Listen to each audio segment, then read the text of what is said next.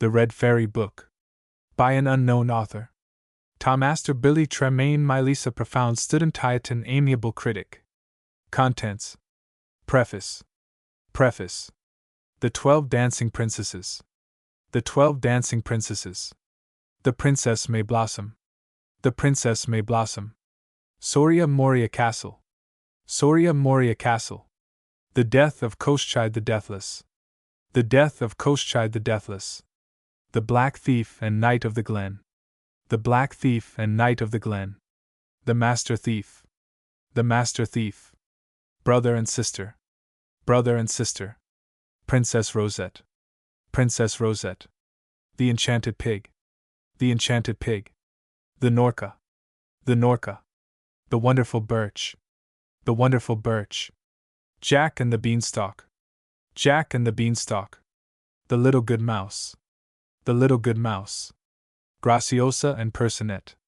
Graciosa and Percinet. The Three Princesses of Whiteland. The Three Princesses of Whiteland. The Voice of Death. The Voice of Death. The Six Sillies. The Six Sillies.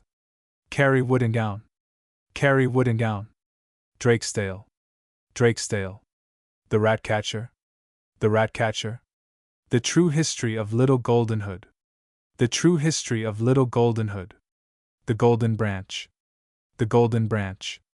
The Three Dwarfs. The Three Dwarfs. Dapplegrim. Dapplegrim. The Enchanted Canary. The Enchanted Canary. The 12 Brothers. The 12 Brothers. Rapunzel. Rapunzel. The Nettle Spinner. The Nettle Spinner. Farmer Weatherbeard. Farmer Weatherbeard. Mother Holly. Mother Holly. Minnikin. Minnikin. Bushy Bride. Bushy Bride. Snowdrop. Snowdrop. The Golden Goose. The Golden Goose. The Seven Foals. The Seven Foals. The Marvelous Musician. The Marvelous Musician. The Story of Sigurd. The Story of Sigurd. Preface. In a second gleaning of the fields of fairyland, we cannot expect to find a second Perrault. But there are good stories enough left, and it is hoped that some in the Red Fairy Book may have the attraction of being less familiar than many of the old friends. The tales have been translated, or, in the case of those from Madame d'Aulnoy's long stories, adapted by Mrs. Hunt from the Norse, by Miss Minnie Wright from Madame d'Aulnoy, by Mrs. Lang and Miss Bruce from other French sources, by Miss Mayseller, Miss Farquharson, and Miss Blackley from the German, while the story of Sigurd is condensed by the editor from Mr. William Morris's prose version of the Volsunga Saga. The editor has to thank his friend, M. Charles Morels, for permission to reproduce his versions of the Pied Piper, of Drakesdale, and of Little Golden Hood from the French, and M. Henri Carnoy for the same privilege in regard to the Six Sillies from La Tradition. Lady Frances Balfour has kindly copied an old version of Jack and the Beanstalk, and Messrs. Smith and Elder have permitted the publication of 2 of Mr. Ralston's versions from the Russian. A.L. The 12 Dancing Princesses. Once upon a time there lived in the village of Montigny-sur-Roc a little cowboy, without either father or mother.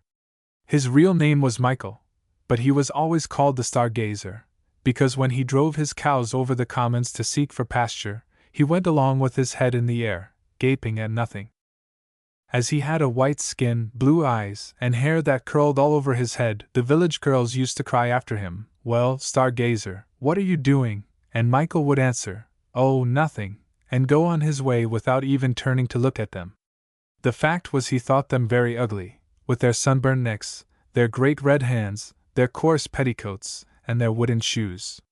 He had heard that somewhere in the world there were girls whose necks were white and whose hands were small, who were always dressed in the finest silks and laces, and were called princesses, and while his companions round the fire saw nothing in the flames but common everyday fancies, he dreamed that he had the happiness to marry a princess. 2. One morning about the middle of August, just at midday when the sun was hottest, Michael ate his dinner of a piece of dry bread, and went to sleep under an oak. And while he slept he dreamt that there appeared before him a beautiful lady, dressed in a robe of cloth of gold, who said to him, "Go to the castle of Belleville, and there you shall marry a princess." That evening the little cowboy, who had been thinking a great deal about the advice of the lady in the golden dress, told his dream to the farm people. But, as was natural, they only laughed at the stargazer. The next day at the same hour he went to sleep again under the same tree. The lady appeared to him a second time, and said, "Go to the castle of Belial, and you shall marry a princess." In the evening Michael told his friends that he had dreamed the same dream again, but they only laughed at him more than before. "Never mind," he thought to himself, "if the lady appears to me a third time, I will do as she tells me." The following day, to the great astonishment of all the village, about 2 o'clock in the afternoon a voice was heard singing. It was the little cowboy driving his herd back to the byre. The farmer began to scold him furiously, but he answered quietly, "I am going away," made his clothes into a bundle, said goodbye to all his friends, and boldly set out to seek his fortunes. There was great excitement through all the village, and on the top of the hill the people stood holding their sides with laughing, as they watched the stargazer trudging bravely along the valley with his bundle at the end of his stick. It was enough to make anyone laugh, certainly. 3.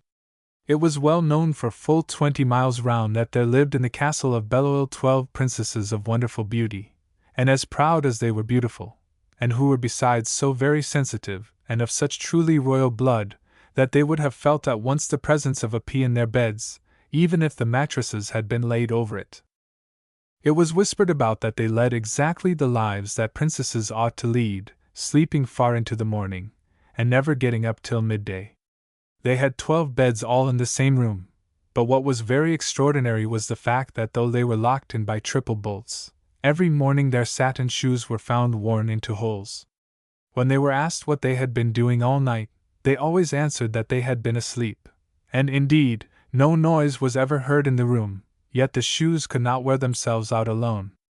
At last the Duke of Belial ordered the trumpet to be sounded, and a proclamation to be made that whoever could discover how his daughters wore out their shoes should choose one of them for his wife. On hearing the proclamation a number of princes arrived at the castle to try their luck. They watched all night behind the open door of the princesses, but when the morning came they had all disappeared, and no one could tell what had become of them. 4.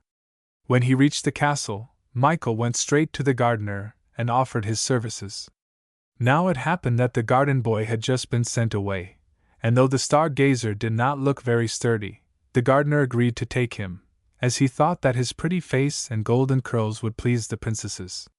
The first thing he was told was that when the princesses got up he was to present each one with a bouquet, and Michael thought that if he had nothing more unpleasant to do than that he should get on very well. Accordingly he placed himself behind the door of the princess's room, with the 12 bouquets in a basket.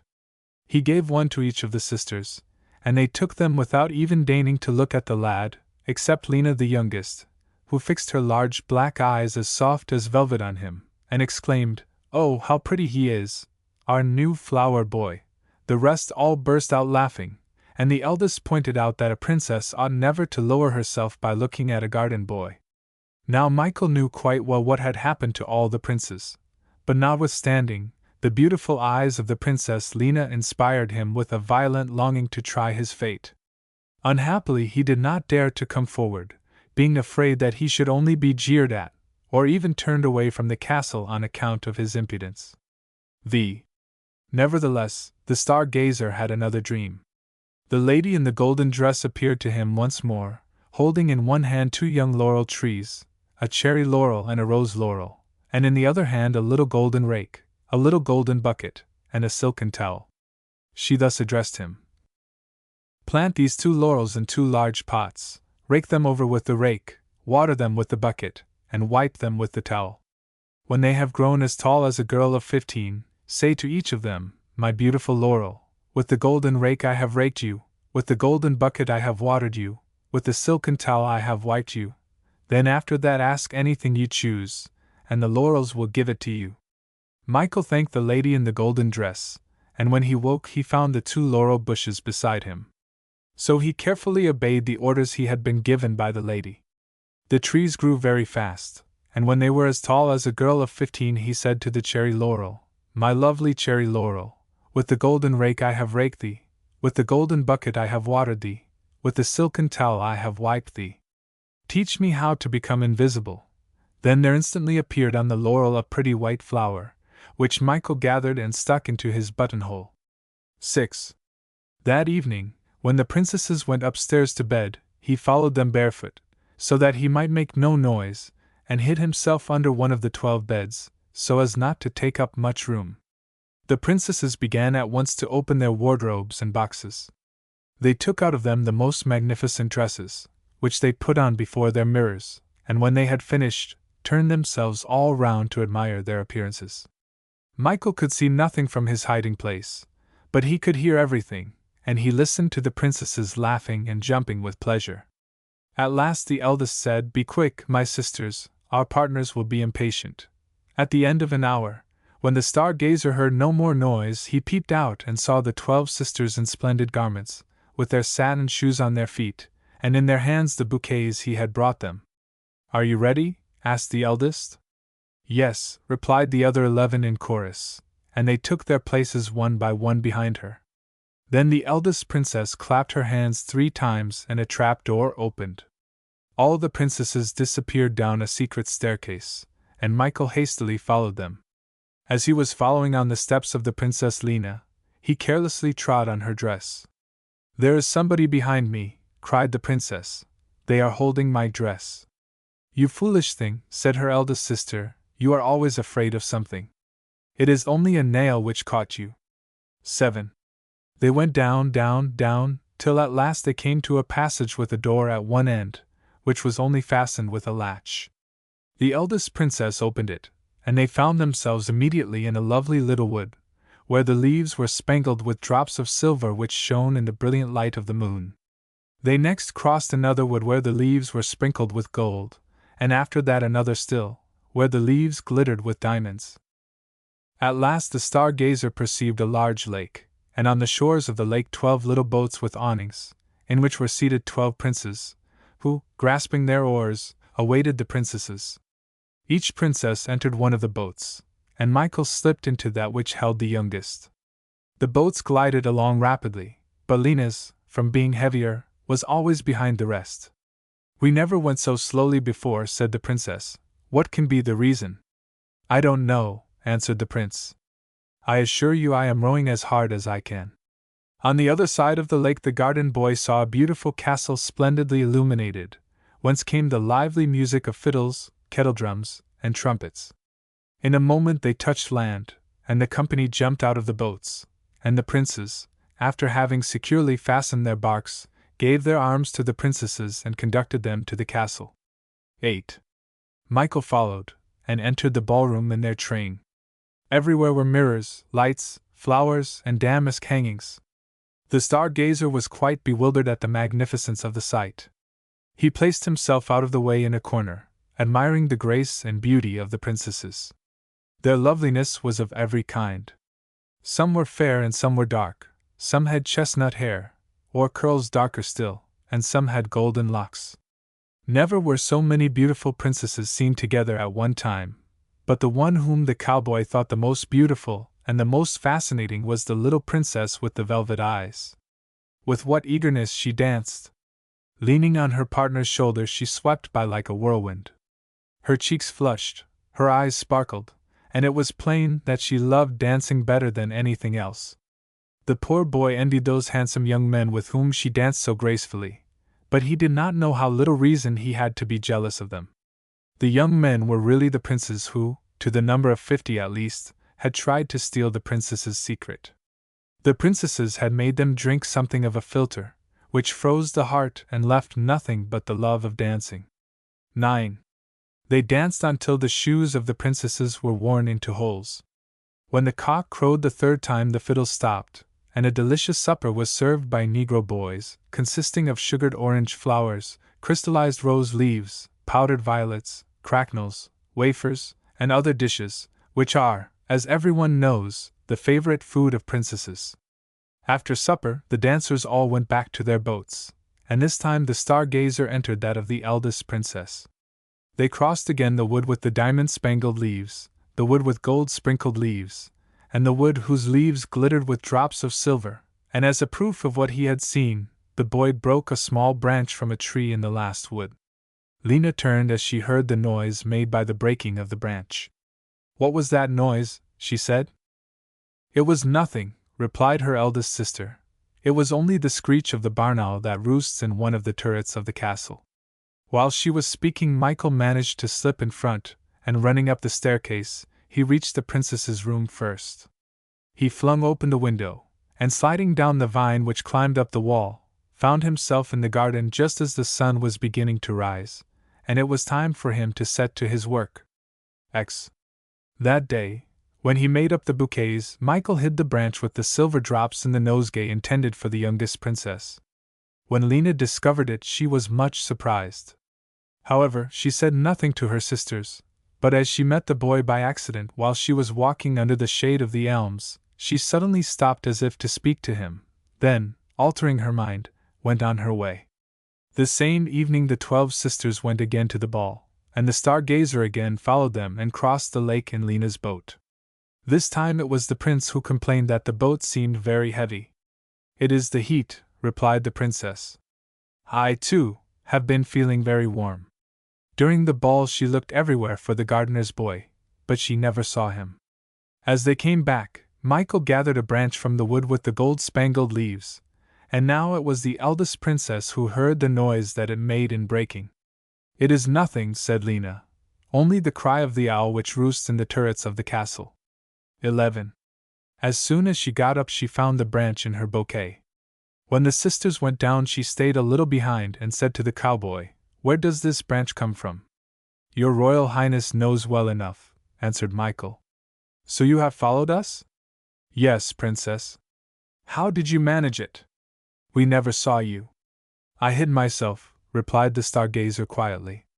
The princess was silent a moment, and then said, "You know our secret, keep it. Here is the reward of your discretion," and she flung the boy a purse of gold. "I do not sell my silence," answered Michael, and he went away without picking up the purse. For 3 nights Lena neither saw nor heard anything extraordinary. On the 4th she heard a rustling among the diamond-spangled leaves of the wood. That day there was a branch of the trees in her bouquet. She took the stargazer aside, and said to him in a harsh voice, "You know what price my father has promised to pay for our secret?" "I know, Princess," answered Michael. "Don't you mean to tell him?" "That is not my intention." "Are you afraid?" "No, Princess." "What makes you so discreet, then?" But Michael was silent. 12. Lena's sisters had seen her talking to the little garden boy, and jeered at her for it. "What prevents your marrying him?" asked the eldest. "You would become a gardener too. It is a charming profession. You could live in a cottage at the end of the park, and help your husband to draw up water from the well, and when we get up you could bring us our bouquets." The Princess Lena was very angry, and when the stargazer presented her bouquet, she received it in a disdainful manner. Michael behaved most respectfully. He never raised his eyes to her, but nearly all day she felt him at her side without ever seeing him. One day she made up her mind to tell everything to her eldest sister. "What," said she, "this rogue knows our secret, and you never told me. I must lose no time in getting rid of him." "But how?" "Why, by having him taken to the tower with the dungeons, of course." For this was the way that in old times beautiful princesses got rid of people who knew too much. But the astonishing part of it was that the youngest sister did not seem at all to relish this method of stopping the mouth of the gardener's boy, who, after all, had said nothing to their father. 13. It was agreed that the question should be submitted to the other 10 sisters. All were on the side of the eldest. Then the youngest sister declared that if they laid a finger on the little garden boy, she would herself go and tell their father the secret of the holes in their shoes. At last it was decided that Michael should be put to the test, that they would take him to the ball, and at the end of supper would give him the philtre which was to enchant him like the rest. They sent for the stargazer, and asked him how he had contrived to learn their secret, but still he remained silent. Then, in commanding tones, the eldest sister gave him the order they had agreed upon. He only answered, "I will obey." He had really been present, invisible, at the Council of Princesses, and had heard all. But he had made up his mind to drink of the philtre, and sacrifice himself to the happiness of her he loved. Not wishing, however, to cut a poor figure at the ball by the side of the other dancers, he went at once to the laurels, and said, "My lovely rose laurel, with the golden rake I have raked thee, with the golden bucket I have watered thee, with the silken towel I have dried thee. Dress me like a prince." A beautiful pink flower appeared. Michael gathered it, and found himself in a moment clothed in velvet, which was as black as the eyes of the little princess, with a cap to match, a diamond aigrette, and a blossom of the rose laurel in his buttonhole. Thus dressed, he presented himself that evening before the Duke of Belleisle, and obtained leave to try and discover his daughter's secret. He looked so distinguished that hardly anyone would have known who he was. 14. The 12 princesses went upstairs to bed. Michael followed them, and waited behind the open door till they gave the signal for departure. This time he did not cross in Lena's boat. He gave his arm to the eldest sister, danced with each in turn, and was so graceful that everyone was delighted with him. At last the time came for him to dance with the little princess. She found him the best partner in the world, but he did not dare to speak a single word to her. When he was taking her back to her place, she said to him in a mocking voice, "Here you are at the summit of your wishes, you are being treated like a prince." "Don't be afraid," replied the stargazer gently. "You shall never be a gardener's wife." The little princess stared at him with a frightened face, and he left her without waiting for an answer. When the satin slippers were worn through, the fiddles stopped, and the Negro boys set the table. Michael was placed next to the eldest sister, and opposite to the youngest. They gave him the most exquisite dishes to eat, and the most delicate wines to drink, and in order to turn his head more completely, compliments and flattery were heaped on him from every side. But he took care not to be intoxicated, either by the wine or the compliments. 15. At last the eldest sister made a sign, and one of the black pages brought in a large golden cup. "The enchanted castle has no more secrets for you," she said to the stargazer. "Let us drink to your triumph." He cast a lingering glance at the little princess, and without hesitation lifted the cup. "Don't drink," suddenly cried out the little princess. "I would rather marry a gardener." And she burst into tears. Michael flung the contents of the cup behind him, sprang over the table, and fell at Lena's feet. The rest of the princes fell likewise at the knees of the princesses, each of whom chose a husband and raised him to her side. The charm was broken. The 12 couples embarked in the boats, which crossed back many times in order to carry over the other princes. Then they all went through the 3 woods, and when they had passed the door of the underground passage a great noise was heard, as if the enchanted castle was crumbling to the earth. They went straight to the room of the Duke of Belleisle, who had just awoke. Michael held in his hand the golden cup, and he revealed the secret of the holes in the shoes. "Choose, then," said the Duke, "whichever you prefer." "My choice is already made," replied the garden boy, and he offered his hand to the youngest princess, who blushed and lowered her eyes. 16. The Princess Lena did not become a gardener's wife. On the contrary, it was the stargazer who became a prince. But before the marriage ceremony the princess insisted that her lover should tell her how he came to discover the secret. So he showed her the 2 laurels which had helped him, and she, like a prudent girl, thinking they gave him too much advantage over his wife, cut them off at the root and threw them in the fire. And this is why the country girls go about singing and dancing in summer by the light of the moon. The princess may blossom. Once upon a time there lived a king and queen whose children had all died, first one and then another, until at last only one little daughter remained, and the queen was at her wits' end to know where to find a really good nurse who would take care of her, and bring her up. A herald was sent who blew a trumpet at every street corner, and commanded all the best nurses to appear before the queen, that she might choose one for the little princess. So on the appointed day the whole palace was crowded with nurses, who came from the 4 corners of the world to offer themselves, until the queen declared that if she was ever to see the half of them, they must be brought out to her, one by one, as she sat in a shady wood near the palace. This was accordingly done, and the nurses, after they had made their curtsy to the king and queen, ranged themselves in a line before her that she might choose. Most of them were fair and fat and charming, but there was one who was dark-skinned and ugly, and spoke a strange language which nobody could understand. The queen wondered how she dared offer herself, and she was told to go away, as she certainly would not do. Upon which she muttered something and passed on, but hid herself in a hollow tree, from which she could see all that happened. The queen, without giving her another thought, chose a pretty rosy-faced nurse, but no sooner was her choice made than a snake, which was hidden in the grass, bit that very nurse on her foot, so that she fell down as if dead.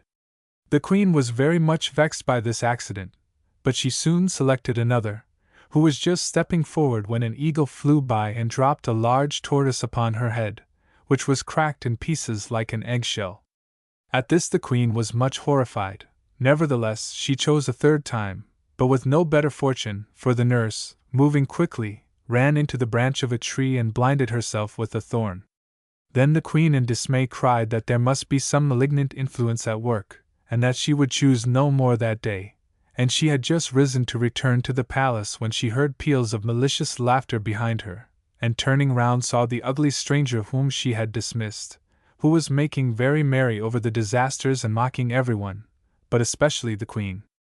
This annoyed her Majesty very much, and she was about to order that she should be arrested, when the witch, for she was a witch, with 2 blows from a wand summoned a chariot of fire drawn by winged dragons, and was whirled off through the air uttering threats and cries. When the king saw this he cried, "Alas! Now we are ruined indeed, for that was no other than the fairy Caraboss, who has had a grudge against me ever since I was a boy and put sulphur into her porridge one day for fun." Then the queen began to cry. "If I had only known who it was," she said, "I would have done my best to make friends with her. Now I suppose all is lost." The king was sorry to have frightened her so much, and proposed that they should go and hold a council as to what was best to be done to avert the misfortunes which Caraboss certainly meant to bring upon the little princess. So all the counselors were summoned to the palace, and when they had shut every door and window, and stuffed up every keyhole that they might not be overheard, they talked the affair over, and decided that every fairy for 1,000 leagues round should be invited to the christening of the princess, and that the time of the ceremony should be kept a profound secret, in case the fairy Caraboss should take it into her head to attend it. The queen and her ladies set to work to prepare presents for the fairies who were invited, for each one a blue velvet cloak, a petticoat of apricot satin, a pair of high-heeled shoes, some sharp needles, and a pair of golden scissors. Of all the fairies the queen knew, only 5 were able to come on the day appointed, but they began immediately to bestow gifts upon the princess. One promised that she should be perfectly beautiful, the second that she should understand anything, no matter what, the first time it was explained to her, the third that she should sing like a nightingale, the fourth that she should succeed in everything she undertook, and the fifth was opening her mouth to speak when a tremendous rumbling was heard in the chimney, and Caraboss, all covered with soot, came rolling down, crying, "I say that she shall be the unluckiest of the unlucky until she is 20 years old." Then the queen and all the fairies began to beg and beseech her to think better of it, and not be so unkind to the poor little princess, who had never done her any harm. But the ugly old fairy only grunted and made no answer. So the last fairy, who had not yet given her gift, tried to mend matters by promising the princess a long and happy life after the fatal time was over. At this Caraboss laughed maliciously, and climbed away up the chimney, leaving them all in great consternation, and especially the queen. However, she entertained the fairies splendidly, and gave them beautiful ribbons, of which they are very fond, in addition to the other presents. When they were going away, the oldest fairy said that they were of opinion that it would be best to shut the princess up in some place, with her waiting women, so that she might not see anyone else until she was 20 years old. So the king had a tower built on purpose. It had no windows, so it was lighted with wax candles, and the only way into it was by an underground passage, which had iron doors only 20 feet apart, and guards were posted everywhere. The princess had been named May Blossom, because she was as fresh and blooming as spring itself, and she grew up tall and beautiful, and everything she did and said was charming. Every time the king and queen came to see her they were more delighted with her than before, but though she was weary of the tower, and often begged them to take her away from it, they always refused. The princess's nurse, who had never left her, sometimes told her about the world outside the tower, and though the princess had never seen anything for herself, yet she always understood exactly, thanks to the second fairy's gift. Often the king said to the queen, "We were cleverer than Caraboss after all. Our May Blossom will be happy in spite of her predictions." And the queen laughed until she was tired at the idea of having outwitted the old fairy. They had caused the princess's portrait to be painted and sent to all the neighboring courts, for in 4 days she would have completed her 20th year, and it was time to decide whom she should marry. All the town was rejoicing at the thought of the princess's approaching freedom, and when the news came that King Merlin was sending his ambassador to ask her in marriage for his son, they were still more delighted.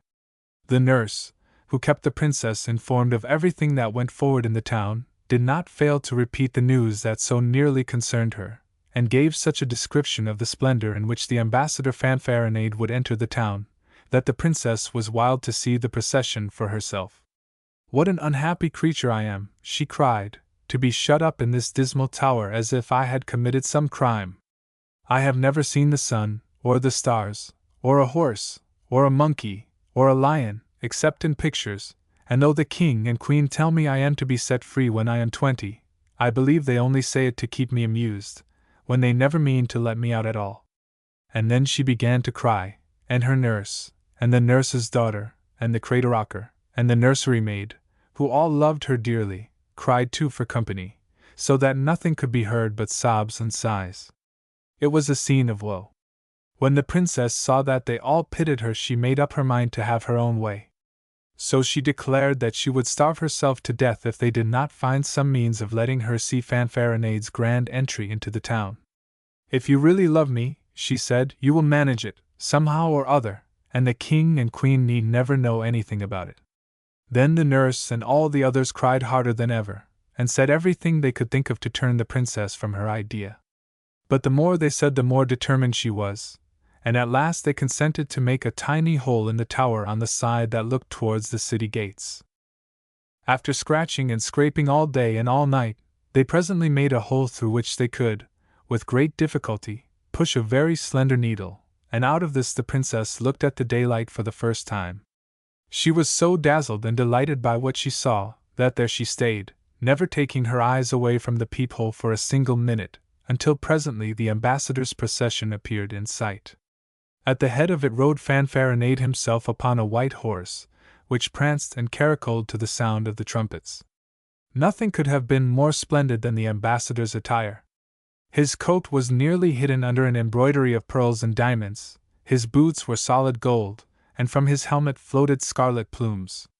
At the sight of him the princess lost her wits entirely, and determined that Fanfaronade and nobody else would she marry. "It is quite impossible," she said, "that his master should be half as handsome and delightful.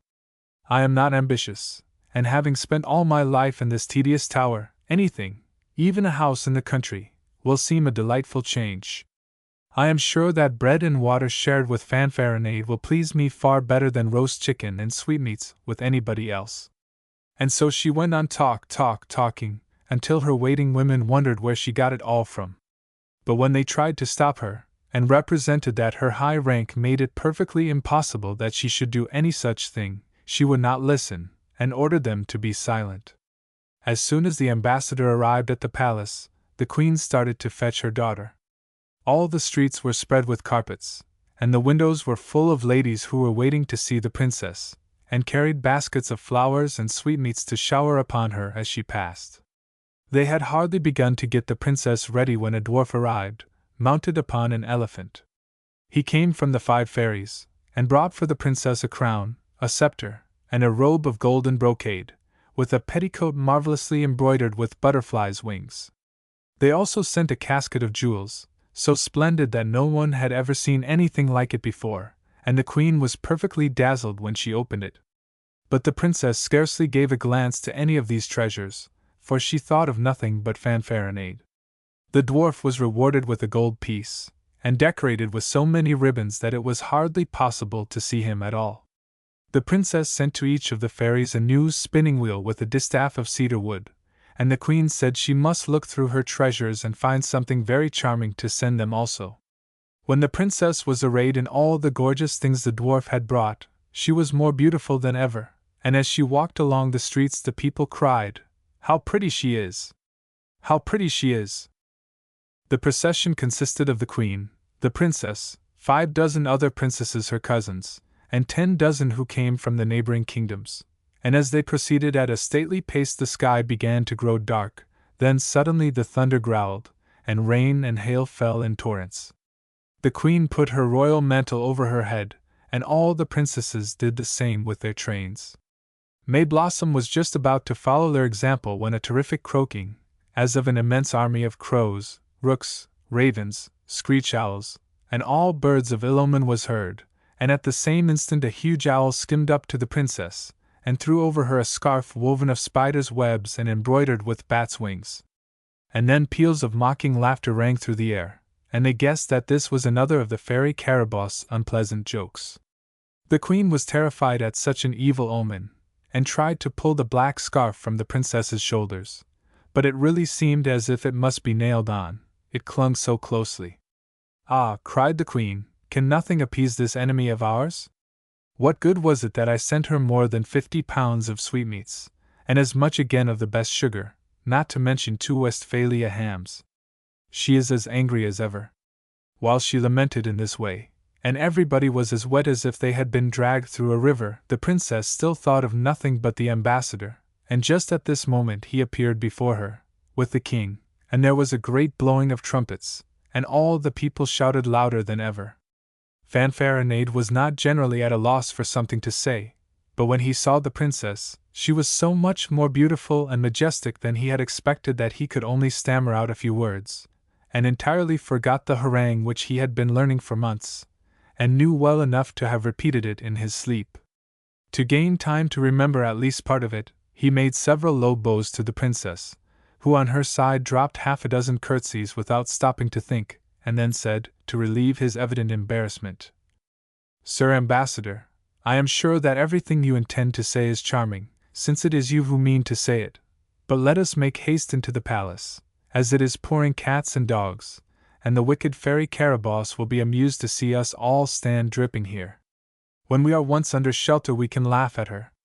Upon this the ambassador found his tongue, and replied gallantly that the fairy had evidently foreseen the flames that would be kindled by the bright eyes of the princess, and had sent this deluge to extinguish them. Then he offered his hand to conduct the princess, and she said softly, "As you could not possibly guess how much I like you, Sir Fanfaronade, I am obliged to tell you plainly that, since I saw you enter the town on your beautiful prancing horse, I have been sorry that you came to speak for another instead of for yourself. So, if you think about it as I do, I will marry you instead of your master.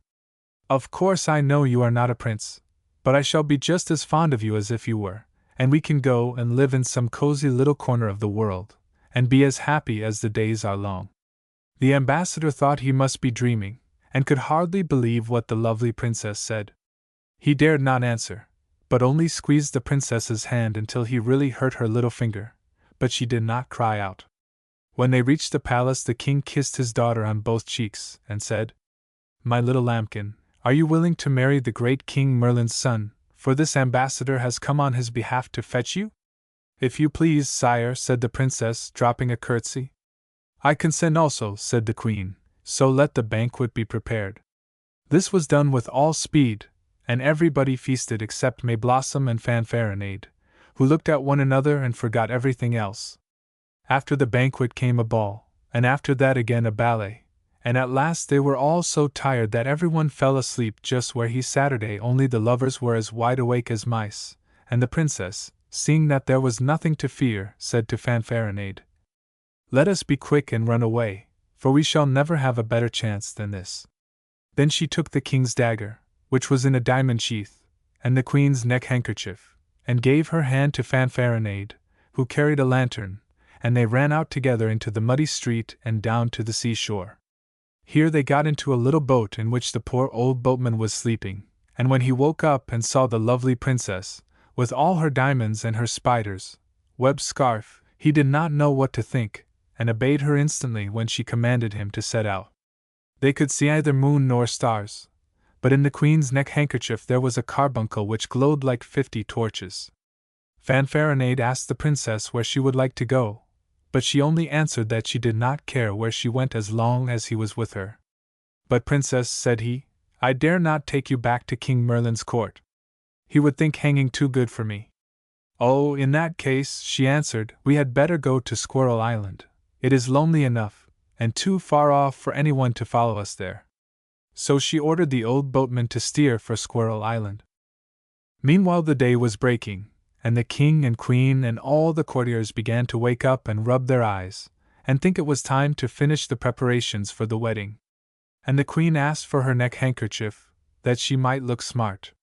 Then there was a scurrying hither and thither, and a hunting everywhere. They looked into every place, from the wardrobes to the stoves, and the queen herself ran about from the garret to the cellar, but the handkerchief was nowhere to be found.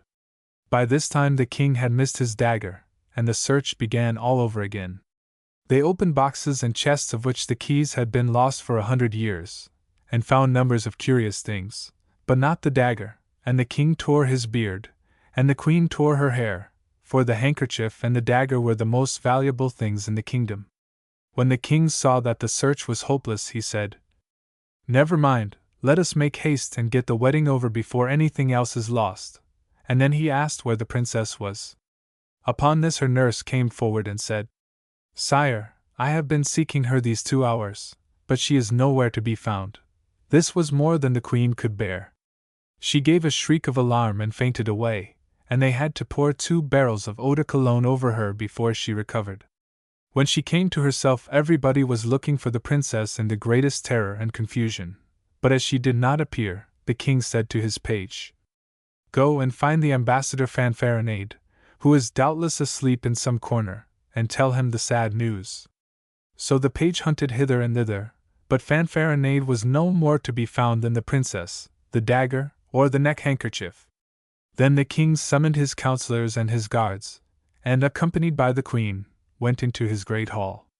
As he had not had time to prepare his speech beforehand, the king ordered that silence should be kept for 3 hours, and at the end of that time he spoke as follows: "Listen, great and small. My dear daughter May Blossom is lost.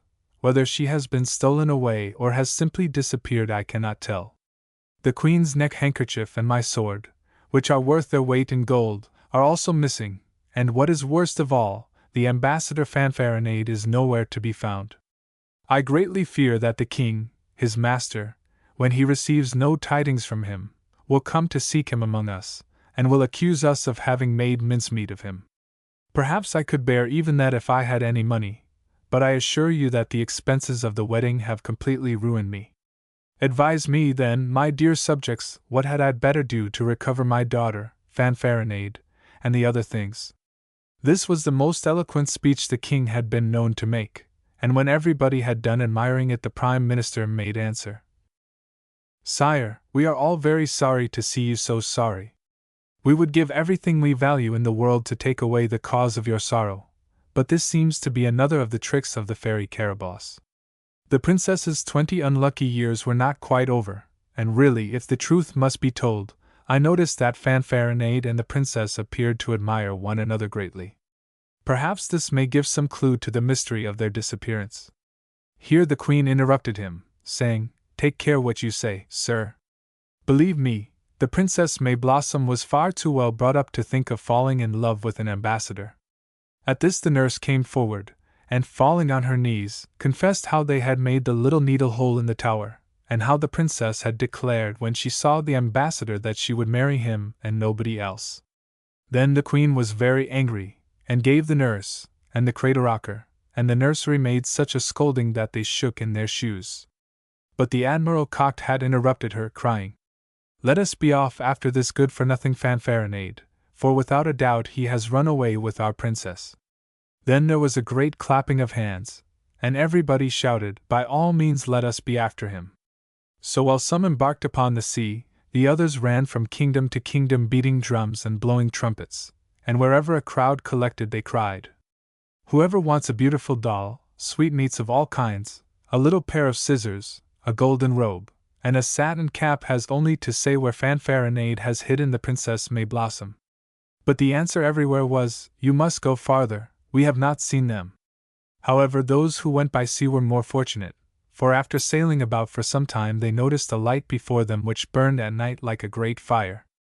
At first they dared not go near it, not knowing what it might be, but by and by it remained stationary over Squirrel Island, for, as you have guessed already, the light was the glowing of the carbuncle. The Princess and Fanfaronade on landing upon the island had given the boatman 100 gold pieces, and made him promise solemnly to tell no one where he had taken them.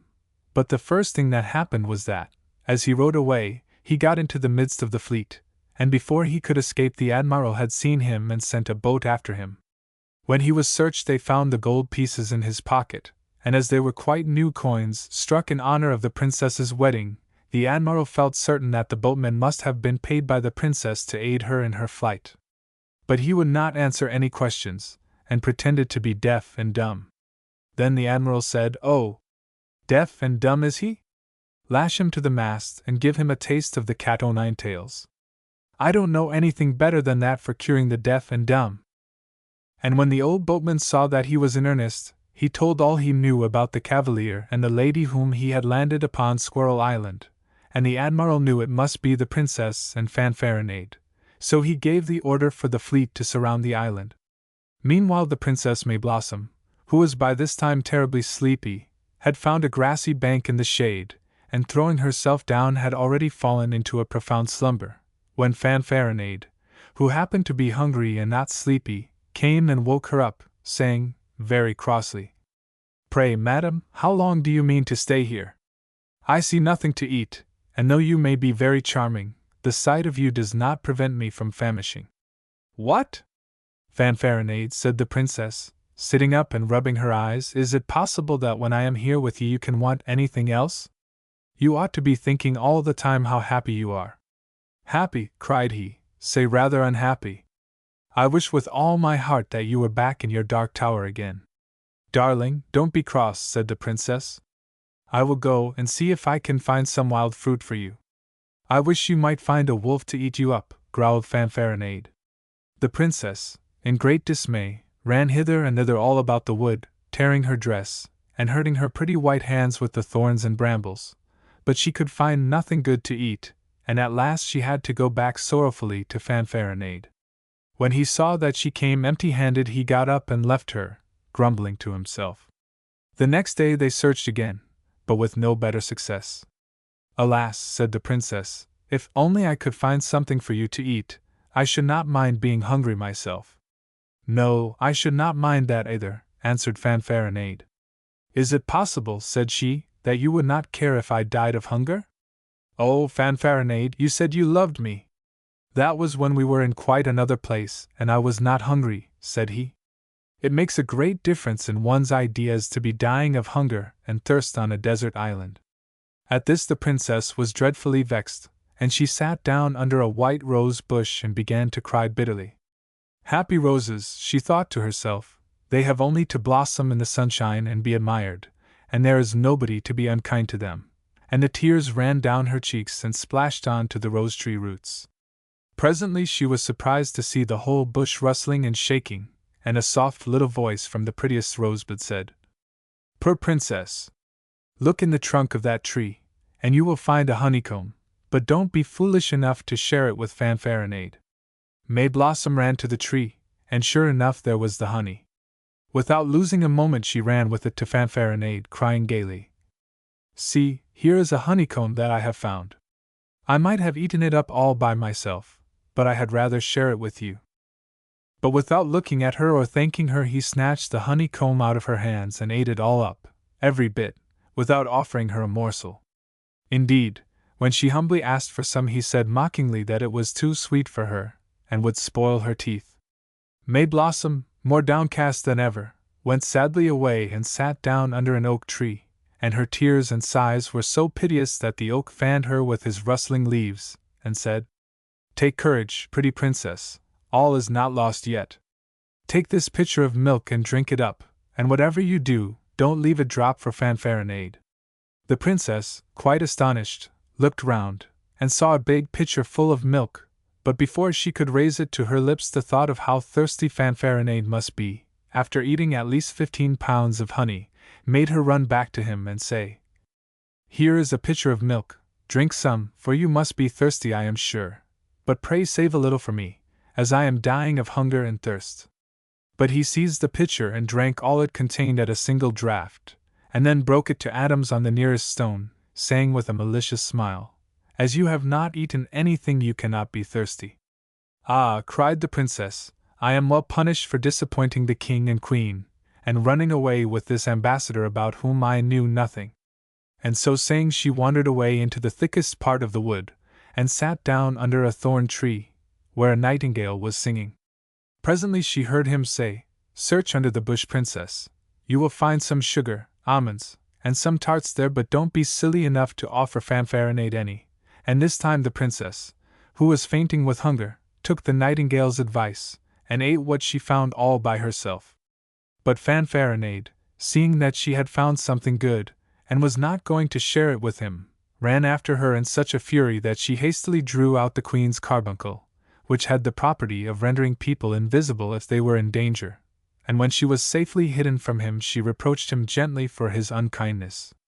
Meanwhile Admiral Cockhat had dispatched Jack the Chatterer of the Strawboots, courier in ordinary to the Prime Minister, to tell the king that the princess and the ambassador had landed on Squirrel Island, but that not knowing the country he had not pursued them, for fear of being captured by concealed enemies. Their Majesties were overjoyed at the news, and the king sent for a great book, each leaf of which was 8 ells long. It was the work of a very clever fairy, and contained a description of the whole earth. He very soon found that Squirrel Island was uninhabited. "Go," said he, to Jack the Chatterer, "tell the admiral from me to land at once. I am surprised at his not having done so sooner." As soon as this message reached the fleet, every preparation was made for war, and the noise was so great that it reached the ears of the princess, who at once flew to protect her lover. As he was not very brave, he accepted her aid gladly. "You stand behind me," said she, "and I will hold the carbuncle which will make us invisible, and with the king's dagger I can protect you from the enemy." So when the soldiers landed they could see nothing, but the princess touched them one after another with the dagger, and they fell insensible upon the sand, so that at last the admiral, seeing that there was some enchantment, hastily gave orders for a retreat to be sounded, and got his men back into their boats in great confusion. Fanfaronade, being once more left with the princess, began to think that if he could get rid of her, and possess himself of the carbuncle and the dagger, he would be able to make his escape. So as they walked back over the cliffs he gave the princess a great push, hoping she would fall into the sea, but she stepped aside so quickly that he only succeeded in overbalancing himself, and over he went, and sank to the bottom of the sea like a lump of lead, and was never heard of any more. While the princess was still looking after him in horror, her attention was attracted by a rushing noise over her head, and looking up she saw 2 chariots approaching rapidly from opposite directions. One was bright and glittering, and drawn by swans and peacocks, while the fairy who sat in it was beautiful as a sunbeam. But the other was drawn by bats and ravens, and contained a frightful little dwarf, who was dressed in a snake's skin, and wore a great toad upon her head for a hood. The chariots met with a frightful crash in mid-air, and the princess looked on in breathless anxiety, while a furious battle took place between the lovely fairy with her golden lance, and the hideous little dwarf and her rusty pike. But very soon it was evident that the beauty had the best of it, and the dwarf turned her bats' heads and flickered away in great confusion, while the fairy came down to where the princess stood, and said, smiling, "You see, princess, I have completely routed that malicious old caraboss. Will you believe it? She actually wanted to claim authority over you forever, because you came out of the tower 4 days before the 20 years were ended. However, I think I have settled her pretensions, and I hope you will be very happy and enjoy the freedom I have won for you." The princess thanked her heartily, and then the fairy dispatched one of her peacocks to her palace to bring a gorgeous robe for May Blossom, who certainly needed it, for her own was torn to shreds by the thorns and briars. Another peacock was sent to the admiral to tell him that he could now land in perfect safety, which he at once did, bringing all his men with him, even to Jack the Chatterer, who, happening to pass the spit upon which the admiral's dinner was roasting, snatched it up, and brought it with him. Admiral Cocked Hat was immensely surprised when he came upon the golden chariot, and still more so to see two lovely ladies walking under the trees a little farther away. When he reached them, of course he recognized the princess, and he went down on his knees and kissed her hand quite joyfully. Then she presented him to the fairy, and told him how Caraboss had been finally routed, and he thanked and congratulated the fairy, who was most gracious to him. While they were talking, she cried suddenly, "I declare I smell a savory dinner." "Why, yes, madam, here it is," said Jack the Chatterer, holding up the spit, where all the pheasants and partridges were frizzling. "Will your highness please to taste any of them?" "By all means," said the fairy, "especially as the princess will certainly be glad of a good meal." So the admiral sent back to his ship for everything that was needful, and they feasted merrily under the trees. By the time they had finished, the peacock had come back with a robe for the princess, in which the fairy arrayed her. It was of green and gold brocade, embroidered with pearls and rubies, and her long golden hair was tied back with strings of diamonds and emeralds, and crowned with flowers. The fairy made her mount beside her in the golden chariot, and took her on board the admiral's ship, where she bade her farewell, sending many messages of friendship to the queen, and bidding the princess tell her that she was the fifth fairy who had attended the christening. Then salutes were fired, the fleet weighed anchor, and very soon they reached the port. Here the king and queen were waiting, and they received the princess with such joy and kindness that she could not get a word in edgewise, to say how sorry she was for having run away with such a very poor-spirited ambassador. But, after all, it must have been all Caraboss's fault. Just at this lucky moment who should arrive but King Merlin's son, who had become uneasy at not receiving any news from his ambassador, and so had started himself with a magnificent escort of 1,000 horsemen, and 30 bodyguards in gold and scarlet uniforms, to see what could have happened. As he was 100 times handsomer and braver than the ambassador, the princess found she could like him very much. So the wedding was held at once, with so much splendor and rejoicing that all the previous misfortunes were quite forgotten. Soria Moria Castle. There was once upon a time a couple of folks who had a son called Halvor. Ever since he had been a little boy he had been unwilling to do any work, and had just sat raking about among the ashes. His parents sent him away to learn several things, but Halvor stayed nowhere, for when he had been gone 2 or 3 days he always ran away from his master, hurried off home, and sat down in the chimney corner to grub among the ashes again. One day, however, a sea captain came and asked Halvor if he hadn't a fancy to come with him and go to sea, and behold foreign lands. And Halvor had a fancy for that, so he was not long in getting ready.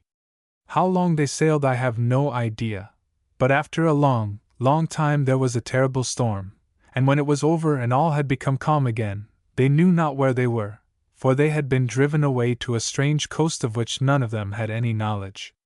As there was no wind at all they lay there becalmed, and Halvor asked the skipper to give him leave to go on shore to look about him, for he would much rather do that than lie there and sleep. "Dost thou think that thou art fit to go where people can see thee?" said the skipper. "Thou hast no clothes but those rags thou art going about in." Halvor still begged for leave, and at last got it, but he was to come back at once if the wind began to rise. So he went on shore, and it was a delightful country. Whithersoever he went there were wide plains with fields and meadows, but as for people, there were none to be seen. The wind began to rise, but Halvor thought that he had not seen enough yet, and that he would like to walk about a little longer, to try if he could not meet somebody. So after a while he came to a great highway, which was so smooth that an egg might have been rolled along it without breaking. Halvor followed this, and when evening drew near he saw a big castle far away in the distance, and there were lights in it. So as he had now been walking the whole day and had not brought anything to eat away with him, he was frightfully hungry. Nevertheless, the nearer he came to the castle the more afraid he was. A fire was burning in the castle, and Halvor went into the kitchen, which was more magnificent than any kitchen he had ever yet beheld. There were vessels of gold and silver, but not one human being was to be seen. When Halvor had stood there for some time, and no one had come out, he went in and opened a door, and inside a princess was sitting at her wheel spinning. "Nay," she cried, "can Christian folk dare to come hither?" But the best thing that you can do is to go away again, for if not the troll will devour you. A troll with 3 heads lives here. I should have been just as well pleased if he had had 4 heads more, for I should have enjoyed seeing the fellow, said the youth. And I won't go away, for I have done no harm, but you must give me something to eat, for I am frightfully hungry. When Halvor had eaten his fill, the princess told him to try if he could wield the sword which was hanging on the wall, but he could not wield it, nor could he even lift it up. Well then, you must take a drink out of that bottle which is hanging by its side, for that's what the troll does whenever he goes out and wants to use the sword, said the princess. Halvor took a draught, and in a moment he was able to swing the sword about with perfect ease. And now he thought it was high time for the troll to make his appearance, and at that very moment he came, panting for breath. Halvor got behind the door. "Hutetu," said the troll as he put his head in at the door. "It smells just as if there were Christian man's blood here." "Yes, you shall learn that there is," said Halvor, and cut off all his heads. The princess was so rejoiced to be free that she danced and sang, but then she remembered her sisters, and said, "If my sisters were but free too." "Where are they?" asked Halvor. So she told him where they were. One of them had been taken away by a troll to his castle, which was 6 miles off, and the other had been carried off to a castle which was 9 miles farther off still. "But now," said she, "you must first help me to get this dead body away from here." Halvor was so strong that he cleared everything away, and made all clean and tidy very quickly. So then they ate and drank, and were happy, and next morning he set off in the grey light of dawn. He gave himself no rest, but walked or ran the livelong day. When he came in sight of the castle he was again just a little afraid. It was much more splendid than the other, but here too there was not a human being to be seen. So Halvor went into the kitchen, and did not linger there either, but went straight in. "Nay! Do Christian folk dare to come here?" cried the second princess. "I know not how long it is since I myself came, but during all that time I have never seen a Christian man. It will be better for you to depart at once, for a troll lives here who has 6 heads." "No, I shall not go," said Halvor. "Even if he had 6 more I would not." "He will swallow you up alive," said the princess. But she spoke to no purpose, for Halvor would not go. He was not afraid of the troll, but he wanted some meat and drink, for he was hungry after his journey. So she gave him as much as he would have, and then she once more tried to make him go away. "No," said Halvor, "I will not go, for I have not done anything wrong, and I have no reason to be afraid." "He won't ask any questions about that," said the princess, "for he will take you without leave or right. But as you will not go, try if you can wield that sword which the troll uses in battle." He could not brandish the sword, so the princess said that he was to take a draught from the flask which hung by its side, and when he had done that he could wield the sword. Soon afterwards the troll came, and he was so large and stout that he was forced to go sideways to get through the door. When the troll got his first head in he cried, "Hutetu! It smells of a Christian man's blood here." With that Halvor cut off the first head, and so on with all the rest. The princess was now exceedingly delighted, but then she remembered her sisters, and wished that they too were free. Halvor thought that might be managed, and wanted to set off immediately, but first he had to help the princess to remove the troll's body, so it was not until morning that he set forth on his way. It was a long way to the castle, and he both walked and ran to get there in time. Late in the evening he caught sight of it, and it was very much more magnificent than either of the others. And this time he was not in the least afraid, but went into the kitchen, and then straight on inside the castle. There a princess was sitting, who was so beautiful that there was never any one to equal her. She too said what the others had said, that no Christian folk had ever been there since she had come, and entreated him to go away again, or else the troll would swallow him up alive. The troll had 9 heads, she told him. Yes, and if he had 9 added to the 9, and then 9 more still, I would not go away, said Halvor, and went and stood by the stove. The princess begged him very prettily to go lest the troll should devour him, but Halvor said, let him come when he will. So she gave him the troll's sword, and bade him take a drink from the flask to enable him to wield it. At that same moment the troll came, breathing hard, and he was ever so much bigger and stouter than either of the others, and he too was forced to go sideways to get in through the door. "Hutetu! What a smell of Christian blood there is here," said he. Then Halvor cut off the first head, and after that the others, but the last was the toughest of them all, and it was the hardest work that Halvor had ever done to get it off, but he still believed that he would have strength enough to do it. And now all the princesses came to the castle, and were together again, and they were happier than they had ever been in their lives, and they were delighted with Halvor, and he with them, and he was to choose the one he liked best, but of the three sisters the youngest loved him best. But Halvor went about and was so strange and so mournful and quiet that the princesses asked what it was that he longed for, and if he did not like to be with them. He said that he did like to be with them, for they had enough to live on, and he was very comfortable there. But he longed to go home, for his father and mother were alive, and he had a great desire to see them again. They thought that this might easily be done. "You shall go and return in perfect safety if you will follow our advice," said the princesses. So he said that he would do nothing that they did not wish. Then they dressed him so splendidly that he was like a king's son, and they put a ring on his finger, and it was one which would enable him to go there and back again by wishing, but they told him that he must not throw it away, or name their names, for if he did, all his magnificence would be at an end, and then he would never see them more. "If I were but at home again, or if home were but here," said Halvor, and no sooner had he wished this than it was granted. Halvor was standing outside his father and mother's cottage before he knew what he was about. The darkness of night was coming on, and when the father and mother saw such a splendid and stately stranger walk in, they were so startled that they both began to bow and curtsy. Halvor then inquired if he could stay there, and have lodging for the night. No, that he certainly could not. "We can give you no such accommodation," they said, "for we have none of the things that are needful when a great lord like you is to be entertained. It will be better for you to go up to the farm. It is not far off, you can see the chimney pots from here, and there they have plenty of everything."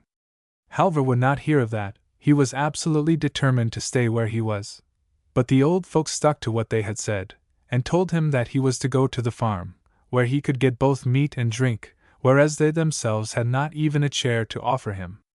"No," said Halvor, "I will not go up there till early tomorrow morning, let me stay here tonight. I can sit down on the hearth." They could say nothing against that, so Halvor sat down on the hearth, and began to rake about among the ashes just as he had done before, when he lay there idling away his time. They chattered much about many things, and told Halvor of this and of that, and at last he asked them if they had never had any child. Yes, they said, they had had a boy who was called Halvor, but they did not know where he had gone, and they could not even say whether he were dead or alive. "Could I be he?" said Halvor. "I should know him well enough," said the old woman, rising. "Our Halvor was so idle and slothful that he never did anything at all, and he was so ragged that one hole ran into another all over his clothes. Such a fellow as he was could never turn into such a man as you are, sir." In a short time the old woman had to go to the fireplace to stir the fire, and when the blaze lit up Halvor, as it used to do when he was at home raking up the ashes, she knew him again. "Good heavens! Is that you, Halvor?" said she, and such great gladness fell on the old parents that there were no bounds to it. And now he had to relate everything that had befallen him, and the old woman was so delighted with him that she would take him up to the farm at once to show him to the girls who had formerly looked down on him so.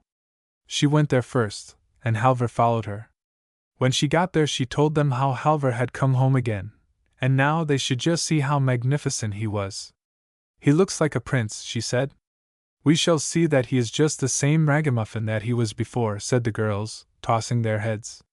At that same moment Halvor entered, and the girls were so astonished that they left their kirtles lying in the chimney corner, and ran away in nothing but their petticoats. When they came in again they were so shamefaced that they hardly dared to look at Halvor, towards whom they had always been so proud and haughty before. "Aye! You have always thought that you were so pretty and dainty that no one was equal to you," said Halvor, "but you should just see the eldest princess whom I set free. You look like herdswomen compared with her, and the second princess is also much prettier than you, but the youngest, who is my sweetheart, is more beautiful than either sun or moon." I wish to heaven they were here, and then you would see them. Scarcely had he said this before they were standing by his side, but then he was very sorrowful, for the words which they had said to him came to his mind.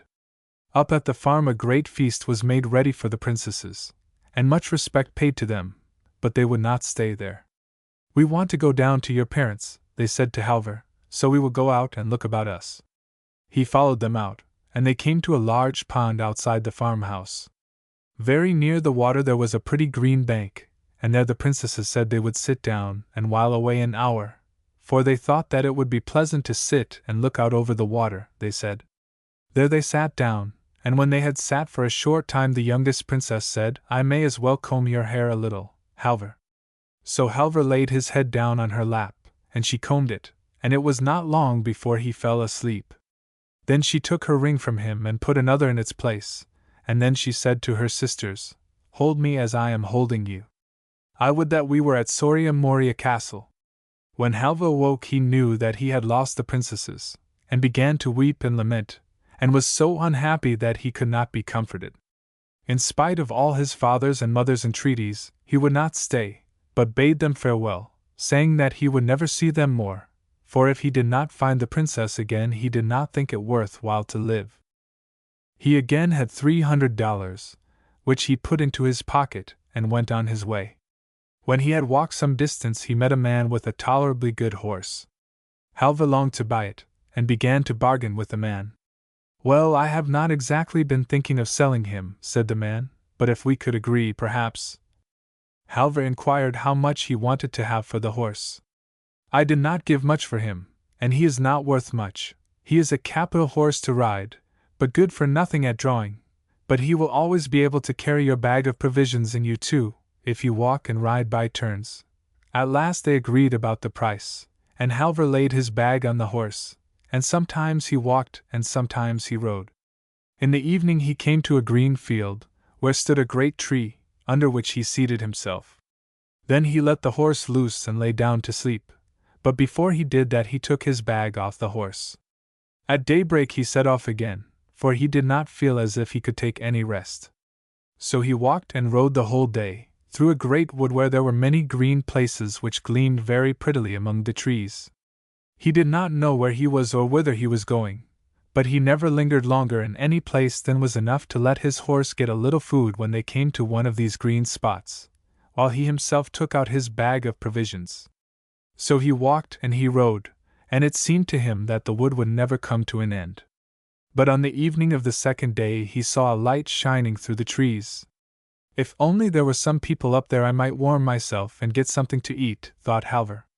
When he got to the place where the light had come from, he saw a wretched little cottage, and through a small pane of glass he saw a couple of old folks inside. They were very old, and as grey-headed as a pigeon, and the old woman had such a long nose that she sat in the chimney corner and used it to stir the fire. Good evening. Good evening, said the old hag. But what errand have you that can bring you here? No Christian folk have been here for more than 100 years. So Halvor told her that he wanted to get to Soria Moria Castle, and inquired if she knew the way thither. No, said the old woman, that I do not, but the moon will be here presently, and I will ask her, and she will know. She can easily see it, for she shines on all things. So when the moon stood clear and bright above the treetops the old woman went out. Moon! Moon! She screamed. Canst thou tell me the way to Soria Moria Castle? No, said the moon, that I can't, for when I shone there, there was a cloud before me. Wait a little longer, said the old woman to Halvor, for the west wind will presently be here, and he will know it, for he breathes gently or blows into every corner. What? Have you a horse too? She said when she came in again. Oh! Let the poor creature loose in our bit of fenced-in pasture, and don't let it stand there starving at our very door. But won't you exchange him with me? We have a pair of old boots here with which you can go 15/4 of a mile at each step. You shall have them for the horse, and then you will be able to get sooner to Soria Moria Castle. Halvor consented to this at once, and the old woman was so delighted with the horse that she was ready to dance. For now I, too, shall be able to ride to church, she said. Halvor could take no rest, and wanted to set off immediately, But the old woman said that there was no need to hasten. "Lie down on the bench and sleep a little, for we have no bed to offer you," said she, "and I will watch for the coming of the west wind." Ere long came the west wind, roaring so loud that the walls creaked. The old woman went out and cried, "West wind! West wind! Canst thou tell me the way to Soria Moria Castle? Here is one who would go thither." "Yes, I know it well," said the west wind. "I am just on my way there to dry the clothes for the wedding which is to take place. If he is fleet of foot he can go with me." Out ran Halvor. "You will have to make haste if you mean to go with me," said the west wind, and away it went over hill and dale, and morass, and Halvor had enough to do to keep up with it. "Well, now I have no time to stay with you any longer," said the west wind, "for I must first go and tear down a bit of spruce fir before I go to the bleaching ground to dry the clothes. But just go along the side of the hill, and you will come to some girls who are standing there washing clothes, and then you will not have to walk far before you are at Soria Moria Castle." Shortly afterwards Halvor came to the girls who were standing washing, and they asked him if he had seen anything of the west wind, who was to come there to dry the clothes for the wedding. "Yes," said Halvor, "he has only gone to break down a bit of spruce fir. It won't be long before he is here," and then he asked them the way to Soria Moria Castle. They put him in the right way, and when he came in front of the castle it was so full of horses and people that it swarmed with them. But Halvor was so ragged and torn with following the west wind through bushes and bogs that he kept on one side, and would not go among the crowd until the last day, when the feast was to be held at noon.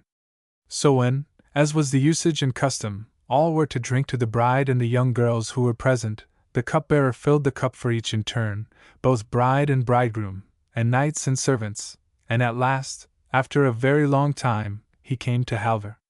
He drank their health, and then slipped the ring which the princess had put on his finger when they were sitting by the waterside into the glass, and ordered the cupbearer to carry the glass to the bride from him and greet her. Then the princess at once rose up from the table, and said, "Who is most worthy to have one of us, he who has delivered us from the trolls or he who is sitting here as bridegroom?" There could be but one opinion as to that, everyone thought, and when Halvor heard what they said he was not long in flinging off his beggar's rags and arraying himself as a bridegroom.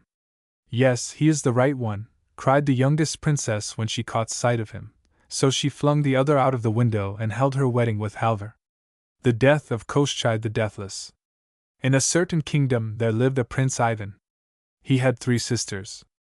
The first was the Princess Maria, the second the Princess Olga, the third the Princess Anna. When their father and mother lay at the point of death, they had thus enjoined their son, "Give your sisters in marriage to the very first suitors who come to woo them. Don't go keeping them by you." They died, and the prince buried them, and then, to solace his grief, he went with his sisters into the garden green to stroll. Suddenly the sky was covered by a black cloud. A terrible storm arose. "Let us go home, sisters," he cried. Hardly had they got into the palace, when the thunder pealed, the ceiling split open, and into the room where they were came flying a falcon bright. The falcon smote upon the ground, became a brave youth, and said, "Hail, Prince Ivan! Before I came as a guest, but now I have come as a wooer. I wish to propose for your sister, the Princess Maria. If you find favor in the eyes of my sister, I will not interfere with her wishes.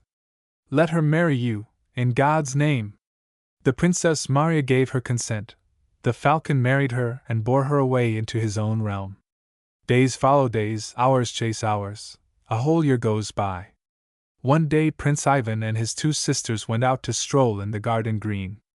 Again there arose a storm cloud, with whirlwind and lightning. "Let us go home, sisters," cries the prince. Scarcely had they entered the palace when the thunder crashed, the roof burst into a blaze, the ceiling split in twain, and in flew an eagle. The eagle smote upon the ground and became a brave youth. "Hail, Prince Ivan! Before I came as a guest, but now I have come as a wooer."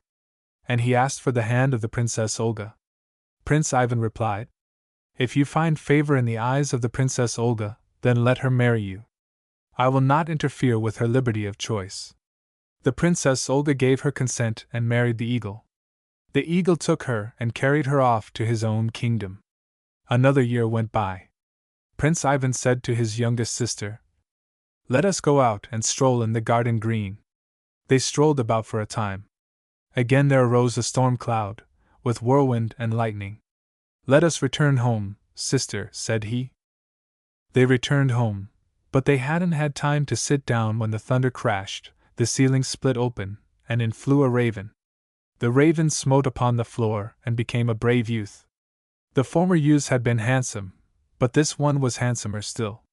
"Well, Prince Ivan, before I came as a guest, but now I have come as a wooer. Give me the Princess Anna to wife. I won't interfere with my sister's freedom. If you gain her affections, let her marry you." So the Princess Anna married the raven, and he bore her away into his own realm. Prince Ivan was left alone. A whole year he lived without his sisters, then he grew weary, and said, "I will set out in search of my sisters." He got ready for the journey, he rode and rode, and one day he saw a whole army lying dead on the plain. He cried aloud, "If there be a living man there, let him make answer. Who has slain this mighty host?" There replied unto him a living man, "All this mighty host has been slain by the fair Princess Marya Marevna." Prince Ivan rode further on, and came to a white tent, and forth came to meet him the fair Princess Marya Marevna. "Hail, Prince," says she, "whither does God send you? And is it of your free will or against your will?" Prince Ivan replied, "Not against, there will do brave youths ride." "Well, if your business be not pressing, tarry a while in my tent." Thereat was Prince Ivan glad. He spent 2 nights in the tent, and he found favor in the eyes of Marya Marevna, and she married him. The fair Princess, Marya Marevna, carried him off into her own realm. They spent some time together, and then the princess took it into her head to go a-warring. So she handed over all the housekeeping affairs to Prince Ivan, and gave him these instructions: "Go about everywhere, keep watch over everything, only do not venture to look into that closet there." He couldn't help doing so. The moment Marya Marevna had gone, he rushed to the closet, pulled open the door, and looked in. There hung Koschei the Deathless, fettered by 12 chains. Then Koschei entreated Prince Ivan, saying, "Have pity upon me and give me to drink. 10 years long have I been here in torment, neither eating nor drinking. My throat is utterly dried up." The prince gave him a bucket full of water. He drank it up and asked for more, saying, "A single bucket of water will not quench my thirst. Give me more." The prince gave him a second bucketful. Koschei drank it up and asked for a third, and when he had swallowed the third bucketful, he regained his former strength, gave his chains a shake, and broke all 12 at once. "Thanks, Prince Ivan," cried Koschei the Deathless, "now you will sooner see your own ears than Marya Marevna," and out of the window he flew in the shape of a terrible whirlwind. And he came up with the fair Princess Marya Marevna as she was going her way, laid hold of her, and carried her off home with him. But Prince Ivan wept full sore, and he arrayed himself and set out a-wandering, saying to himself, "Whatever happens, I will go and look for Marya Marevna."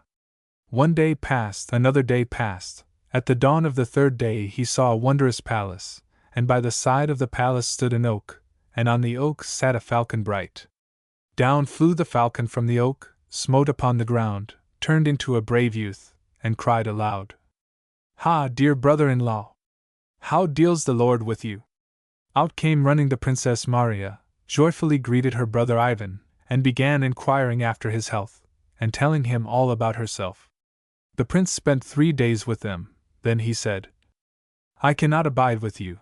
I must go in search of my wife, the fair Princess Marya Marevna." "Hard will it be for you to find her," answered the falcon. "At all events leave with us your silver spoon. We will look at it, and remember you." So Prince Ivan left his silver spoon at the falcon's, and went on his way again. On he went one day, on he went another day, and by the dawn of the 3rd day he saw a palace still grander than the former one, and hard by the palace stood an oak, and on the oak sat an eagle. Down flew the eagle from the oak, smote upon the ground, turned into a brave youth, and cried aloud, "Rise up, Princess Olga! Hither comes our brother dear." The Princess Olga immediately ran to meet him, and began kissing him and embracing him, asking after his health, and telling him all about herself. With them Prince Ivan stopped 3 days, then he said, I cannot stay here any longer. I am going to look for my wife, the fair Princess Maria Marevna. Hard will it be for you to find her, replied the eagle. Leave with us a silver fork. We will look at it and remember you. He left a silver fork behind, and went his way. He traveled 1 day, he traveled 2 days. At daybreak on the 3rd day he saw a palace grander than the first 2, and near the palace stood an oak, and on the oak sat a raven. Down flew the raven from the oak, smote upon the ground, turned into a brave youth, and cried aloud, Princess Anna, come forth quickly! Our brother is coming. Out ran the Princess Anna, greeted him joyfully, and began kissing and embracing him, asking after his health and telling him all about herself. Prince Ivan stayed with them 3 days, then he said, Farewell. I am going to look for my wife, the fair Princess Maria Marevna. Hard will it be for you to find her, replied the raven. Anyhow, leave your silver snuff-box with us. We will look at it and remember you. The prince handed over his silver snuff-box, took his leave, and went his way. 1 day he went, another day he went, and on the 3rd day he came to where Maria Marevna was. She caught sight of her love, flung her arms around his neck, burst into tears, and exclaimed, Oh, Prince Ivan! Why did you disobey me and go looking into the closet and letting out Koschei the Deathless? Forgive me, Maria Marevna! Remember not the past. Much better fly with me while Koschei the Deathless is out of sight. Perhaps he won't catch us. So they got ready and fled. Now Koschei was out hunting. Towards evening he was returning home, when his good steed stumbled beneath him. Why stumblest thou, sorry jade? Scentest thou some ill? The steed replied. Prince Ivan has come and carried off Maria Marevna. Is it possible to catch them? It is possible to sow wheat, to wait till it grows up, to reap it and thresh it, to grind it to flour, to make 5 pies of it, to eat those pies, and then to start in pursuit, and even then to be in time. Koschei galloped off and caught up Prince Ivan. Now, says he, this time I will forgive you, in return for your kindness in giving me water to drink. And a second time I will forgive you, but the 3rd time beware. I will cut you to bits. Then he took Maria Marevna from him, and carried her off. But Prince Ivan sat down on a stone and burst into tears. He wept, and then returned back again to Maria Marevna. Now Koschei the Deathless happened not to be at home. Let us fly, Maria Marevna. Ah, Prince Ivan! He will catch us. Suppose he does catch us. At all events we shall have spent an hour or 2 together. So they got ready and fled. As Koschei the Deathless was returning home, his good steed stumbled beneath him. Why stumblest thou, sorry jade? Scentest thou some ill? Prince Ivan has come and carried off Maria Marevna. Is it possible to catch them? It is possible to sow barley, to wait till it grows up, to reap it and thresh it, to brew beer, to drink ourselves drunk on it, to sleep our fill, and then to set off in pursuit, and yet to be in time. Koschei galloped off, caught up Prince Ivan. Didn't I tell you that you should not see Maria Marevna any more than your own ears? And he took her away and carried her off home with him. Prince Ivan was left there alone. He wept, then he went back again after Maria Marevna. Koschei happened to be away from home at that moment. Let us fly, Maria Marevna. Ah, Prince Ivan! He is sure to catch us and hew you in pieces. Let him hew away. I cannot live without you. So they got ready and fled. Koschei the Deathless was returning home when his good steed stumbled beneath him. Why stumblest thou? Scentest thou any ill? Prince Ivan has come and has carried off Maria Marevna. Koschei galloped off, caught Prince Ivan, chopped him into little pieces, put them into a barrel, smeared it with pitch and bound it with iron hoops, and flung it into the blue sea. But Maria Marevna he carried off home. At that very time the silver articles turned black which Prince Ivan had left with his brothers-in-law. Ah, said they, the evil is accomplished sure enough. Then the eagle hurried to the blue sea, caught hold of the barrel, and dragged it ashore. The falcon flew away for the water of life, and the raven for the water of death. Afterwards they all 3 met, broke open the barrel, took out the remains of Prince Ivan, washed them, and put them together in fitting order. The raven sprinkled them with the water of death. The pieces joined together, the body became whole. The falcon sprinkled it with the water of life. Prince Ivan shuddered, stood up, and said, "Ah! What a time I've been sleeping!" "You'd have gone on sleeping a good deal longer if it hadn't been for us," replied his brothers-in-law. "Now come and pay us a visit." "Not so, brothers. I shall go and look for Marya Morevna."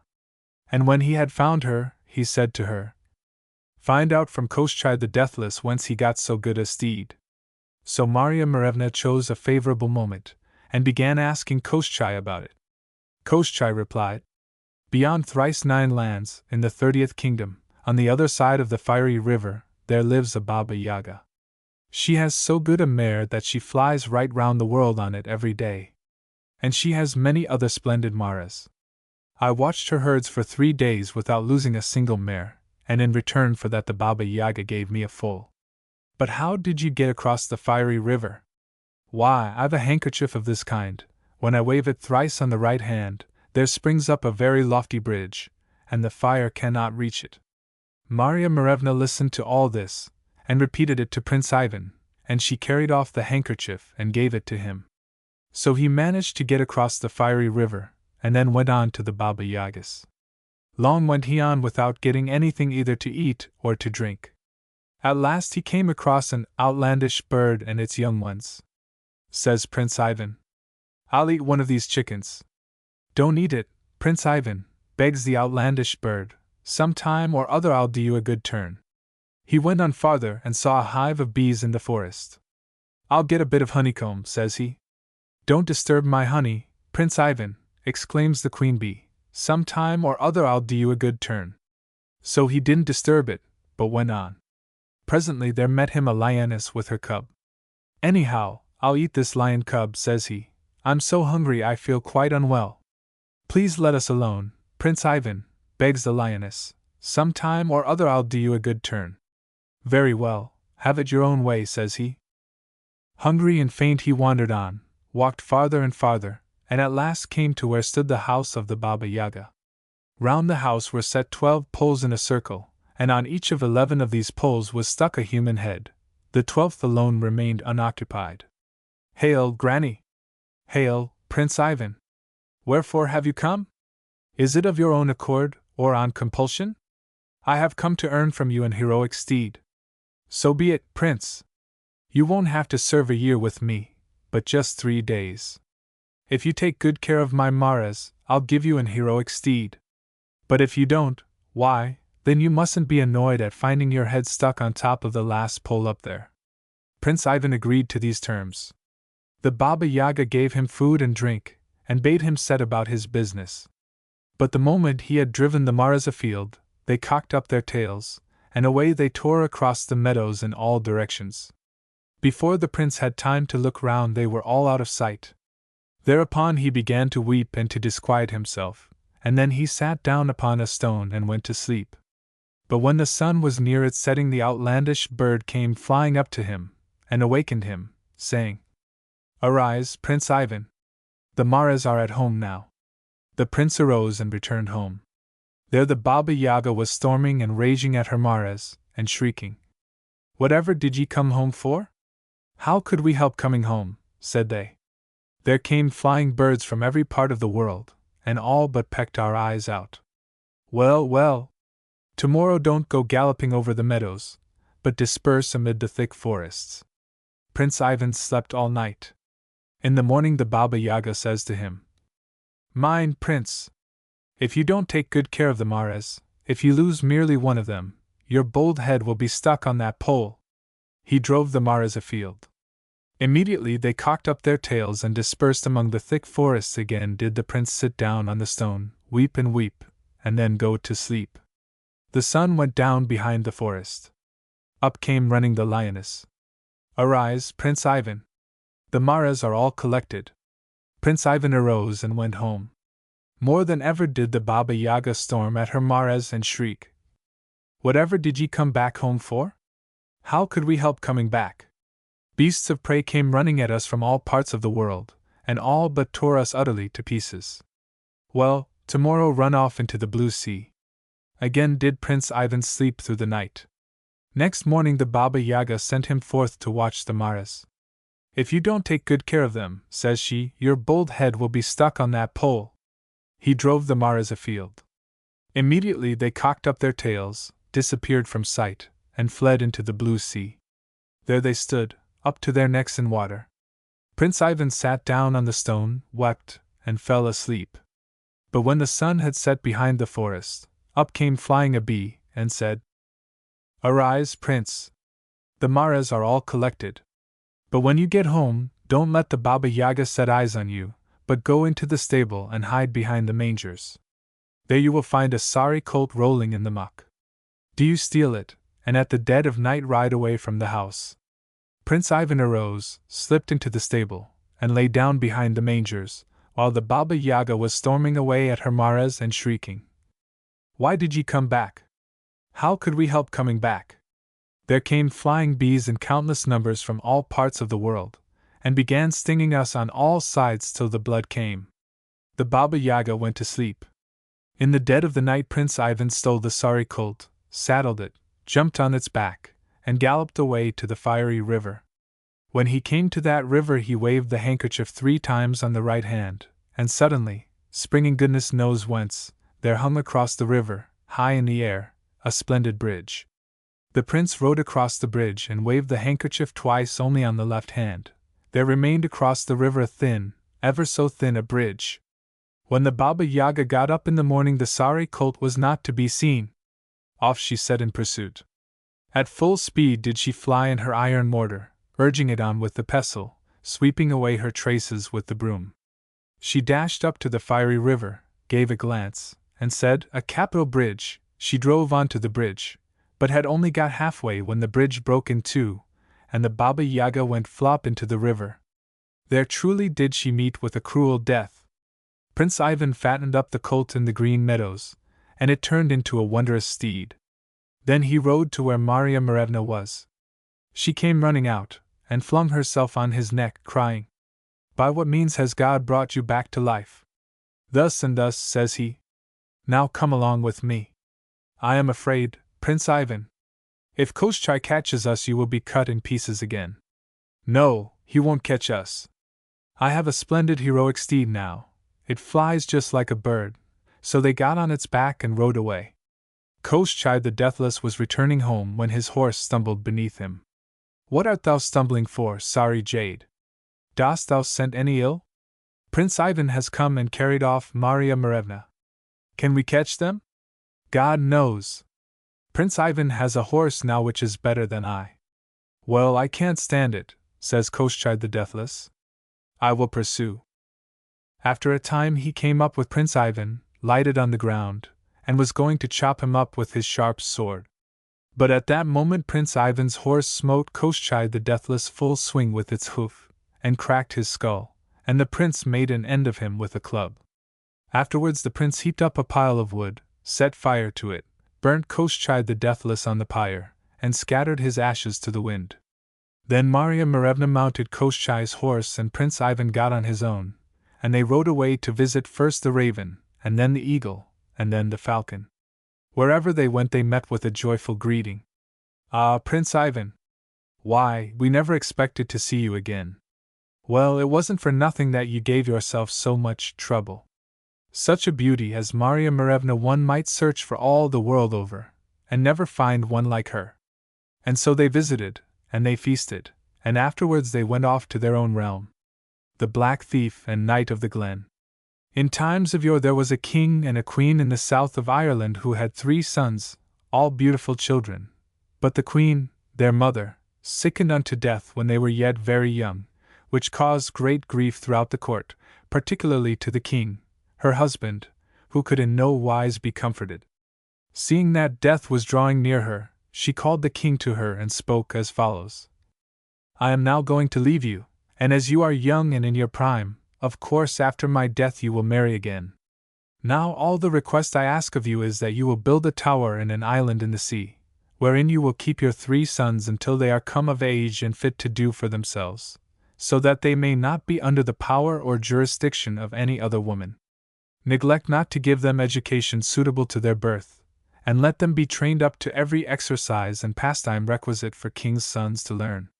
This is all I have to say, so farewell. The king had scarce time, with tears in his eyes, to assure her she should be obeyed in everything, when she, turning herself in her bed, with a smile gave up the ghost. Never was greater mourning seen than was throughout the court and the whole kingdom, for a better woman than the queen, to rich and poor, was not to be found in the world. She was interred with great pomp and magnificence, and the king, her husband, became in a manner inconsolable for the loss of her. However, he caused the tower to be built, and his sons placed in it, under proper guardians, according to his promise. In process of time the lords and knights of the kingdom counseled the king, as he was young, to live no longer as he had done, but to take a wife, which counsel prevailing, they chose him a rich and beautiful princess to be his consort, a neighboring king's daughter, of whom he was very fond. Not long after, the queen had a fine son, which caused great feasting and rejoicing at the court, insomuch that the late queen, in a manner, was entirely forgotten. That fared well, and king and queen lived happy together for several years. At length the queen, having some business with the henwife, went herself to her, and, after a long conference past, was taking leave of her, when the henwife prayed that if ever she should come back to her again she might break her neck. The queen, greatly incensed at such a daring insult from one of her meanest subjects, demanded immediately the reason, or she would have her put to death. It was worth your while, madam, says the henwife, to pay me well for it, for the reason I prayed so on you concerns you much. What must I pay you? asked the queen. You must give me, says she, the full of a pack of wool, and I have an ancient crock which you must fill with butter, likewise a barrel which you must fill for me full of wheat. How much wool will it take to the pack? says the queen. It will take 7 herds of sheep, said she, and their increase for 7 years. How much butter will it take to fill your crock? 7 dairies, said she, and their increase for 7 years. And how much will it take to fill the barrel you have? says the queen. It will take the increase of 7 barrels of wheat for 7 years. That is a great quantity, says the queen, but the reason must be extraordinary, and before I want it, I will give you all you demand. Well, says the henwife, it is because you are so stupid that you don't observe or find out those affairs that are so dangerous and hurtful to yourself and your child. What is that? says the queen. Why, says she, the king your husband has 3 fine sons he had by the late queen, whom he keeps shut up in a tower until they come of age, intending to divide the kingdom between them, and let your son push his fortune. Now, if you don't find some means of destroying them, your child and perhaps yourself will be left desolate in the end. And what would you advise me to do? said she. I am wholly at a loss in what manner to act in this affair. You must make known to the king, says the henwife, that you heard of his sons, and wonder greatly that he concealed them all this time from you. Tell him you wish to see them, and that it is full time for them to be liberated, and that you would be desirous he would bring them to the court. The king will then do so, and there will be a great feast prepared on that account, and also diversions of every sort to amuse the people. And in these sports, said she, ask the king's sons to play a game at cards with you, which they will not refuse. Now, says the henwife, you must make a bargain that if you win they must do whatever you command them, and if they win, that you must do whatever they command you to do. This bargain must be made before the assembly. And here is a pack of cards, says she, that I am thinking you will not lose by. The queen immediately took the cards, and, after returning the henwife thanks for her kind instruction, went back to the palace, where she was quite uneasy until she got speaking to the king in regard of his children. At last she broke it off to him in a very polite and engaging manner, so that he could see no muster or design in it.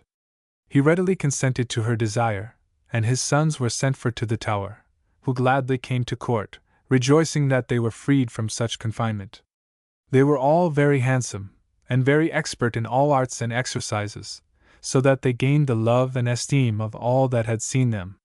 The queen, more jealous with them than ever, thought it an age until all the feasting and rejoicing was over, that she might get making her proposal, depending greatly on the power of the henwife's cards.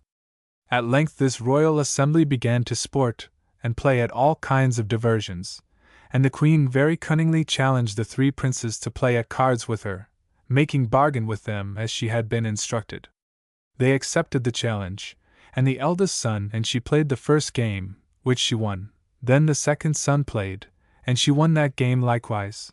The third son and she then played the last game, and he won it, which sorely grieved her that she had not him in her power as well as the rest, being by far the handsomest and most beloved of the 3.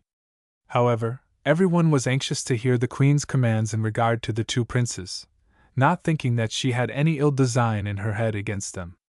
Whether it was the hen wife instructed her, or whether it was from her own knowledge, I cannot tell, but she gave out they must go and bring her the Knight of the Glen's wild steed of bells, or they should lose their heads.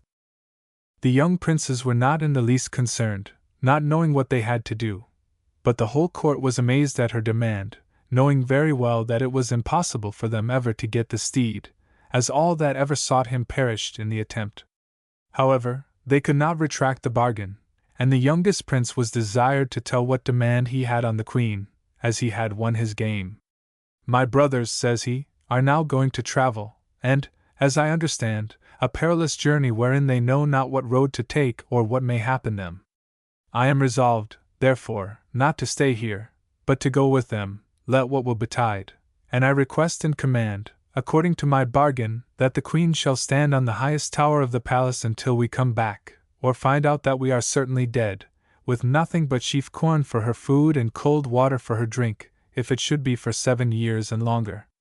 All things being now fixed, the 3 princes departed the court in search of the Knight of the Glen's palace, and traveling along the road they came up with a man who was a little lame, and seemed to be somewhat advanced in years. They soon fell into discourse, and the youngest of the princes asked the stranger his name, or what was the reason he wore so remarkable a black cap as he saw on him. I am called, said he, the thief of Sloane, and sometimes the black thief from my cap, and so telling the prince the most of his adventures, he asked him again where they were bound for, or what they were about. The prince, willing to gratify his request, told him their affairs from the beginning to the end. And now, said he, we are traveling, and do not know whether we are on the right road or not. Ah, my brave fellows, says the black thief, you little know the danger you run. I am after that steed myself these 7 years, and can never steal him on account of a silk covering he has on him in the stable, with 60 bells fixed to it, and whenever you approach the place he quickly observes it and shakes himself, which, by the sound of the bells, not only alarms the prince and his guards, but the whole country round, so that it is impossible ever to get him. And those that are so unfortunate as to be taken by the Knight of the Glen are boiled in a red-hot fiery furnace. Bless me, says the young prince, what will we do? If we return without the steed we will lose our heads, so I see we are ill fixed on both sides. Well, says the thief of Sloane, if it were my case I would rather die by the night than by the wicked queen.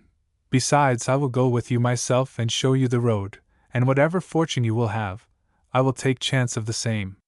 They returned him sincere thanks for his kindness, and he, being well acquainted with the road, in a short time brought them within view of the knight's castle.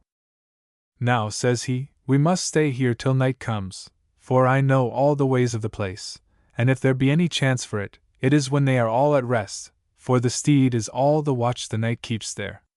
Accordingly, in the dead hour of the night, the king's 3 sons and the thief of Sloane attempted the steed of bells in order to carry him away, but before they could reach the stables the steed neighed most terribly and shook himself so, and the bells rung with such noise, that the knight and all his men were up in a moment. The black thief and the king's sons thought to make their escape, but they were suddenly surrounded by the knight's guards and taken prisoners, where they were brought into that dismal part of the palace where the knight kept a furnace always boiling, in which he threw all offenders that ever came in his way, which in a few moments would entirely consume them. Audacious villains, says the Knight of the Glen, how dare you attempt so bold an action as to steal my steed? See, now, the reward of your folly. For your greater punishment I will not boil you all together, but one after the other, so that he that survives may witness the dire afflictions of his unfortunate companions. So saying he ordered his servants to stir up the fire. We will boil the eldest looking of these young men first, said he, and so on to the last, which will be this old champion with the black cap. He seems to be the captain, and looks as if he had come through many toils. I was as near death once as the prince is yet, says the black thief, and escaped, and so will he too. No, you never were, said the knight, for he is within 2 or 3 minutes of his latter end. But, says the black thief, I was within 1 moment of my death, and I am here yet. How was that? Says the knight. I would be glad to hear it, for it seems impossible. If you think, Sir Knight, says the black thief, that the danger I was in surpasses that of this young man, will you pardon him his crime? I will, says the knight, so go on with your story. I was, sir, says he, a very wild boy in my youth, and came through many distresses. Once in particular, as I was on my rambling, I was benighted and could find no lodging. At length I came to an old kiln, and being much fatigued I went up and lay on the ribs. I had not been long there when I saw 3 witches coming in with 3 bags of gold. Each put their bags of gold under their heads, as if to sleep. I heard one of them say to the other that if the black thief came on them while they slept, he would not leave them a penny. I found by their discourse that everybody had got my name into their mouth, though I kept silent as death during their discourse. At length they fell fast asleep, and then I stole softly down, and seeing some turf convenient, I placed one under each of their heads, and off I went, with their gold, as fast as I could.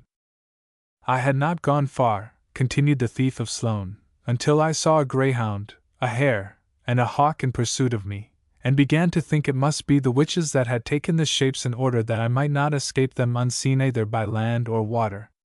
Seeing they did not appear in any formidable shape, I was more than once resolved to attack them, thinking that with my broadsword I could easily destroy them. But considering again that it was perhaps still in their power to become alive again, I gave over the attempt and climbed with difficulty up a tree, bringing my sword in my hand and all the gold along with me. However, when they came to the tree they found what I had done, and making further use of their hellish art, one of them was changed into a smith's anvil and another into a piece of iron, of which the third soon made a hatchet. Having the hatchet made, she fell to cutting down the tree, and in the course of an hour it began to shake with me. At length it began to bend, and I found that 1 or 2 blows at the most would put it down. I then began to think that my death was inevitable, considering that those who were capable of doing so much would soon end my life. But just as she had the stroke drawn that would terminate my fate, the cock crew, and the witches disappeared, having resumed their natural shapes for fear of being known, and I got safe off with my bags of gold. Now, sir, says he to the Knight of the Glen, if that be not as great an adventure as ever you heard, to be within 1 blow of a hatchet of my end, and that blow even drawn, and after all to escape, I leave it to yourself. Well, I cannot say but it is very extraordinary, says the Knight of the Glen, and on that account pardon this young man his crime, so stir up the fire, till I boil this second one. Indeed, says the black thief, I would fain think he would not die this time either. How so? Says the knight, it is impossible for him to escape.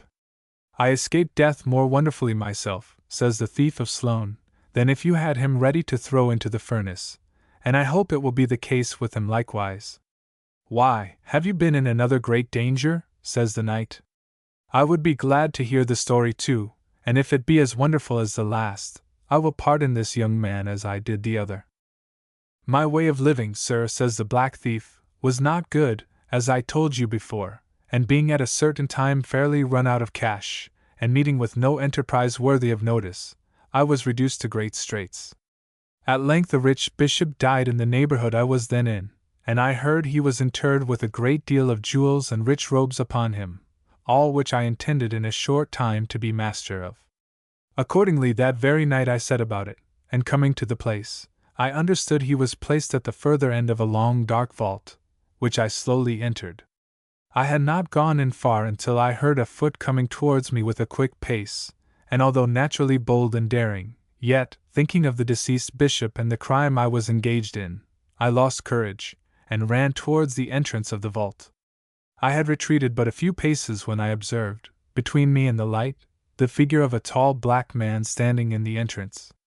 Being in great fear and not knowing how to pass, I fired a pistol at him, and he immediately fell across the entrance.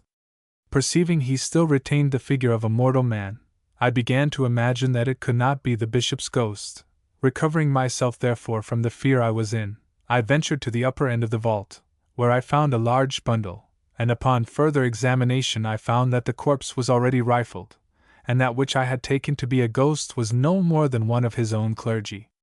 I was then very sorry that I had the misfortune to kill him, but it then could not be helped. I took up the bundle that contained everything belonging to the corpse that was valuable, intending to take my departure from this melancholy abode. But just as I came to the mouth of the entrance I saw the guards of the place coming towards me, and distinctly heard them saying that they would look in the vault, for that the black thief would think little of robbing the corpse if he was anywhere in the place. I did not then know in what manner to act, for if I was seen I would surely lose my life, as everybody had a lookout at that time, and because there was no person bold enough to come in on me. I knew very well on the first sight of me that could be got, I would be shot like a dog. However, I had not time to lose. I took and raised up the man which I had killed, as if he was standing on his feet, and I, crouching behind him, bore him up as well as I could, so that the guards readily saw him as they came up to the vault. Seeing the man in black, one of the men cried that was the black thief, and presenting his piece, fired at the man, at which I let him fall, and crept into a little dark corner myself, that was at the entrance of the place. When they saw the man fall, they ran all into the vault, and never stopped until they were at the end of it, for fear, as I thought, that there might be some others along with him that was killed.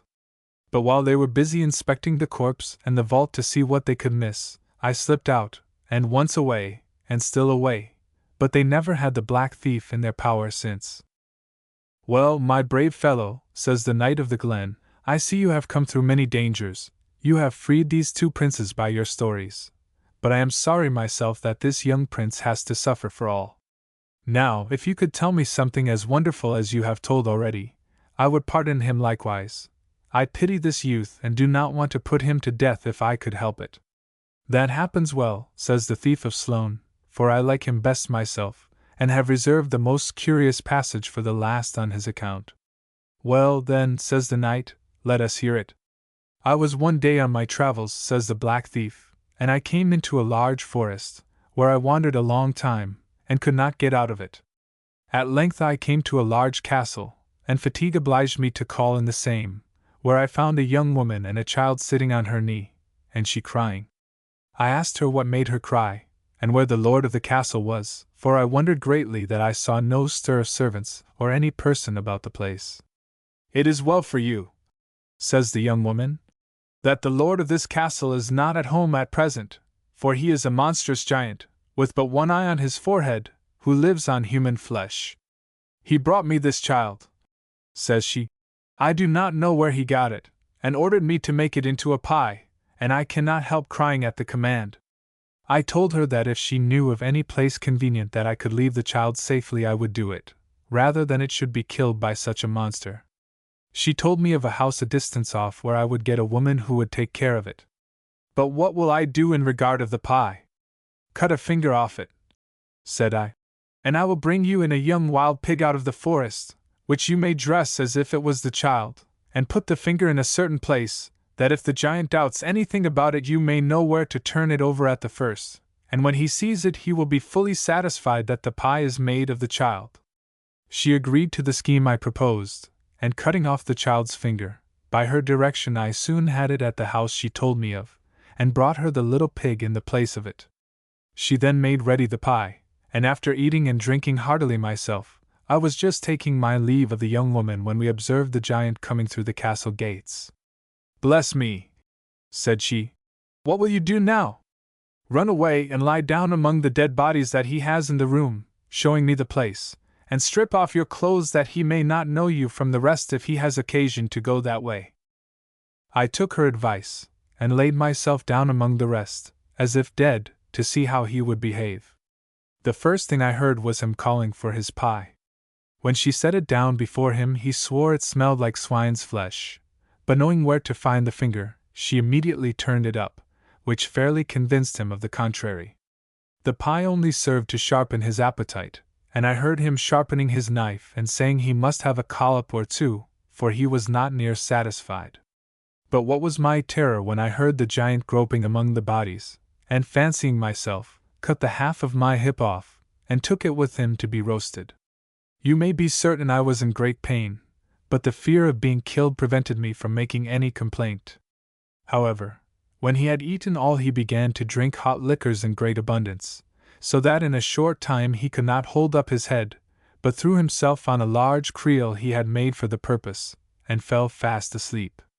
When I heard him snoring, I went up and caused the woman to bind my wound with a handkerchief, and taking the giant's spit, reddened it in the fire, and ran it through the eye, but was not able to kill him.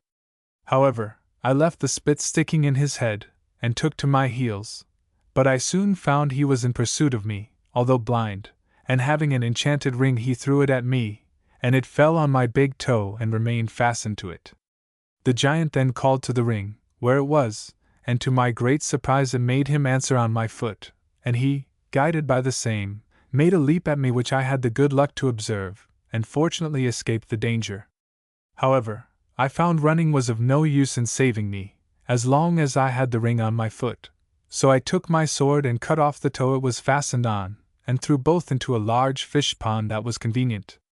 The giant called again to the ring, which by the power of enchantment always made him answer, but he, not knowing what I had done, imagined it was still on some part of me, and made a violent leap to seize me, when he went into the pond, over head and ears, and was drowned.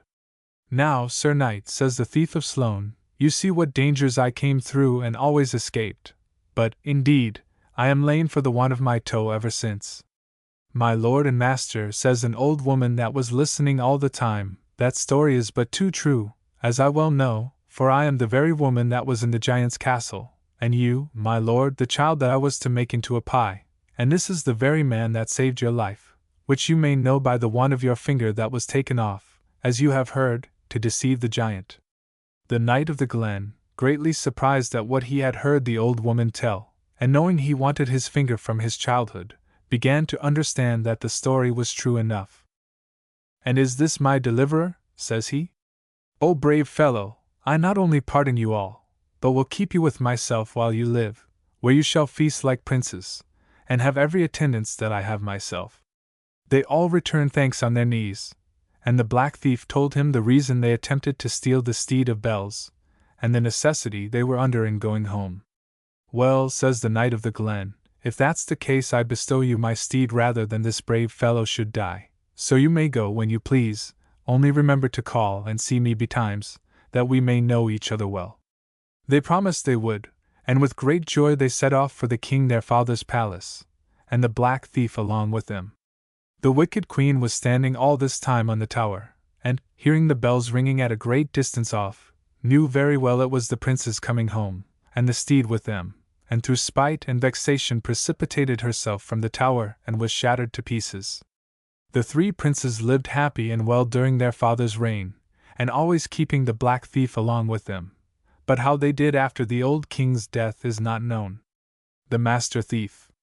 There was once upon a time a husbandman who had 3 sons. He had no property to bequeath to them, and no means of putting them in the way of getting a living, and did not know what to do, so he said that they had his leave to take to anything they most fancied, and go to any place they best liked. He would gladly accompany them for some part of their way, he said, and that he did. He went with them till they came to a place where 3 roads met, and there each of them took his own way, and the father bade them farewell and returned to his own home again. What became of the 2 elder I have never been able to discover, but the youngest went both far and wide. It came to pass, one night, as he was going through a great wood, that a terrible storm came on. It blew so hard and rained so heavily that he could scarcely keep his eyes open, and before he was aware of it he had got quite out of the track, and could neither find road nor path. But he went on, and at last he saw a light far away in the wood. Then he thought he must try and get to it, and after a long, long time he did reach it. There was a large house, and the fire was burning so brightly inside that he could tell that the people were not in bed. So he went in, and inside there was an old woman who was busy about some work. "Good evening, mother," said the youth. "Good evening," said the old woman. "Hutetu! It is terrible weather outside tonight," said the young fellow. "Indeed it is," said the old woman. "Can I sleep here, and have shelter for the night?" asked the youth. It wouldn't be good for you to sleep here, said the old hag, for if the people of the house come home and find you, they will kill both you and me. What kind of people are they then, who dwell here? Said the youth. Oh, robbers, and rabble of that sort, said the old woman. They stole me away when I was little, and I have had to keep house for them ever since. I still think I will go to bed, all the same, said the youth. No matter what happens, I'll not go out tonight in such weather as this. Well, then, it will be the worse for yourself, said the old woman. The young man lay down in a bed which stood near, but he dared not go to sleep, and it was better that he didn't, for the robbers came, and the old woman said that a young fellow who was a stranger had come there, and she had not been able to get him to go away again. Did you see if he had any money? Said the robbers. He's not one to have money, he is a tramp. If he has a few clothes to his back, that is all. Then the robbers began to mutter to each other apart about what they should do with him, whether they should murder him, or what else they should do. In the meantime the boy got up and began to talk to them, and asked them if they did not want a manservant, for he could find pleasure enough in serving them. Yes, said they, if you have a mind to take to the trade that we follow, you may have a place here. It's all the same to me what trade I follow, said the youth, for when I came away from home my father gave me leave to take to any trade I fancied. Have you a fancy for stealing, then? Said the robbers. Yes, said the boy, for he thought that was a trade which would not take long to learn. Not very far off there dwelt a man who had 3 oxen, one of which he was to take to the town to sell. The robbers had heard of this, so they told the youth that if he were able to steal the ox from him on the way, without his knowing, and without doing him any harm, he should have leave to be their servant man.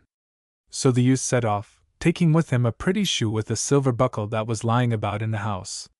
He put this in the road by which the man must go with his ox, and then went into the wood and hid himself under a bush. When the man came up he at once saw the shoe. That's a brave shoe, said he. If I had but the fellow to it, I would carry it home with me, and then I should put my old woman into a good humor for once. For he had a wife who was so cross and ill-tempered that the time between the beatings she gave him was very short. But then he bethought himself that he could do nothing with one shoe if he had not the fellow to it, so he journeyed onwards and let it lie where it was. Then the youth picked up the shoe and hurried off away through the wood as fast as he was able, to get in front of the man, and then put the shoe in the road before him again. When the man came with the ox and saw the shoe, he was quite vexed at having been so stupid as to leave the fellow to it lying where it was, instead of bringing it on with him. I will just run back again and fetch it now, he said to himself, and then I shall take back a pair of good shoes to the old woman, and she may perhaps throw a kind word to me for once. So he went and searched for the other shoe for a long, long time, but no shoe was to be found, and at last he was forced to go back with the one which he had. In the meantime the youth had taken the ox and gone off with it. When the man got there and found that his ox was gone, he began to weep and wail, for he was afraid that when his old woman got to know she would be the death of him. But all at once it came into his head to go home and get the other ox, and drive it to the town, and take good care that his old wife knew nothing about it. So he did this. He went home and took the ox without his wife's knowing about it, and went on his way to the town with it. But the robbers, they knew it well, because they got out their magic. So they told the youth that if he could take this ox also without the man knowing anything about it, and without doing him any hurt, he should then be on an equality with them. Well, that will not be a very hard thing to do, thought the youth. This time he took with him a rope and put it under his arms and tied himself up to a tree, which hung over the road that the man would have to take. So the man came with his ox, and when he saw the body hanging there he felt a little queer. What a hard lot yours must have been to make you hang yourself, said he. Ah, well, you may hang there for me. I can't breathe life into you again. So on he went with his ox. Then the youth sprang down from the tree, ran by a short cut and got before him, and once more hung himself up on a tree in the road before the man. How I should like to know if you really were so sick at heart that you hanged yourself there, or if it is only a hobgoblin that's before me, said the man. Ah, well, you may hang there for me, whether you are a hobgoblin or not, and on he went with his ox. Once more the youth did just as he had done twice already, jumped down from the tree, ran by a short cut through the wood, and again hanged himself in the very middle of the road before him. But when the man once more saw this, he said to himself, "What a bad business this is! Can they all have been so heavy-hearted that they have all three hanged themselves? No, I can't believe that it is anything but witchcraft. But I will know the truth," he said. "If the two others are still hanging there it is true, but if they are not it's nothing else but witchcraft." So he tied up his ox and ran back to see if they really were hanging there. While he was going, and looking up at every tree as he went, the youth leapt down and took his ox and went off with it. Any one may easily imagine what a fury the man fell into when he came back and saw that his ox was gone. He wept and he raged, but at last he took comfort and told himself that the best thing to do was to go home and take the third ox, without letting his wife know anything about it, and then try to sell it so well that he got a good sum of money for it. So he went home and took the third ox, and drove it off without his wife knowing anything about it. But the robbers knew all about it, and they told the youth that if he could steal this as he had stolen the two others, he should be master of the whole troop. So the youth set out and went to the wood, and when the man was coming along with the ox he began to bellow loudly, just like a great ox somewhere inside the wood. When the man heard that he was right glad, for he fancied he recognized the voice of his big bullock, and thought that now he should find both of them again. So he tied up the third, and ran away off the road to look for them in the wood. In the meantime the youth went away with the third ox. When the man returned and found that he had lost that too, he fell into such a rage that there was no bounds to it. He wept and lamented, and for many days he did not dare to go home again, for he was afraid that the old woman would slay him outright. The robbers, also, were not very well pleased at this, for they were forced to own that the youth was at the head of them all. So one day they made up their minds to set to work to do something which it was not in his power to accomplish, and they all took to the road together, and left him at home alone. When they were well out of the house, the first thing that he did was to drive the oxen out on the road, whereupon they all ran home again to the man from whom he had stolen them, and right glad was the husbandman to see them. Then he brought out all the horses the robbers had, and loaded them with the most valuable things which he could find, vessels of gold and of silver, and clothes and other magnificent things, and then he told the old woman to greet the robbers from him and thank them from him, and say that he had gone away, and that they would have a great deal of difficulty in finding him again, and with that he drove the horses out of the courtyard. After a long time he came to the road on which he was traveling when he came to the robbers. And when he had got very near home, and was in sight of the house where his father lived, he put on a uniform which he had found among the things he had taken from the robbers, and which was made just like a general's, and drove into the yard just as if he were a great man. Then he entered the house and asked if he could find a lodging there. "No, indeed you can't," said his father. "How could I possibly be able to lodge such a great gentleman as you? It is all that I can do to find clothes and bedding for myself, and wretched they are." "You were always a hard man," said the youth, "and hard you are still if you refuse to let your own son come into your house." "Are you my son?" said the man. "Do you not know me again then?" said the youth. Then he recognized him and said, "But what trade have you taken to that has made you such a great man in so short a time?" "Oh, that I will tell you," answered the youth. "You said that I might take to anything I liked, so I apprenticed myself to some thieves and robbers, and now I have served my time and have become master thief." Now the governor of the province lived by his father's cottage, and this governor had such a large house and so much money that he did not even know how much it was, and he had a daughter too who was both pretty and dainty, and good and wise. So the master thief was determined to have her to wife, and told his father that he was to go to the governor, and ask for his daughter for him. "If he asks what trade I follow, you may say that I am a master thief," said he. "I think you must be crazy," said the man, "for you can't be in your senses if you think of anything so foolish. You must go to the governor and beg for his daughter, there is no help," said the youth. "But I dare not go to the governor and say this. He is so rich and has so much wealth of all kinds," said the man. "There is no help for it," said the master thief. "Go you must, whether you like it or not." If I can't get you to go by using good words, I will soon make you go with bad ones." But the man was still unwilling, so the master thief followed him, threatening him with a great birch stick, till he went weeping and wailing through the door to the governor of the province. "Now, my man, and what's amiss with you?" said the governor. So he told him that he had 3 sons who had gone away one day, and how he had given them permission to go where they chose, and take to whatsoever work they fancied. "Now," he said, "the youngest of them has come home, and has threatened me till I have come to you to ask for your daughter for him, and I am to say that he is a master thief." And again the man fell a weeping and lamenting. "Console yourself, my man," said the governor, laughing.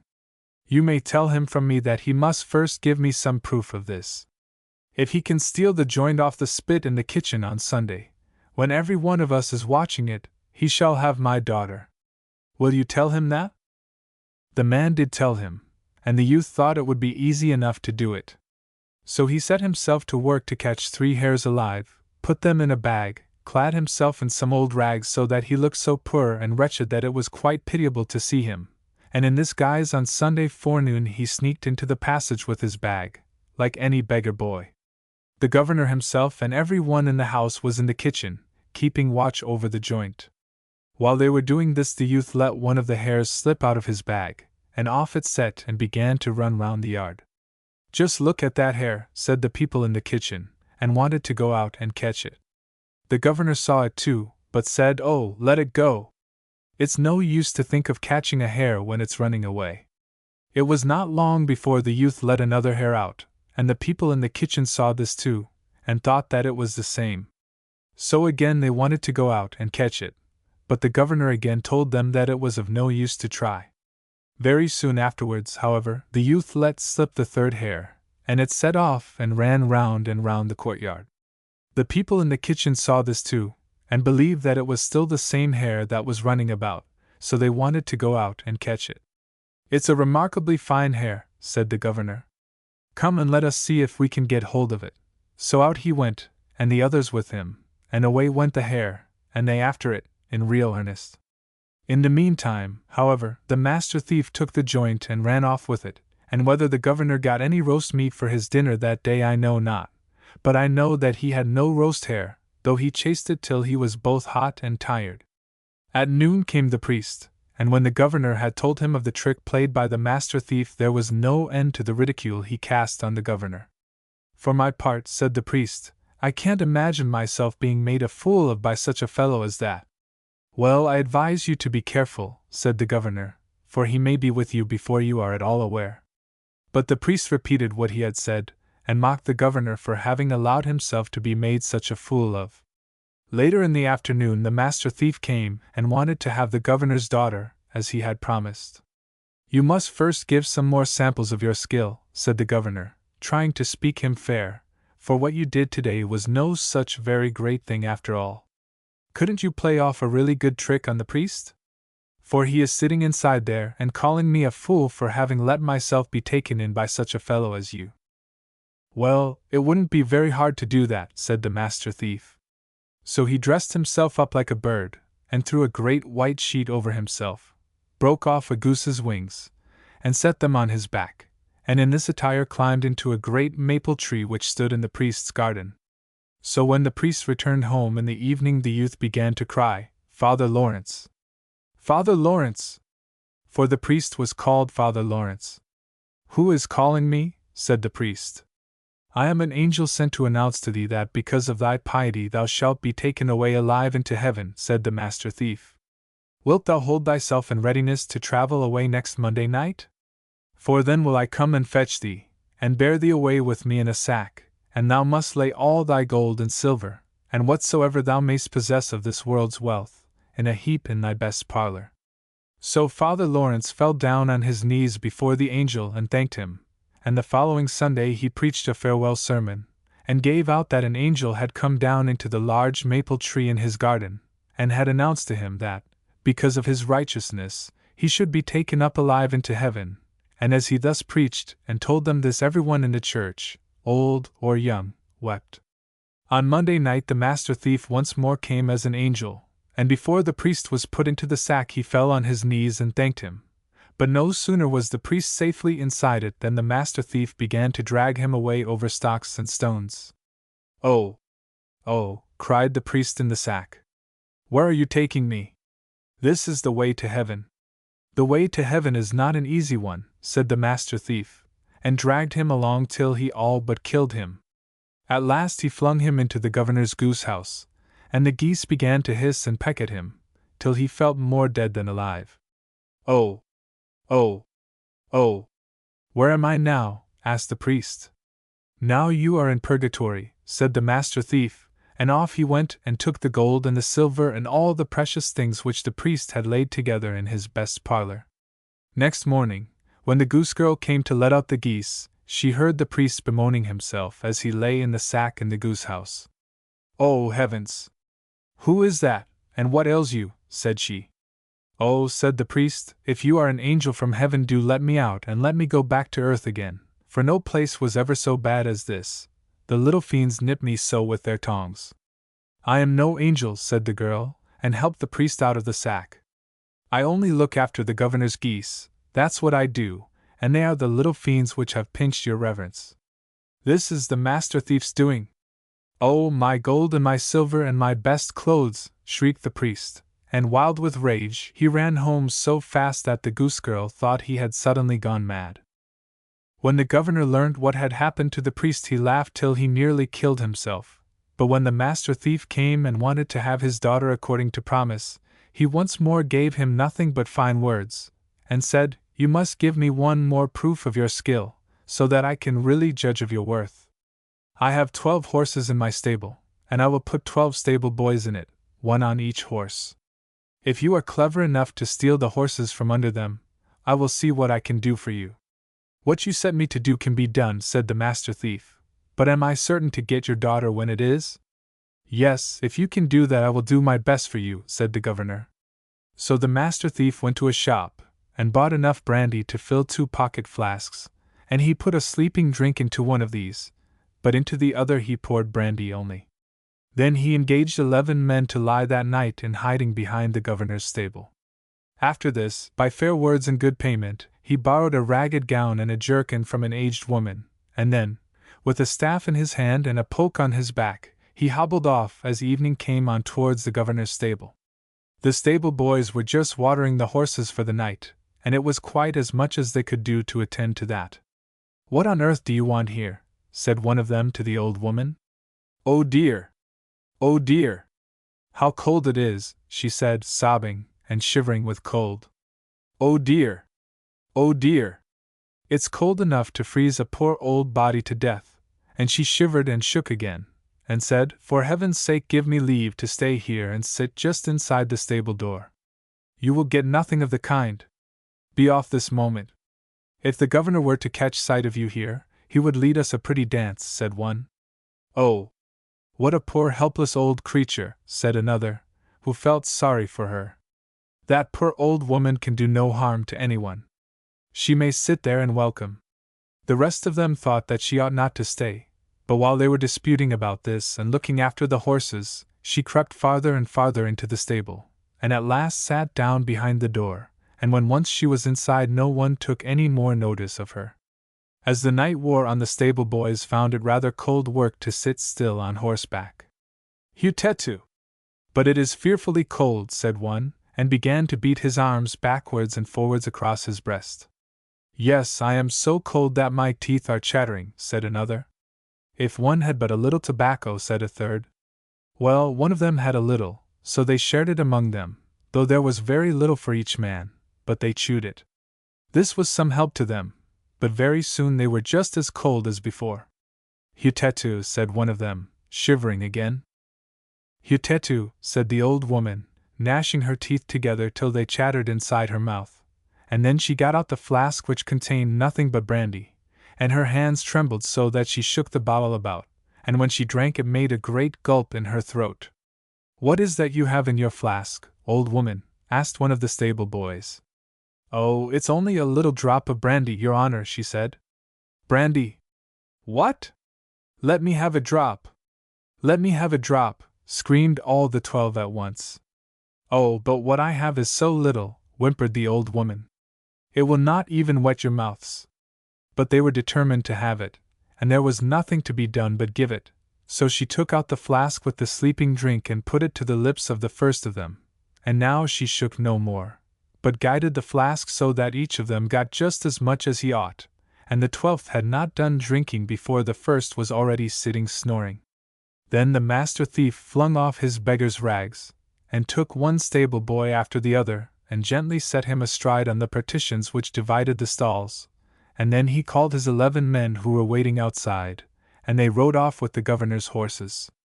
In the morning, when the governor came to look after his stable boys, they were just beginning to come to again. They were driving their spurs into the partition till the splinters flew about, and some of the boys fell off, and some still hung on, and sat looking like fools. "Ah, well," said the governor, "it is easy to see who has been here. But what a worthless set of fellows you must be to sit here and let the master thief steal the horses from under you." And they all got a beating for not having kept watch better. Later in the day the master thief came and related what he had done, and wanted to have the governor's daughter as had been promised. But the governor gave him $100, and said that he must do something that was better still.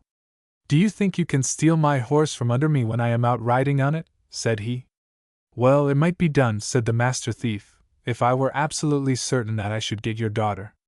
So the governor said that he would see what he could do, and then he said that on a certain day he would ride out to a great common where they drilled the soldiers.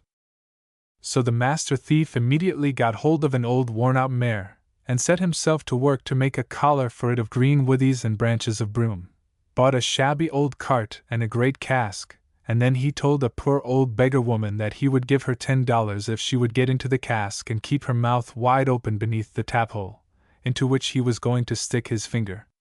No harm should happen to her, he said. She should only be driven about a little, and if he took his finger out more than once, she should have $10 more.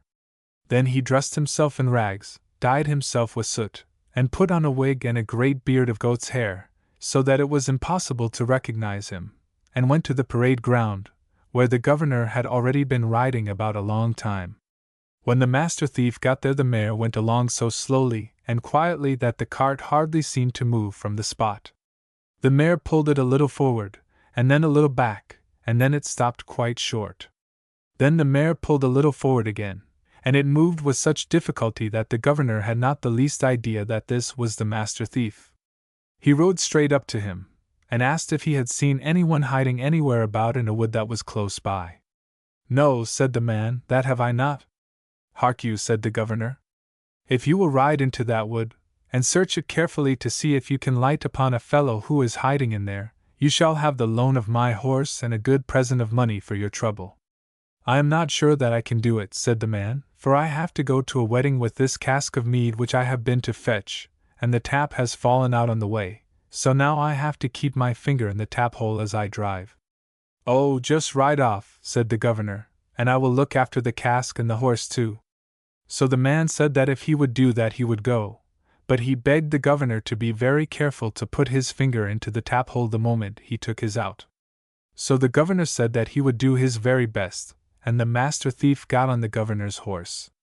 But time passed, and it grew later and later, and still the man did not come back, and at last the governor grew so weary of keeping his finger in the tap-hole that he took it out. "Now I shall have $10 more," cried the old woman inside the cask, so he soon saw what kind of meat it was, and set out homewards. When he had gone a very little way he met his servant bringing him the horse, for the master thief had already taken it home. The following day he went to the governor, and wanted to have his daughter according to promise. But the governor again put him off with fine words, and only gave him $300, saying that he must do one more masterpiece of skill, and if he were but able to do that he should have her. Well, the master thief thought he might if he could hear what it was. "Do you think you can steal the sheet off our bed, and my wife's nightgown?" said the governor. "That is by no means impossible," said the master thief. "I only wish I could get your daughter as easily." So late at night the master thief went and cut down a thief who was hanging on the gallows, laid him on his own shoulders, and took him away with him. Then he got hold of a long ladder, set it up against the governor's bedroom window, and climbed up and moved the dead man's head up and down, just as if he were someone who was standing outside and peeping in. "There's the master thief, mother," said the governor, nudging his wife. "Now I'll just shoot him, that I will." So he took up a rifle which he had laid at his bedside. "Oh no, you must not do that," said his wife. "You yourself arranged that he was to come here." "Yes, mother, I will shoot him," said he, and lay there aiming, and then aiming again, for no sooner was the head up and he caught sight of it than it was gone again. At last he got a chance and fired, and the dead body fell with a loud thud to the ground, and down went the master thief too, as fast as he could. "Well," said the governor, "I certainly am the chief man about here, but people soon begin to talk, and it would be very unpleasant if they were to see this dead body. The best thing that I can do is to go out and bury him." "Just do what you think best, father," said his wife. So the governor got up and went downstairs, and as soon as he had gone out through the door, the master thief stole in and went straight upstairs to the woman. "Well, father dear," said she, for she thought it was her husband, "have you got done already?" "Oh yes, I only put him into a hole," said he, "and raked a little earth over him. That's all I have been able to do tonight, for it is fearful weather outside. I will bury him better afterwards, but just let me have the sheet to wipe myself with, for he was bleeding, and I have got covered with blood with carrying him." So she gave him the sheet. "You will have to let me have your nightgown too," he said, "for I begin to see that the sheet won't be enough." Then she gave him her nightgown, but just then it came into his head that he had forgotten to lock the door, and he was forced to go downstairs and do it before he could lie down in bed again. So off he went with the sheet, and the nightgown too. An hour later the real governor returned. "Well, what a time it has taken to lock the house door, father," said his wife, "and what have you done with the sheet and the nightgown?" "What do you mean?" asked the governor. "Oh, I am asking you what you have done with the nightgown and sheet that you got to wipe the blood off yourself with," said she. "Good heavens," said the governor, "has he actually got the better of me again?" When day came the master thief came too, and wanted to have the governor's daughter as had been promised, and the governor dared do no otherwise than give her to him, and much money besides, for he feared that if he did not the master thief might steal the very eyes out of his head, and that he himself would be ill spoken of by all men. The master thief lived well and happily from that time forth, and whether he ever stole any more or not I cannot tell you, but if he did it was but for pastime. Brother and sister. Brother took sister by the hand and said, "Look here, we haven't had one single happy hour since our mother died. That stepmother of ours beats us regularly every day, and if we dare go near her she kicks us away. We never get anything but hard dry crusts to eat. Why, the dog under the table is better off than we are. She does throw him a good morsel or two now and then. Oh dear! If our own dear mother only knew all about it! Come along, and let us go forth into the wide world together." So off they started through fields and meadows, over hedges and ditches, and walked the whole day long, and when it rained sister said, "Heaven and our hearts are weeping together." Towards evening they came to a large forest, and were so tired out with hunger, and their long walk, as well as all their trouble, that they crept into a hollow tree and soon fell fast asleep. Next morning, when they woke up, the sun was already high in the heavens and was shining down bright and warm into the tree. Then said brother, "I'm so thirsty, sister, if I did but know where to find a little stream, I'd go and have a drink. I do believe I hear one." He jumped up, took sister by the hand, and they set off to hunt for the brook. Now their cruel stepmother was in reality a witch, and she knew perfectly well that the two children had run away. She had crept secretly after them, and had cast her spells over all the streams in the forest. Presently the children found a little brook dancing and glittering over the stones, and brother was eager to drink of it, but as it rushed past sister heard it murmuring, "Who drinks of me will be a tiger! Who drinks of me will be a tiger!" So she cried out, "Oh, dear brother, pray don't drink, or you'll be turned into a wild beast and tear me to pieces." Brother was dreadfully thirsty, but he did not drink. "Very well," said he, "I'll wait till we come to the next spring." When they came to the second brook, sister heard it repeating too, "Who drinks of me will be a wolf! Who drinks of me will be a wolf!" And she cried, "Oh, Brother, pray don't drink here either, or you'll be turned into a wolf and eat me up. Again brother did not drink, but he said, Well, I'll wait a little longer till we reach the next stream, but then, whatever you may say, I really must drink, for I can bear this thirst no longer. And when they got to the third brook, sister heard it say as it rushed past, Who drinks of me will be a roe! Who drinks of me will be a roe! And she begged, Brother, don't drink yet, or you'll become a roe and run away from me. But her brother was already kneeling by the brook and bending over it to drink, and sure enough, no sooner had his lips touched the water than he fell on the grass transformed into a little roebuck. Sister cried bitterly over her poor bewitched brother, and the little roe wept too, and sat sadly by her side. At last the girl said, Never mind, dear little fawn, I will never forsake you, and she took off her golden garter and tied it round the roe's neck. Then she plucked rushes and plaited a soft cord of them, which she fastened to the collar. When she had done this she led the roe farther and farther, right into the depths of the forest. After they had gone a long way they came to a little house, and when the girl looked into it she found it was quite empty, and she thought perhaps we might stay and live here. So she hunted up leaves and moss to make a soft bed for the little roe, and every morning and evening she went out and gathered roots, nuts, and berries for herself, and tender young grass for the fawn. And he fed from her hand, and played round her, and seemed quite happy. In the evening, when sister was tired, she said her prayers and then laid her head on the fawn's back and fell sound asleep with it as a pillow. And if brother had but kept his natural form, really it would have been a most delightful kind of life. They had been living for some time in the forest in this way, when it came to pass that the king of that country had a great hunt through the woods. Then the whole forest rang with such a blowing of horns, baying of dogs, and joyful cries of huntsmen, that the little roe heard it, and longed to join in too. Said he to sister, do let me go off to the hunt. I can't keep still any longer. And he begged and prayed till at last she consented. But said she, Mind you come back in the evening. I shall lock my door fast for fear of those wild huntsmen, so, to make sure of my knowing you, knock at the door and say, My sister dear, open, I'm here. If you don't speak I shan't open the door. So off sprang the little roe, and he felt quite well and happy in the free open air.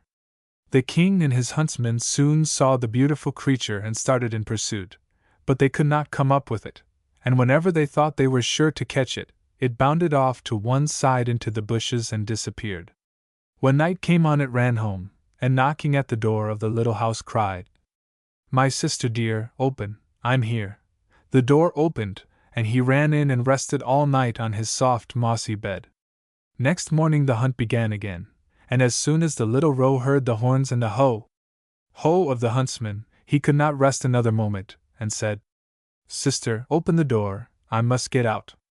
So sister opened the door and said, Now mind and get back by nightfall, and say your little rhyme. As soon as the king and his huntsmen saw the roe with the golden collar they all rode off after it, but it was far too quick and nimble for them. This went on all day, but as evening came on the huntsmen had gradually encircled the roe, and one of them wounded it slightly in the foot, so that it limped and ran off slowly. Then the huntsman stole after it as far as the little house, and heard it call out, My sister dear, open, I'm here, and he saw the door open and close immediately the fawn had run in. The huntsman remembered all this carefully, and went off straight to the king and told him all he had seen and heard. Tomorrow we will hunt again, said the king.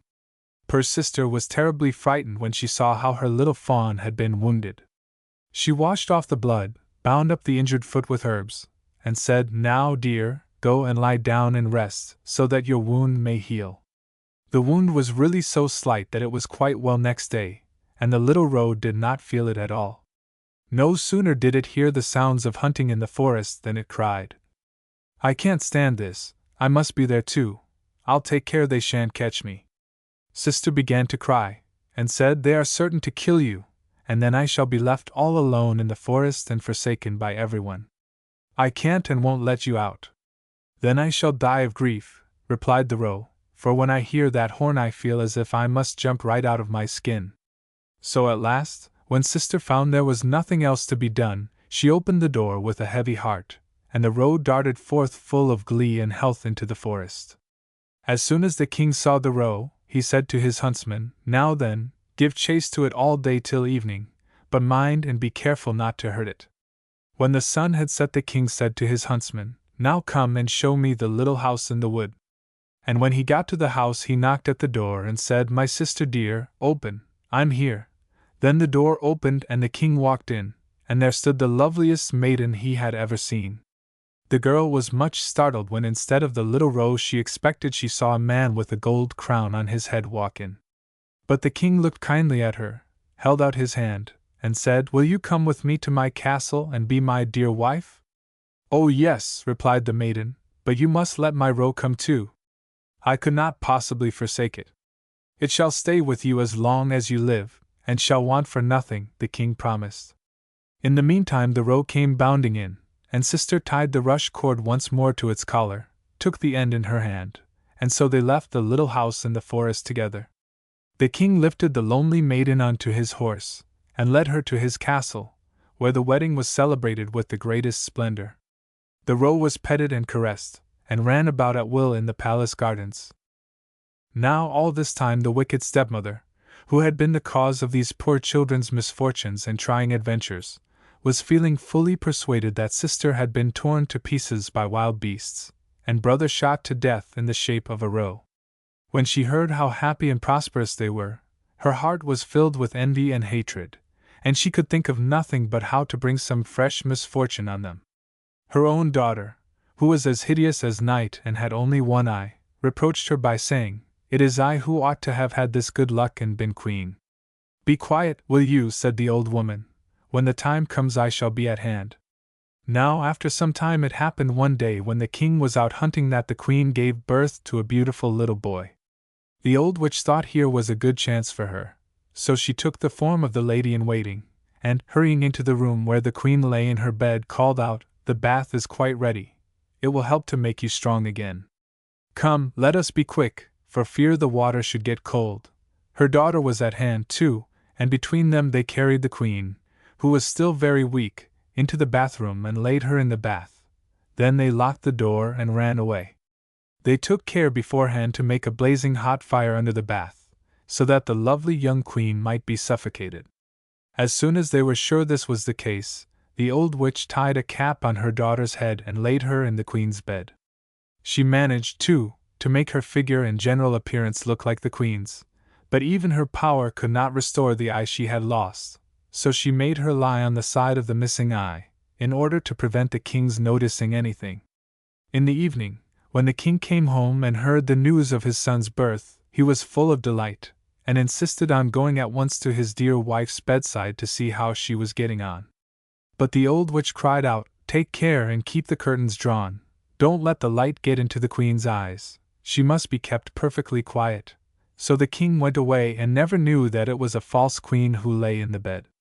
When midnight came and everyone in the palace was sound asleep, the nurse who alone watched by the baby's cradle in the nursery saw the door open gently, and who should come in but the real queen. She lifted the child from its cradle, laid it on her arm, and nursed it for some time. Then she carefully shook up the pillows of the little bed, laid the baby down, and tucked the coverlet in all round him. She did not forget the little roe either, but went to the corner where it lay, and gently stroked its back. Then she silently left the room, and next morning when the nurse asked the sentries if they had seen any one go into the castle that night, they all said, "No, we saw no one at all." For many nights the queen came in the same way, but she never spoke a word, and the nurse was too frightened to say anything about her visits. After some little time had elapsed, the queen spoke one night, and said. The nurse made no answer, but as soon as the queen had disappeared she went to the king and told him all. The king exclaimed, "Good heavens! What do you say? I will watch myself tonight by the child's bed." When the evening came he went to the nursery, and at midnight the queen appeared and said. And she nursed and petted the child as usual before she disappeared. The king dared not trust himself to speak to her, but the following night he kept watch again. That night when the queen came she said. Then the king could restrain himself no longer, but sprang to her side and cried, "You can be no one but my dear wife." "Yes," said she, I am your dear wife," and in the same moment she was restored to life, and was as fresh and well and rosy as ever. Then she told the king all the cruel things the wicked witch and her daughter had done. The king had them both arrested at once and brought to trial, and they were condemned to death. The daughter was led into the forest, where the wild beasts tore her to pieces, and the old witch was burnt at the stake. As soon as she reduced to ashes, the spell was taken off the little roe, and he was restored to his natural shape once more, and so brother and sister lived happily ever after. Princess Rosette. Once upon a time there lived a king and queen who had 2 beautiful sons and 1 little daughter, who was so pretty that no one who saw her could help loving her. When it was time for the christening of the princess, the queen, as she always did, sent for all the fairies to be present at the ceremony, and afterwards invited them to a splendid banquet. When it was over, and they were preparing to go away, the queen said to them, "Do not forget your usual good custom. Tell me what is going to happen to Rosette." For that was the name they had given the princess. But the fairies said they had left their book of magic at home, and they would come another day and tell her. "Ah," said the queen, "I know very well what that means. You have nothing good to say, but at least I beg that you will not hide anything from me." So, after a great deal of persuasion, they said, "Madam, we fear that Rosette may be the cause of great misfortunes to her brothers. They may even meet with their death through her. That is all we have been able to foresee about your dear little daughter. We are very sorry to have nothing better to tell you." Then they went away, leaving the queen very sad, so sad that the king noticed it, and asked her what was the matter. The queen said that she had been sitting too near the fire, and had burnt all the flax that was upon her distaff. "Oh, is that all?" said the king, and he went up into the garret and brought her down more flax than she could spin in 100 years. But the queen still looked sad, and the king asked her again what was the matter. She answered that she had been walking by the river and had dropped one of her green satin slippers into the water. "Oh, if that's all," said the king, and he sent to all the shoemakers in his kingdom, and they very soon made the queen 10,000 green satin slippers, but still she looked sad. So the king asked her again what was the matter, and this time she answered that in eating her porridge too hastily she had swallowed her wedding ring. But it so happened that the king knew better, for he had the ring himself, and he said, "Oh, you are not telling me the truth, for I have your ring here in my purse." Then the queen was very much ashamed, and she saw that the king was vexed with her, so she told him all that the fairies had predicted about Rosette, and begged him to think how the misfortunes might be prevented. Then it was the king's turn to look sad, and at last he said, "I see no way of saving our sons except by having Rosette's head cut off while she is still little." But the queen cried that she would far rather have her own head cut off, and that he had better think of something else, for she would never consent to such a thing. So they thought and thought, but they could not tell what to do, until at last the queen heard that in a great forest near the castle there was an old hermit, who lived in a hollow tree, and that people came from far and near to consult him. So she said, "I had better go and ask his advice. Perhaps he will know what to do to prevent the misfortunes which the fairies foretold." She set out very early the next morning, mounted upon a pretty little white mule, which was shod with solid gold, and 2 of her ladies rode behind her on beautiful horses. When they reached the forest they dismounted, for the trees grew so thickly that the horses could not pass, and made their way on foot to the hollow tree where the hermit lived. At first when he saw them coming he was vexed, for he was not fond of ladies.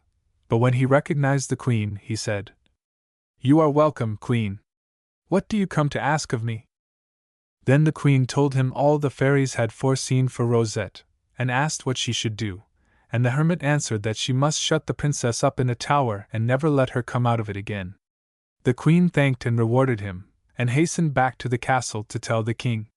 When he heard the news he had a great tower built as quickly as possible, and there the princess was shut up, and the king and queen and her 2 brothers went to see her every day that she might not be dull.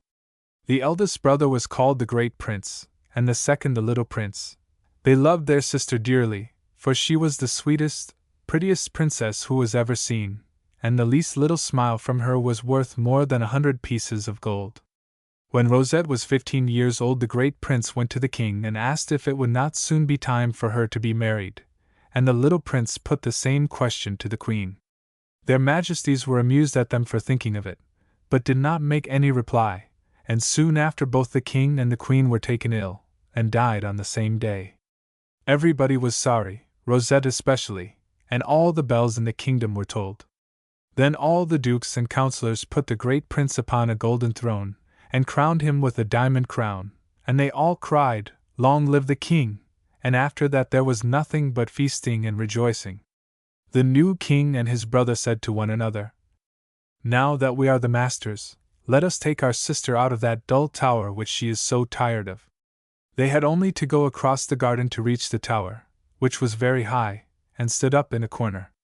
Rosette was busy at her embroidery, but when she saw her brothers she got up, and taking the king's hand cried, "Good morning, dear brother. Now that you are king, please take me out of this dull tower, for I am so tired of it." Then she began to cry, but the king kissed her and told her to dry her tears, as that was just what they had come for, to take her out of the tower and bring her to their beautiful castle, and the prince showed her the pocket full of sugar plums he had brought for her, and said, "Make haste, and let us get away from this ugly tower, and very soon the king will arrange a grand marriage for you." When Rosette saw the beautiful garden, full of fruit and flowers, with green grass and sparkling fountains, she was so astonished that not a word could she say, for she had never in her life seen anything like it before. She looked about her, and ran hither and thither gathering fruit and flowers, and her little dog Frisk, who was bright green all over, and had but one ear, danced before her, crying bow wow wow, and turning head over heels in the most enchanting way. Everybody was amused at Frisk's antics, but all of a sudden he ran away into a little wood, and the princess was following him, when, to her great delight, she saw a peacock, who was spreading his tail in the sunshine. Rosette thought she had never seen anything so pretty. She could not take her eyes off him, and there she stood entranced until the king and the prince came up and asked what was amusing her so much. She showed them the peacock, and asked what it was, and they answered that it was a bird which people sometimes ate. "What," said the princess, "do they dare to kill that beautiful creature and eat it? I declare that I will never marry anyone but the king of the peacocks, and when I am queen I will take very good care that nobody eats any of my subjects." At this the king was very much astonished. "But, little sister," said he, "where shall we find the king of the peacocks?" "Oh, wherever you like, sire," she answered, "but I will never marry any one else."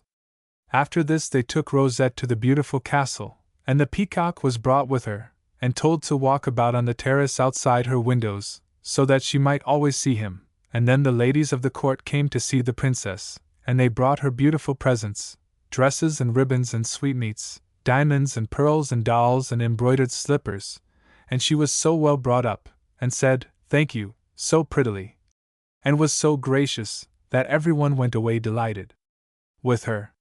Meanwhile the king and the prince were considering how they should find the king of the peacocks, if there was such a person in the world. And first of all they had a portrait made of the princess, which was so like her that you really would not have been surprised if it had spoken to you. Then they said to her, "Since you will not marry anyone but the king of the peacocks, we are going out together into the wide world to search for him. If we find him for you we shall be very glad. In the meantime, mind you take good care of our kingdom." Rosette thanked them for all the trouble they were taking on her account, and promised to take great care of the kingdom, and only to amuse herself by looking at the peacock, and making Frisk dance while they were away. So they set out, and asked everyone they met, "Do you know the king of the peacocks?" But the answer was always, "No, no." Then they went on, so far that no one has ever been farther, and at last they came to the kingdom of the cockchafers. They had never before seen such a number of cockchafers, and the buzzing was so loud that the king was afraid he should be deafened by it. He asked the most distinguished-looking cockchafer they met if he knew where they could find the king of the peacocks. "Sire," replied the cockchafer, "his kingdom is 30,000 leagues from this. You have come the longest way." "And how do you know that?" said the king. "Oh," said the cockchafer, "we all know you very well, since we spend 2 or 3 months in your garden every year." Thereupon the king and the prince made great friends with him, and they all walked arm in arm and dined together, and afterwards the cockchafer showed them all the curiosities of his strange country, where the tiniest green leaf costs a gold piece and more. Then they set out again to finish their journey, and this time, as they knew the way, they were not long upon the road. It was easy to guess that they had come to the right place, for they saw peacocks in every tree, and their cries could be heard a long way off. When they reached the city, they found it full of men and women who were dressed entirely in peacock's feathers, which were evidently thought prettier than anything else. They soon met the king, who was driving about in a beautiful little golden carriage which glittered with diamonds, and was drawn at full speed by 12 peacocks. The king and the prince were delighted to see that the king of the peacocks was as handsome as possible. He had curly golden hair and was very pale, and he wore a crown of peacock's feathers. When he saw Rosette's brothers, he knew at once that they were strangers, and stopping his carriage, he sent for them to speak to him. When they had greeted him, they said, "Sire, we have come from very far away to show you a beautiful portrait." So saying, they drew from their traveling bag the picture of Rosette. The king looked at it in silence a long time, but at last he said, "I could not have believed that there was such a beautiful princess in the world." "Indeed, she is really 100 times as pretty as that," said her brothers. "I think you must be making fun of me," replied the king of the peacocks. "Sire," said the prince, "my brother is a king, like yourself." "He is called the king." "I am called the prince. And that is the portrait of our sister, the Princess Rosette. We have come to ask if you would like to marry her. She is as good as she is beautiful, and we will give her a bushel of gold pieces for her dowry." "Oh, with all my heart," replied the king, "and I will make her very happy. She shall have whatever she likes, and I shall love her dearly. Only I warn you that if she is not as pretty as you have told me, I will have your heads cut off." "Oh, certainly, we quite agree to that," said the brothers in one breath. "Very well. Off with you into prison, and stay there until the princess arrives," said the king of the peacocks. And the princes were so sure that Rosette was far prettier than her portrait that they went without a murmur. They were very kindly treated, and that they might not feel dull, the king came often to see them. As for Rosette's portrait, that was taken up to the palace, and the king did nothing but gaze at it all day and all night. As the king and the prince had to stay in prison, they sent a letter to the princess telling her to pack up all her treasures as quickly as possible, and come to them, as the king of the peacocks was waiting to marry her. But they did not say that they were in prison, for fear of making her uneasy. When Rosette received the letter, she was so delighted that she ran about telling everyone that the king of the peacocks was found, and she was going to marry him. Guns were fired, and fireworks let off. Everyone had as many cakes and sweetmeats as he wanted. And for 3 days everybody who came to see the princess was presented with a slice of bread and jam, a nightingale's egg, and some hippocras. After having thus entertained her friends, she distributed her dolls among them, and left her brother's kingdom to the care of the wisest old men of the city, telling them to take charge of everything, not to spend any money, but save it all up until the king should return, and above all, not to forget to feed her peacock. Then she set out, only taking with her nurse, and the nurse's daughter, and the little green dog Frisk. They took a boat and put out to sea, carrying with them the bushel of gold pieces, and enough dresses to last the princess 10 years if she wore 2 every day, and they did nothing but laugh and sing. The nurse asked the boatman, Can you take us to the kingdom of the peacocks?" But he answered, "Oh no! Oh no!" Then she said, you must take us. And he answered, very soon, very soon." Then the nurse said, Will you take us? And the boatman answered, Yes, yes. Then she whispered in his ear, Do you want to make your fortune? And he said, Certainly I do. I can tell you how to get a bag of gold, said she. I ask nothing better, said the boatman. Well, said the nurse, tonight, when the princess is asleep, you must help me to throw her into the sea, and when she is drowned I will put her beautiful clothes upon my daughter, and we will take her to the king of the peacocks, who will be only too glad to marry her, and as your reward you shall have your boat full of diamonds. The boatman was very much surprised at this proposal, and said, "But what a pity to drown such a pretty princess!" However, at last the nurse persuaded him to help her, and when the night came and the princess was fast asleep as usual, with Frisk curled up on his own cushion at the foot of her bed, the wicked nurse fetched the boatman and her daughter, and between them they picked up the princess, feather bed, mattress, pillows, blankets and all, and threw her into the sea, without even waking her. Now, luckily, the princess's bed was entirely stuffed with phoenix feathers, which are very rare, and have the property of always floating upon water, so Rosette went on swimming about as if she had been in a boat. After a little while she began to feel very cold, and turned round so often that she woke Frisk, who started up, and, having a very good nose, smelt the soles and herrings so close to him that he began to bark. He barked so long and so loud that he woke all the other fish, who came swimming up round the princess's bed, and poking at it with their great heads. As for her, she said to herself, "How our boat does rock upon the water! I am really glad that I am not often as uncomfortable as I have been tonight." The wicked nurse and the boatman, who were by this time quite a long way off, heard Frisk barking, and said to each other, "That horrid little animal and his mistress are drinking our health in sea water now. Let us make haste to land, for we must be quite near the city of the King of the Peacocks." The king had sent 100 carriages to meet them, drawn by every kind of strange animal. There were lions, bears, wolves, stags, horses, buffaloes, eagles, and peacocks. The carriage intended for the Princess Rosette had 6 blue monkeys, which could turn somersaults, and dance on a tight rope, and do many other charming tricks. Their harness was all of crimson velvet with gold buckles, and behind the carriage walked 60 beautiful ladies chosen by the king to wait upon Rosette and amuse her. The nurse had taken all the pains imaginable to deck out her daughter. She put on her Rosette's prettiest frock, and covered her with diamonds from head to foot. But she was so ugly that nothing could make her look nice, and what was worse, she was sulky and ill-tempered, and did nothing but grumble all the time. When she stepped from the boat, and the escort sent by the King of the Peacocks caught sight of her, they were so surprised that they could not say a single word. "Now then, look alive," cried the false princess. "If you don't bring me something to eat, I will have all your heads cut off." Then they whispered one to another, "Here's a pretty state of things. She is as wicked as she is ugly. What a bride for our poor king! She certainly was not worth bringing from the other end of the world." But she went on ordering them all about, and for no fault at all would give slaps and pinches to everyone she could reach. As the procession was so long it advanced but slowly, and the nurse's daughter sat up in her carriage trying to look like a queen. But the peacocks, who were sitting upon every tree waiting to salute her, and who had made up their minds to cry, "Long live our beautiful queen," when they caught sight of the false bride could not help crying instead, "Oh, how ugly she is!"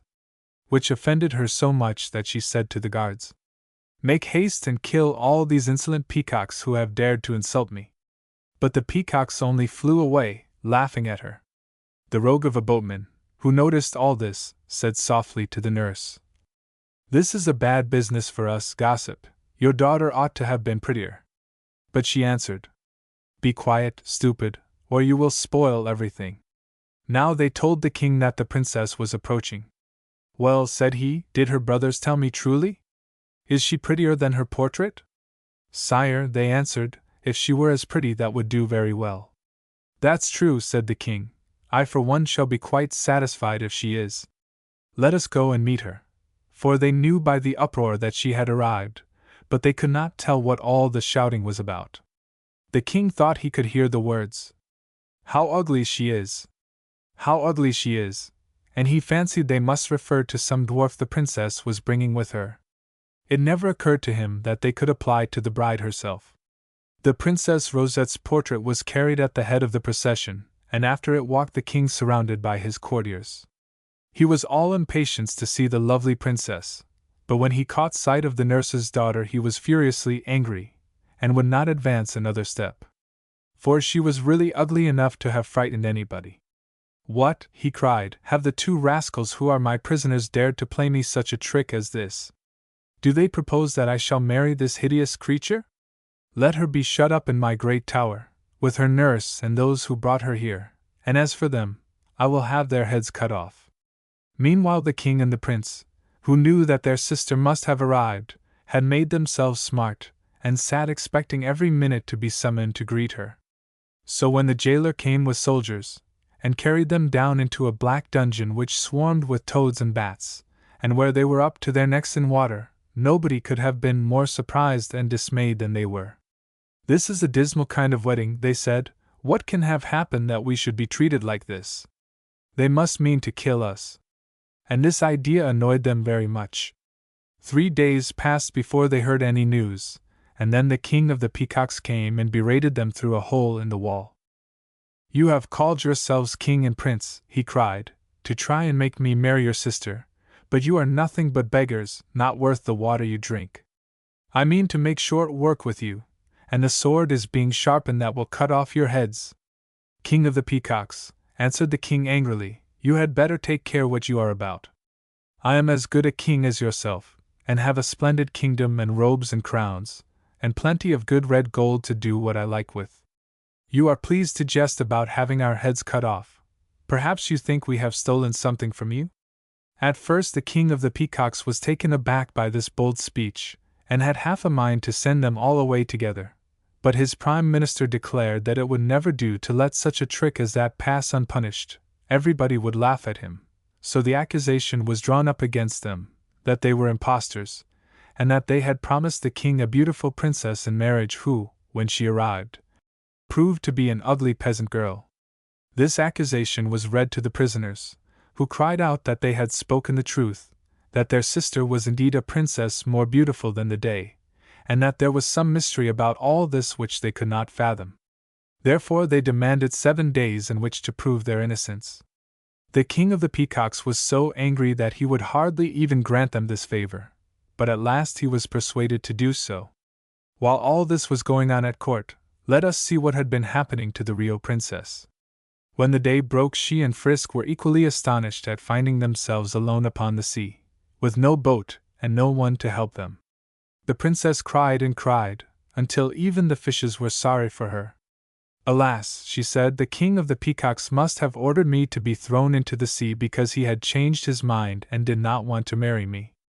But how strange of him, when I should have loved him so much, and we should have been so happy together." And then she cried harder than ever, for she could not help still loving him.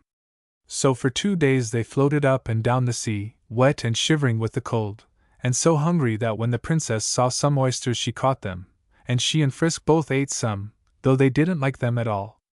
When night came, the princess was so frightened that she said to Frisk, "Oh, do please keep on barking for fear the sols should come and eat us up." Now it happened that they had floated close into the shore, where a poor old man lived all alone in a little cottage.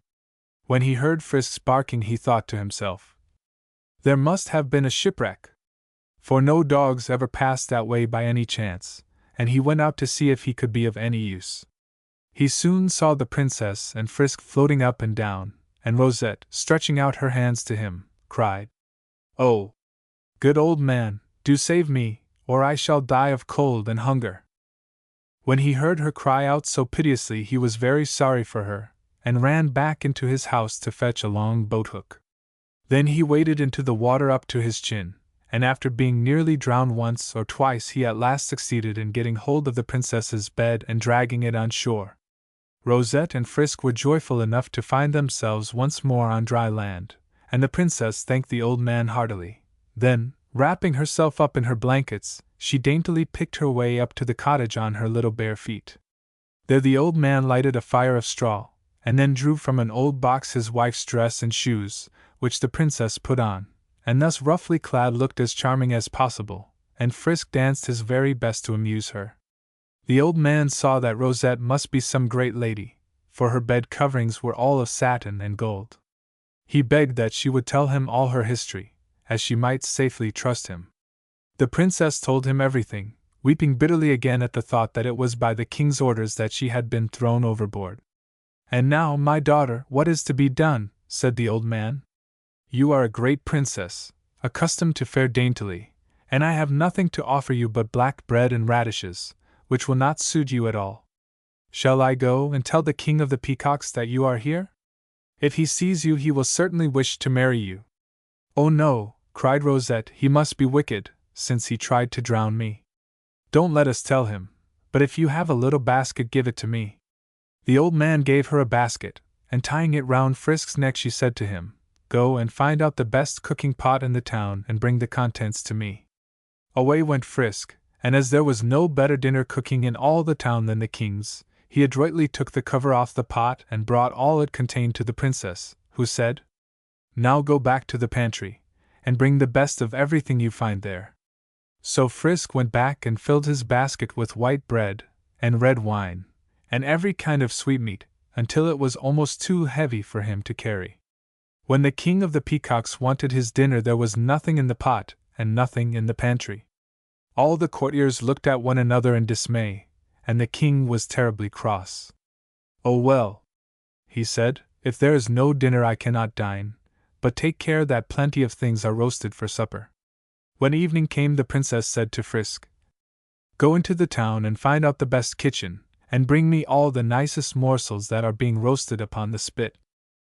Frisk did as he was told, and as he knew of no better kitchen than the king's, he went in softly, and when the cook's back was turned, took everything that was upon the spit. As it happened, it was all done to a turn, and looked so good that it made him hungry only to see it. He carried his basket to the princess, who at once sent him back to the pantry to bring all the tarts and sugar plums that had been prepared for the king's supper.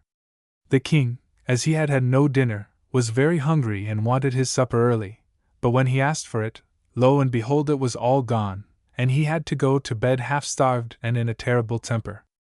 The next day the same thing happened, and the next, so that for 3 days the king got nothing at all to eat, because just when the dinner or the supper was ready to be served, it mysteriously disappeared. At last the prime minister began to be afraid that the king would be starved to death, so he resolved to hide himself in some dark corner of the kitchen, and never take his eyes off the cooking pot.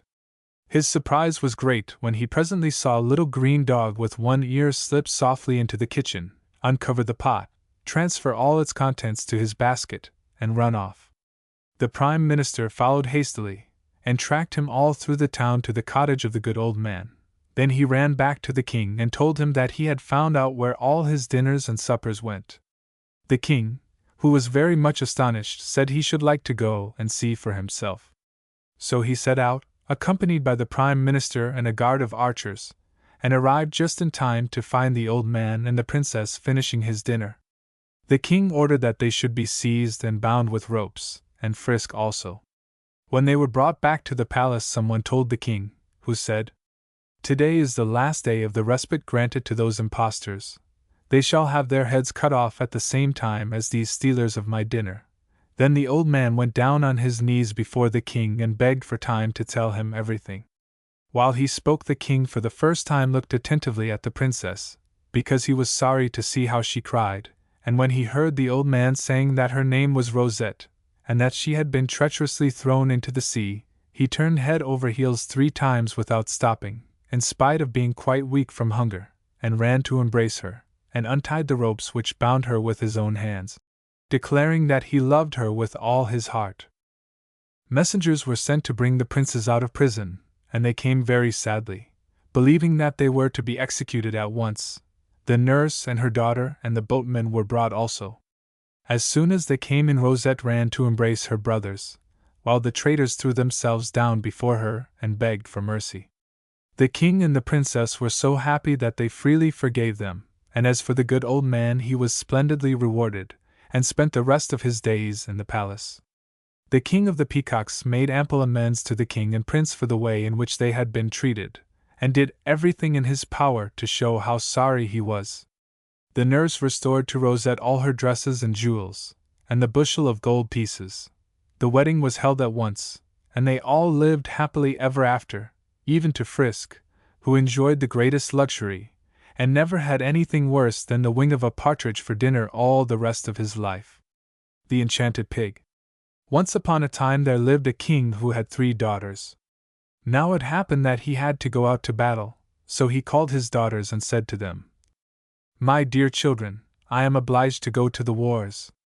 The enemy is approaching us with a large army. It is a great grief to me to leave you all. During my absence, take care of yourselves and be good girls.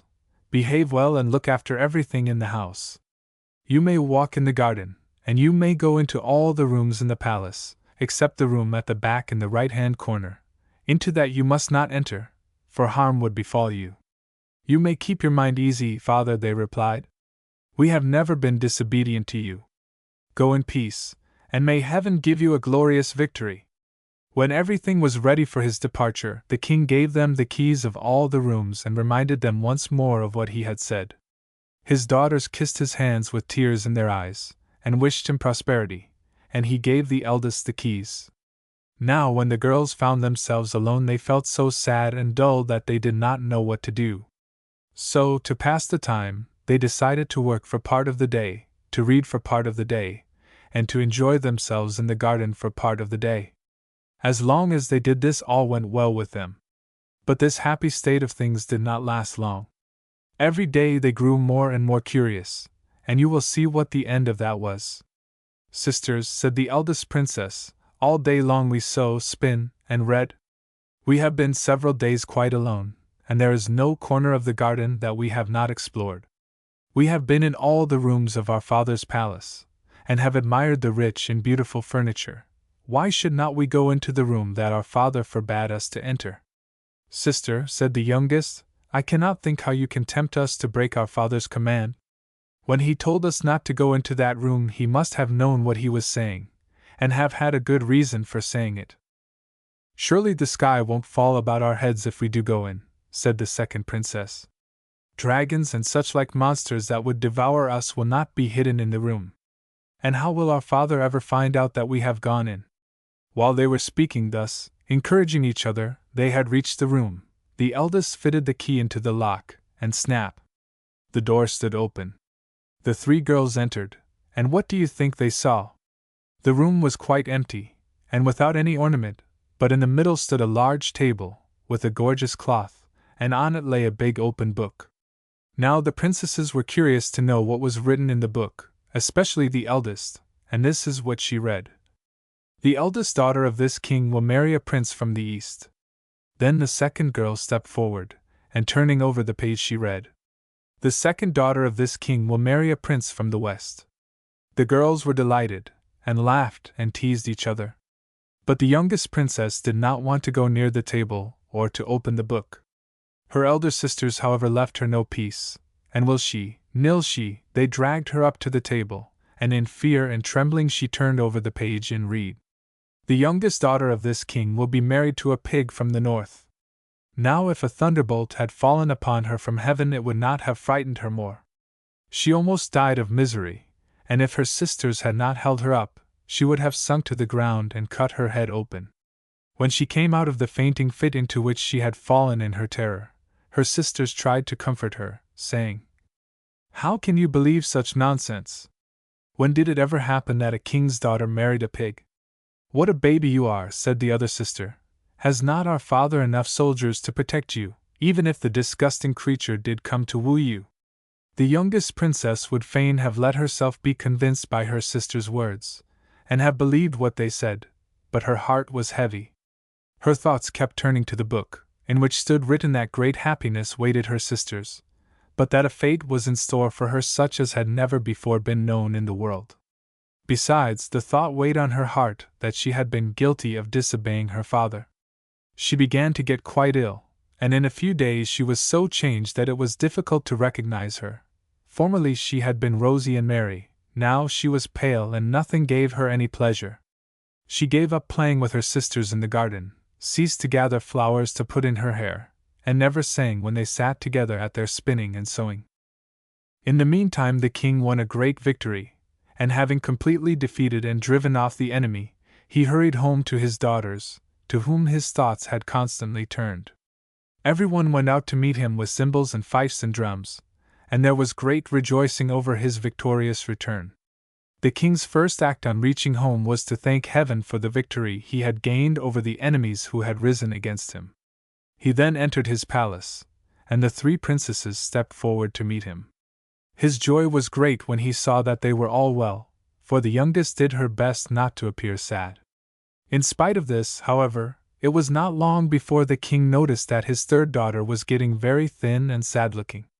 And all of a sudden he felt as if a hot iron were entering his soul, for it flashed through his mind that she had disobeyed his word. He felt sure he was right, but to be quite certain he called his daughters to him, questioned them, and ordered them to speak the truth. They confessed everything, but took good care not to say which had led the other two into temptation. The king was so distressed when he heard it that he was almost overcome by grief. But he took heart and tried to comfort his daughters, who looked frightened to death.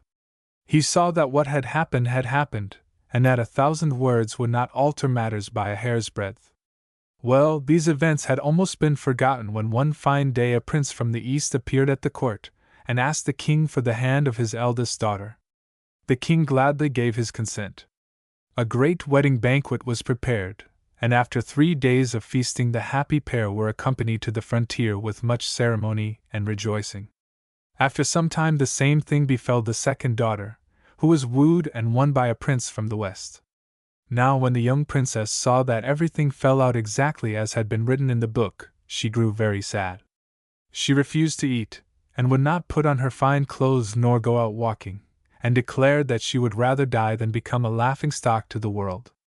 But the king would not allow her to do anything so wrong, and he comforted her in all possible ways. So the time passed, till lo and behold! One fine day an enormous pig from the north walked into the palace, and going straight up to the king said, "Hail, O king! May your life be as prosperous and bright as sunrise on a clear day." "I am glad to see you well, friend," answered the king, "but what wind has brought you hither?" "I come a-wooing," replied the pig. Now the king was astonished to hear so fine a speech from a pig, and at once it occurred to him that something strange was the matter. He would gladly have turned the pig's thoughts in another direction, as he did not wish to give him the princess for a wife. But when he heard that the court and the whole street were full of all the pigs in the world, he saw that there was no escape, and that he must give his consent. The pig was not satisfied with mere promises, but insisted that the wedding should take place within a week, and would not go away till the king had sworn a royal oath upon it. The king then sent for his daughter, and advised her to submit to fate, as there was nothing else to be done. And he added, "My child, the words and whole behavior of this pig are quite unlike those of other pigs. I do not myself believe that he always was a pig. Depend upon it, some magic or witchcraft has been at work. Obey him, and do everything that he wishes, and I feel sure that heaven will shortly send you release." "If you wish me to do this, dear father, I will do it," replied the girl. In the meantime the wedding day drew near. After the marriage, the pig and his bride set out for his home in one of the royal carriages. On the way they passed a great bog, and the pig ordered the carriage to stop, and got out and rolled about in the mire till he was covered with mud from head to foot. Then he got back into the carriage and told his wife to kiss him. What was the poor girl to do? She bethought herself of her father's words, and pulling out her pocket handkerchief, she gently wiped the pig's snout and kissed it. By the time they reached the pig's dwelling, which stood in a thick wood, it was quite dark. They sat down quietly for a little, as they were tired after their drive. Then they had supper together, and lay down to rest. During the night the princess noticed that the pig had changed into a man. She was not a little surprised, but remembering her father's words, she took courage, determined to wait and see what would happen. And now she noticed that every night the pig became a man, and every morning he was changed into a pig before she awoke. This happened several nights running, and the princess could not understand it at all. Clearly her husband must be bewitched. In time she grew quite fond of him, he was so kind and gentle. One fine day as she was sitting alone she saw an old witch go past. She felt quite excited, as it was so long since she had seen a human being, and she called out to the old woman to come and talk to her. Among other things the witch told her that she understood all magic arts, and that she could foretell the future, and knew the healing powers of herbs and plants. "I shall be grateful to you all my life, old dame," said the princess, "if you will tell me what is the matter with my husband. Why is he a pig by day and a human being by night?" "I was just going to tell you that one thing, my dear," to show you what a good fortune teller I am. If you like, I will give you a herb to break the spell. If you will only give it to me, said the princess, I will give you anything you choose to ask for I cannot bear to see him in this state. Here, then, my dear child, said the witch, take this thread, but do not let him know about it, for if he did it would lose its healing power. At night, when he is asleep, you must get up very quietly, and fasten the thread round his left foot as firmly as possible, and you will see in the morning he will not have changed back into a pig, but will still be a man. I do not want any reward. I shall be sufficiently repaid by knowing that you are happy. It almost breaks my heart to think of all you have suffered, and I only wish I had known it sooner, as I should have come to your rescue at once. When the old witch had gone away, the princess hid the thread very carefully, and at night she got up quietly, and with a beating heart she bound the thread round her husband's foot. Just as she was pulling the knot tight, there was a crack, and the thread broke, for it was rotten. Her husband awoke with a start, and said to her, Unhappy woman, what have you done?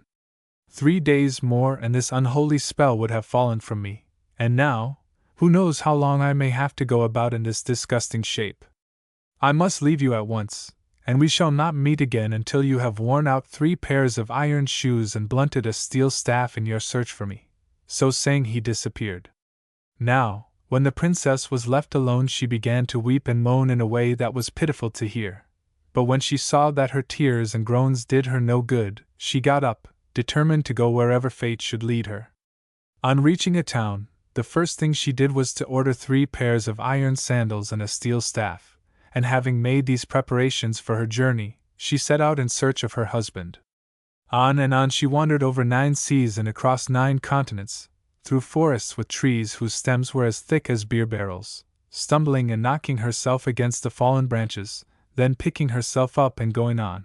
The boughs of the trees hit her face, and the shrubs tore her hands, but on she went, and never looked back. At last, wearied with her long journey and worn out and overcome with sorrow, but still with hope at her heart, she reached a house. Now who do you think lived there? The moon. The princess knocked at the door, and begged to be let in that she might rest a little. The mother of the moon, when she saw her sad plight, felt a great pity for her, and took her in and nursed and tended her. And while she was here, the princess had a little baby. One day the mother of the moon asked her, How was it possible for you, a mortal, to get hither to the house of the moon? Then the poor princess told her all that happened to her, and added, I shall always be thankful to heaven for leading me hither, and grateful to you that you took pity on me and on my baby, and did not leave us to die. Now I beg one last favor of you. Can your daughter, the moon, tell me where my husband is? She cannot tell you that, my child, replied the goddess, but if you will travel towards the east until you reach the dwelling of the sun, he may be able to tell you something. Then she gave the princess a roast chicken to eat, and warned her to be very careful not to lose any of the bones, because they might be of great use to her. When the princess had thanked her once more for her hospitality and for her good advice, and had thrown away 1 pair of shoes that were worn out, and had put on a 2nd pair, she tied up the chicken bones in a bundle, and taking her baby in her arms and her staff in her hand, she set out once more on her wanderings. On and on she went across bare sandy deserts, where the roads were so heavy that for every 2 steps that she took forward she fell back 1. But she struggled on till she had passed these dreary plains. Next she crossed high rocky mountains, jumping from crag to crag and from peak to peak. Sometimes she would rest for a little on a mountain, and then start afresh, always farther and farther on. She had to cross swamps and to scale mountain peaks covered with flints, so that her feet and knees and elbows were all torn and bleeding, and sometimes she came to a precipice across which she could not jump, and she had to crawl round on hands and knees, helping herself along with her staff. At length, wearied to death, she reached the palace in which the sun lived. She knocked and begged for admission. The mother of the sun opened the door, and was astonished at beholding a mortal from the distant earthly shores, and wept with pity when she heard of all she had suffered. Then, having promised to ask her son about the princess's husband, she hid her in the cellar, so that the sun might notice nothing on his return home, for he was always in a bad temper when he came in at night. The next day the princess feared that things would not go well with her, for the son had noticed that someone from the other world had been in the palace. But his mother had soothed him with soft words, assuring him that this was not so. So the princess took heart when she saw how kindly she was treated, and asked, "But how in the world is it possible for the sun to be angry? He is so beautiful and so good to mortals." "This is how it happens," replied the sun's mother. "In the morning when he stands at the gates of paradise he is happy, and smiles on the whole world, but during the day he gets cross, because he sees all the evil deeds of men, and that is why his heat becomes so scorching. But in the evening he is both sad and angry, for he stands at the gates of death. That is his usual course. From there he comes back here." She then told the princess that she had asked about her husband, but that her son had replied that he knew nothing about him, and that her only hope was to go and inquire of the wind. Before the princess left, the mother of the sun gave her a roast chicken to eat, and advised her to take great care of the bones, which she did, wrapping them up in a bundle. She then threw away her second pair of shoes, which were quite worn out, and with her child on her arm and her staff in her hand, she set forth on her way to the wind. In these wanderings she met with even greater difficulties than before, for she came upon one mountain of flints after another, out of which tongues of fire would flame up. She passed through woods which had never been trodden by human foot, and had to cross fields of ice and avalanches of snow. The poor woman nearly died of these hardships, but she kept a brave heart, and at length she reached an enormous cave in the side of a mountain. This was where the wind lived. There was a little door in the railing in front of the cave, and here the princess knocked and begged for admission. The mother of the wind had pity on her and took her in, that she might rest a little. Here too she was hidden away, so that the wind might not notice her. The next morning the mother of the wind told her that her husband was living in a thick wood, so thick that no axe had been able to cut a way through it. Here he had built himself a sort of house by placing trunks of trees together, and fastening them with withes, and here he lived alone, shunning humankind. After the mother of the wind had given the princess a chicken to eat, and had warned her to take care of the bones, she advised her to go by the Milky Way, which at night lies across the sky, and to wander on till she reached her goal. Having thanked the old woman with tears in her eyes for her hospitality, and for the good news she had given her, the princess set out on her journey and rested neither night nor day, so great was her longing to see her husband again. On and on she walked until her last pair of shoes fell in pieces. So she threw them away and went on with bare feet, not heeding the bogs nor the thorns that wounded her, nor the stones that bruised her. At last she reached a beautiful green meadow on the edge of a wood. Her heart was cheered by the sight of the flowers and the soft cool grass, and she sat down and rested for a little. But hearing the birds chirping to their mates among the trees made her think with longing of her husband, and she wept bitterly, and taking her child in her arms, and her bundle of chicken bones on her shoulder, she entered the wood. For 3 days and 3 nights she struggled through it, but could find nothing. She was quite worn out with weariness and hunger, and even her staff was no further help to her, for in her many wanderings it had become quite blunted. She almost gave up in despair, but made one last great effort, and suddenly in a thicket she came upon the sort of house that the mother of the wind had described. It had no windows, and the door was up in the roof. Round the house she went, in search of steps, but could find none. What was she to do? How was she to get in? She thought, and tried in vain to climb up to the door. Then suddenly she bethought her of the chicken bones that she had dragged all that weary way, and she said to herself, "They would not all have told me to take such good care of these bones if they had not had some good reason for doing so. Perhaps now, in my hour of need, they may be of use to me." So she took the bones out of her bundle, and having thought for a moment, she placed the 2 ends together. To her surprise they stuck tight. Then she added the other bones, till she had 2 long poles the height of the house. These she placed against the wall, at a distance of a yard from one another. Across them she placed the other bones, piece by piece, like the steps of a ladder. As soon as one step was finished she stood upon it, and made the next one, and then the next, till she was close to the door. But just as she got near the top she noticed that there were no bones left for the last rung of the ladder. What was she to do? Without that last step the whole ladder was useless. She must have lost one of the bones. Then suddenly an idea came to her. Taking a knife, she chopped off her little finger, and placing it on the last step, it stuck as the bones had done. The ladder was complete, and with her child on her arm she entered the door of the house. Here she found everything in perfect order. Having taken some food, she laid the child down to sleep in a trough that was on the floor, and sat down herself to rest. When her husband, the pig, came back to his house, he was startled by what he saw. At first he could not believe his eyes, and stared at the ladder of bones, and at the little finger on the top of it. He felt that some fresh magic must be at work, and in his terror he almost turned away from the house. But then a better idea came to him, and he changed himself into a dove, so that no witchcraft could have power over him, and flew into the room without touching the ladder. Here he found a woman rocking a child.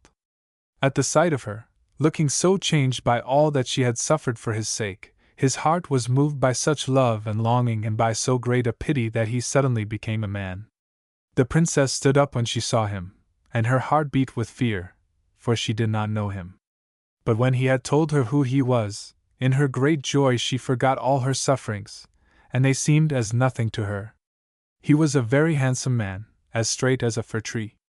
They sat down together, and she told him all her adventures, and he wept with pity at the tale.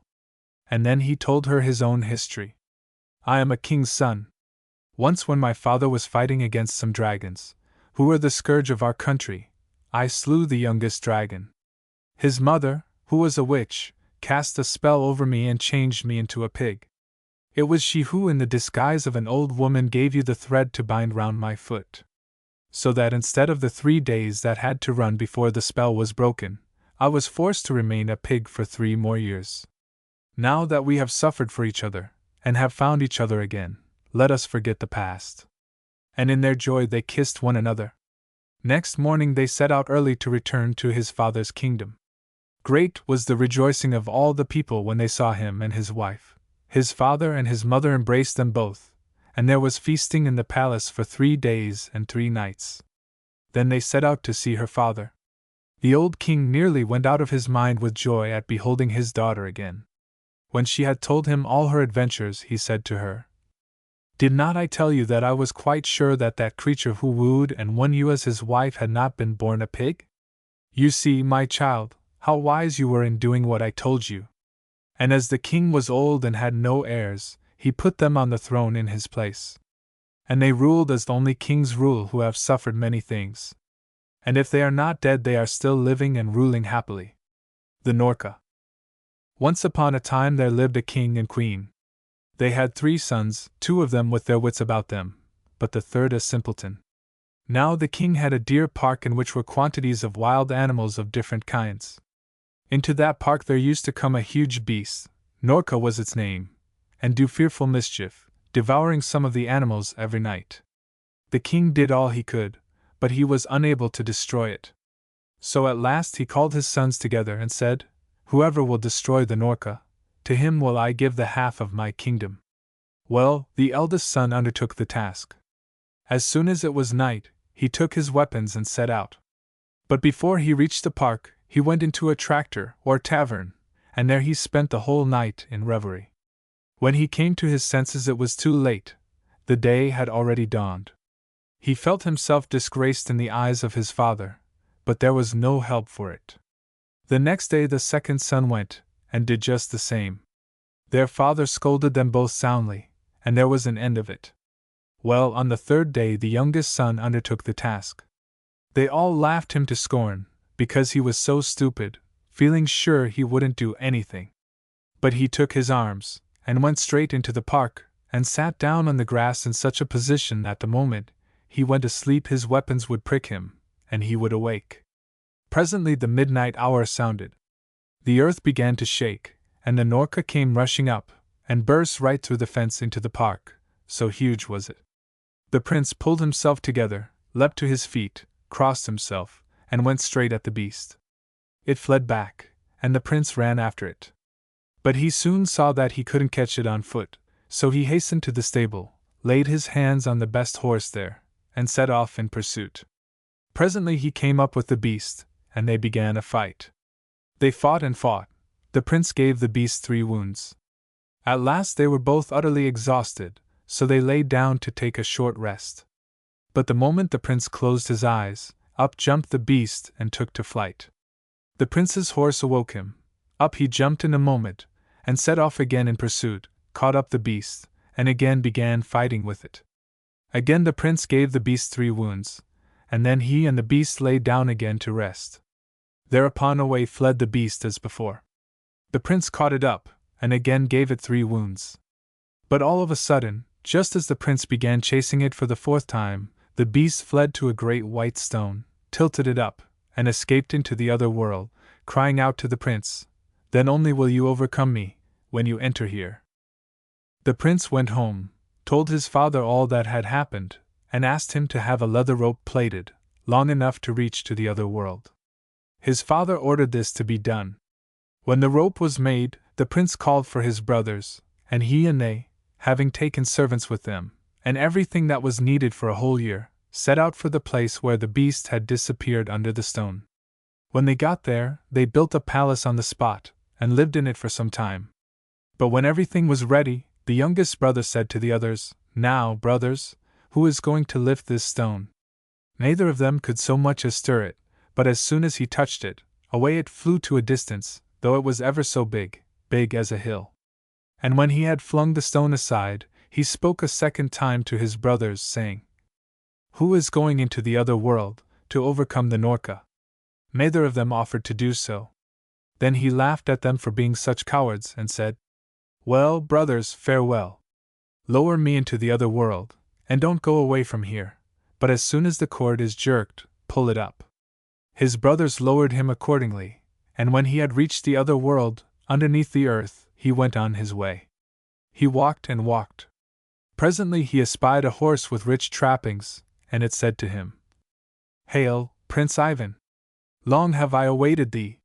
He mounted the horse and rode on, rode and rode, until he saw standing before him a palace made of copper. He entered the courtyard, tied up his horse, and went indoors. In one of the rooms a dinner was laid out. He sat down and dined, and then went into a bedroom. There he found a bed, on which he lay down to rest. Presently there came in a lady, more beautiful than can be imagined anywhere but in a fairy tale, who said, "Thou who art in my house, name thyself. If thou art an old man, thou shalt be my father, if a middle-aged man, my brother, but if a young man, thou shalt be my husband dear. And if thou art a woman, and an old one, thou shalt be my grandmother, if middle-aged, my mother, and if a girl, thou shalt be my own sister." Thereupon he came forth. And when she saw him she was delighted with him, and said, "Wherefore, O Prince Ivan, my husband dear shalt thou be, wherefore hast thou come hither?" Then he told her all that had happened, and she said, "That beast which thou wishest to overcome is my brother. He is staying just now with my second sister, who lives not far from here in a silver palace. I bound up 3 of the wounds which thou didst give him." Well, after this they drank, and enjoyed themselves, and held sweet converse together, and then the prince took leave of her, and went on to the second sister, the one who lived in the silver palace, and with her also he stayed a while. She told him that her brother Norka was then at her youngest sister's. So he went on to the youngest sister, who lived in a golden palace. She told him that her brother was at that time asleep on the blue sea, and she gave him a sword of steel and a draught of the water of strength, and she told him to cut off her brother's head at a single stroke. And when he had heard these things, he went his way. And when the prince came to the blue sea, he looked, there slept the Norka on a stone in the middle of the sea, and when it snored, the water was agitated for 7 miles around. The prince crossed himself, went up to it, and smote it on the head with his sword. The head jumped off, saying the while, "Well, I'm done for now," and rolled far away into the sea. After killing the beast, the prince went back again, picking up all the 3 sisters by the way, with the intention of taking them out into the upper world, for they all loved him and would not be separated from him. Each of them turned her palace into an egg, for they were all enchantresses, and they taught him how to turn the eggs into palaces, and back again, and they handed over the eggs to him. And then they all went to the place from which they had to be hoisted into the upper world. And when they came to where the rope was, the prince took hold of it and made the maidens fast to it. Then he jerked away at the rope, and his brothers began to haul it up. And when they had hauled it up, and had set eyes on the wondrous maidens, they went aside and said, "Let's lower the rope, pull our brother part of the way up, and then cut the rope. Perhaps he'll be killed, but then if he isn't, he'll never give us these beauties as wives." So when they had agreed on this, they lowered the rope. But their brother was no fool. He guessed what they were at, so he fastened the rope to a stone, and then gave it a pull. His brothers hoisted the stone to a great height, and then cut the rope. Down fell the stone and broke in pieces. The prince poured forth tears and went away. Well, he walked and walked. Presently a storm arose. The lightning flashed, the thunder roared, the rain fell in torrents. He went up to a tree in order to take shelter under it, and on that tree he saw some young birds which were being thoroughly drenched. So he took off his coat and covered them over with it, and he himself sat down under the tree. Presently there came flying a bird, such a big one that the light was blotted out by it. It had been dark there before, but now it became darker still. Now this was the mother of those small birds which the prince had covered up. And when the bird had come flying up, she perceived that her little ones were covered over, and she said, "Who has wrapped up my nestlings?" And presently, seeing the prince, she added, "Didst thou do that? Thanks. In return, ask of me anything thou desirest. I will do anything for thee." "Then carry me into the other world," he replied. "Make me a large vessel with a partition in the middle," she said. "Catch all sorts of game, and put them into one half of it, and into the other half pour water, so that there may be meat and drink for me." All this the prince did. Then the bird, having taken the vessel on her back, with the prince sitting in the middle of it, began to fly. And after flying some distance she brought him to his journey's end, took leave of him, and flew away back. But he went to the house of a certain tailor, and engaged himself as his servant. So much the worse for where was he, so thoroughly had he altered in appearance, that nobody would have suspected him of being a prince. Having entered into the service of this master, the prince began to ask what was going on in that country. And his master replied, "Our two princes, for the third one has disappeared, have brought away brides from the other world, and want to marry them, but those brides refuse. For they insist on having all their wedding clothes made for them first, exactly like those which they used to have in the other world, and that without being measured for them. The king has called all the workmen together, but not one of them will undertake to do it." The prince, having heard all this, said, "Go to the king, master, and tell him that you will provide everything that's in your line." "However can I undertake to make clothes of that sort? I work for quite common folks," says his master. "Go along, master. I will answer for everything," says the prince. So the tailor went. The king was delighted that at least one good workman had been found, and gave him as much money as ever he wanted. When his tailor had settled everything, he went home. And the prince said to him, "Now then, pray to God, and lie down to sleep. Tomorrow all will be ready." And the tailor followed his lad's advice, and went to bed. Midnight sounded. The prince arose, went out of the city into the fields, took out of his pocket the eggs which the maidens had given him, and, as they had taught him, turned them into 3 palaces. Into each of these he entered, took the maidens' robes, went out again, turned the palaces back into eggs, and went home. And when he got there he hung up the robes on the wall, and lay down to sleep. Early in the morning his master awoke, and behold, there hung such robes as he had never seen before, all shining with gold and silver and precious stones. He was delighted, and he seized them and carried them off to the king. When the princesses saw that the clothes were those which had been theirs in the other world, they guessed that Prince Ivan was in this world, so they exchanged glances with each other, but they held their peace. And the master, having handed over the clothes, went home, but he no longer found his dear journeyman there.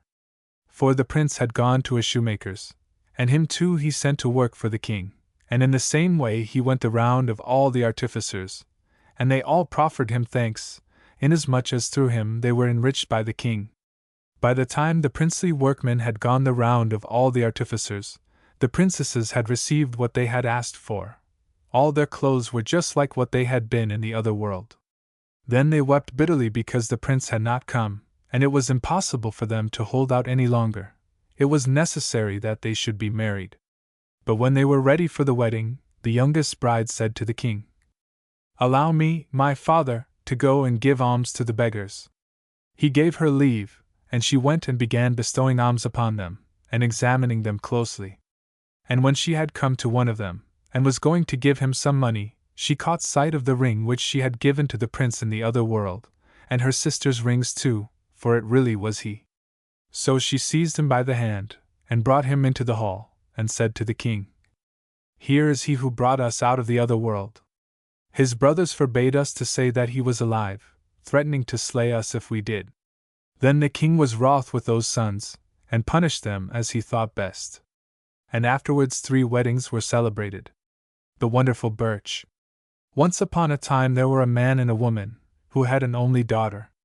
Now it happened that one of their sheep went astray, and they set out to look for it, and searched, each in a different part of the wood.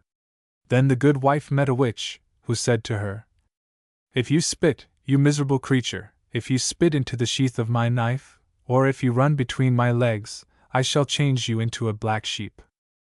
The woman neither spat, nor did she run between her legs, but yet the witch changed her into a sheep. Then she made herself look exactly like the woman, and called out to the good man, "Ho, old man, hello! I have found the sheep already." The man thought the witch was really his wife, and he did not know that his wife was the sheep, so he went home with her, glad at heart because his sheep was found. When they were safe at home, the witch said to the man, "Look here, old man, we must really kill that sheep lest it run away to the wood again." The man, who was a peaceable, quiet sort of fellow, made no objections, but simply said, "Good, let us do so." The daughter, however, had overheard their talk, and she ran to the flock and lamented aloud, "Oh, dear little mother, they are going to slaughter you." "Well, then, if they do slaughter me," was the black sheep's answer, "eat you neither the meat nor the broth that is made of me, but gather all my bones, and bury them by the edge of the field." Shortly after this they took the black sheep from the flock and slaughtered it. The witch made peas soup of it, and set it before the daughter. But the girl remembered her mother's warning. She did not touch the soup, but she carried the bones to the edge of the field and buried them there, and there sprang up on the spot a birch tree, a very lovely birch tree. Some time had passed away, who can tell how long they might have been living there, when the witch, to whom a child had been born in the meantime, began to take an ill will to the man's daughter, and to torment her in all sorts of ways. Now it happened that a great festival was to be held at the palace, and the king had commanded that all the people should be invited, and that this proclamation should be made. And so they drove into the king's feast all the outcasts, and the maimed, and the halt, and the blind. In the good man's house, too, preparations were made to go to the palace. The witch said to the man, "Go you on in front, old man, with our youngest. I will give the elder girl work to keep her from being dull in our absence." So the man took the child and set out. But the witch kindled a fire on the hearth, threw a pot full of barleycorns among the cinders, and said to the girl, "If you have not picked the barley out of the ashes, and put it all back in the pot before nightfall, I shall eat you up." Then she hastened after the others, and the poor girl stayed at home and wept. She tried to be sure to pick up the grains of barley, but she soon saw how useless her labor was, and so she went in her sore trouble to the birch tree on her mother's grave, and cried, because her mother lay dead beneath the sod and could help her no longer. In the midst of her grief she suddenly heard her mother's voice speak from the grave, and say to her, "Why do you weep, little daughter?" "The witch has scattered barleycorns on the hearth, and bid me pick them out of the ashes," said the girl. "That is why I weep, dear little mother." "Do not weep," said her mother consolingly. "Break off one of my branches, and strike the hearth with it crosswise, and all will be put right." The girl did so. She struck the hearth with the birchen branch, and lo! the barleycorns flew into the pot, and the hearth was clean. Then she went back to the birch tree and laid the branch upon the grave. Then her mother bade her bathe on one side of the stem, dry herself on another, and dress on the third. When the girl had done all that, she had grown so lovely that no one on earth could rival her. Splendid clothing was given to her, and a horse, with hair partly of gold, partly of silver, and partly of something more precious still. The girl sprang into the saddle, and rode as swift as an arrow to the palace. As she turned into the courtyard of the castle, the king's son came out to meet her, tied her steed to a pillar, and led her in. He never left her side as they passed through the castle rooms, and all the people gazed at her, and wondered who the lovely maiden was, and from what castle she came. But no one knew her, no one knew anything about her. At the banquet the prince invited her to sit next him in the place of honor, but the witch's daughter gnawed the bones under the table. The prince did not see her, and thinking it was a dog, he gave her such a push with his foot that her arm was broken. Are you not sorry for the witch's daughter? It was not her fault that her mother was a witch. Towards evening the good man's daughter thought it was time to go home, but as she went, her ring caught on the latch of the door, for the king's son had had it smeared with tar. She did not take time to pull it off, but hastily unfastening her horse from the pillar, she rode away beyond the castle walls as swift as an arrow. Arrived at home, she took off her clothes by the birch tree, left her horse standing there, and hastened to her place behind the stove. In a short time the man and the woman came home again too, and the witch said to the girl, "Ah, you poor thing, there you are to be sure! You don't know what fine times we have had at the palace. The king's son carried my daughter about, but the poor thing fell and broke her arm." The girl knew well how matters really stood, but she pretended to know nothing about it, and sat dumb behind the stove. The next day they were invited again to the king's banquet. "Hey, old man," said the witch, "get on your clothes as quick as you can, we are bidden to the feast. Take you the child, I will give the other one work, lest she weary." She kindled the fire, threw a potful of hemp seed among the ashes, and said to the girl, "If you do not get this sorted, and all the seed back into the pot, I shall kill you." The girl wept bitterly. Then she went to the birch tree, washed herself on one side of it, and dried herself on the other, and this time still finer clothes were given to her, and a very beautiful steed. She broke off a branch of the birch tree, struck the hearth with it, so that the seeds flew into the pot, and then hastened to the castle. Again the king's son came out to meet her, tied her horse to a pillar, and led her into the banqueting hall. At the feast the girl sat next him in the place of honor, as she had done the day before. But the witch's daughter gnawed bones under the table, and the prince gave her a push by mistake, which broke her leg. He had never noticed her crawling about among the people's feet. She was very unlucky. The good man's daughter hastened home again betimes, but the king's son had smeared the doorposts with tar, and the girl's golden circlet stuck to it. She had not time to look for it, but sprang to the saddle and rode like an arrow to the birch tree. There she left her horse and her fine clothes, and said to her mother, "I have lost my circlet at the castle. The doorpost was tarred, and it stuck fast." "And even had you lost 2 of them," answered her mother, "I would give you finer ones." Then the girl hastened home, and when her father came home from the feast with the witch, she was in her usual place behind the stove. Then the witch said to her, "You poor thing! What is there to see here compared with what we have seen at the palace? The king's son carried my daughter from one room to another. He let her fall, 'tis true, and my child's foot was broken." The man's daughter held her peace all the time, and busied herself about the hearth.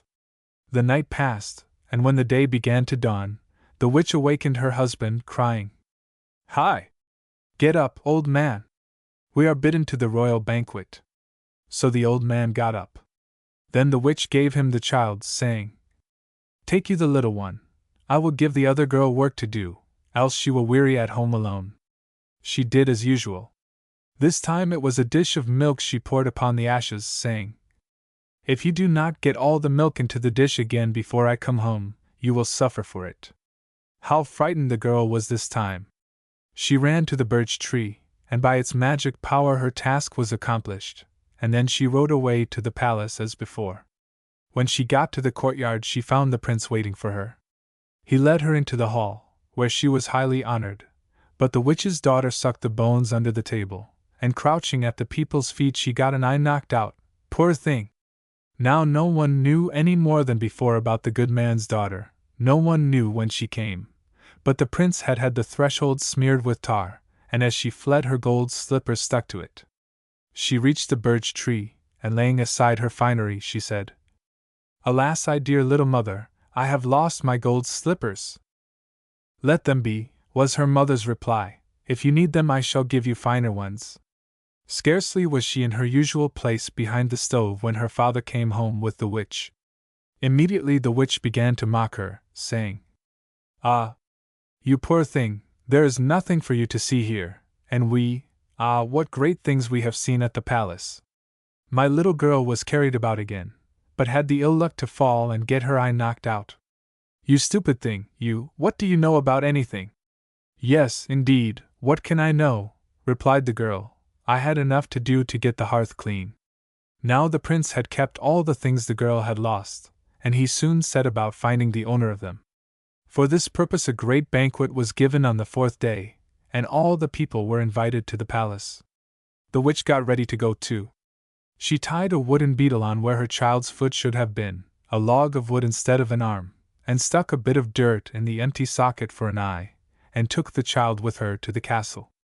When all the people were gathered together, the king's son stepped in among the crowd and cried, "The maiden whose finger this ring slips over, whose head this golden hoop encircles, and whose foot this shoe fits, shall be my bride." What a great trying on there was now among them all! The things would fit no one, however. "The cinder wench is not here," said the prince at last. "Go and fetch her, and let her try on the things."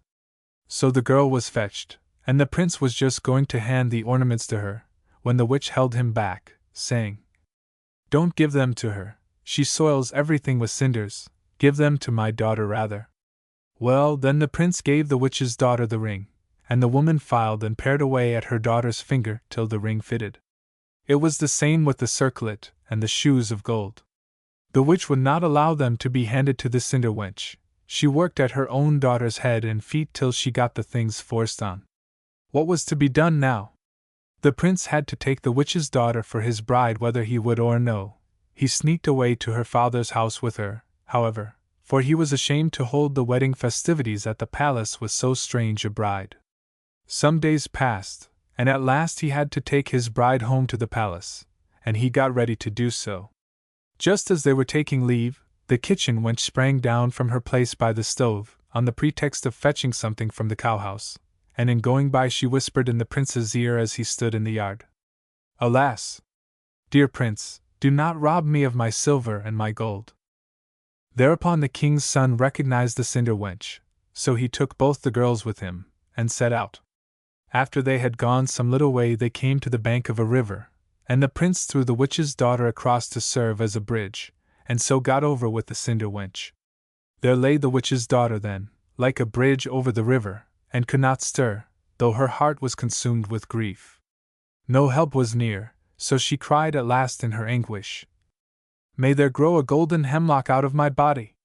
Perhaps my mother will know me by that token." Scarcely had she spoken when a golden hemlock sprang up from her, and stood upon the bridge. Now, as soon as the prince had got rid of the witch's daughter, he greeted the cinder wench as his bride, and they wandered together to the birch tree which grew upon the mother's grave. There they received all sorts of treasures and riches, 3 sacks full of gold, and as much silver, and a splendid steed, which bore them home to the palace. There they lived a long time together, and the young wife bore a son to the prince. Immediately word was brought to the witch that her daughter had borne a son, for they all believed the young king's wife to be the witch's daughter. So, said the witch to herself, "I had better away with my gift for the infant then." And so saying she set out. Thus it happened that she came to the bank of the river, and there she saw the beautiful golden hemlock growing in the middle of the bridge, and when she began to cut it down to take to her grandchild, she heard a voice moaning, "Alas! Dear mother, do not cut me so!"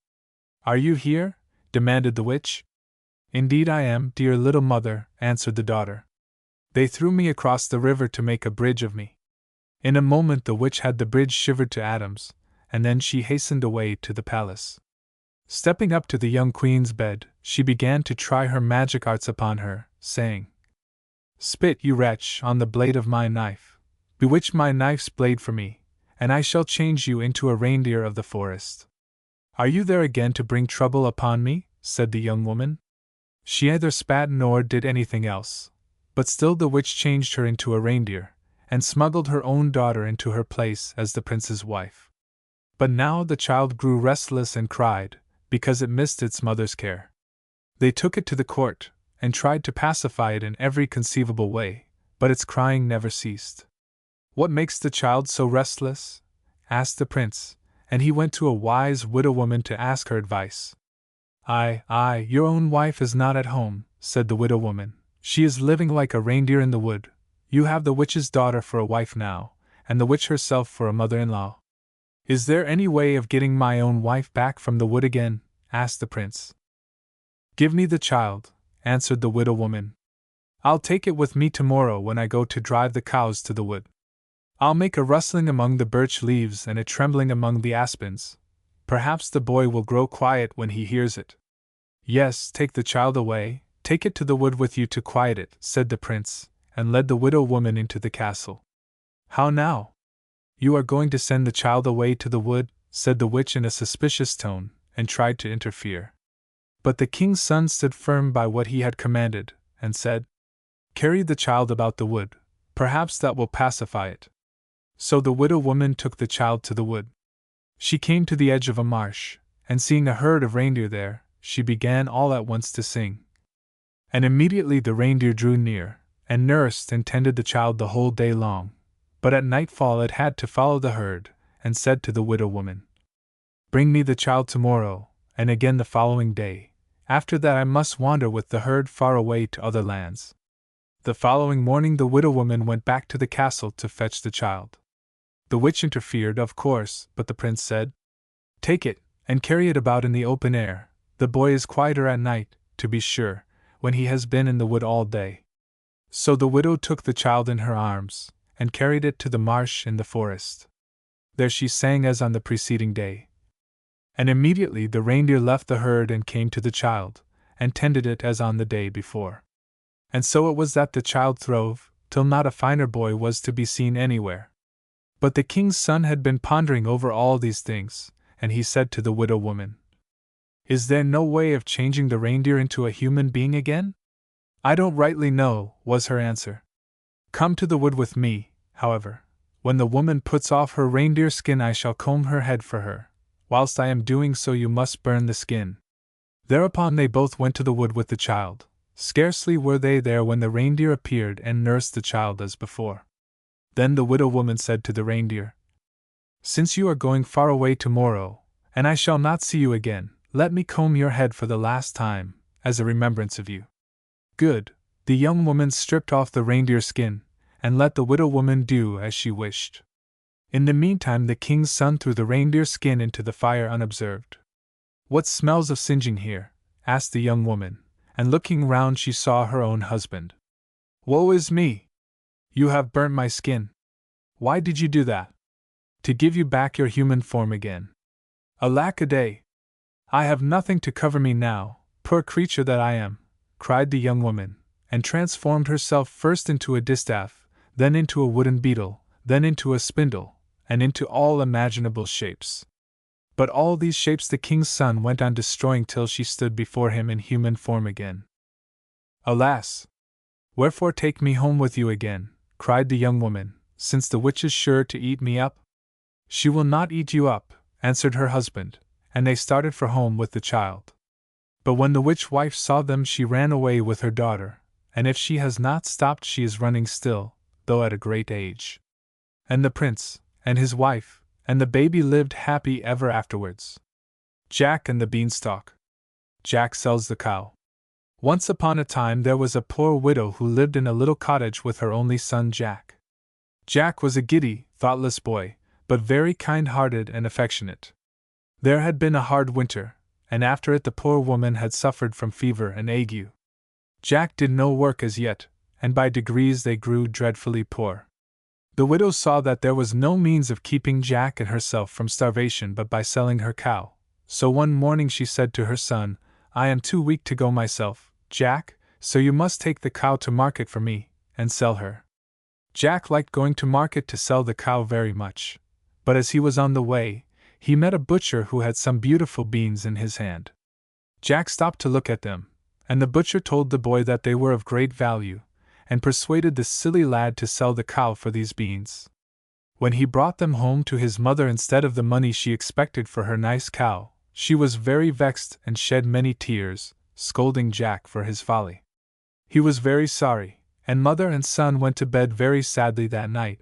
Their last hope seemed gone. At daybreak Jack rose and went out into the garden. At least, he thought, I will sow the wonderful beans. Mother says that they are just common scarlet runners, and nothing else, but I may as well sow them. So he took a piece of stick, and made some holes in the ground, and put in the beans.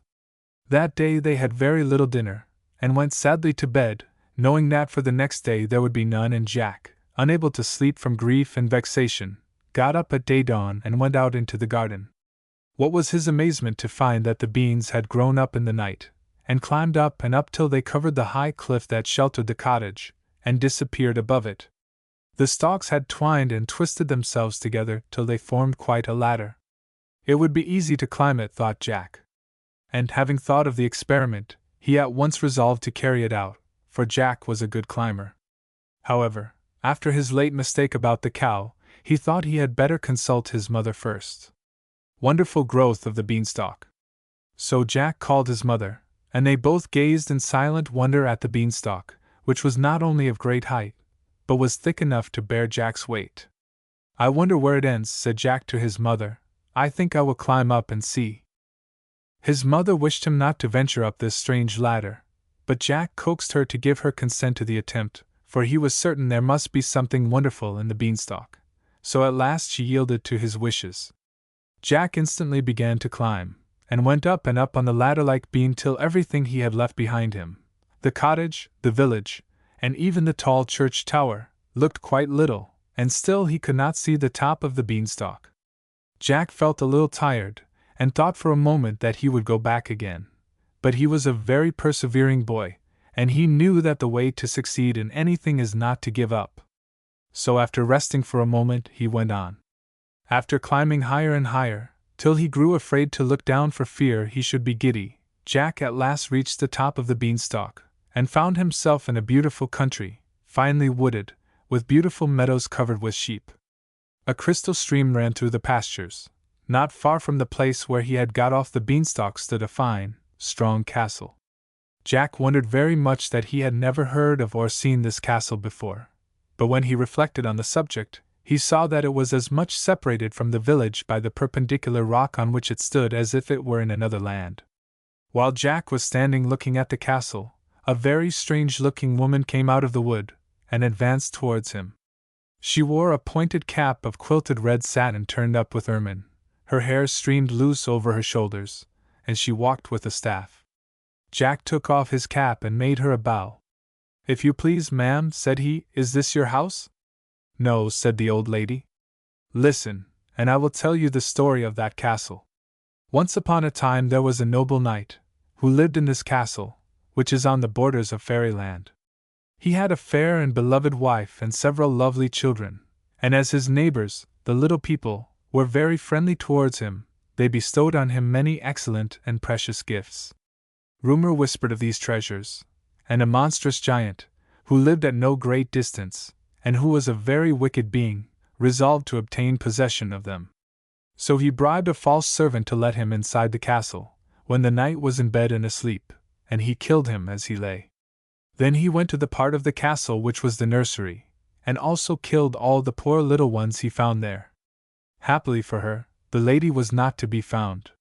She had gone with her infant son, who was only 2 or 3 months old, to visit her old nurse, who lived in the valley, and she had been detained all night there by a storm. The next morning, as soon as it was light, one of the servants at the castle, who had managed to escape, came to tell the poor lady of the sad fate of her husband and her pretty babes. She could scarcely believe him at first, and was eager at once to go back and share the fate of her dear ones. But the old nurse, with many tears, besought her to remember that she had still a child, and that it was her duty to preserve her life for the sake of the poor innocent. The lady yielded to this reasoning, and consented to remain at her nurse's house as the best place of concealment, for the servant told her that the giant had vowed, if he could find her, he would kill both her and her baby. Years rolled on. The old nurse died, leaving her cottage and the few articles of furniture it contained to her poor lady, who dwelt in it, working as a peasant for her daily bread. Her spinning wheel and the milk of a cow, which she had purchased with the little money she had with her, sufficed for the scanty subsistence of herself and her little son. There was a nice little garden attached to the cottage, in which they cultivated peas, beans, and cabbages, and the lady was not ashamed to go out at harvest time and glean in the fields to supply her little son's wants. Jacques, that poor lady is your mother. This castle was once your father's, and must again be yours. Jack uttered a cry of surprise. My mother! Oh, madam, what ought I to do? My poor father! My dear mother! Your duty requires you to win it back for your mother. But the task is a very difficult one, and full of peril, Jack. Have you courage to undertake it? I fear nothing when I am doing right, said Jack. Then, said the lady in the red cap, you are one of those who slay giants. You must get into the castle, and if possible possess yourself of a hen that lays golden eggs, and a harp that talks. Remember, all the giant possesses is really yours. As she ceased speaking, the lady of the red hat suddenly disappeared, and of course Jack knew she was a fairy. Jack determined at once to attempt the adventure, so he advanced, and blew the horn which hung at the castle portal. The door was opened in a minute or two by a frightful giantess, with one great eye in the middle of her forehead. As soon as Jack saw her he turned to run away, but she caught him, and dragged him into the castle. Ho, ho, she laughed terribly. You didn't expect to see me here, that is clear. No, I shan't let you go again. I am weary of my life. I am so overworked, and I don't see why I should not have a page as well as other ladies. And you shall be my boy. You shall clean the knives, and black the boots, and make the fires, and help me generally when the giant is out. When he is at home I must hide you, for he has eaten up all my pages hitherto, and you would be a dainty morsel, my little lad. While she spoke she dragged Jack right into the castle. The poor boy was very much frightened, as I am sure you and I would have been in his place. But he remembered that fear disgraces a man, so he struggled to be brave and make the best of things. I am quite ready to help you, and do all I can to serve you, madam, he said, only I beg you will be good enough to hide me from your husband, for I should not like to be eaten at all. That's a good boy, said the giantess, nodding her head. It is lucky for you that you did not scream out when you saw me, as the other boys who have been here did, for if you had done so my husband would have awakened and have eaten you, as he did them, for breakfast. Come here, child, go into my wardrobe, he never ventures to open that, you will be safe there. And she opened a huge wardrobe which stood in the great hall, and shut him into it. But the keyhole was so large that it admitted plenty of air, and he could see everything that took place through it. By and by he heard a heavy tramp on the stairs, like the lumbering along of a great cannon, and then a voice like thunder cried out. Wife, cried the giant, there is a man in the castle. Let me have him for breakfast. You are grown old and stupid, cried the lady in her loud tones. It is only a nice fresh steak off an elephant, that I have cooked for you, which you smell. There, sit down and make a good breakfast. And she placed a huge dish before him of savory steaming meat, which greatly pleased him, and made him forget his idea of an Englishman being in the castle. When he had breakfasted he went out for a walk, and then the giantess opened the door, and made Jack come out to help her. He helped her all day. She fed him well, and when evening came put him back in the wardrobe. The hen that lays golden eggs. The giant came in to supper. Jack watched him through the keyhole, and was amazed to see him pick a wolf's bone, and put half a fowl at a time into his capacious mouth. When the supper was ended he bade his wife bring him his hen that laid the golden eggs. It lays as well as it did when it belonged to that paltry knight, he said. Indeed I think the eggs are heavier than ever. The giantess went away, and soon returned with a little brown hen, which she placed on the table before her husband. And now, my dear, she said, I am going for a walk, if you don't want me any longer. Go, said the giant, I shall be glad to have a nap by and by. Then he took up the brown hen and said to her, Lay, and she instantly laid a golden egg. Lay, said the giant again. And she laid another. Lay, he repeated the third time. And again a golden egg lay on the table. Now Jack was sure this hen was that of which the fairy had spoken. By and by the giant put the hen down on the floor, and soon after went fast asleep, snoring so loud that it sounded like thunder. Directly Jack perceived that the giant was fast asleep, he pushed open the door of the wardrobe and crept out. Very softly he stole across the room, and picking up the hen, made haste to quit the apartment. He knew the way to the kitchen, the door of which he found was left ajar. He opened it, shut and locked it after him, and flew back to the beanstalk, which he descended as fast as his feet would move. When his mother saw him enter the house she wept for joy, for she had feared that the fairies had carried him away, or that the giant had found him. But Jack put the brown hen down before her, and told her how he had been in the giant's castle, and all his adventures. She was very glad to see the hen, which would make them rich once more. The money bags. Jack made another journey up the beanstalk to the giant's castle one day while his mother had gone to market, but first he dyed his hair and disguised himself. The old woman did not know him again, and dragged him in as she had done before, to help her to do the work, but she heard her husband coming, and hid him in the wardrobe, not thinking that it was the same boy who had stolen the hen. She bade him stay quite still there, or the giant would eat him. Then the giant came in saying, Nonsense, said the wife, it is only a roasted bullock that I thought would be a tidbit for your supper. Sit down, and I will bring it up at once. The giant sat down, and soon his wife brought up a roasted bullock on a large dish, and they began their supper. Jack was amazed to see them pick the bones of the bullock as if it had been a lark. As soon as they had finished their meal, the giantess rose and said, Now, my dear, with your leave I am going up to my room to finish the story I am reading. If you want me, call for me. First, answered the giant, bring me my money bags, that I may count my golden pieces before I sleep. The giantess obeyed. She went and soon returned with 2 large bags over her shoulders, which she put down by her husband. There, she said, that is all that is left of the night's money. When you have spent it you must go and take another baron's castle. That he shan't, if I can help it, thought Jack. The giant, when his wife was gone, took out heaps and heaps of golden pieces, and counted them, and put them in piles, till he was tired of the amusement.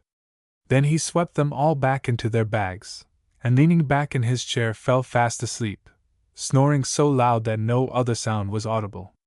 Jack stole softly out of the wardrobe, and taking up the bags of money, which were his very own, because the giant had stolen them from his father, he ran off, and with great difficulty descending the beanstalk, laid the bags of gold on his mother's table. She had just returned from town, and was crying at not finding Jack. There, mother, I have brought you the gold that my father lost. Oh, Jack! You are a very good boy, but I wish you would not risk your precious life in the giant's castle. Tell me how you came to go there again. And Jack told her all about it. Jack's mother was very glad to get the money, but she did not like him to run any risk for her. But after a time Jack made up his mind to go again to the giant's castle. The talking harp. So he climbed the beanstalk once more, and blew the horn at the giant's gate. The giantess soon opened the door. She was very stupid, and did not know him again, but she stopped a minute before she took him in. She feared another robbery, but Jack's fresh face looked so innocent that she could not resist him, and so she bade him come in, and again hid him away in the wardrobe. By and by the giant came home, and as soon as he had crossed the threshold he roared out. You stupid old giant, said his wife, you only smell a nice sheep, which I have grilled for your dinner. And the giant sat down, and his wife brought up a whole sheep for his dinner. When he had eaten it all up, he said, Now bring me my harp, and I will have a little music while you take your walk. The giantess obeyed, and returned with a beautiful harp. The framework was all sparkling with diamonds and rubies, and the strings were all of gold. This is one of the nicest things I took from the knight, said the giant. I am very fond of music, and my harp is a faithful servant. So he drew the harp towards him, and said, Play! And the harp played a very soft, sad air. Play something merrier, said the giant. And the harp played a merry tune. Now play me a lullaby, roared the giant, and the harp played a sweet lullaby, to the sound of which its master fell asleep. Then Jack stole softly out of the wardrobe, and went into the huge kitchen to see if the giantess had gone out. He found no one there, so he went to the door and opened it softly, for he thought he could not do so with the harp in his hand. Then he entered the giant's room and seized the harp and ran away with it. But as he jumped over the threshold, the harp called out, Master! Master! And the giant woke up. With a tremendous roar he sprang from his seat, and in 2 strides had reached the door. But Jack was very nimble. He fled like lightning with the harp, talking to it as he went, for he saw it was a fairy, and telling it he was the son of its old master, the knight. Still the giant came on so fast that he was quite close to poor Jack, and had stretched out his great hand to catch him. But, luckily, just at that moment he stepped upon a loose stone, stumbled, and fell flat on the ground, where he lay at his full length. This accident gave Jack time to get on the beanstalk and hasten down it, but just as he reached their own garden he beheld the giant descending after him. Mother, cried Jack, make haste and give me the axe. His mother ran to him with a hatchet in her hand, and Jack with one tremendous blow cut through all the beanstalks except one. Now, mother, stand out of the way, said he. The giant breaks his neck. Jack's mother shrank back, and it was well she did so, for just as the giant took hold of the last branch of the beanstalk, Jack cut the stem quite through and darted from the spot. Down came the giant with a terrible crash, and as he fell on his head, he broke his neck, and lay dead at the feet of the woman he had so much injured. Before Jack and his mother had recovered from their alarm and agitation, a beautiful lady stood before them. Jack, said she, you have acted like a brave knight's son, and deserve to have your inheritance restored to you. Dig a grave and bury the giant, and then go and kill the giantess. But, said Jack, I could not kill anyone unless I were fighting with him, and I could not draw my sword upon a woman. Moreover, the giantess was very kind to me. The fairy smiled on Jack. I am very much pleased with your generous feeling, she said. Nevertheless, return to the castle, and act as you will find needful. Jack asked the fairy if she would show him the way to the castle, as the beanstalk was now down. She told him that she would drive him there in her chariot, which was drawn by 2 peacocks. Jack thanked her, and sat down in the chariot with her. The fairy drove him a long distance round, till they reached a village which lay at the bottom of the hill. Here they found a number of miserable-looking men assembled. The fairy stopped her carriage and addressed them. My friends, said she, the cruel giant who oppressed you and ate up all your flocks and herds is dead, and this young gentleman was the means of your being delivered from him, and is the son of your kind old master, the knight. The men gave a loud cheer at these words, and pressed forward to say that they would serve Jack as faithfully as they had served his father. The fairy bade them follow her to the castle, and they marched thither in a body, and Jack blew the horn and demanded admittance. The old giantess saw them coming from the turret loophole. She was very much frightened, for she guessed that something had happened to her husband, and as she came downstairs very fast she caught her foot in her dress, and fell from the top to the bottom and broke her neck. When the people outside found that the door was not open to them, they took crowbars and forced the portal. Nobody was to be seen, but on leaving the hall they found the body of the giantess at the foot of the stairs. Thus Jack took possession of the castle. The fairy went and brought his mother to him, with the hen and the harp. He had the giantess buried, and endeavored as much as lay in his power to do right to those whom the giant had robbed. Before her departure for fairyland, the fairy explained to Jack that she had sent the butcher to meet him with the beans, in order to try what sort of lad he was. If you had looked at the gigantic beanstalk and only stupidly wondered about it, she said, I should have left you where misfortune had placed you, only restoring her cow to your mother. But you showed an inquiring mind, and great courage and enterprise, therefore you deserve to rise, and when you mounted the beanstalk you climbed the ladder of fortune. She then took her leave of Jack and his mother. The Little Good Mouse. Once upon a time there lived a king and queen who loved each other so much that they were never happy unless they were together. Day after day they went out hunting or fishing, night after night they went to balls or to the opera, they sang, and danced, and ate sugar plums, and were the gayest of the gay, and all their subjects followed their example, so that the kingdom was called the Joyous Land. Now in the next kingdom everything was as different as it could possibly be. The king was sulky and savage, and never enjoyed himself at all. He looked so ugly and cross that all his subjects feared him, and he hated the very sight of a cheerful face, so if he ever caught anyone smiling he had his head cut off that very minute. This kingdom was very appropriately called the Land of Tears. Now when this wicked king heard of the happiness of the jolly king, he was so jealous that he collected a great army and set out to fight him, and the news of his approach was soon brought to the king and queen. The queen, when she heard of it, was frightened out of her wits, and began to cry bitterly. "Sire," she said, "let us collect all our riches and run away as far as ever we can, to the other side of the world." But the king answered, "Fie, madam! I am far too brave for that. It is better to die than to be a coward." Then he assembled all his armed men, and after bidding the queen a tender farewell, he mounted his splendid horse and rode away. When he was lost to sight, the queen could do nothing but weep, and wring her hands, and cry, "Alas! If the king is killed, what will become of me and of my little daughter?" And she was so sorrowful that she could neither eat nor sleep. The king sent her a letter every day, but at last, one morning, as she looked out of the palace window, she saw a messenger approaching in hot haste. "What news, courier? What news?" cried the queen, and he answered, "The battle is lost and the king is dead, and in another moment the enemy will be here." The poor queen fell back insensible, and all her ladies carried her to bed, and stood round her weeping and wailing. Then began a tremendous noise and confusion, and they knew that the enemy had arrived, and very soon they heard the king himself stamping about the palace seeking the queen.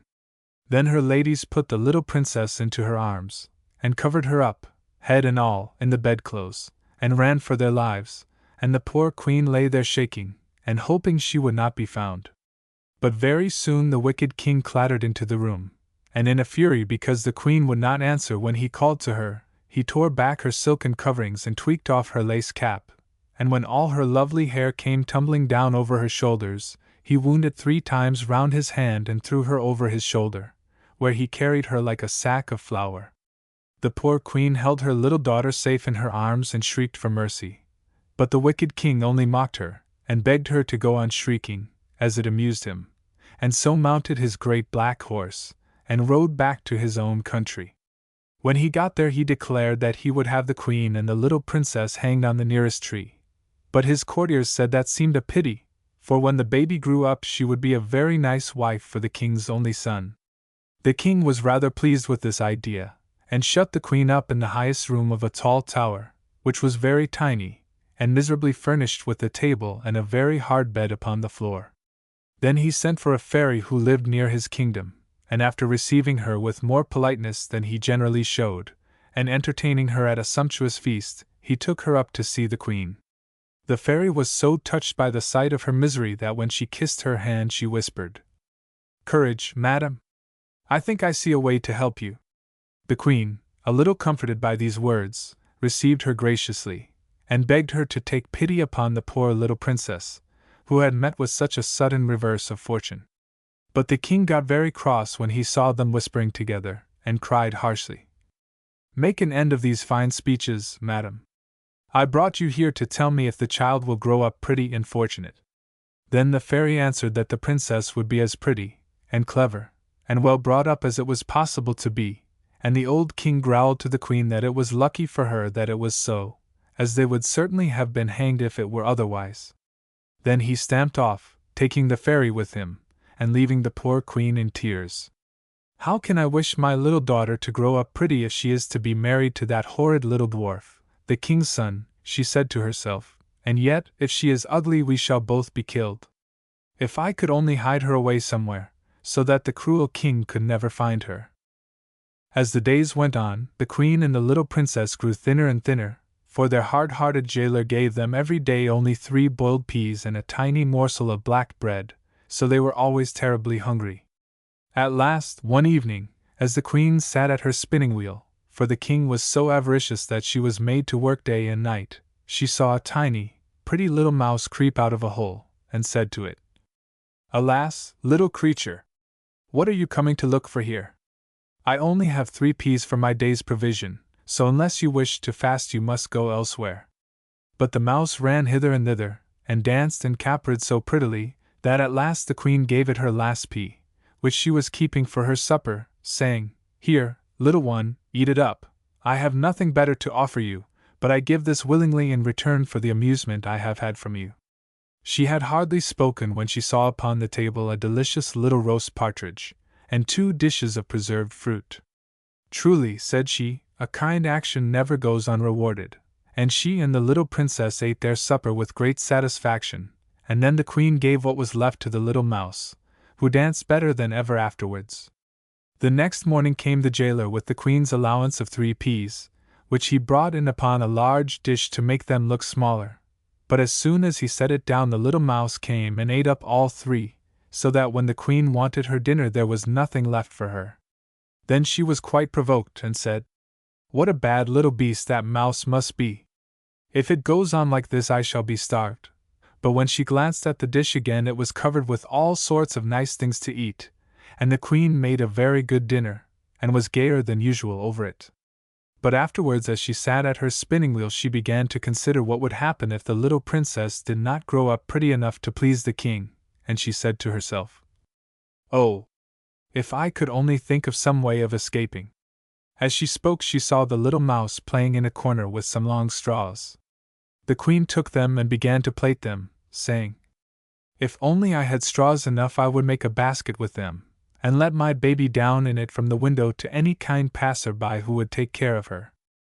By the time the straws were all plaited the little mouse had dragged in more and more, until the queen had plenty to make her basket, and she worked at it day and night, while the little mouse danced for her amusement, and at dinner and supper time the queen gave it the 3 peas and the bit of black bread, and always found something good in the dish in their place.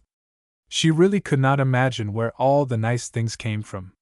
At last one day when the basket was finished, the queen was looking out of the window to see how long a cord she must make to lower it to the bottom of the tower, when she noticed a little old woman who was leaning upon her stick and looking up at her. Presently she said, "I know your trouble, madam. If you like I will help you." "Oh, my dear friend," said the queen, "if you really wish to be of use to me you will come at the time that I will appoint, and I will let down my poor little baby in a basket. If you will take her, and bring her up for me, when I am rich I will reward you splendidly." "I don't care about the reward," said the old woman, "but there is one thing I should like. You must know that I am very particular about what I eat, and if there is one thing that I fancy above all others, it is a plump, tender little mouse. If there is such a thing in your garret just throw it down to me, and in return I will promise that your little daughter shall be well taken care of." The queen when she heard this began to cry, but made no answer, and the old woman after waiting a few minutes asked her what was the matter. "Why," said the queen, "there is only one mouse in this garret, and that is such a dear, pretty little thing that I cannot bear to think of its being killed." "What?" cried the old woman, in a rage. "Do you care more for a miserable mouse than for your own baby? Goodbye, madam. I leave you to enjoy its company, and for my own part one thank my stars that I can get plenty of mice without troubling you to give them to me." And she hobbled off grumbling and growling. As to the queen, she was so disappointed that, in spite of finding a better dinner than usual, and seeing the little mouse dancing in its merriest mood, she could do nothing but cry. That night when her baby was fast asleep she packed it into the basket, and wrote on a slip of paper, "This unhappy little girl is called Delicia." This she pinned to its robe, and then very sadly she was shutting the basket, when in sprang the little mouse and sat on the baby's pillow. "Ah, little one," said the queen, "it cost me dear to save your life. How shall I know now whether my Delicia is being taken care of or no? Anyone else would have let the greedy old woman have you, and eat you up, but I could not bear to do it." Whereupon the mouse answered, "Believe me, madam, you will never repent of your kindness." The queen was immensely astonished when the mouse began to speak, and still more so when she saw its little sharp nose turn to a beautiful face, and its paws to hands and feet. Then it suddenly grew tall, and the queen recognized the fairy who had come with the wicked king to visit her. The fairy smiled at her astonished look, and said, "I wanted to see if you were faithful and capable of feeling a real friendship for me, for you see we fairies are rich in everything but friends, and those are hard to find." "It is not possible that you should want for friends, you charming creature," said the queen, kissing her. "Indeed it is so," the fairy said. "For those who are only friendly with me for their own advantage, I do not count at all. But when you cared for the poor little mouse you could not have known there was anything to be gained by it, and to try you further I took the form of the old woman whom you talked to from the window, and then I was convinced that you really loved me." Then, turning to the little princess, she kissed her rosy lips 3 times, saying, "Dear little one, I promise that you shall be richer than your father, and shall live 100 years, always pretty and happy, without fear of old age and wrinkles." The queen, quite delighted, thanked the fairy gratefully, and begged her to take charge of the little Delicia and bring her up as her own daughter. This she agreed to do, and then they shut the basket and lowered it carefully, baby and all, to the ground at the foot of the tower. The fairy then changed herself back into the form of a mouse, and this delayed her a few seconds, after which she ran nimbly down the straw rope, but only to find when she got to the bottom that the baby had disappeared. In the greatest terror she ran up again to the queen, crying, "All is lost! My enemy Cancaline has stolen the princess away. You must know that she is a cruel fairy who hates me, and as she is older than I am and has more power, I can do nothing against her. I know no way of rescuing Delicia from her clutches." When the queen heard this terrible news she was heartbroken, and begged the fairy to do all she could to get the poor little princess back again. At this moment in came the jailer, and when he missed the little princess he at once told the king, who came in a great fury asking what the queen had done with her. She answered that a fairy, whose name she did not know, had come and carried her off by force. Upon this the king stamped upon the ground, and cried in a terrible voice, "You shall be hung! I always told you should," and without another word he dragged the unlucky queen out into the nearest wood, and climbed up into a tree to look for a branch to which he could hang her. But when he was quite high up, the fairy, who had made herself invisible and followed them, gave him a sudden push, which made him lose his footing and fall to the ground with a crash and break 4 of his teeth, and while he was trying to mend them the fairy carried the queen off in her flying chariot to a beautiful castle, where she was so kind to her that but for the loss of Delicia the queen would have been perfectly happy. But though the good little mouse did her very utmost, they could not find out where Cancaline had hidden the little princess. Thus 15 years went by, and the queen had somewhat recovered from her grief, when the news reached her that the son of the wicked king wished to marry the little maiden who kept the turkeys, and that she had refused him. The wedding dresses had been made, nevertheless, and the festivities were to be so splendid that all the people for leagues round were flocking in to be present at them. The queen felt quite curious about a little turkey maiden who did not wish to be a queen, so the little mouse conveyed herself to the poultry yard to find out what she was like. She found the turkey maiden sitting upon a big stone, barefooted, and miserably dressed in an old coarse linen gown and cap. The ground at her feet was all strewn with robes of gold and silver, ribbons and laces, diamonds and pearls, over which the turkeys were stalking to and fro, while the king's ugly, disagreeable son stood opposite her, declaring angrily that if she would not marry him she should be killed. The turkey maiden answered proudly, "I never will marry you. You are too ugly and too much like your cruel father. Leave me in peace with my turkeys, which I like far better than all your fine gifts." The little mouse watched her with the greatest admiration, for she was as beautiful as the spring, and as soon as the wicked prince was gone, she took the form of an old peasant woman and said to her, "Good day, my pretty one. You have a fine flock of turkeys there." The young turkey maiden turned her gentle eyes upon the old woman, and answered, "Yet they wish me to leave them to become a miserable queen. What is your advice upon the matter?" "My child," said the fairy, "a crown is a very pretty thing, but you know neither the price nor the weight of it." "I know so well that I have refused to wear one," said the little maiden, "though I don't know who was my father, or who was my mother, and I have not a friend in the world. You have goodness and beauty, which are of more value than 10 kingdoms, said the wise fairy. But tell me, child, how came you here, and how is it you have neither father, nor mother, nor friend? A fairy called Cancaline is the cause of my being here, answered she, for while I lived with her I got nothing but blows and harsh words, until at last I could bear it no longer, and ran away from her without knowing where I was going, and as I came through a wood the wicked prince met me, and offered to give me charge of the poultry yard. I accepted gladly, not knowing that I should have to see him day by day. And now he wants to marry me, but that I will never consent to. Upon hearing this the fairy became convinced that the little turkey maiden was none other than the Princess Delicia. What is your name, my little one? Said she. I am called Delicia, if it please you, she answered. Then the fairy threw her arms round the princess's neck, and nearly smothered her with kisses, saying, Ah, Delicia! I am a very old friend of yours, and I am truly glad to find you at last. But you might look nicer than you do in that old gown, which is only fit for a kitchen maid.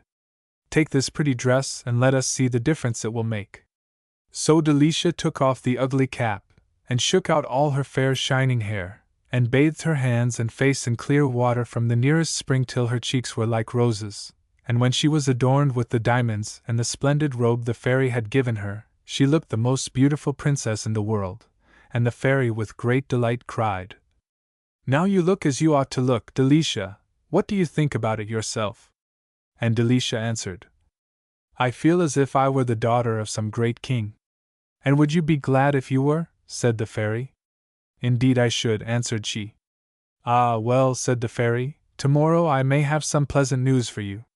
So she hurried back to her castle, where the queen sat busy with her embroidery, and cried, Well, madam, will you wager your thimble and your golden needle that I am bringing you the best news you could possibly hear? Alas, sighed the queen, since the death of the jolly king and the loss of my Delicia, all the news in the world is not worth a pin to me. There, don't be melancholy, said the fairy. I assure you the princess is quite well, and I have never seen her equal for beauty. She might be a queen tomorrow if she chose. And then she told all that had happened, and the queen first rejoiced over the thought of Delicia's beauty, and then wept at the idea of her being a turkey maiden. I will not hear of her being made to marry the wicked king's son, she said. Let us go at once and bring her here.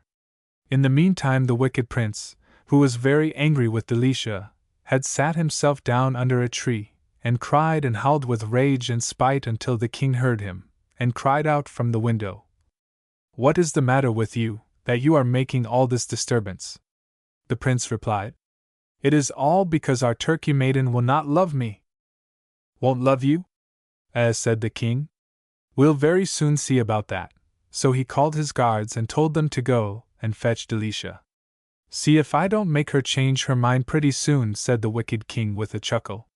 Then the guards began to search the poultry yard, and could find nobody there but Delicia, who, with her splendid dress and her crown of diamonds, looked such a lovely princess that they hardly dared to speak to her. But she said to them very politely, Pray tell me what you are looking for here.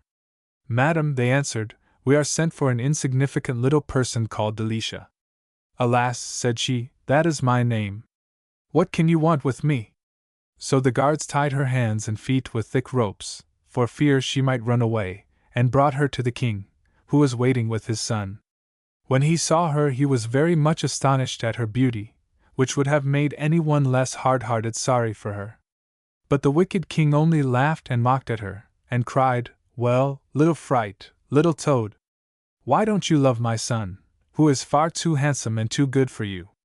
Make haste and begin to love him this instant, or you shall be tarred and feathered. Then the poor little princess, shaking with terror, went down on her knees, crying, Oh, don't tar and feather me, please. It would be so uncomfortable. Let me have 2 or 3 days to make up my mind, and then you shall do as you like with me. The wicked prince would have liked very much to see her tarred and feathered, but the king ordered that she should be shut up in a dark dungeon.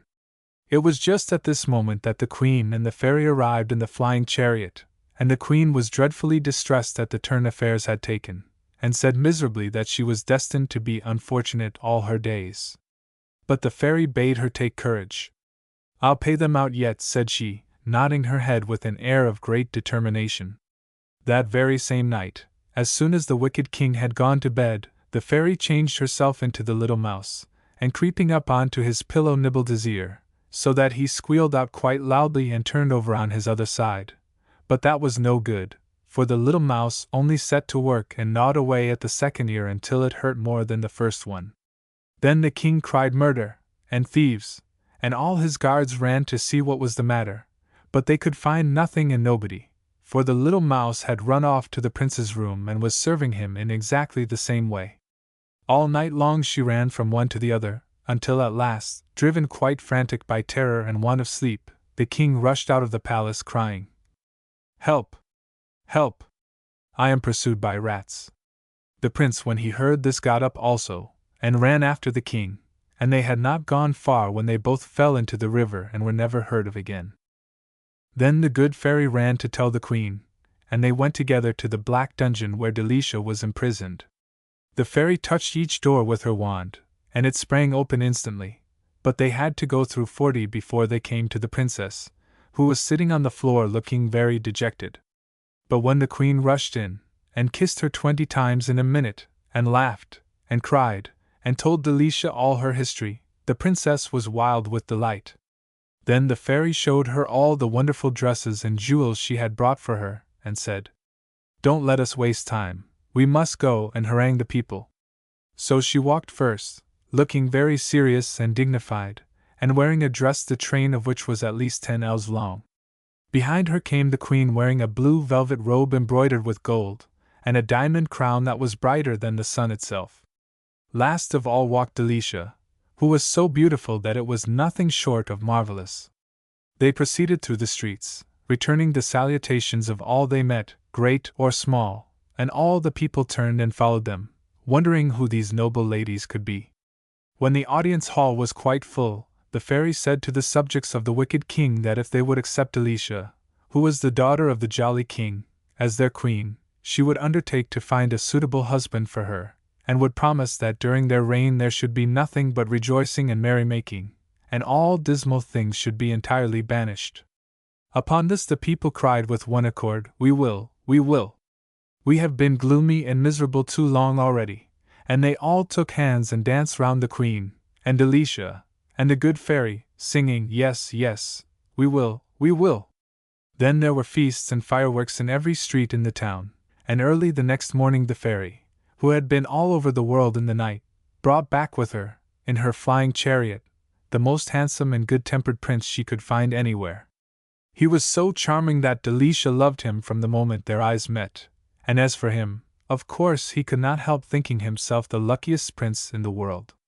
The queen felt that she had really come to the end of her misfortunes at last, and they all lived happily ever after. Graciosa and Percinet. Once upon a time there lived a king and queen who had one charming daughter. She was so graceful and pretty and clever that she was called Graciosa, and the queen was so fond of her that she could think of nothing else.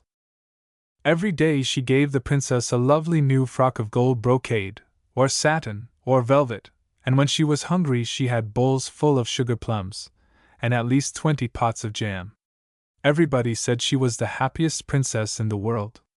Now there lived at this same court a very rich old duchess whose name was Grumbly. She was more frightful than tongue can tell. Her hair was red as fire, and she had but one eye, and that not a pretty one.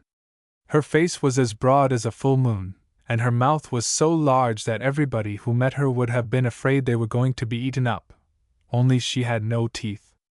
As she was as cross as she was ugly, she could not bear to hear everyone saying how pretty and how charming Graciosa was, so she presently went away from the court to her own castle, which was not far off. But if anybody who went to see her happened to mention the charming princess, she would cry angrily, "It's not true that she is lovely. I have more beauty in my little finger than she has in her whole body." Soon after this, to the great grief of the princess, the queen was taken ill and died, and the king became so melancholy that for a whole year he shut himself up in his palace. At last his physicians, fearing that he would fall ill, ordered that he should go out and amuse himself, so a hunting party was arranged, but as it was very hot weather the king soon got tired, and said he would dismount and rest at a castle which they were passing.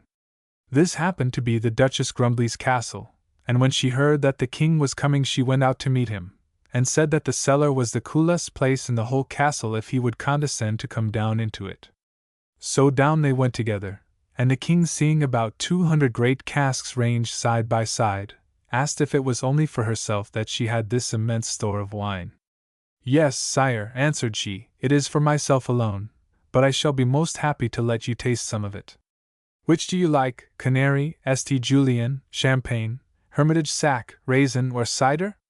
Well, said the king, since you are so kind as to ask me, I prefer champagne to anything else. Then Duchess Grumbly took up a little hammer and tapped upon the cask twice, and out came at least 1,000 crowns. What's the meaning of this? Said she, smiling. Then she tapped the next cask, and out came a bushel of gold pieces. I don't understand this at all, said the Duchess, smiling more than before. Then she went on to the third cask, tap, tap, and out came such a stream of diamonds and pearls that the ground was covered with them. Ah, she cried, this is altogether beyond my comprehension, sire. Someone must have stolen my good wine and put all this rubbish in its place. Rubbish, do you call it, Madame Grumbly? Cried the king. Rubbish! Why, there is enough there to buy 10 kingdoms. Well, said she, you must know that all those casks are full of gold and jewels, and if you like to marry me it shall all be yours. Now the king loved money more than anything else in the world, so he cried joyfully, Marry you? Why, with all my heart. Tomorrow if you like. But I make one condition, said the Duchess. I must have entire control of your daughter to do as I please with her. Oh, certainly, you shall have your own way. Let us shake hands upon the bargain, said the king. So they shook hands and went up out of the cellar of treasure together, and the Duchess locked the door and gave the key to the king. When he got back to his own palace, Graciosa ran out to meet him, and asked if he had had good sport. I have caught a dove, answered he. Oh! Do give it to me, said the princess, and I will keep it and take care of it. I can hardly do that, said he, for, to speak more plainly, I mean that I met the Duchess Grumbly, and have promised to marry her. And you call her a dove, cried the princess. I should have called her a screech owl. Hold your tongue, said the king, very crossly. I intend you to behave prettily to her. So now go and make yourself fit to be seen, as I am going to take you to visit her. So the princess went very sorrowfully to her own room, and her nurse, seeing her tears, asked what was vexing her. Alas! Who would not be vexed, answered she, for the king intends to marry again, and has chosen for his new bride my enemy, the hideous Duchess Grumbly. Oh, well, answered the nurse, you must remember that you are a princess, and are expected to set a good example in making the best of whatever happens. You must promise me not to let the Duchess see how much you dislike her. At first the princess would not promise, but the nurse showed her so many good reasons for it that in the end she agreed to be amiable to her stepmother. Then the nurse dressed her in a robe of pale green and gold brocade, and combed out her long fair hair till it floated round her like a golden mantle, and put on her head a crown of roses and jasmine with emerald leaves. When she was ready nobody could have been prettier, but she still could not help looking sad. Meanwhile the Duchess Grumbly was also occupied in attiring herself. She had one of her shoe heels made an inch or so higher than the other, that she might not limp so much, and put in a cunningly made glass eye in the place of the one she had lost. She dyed her red hair black, and painted her face. Then she put on a gorgeous robe of lilac satin lined with blue, and a yellow petticoat trimmed with violet ribbons, and because she had heard that queens always rode into their new dominions, she ordered a horse to be made ready for her to ride. While Graciosa was waiting until the king should be ready to set out, she went down all alone through the garden into a little wood, where she sat down upon a mossy bank and began to think. And her thoughts were so doleful that very soon she began to cry, and she cried, and cried, and forgot all about going back to the palace, until she suddenly saw a handsome page standing before her. He was dressed in green, and the cap which he held in his hand was adorned with white plumes. When Graciosa looked at him he went down on one knee, and said to her, "Princess, the king awaits you." The princess was surprised, and if the truth must be told, very much delighted at the appearance of this charming page, whom she could not remember to have seen before. Thinking he might belong to the household of the Duchess, she said, "How long have you been one of the king's pages?" "I am not in the service of the king, madam," answered he, "but in yours." "In mine?" said the princess with great surprise. "Then how is it that I have never seen you before?" "Ah, princess," said he, "I have never before dared to present myself to you, but now the king's marriage threatens you with so many dangers that I have resolved to tell you at once how much I love you already, and I trust that in time I may win your regard. I am Prince Percinet, of whose riches you may have heard, and whose fairy gift will, I hope, be of use to you in all your difficulties, if you will permit me to accompany you under this disguise." "Ah, Percinet," cried the princess, "is it really you? I have so often heard of you and wished to see you. If you will indeed be my friend, I shall not be afraid of that wicked old Duchess any more." So they went back to the palace together, and there Graciosa found a beautiful horse which Percinet had brought for her to ride. As it was very spirited, he led it by the bridle, and this arrangement enabled him to turn and look at the princess often, which he did not fail to do. Indeed, she was so pretty that it was a real pleasure to look at her. When the horse which the Duchess was to ride appeared beside Graciosa's, it looked no better than an old cart horse, and as to their trappings, there was simply no comparison between them, as the princess's saddle and bridle were one glittering mass of diamonds.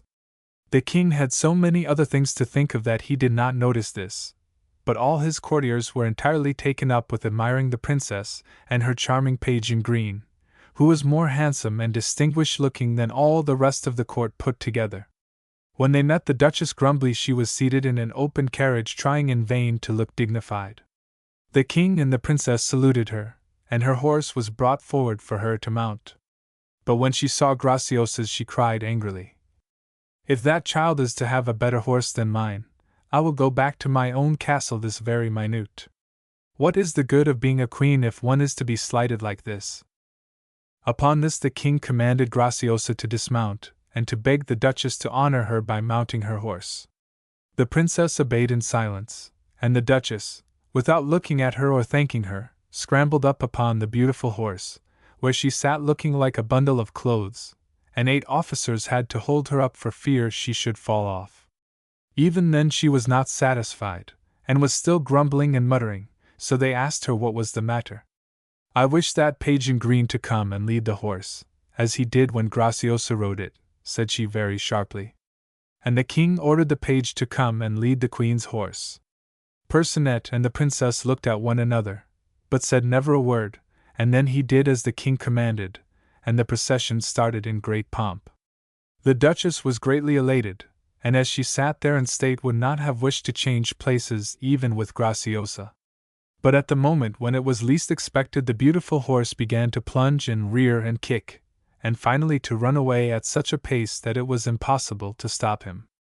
At first the Duchess clung to the saddle, but she was very soon thrown off and fell in a heap among the stones and thorns, and there they found her, shaken to a jelly, and collected what was left of her, as if she had been a broken glass. Her bonnet was here and her shoes there, her face was scratched, and her fine clothes were covered with mud. Never was a bride seen in such a dismal plight. They carried her back to the palace and put her to bed, but as soon as she recovered enough to be able to speak, she began to scold and rage, and declared that the whole affair was Graciosa's fault, that she had contrived it on purpose to try and get rid of her, and that if the king would not have her punished, she would go back to her castle and enjoy her riches by herself. At this the king was terribly frightened, for he did not at all want to lose all those barrels of gold and jewels. So he hastened to appease the Duchess, and told her she might punish Graciosa in any way she pleased. Thereupon she sent for Graciosa, who turned pale and trembled at the summons, for she guessed that it promised nothing agreeable for her. She looked all about for Percinet, but he was nowhere to be seen, so she had no choice but to go to the Duchess Grumbly's room. She had hardly got inside the door when she was seized by 4 waiting women, who looked so tall and strong and cruel that the princess shuddered at the sight of them, and still more when she saw them arming themselves with great bundles of rods, and heard the Duchess call out to them from her bed to beat the princess without mercy. Poor Graciosa wished miserably that Percinet could only know what was happening and come to rescue her. But no sooner did they begin to beat her than she found, to her great relief, that the rods had changed to bundles of peacock's feathers, and though the Duchess's women went until they were so tired that they could no longer raise their arms from their sides, yet she was not hurt in the least. However, the Duchess thought she must be black and blue after such a beating, so Graciosa, when she was released, pretended to feel very bad, and went away into her own room, where she told her nurse all that had happened, and then the nurse left her, and when the princess turned round there stood Percinet beside her. She thanked him gratefully for helping her so cleverly, and they laughed and were very merry over the way they had taken in the Duchess and her waiting maids. But Percinet advised her still to pretend to be ill for a few days, and after promising to come to her aid whenever she needed him, he disappeared as suddenly as he had come. The Duchess was so delighted at the idea that Graciosa was really ill, that she herself recovered twice as fast as she would have done otherwise, and the wedding was held with great magnificence. Now as the king knew that, above all other things, the queen loved to be told that she was beautiful, he ordered that her portrait should be painted, and that a tournament should be held, at which all the bravest knights of his court should maintain against all comers that Grumbly was the most beautiful princess in the world. Numbers of knights came from far and wide to accept the challenge, and the hideous queen sat in great state in a balcony hung with cloth of gold to watch the contests, and Graciosa had to stand up behind her, where her loveliness was so conspicuous that the combatants could not keep their eyes off her. But the queen was so vain that she thought all their admiring glances were for herself, especially as, in spite of the badness of their cause, the king's knights were so brave that they were the victors in every combat. However, when nearly all the strangers had been defeated, a young unknown knight presented himself. He carried a portrait, enclosed in a bow encrusted with diamonds, and he declared himself willing to maintain against them all that the queen was the ugliest creature in the world, and that the princess whose portrait he carried was the most beautiful. So one by one the knights came out against him, and one by one he vanquished them all, and then he opened the box, and said that, to console them, he would show them the portrait of his Queen of Beauty, and when he did so everyone recognized the Princess Graciosa. The unknown knight then saluted her gracefully and retired, without telling his name to anybody. But Graciosa had no difficulty in guessing that it was Percinet. As to the queen, she was so furiously angry that she could hardly speak, but she soon recovered her voice, and overwhelmed Graciosa with a torrent of reproaches. "What," she said, "do you dare to dispute with me for the prize of beauty, and expect me to endure this insult to my knights? But I will not bear it, proud princess. I will have my revenge."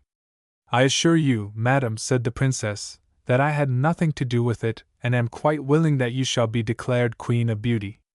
"Ah! You are pleased to jest, popinjay," said the queen, "but it will be my turn soon." The king was speedily told what had happened, and how the princess was in terror of the angry queen, but he only said, "The queen must do as she pleases. Graciosa belongs to her." The wicked queen waited impatiently until night fell, and then she ordered her carriage to be brought. Graciosa, much against her will, was forced into it, and away they drove, and never stopped until they reached a great forest, 100 leagues from the palace. This forest was so gloomy, and so full of lions, tigers, bears and wolves, that nobody dared pass through it even by daylight, and here they set down the unhappy princess in the middle of the black night, and left her in spite of all her tears and entreaties. The princess stood quite still at first from sheer bewilderment, but when the last sound of the retreating carriages died away in the distance she began to run aimlessly hither and thither, sometimes knocking herself against a tree, sometimes tripping over a stone, fearing every minute that she would be eaten up by the lions. Presently she was too tired to advance another step, so she threw herself down upon the ground and cried miserably.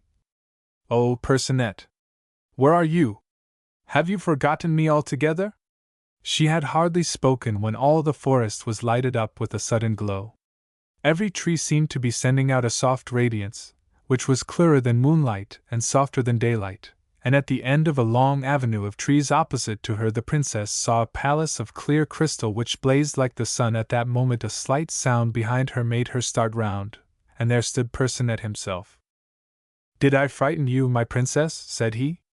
"I come to bid you welcome to our fairy palace, in the name of the Queen, my mother, who is prepared to love you as much as I do." The princess joyfully mounted with him into a little sledge drawn by 2 stags, which bounded off and drew them swiftly to the wonderful palace, where the Queen received her with the greatest kindness, and a splendid banquet was served at once. Graciosa was so happy to have found Percinet, and to have escaped from the gloomy forest and all its terrors, that she was very hungry and very merry, and they were a gay party. After supper they went into another lovely room, where the crystal walls were covered with pictures, and the princess saw with great surprise that her own history was represented, even down to the moment when Percinet found her in the forest. "Your painters must indeed be diligent," she said, pointing out the last picture to the prince. "They are obliged to be, for I will not have anything forgotten that happens to you," he answered. When the princess grew sleepy, 24 charming maidens put her to bed in the prettiest room she had ever seen, and then sang to her so sweetly that Graciosa's dreams were all of mermaids, and cool sea waves, and caverns, in which she wandered with Percinet. But when she woke up again her first thought was that, delightful as this fairy palace seemed to her, yet she could not stay in it, but must go back to her father.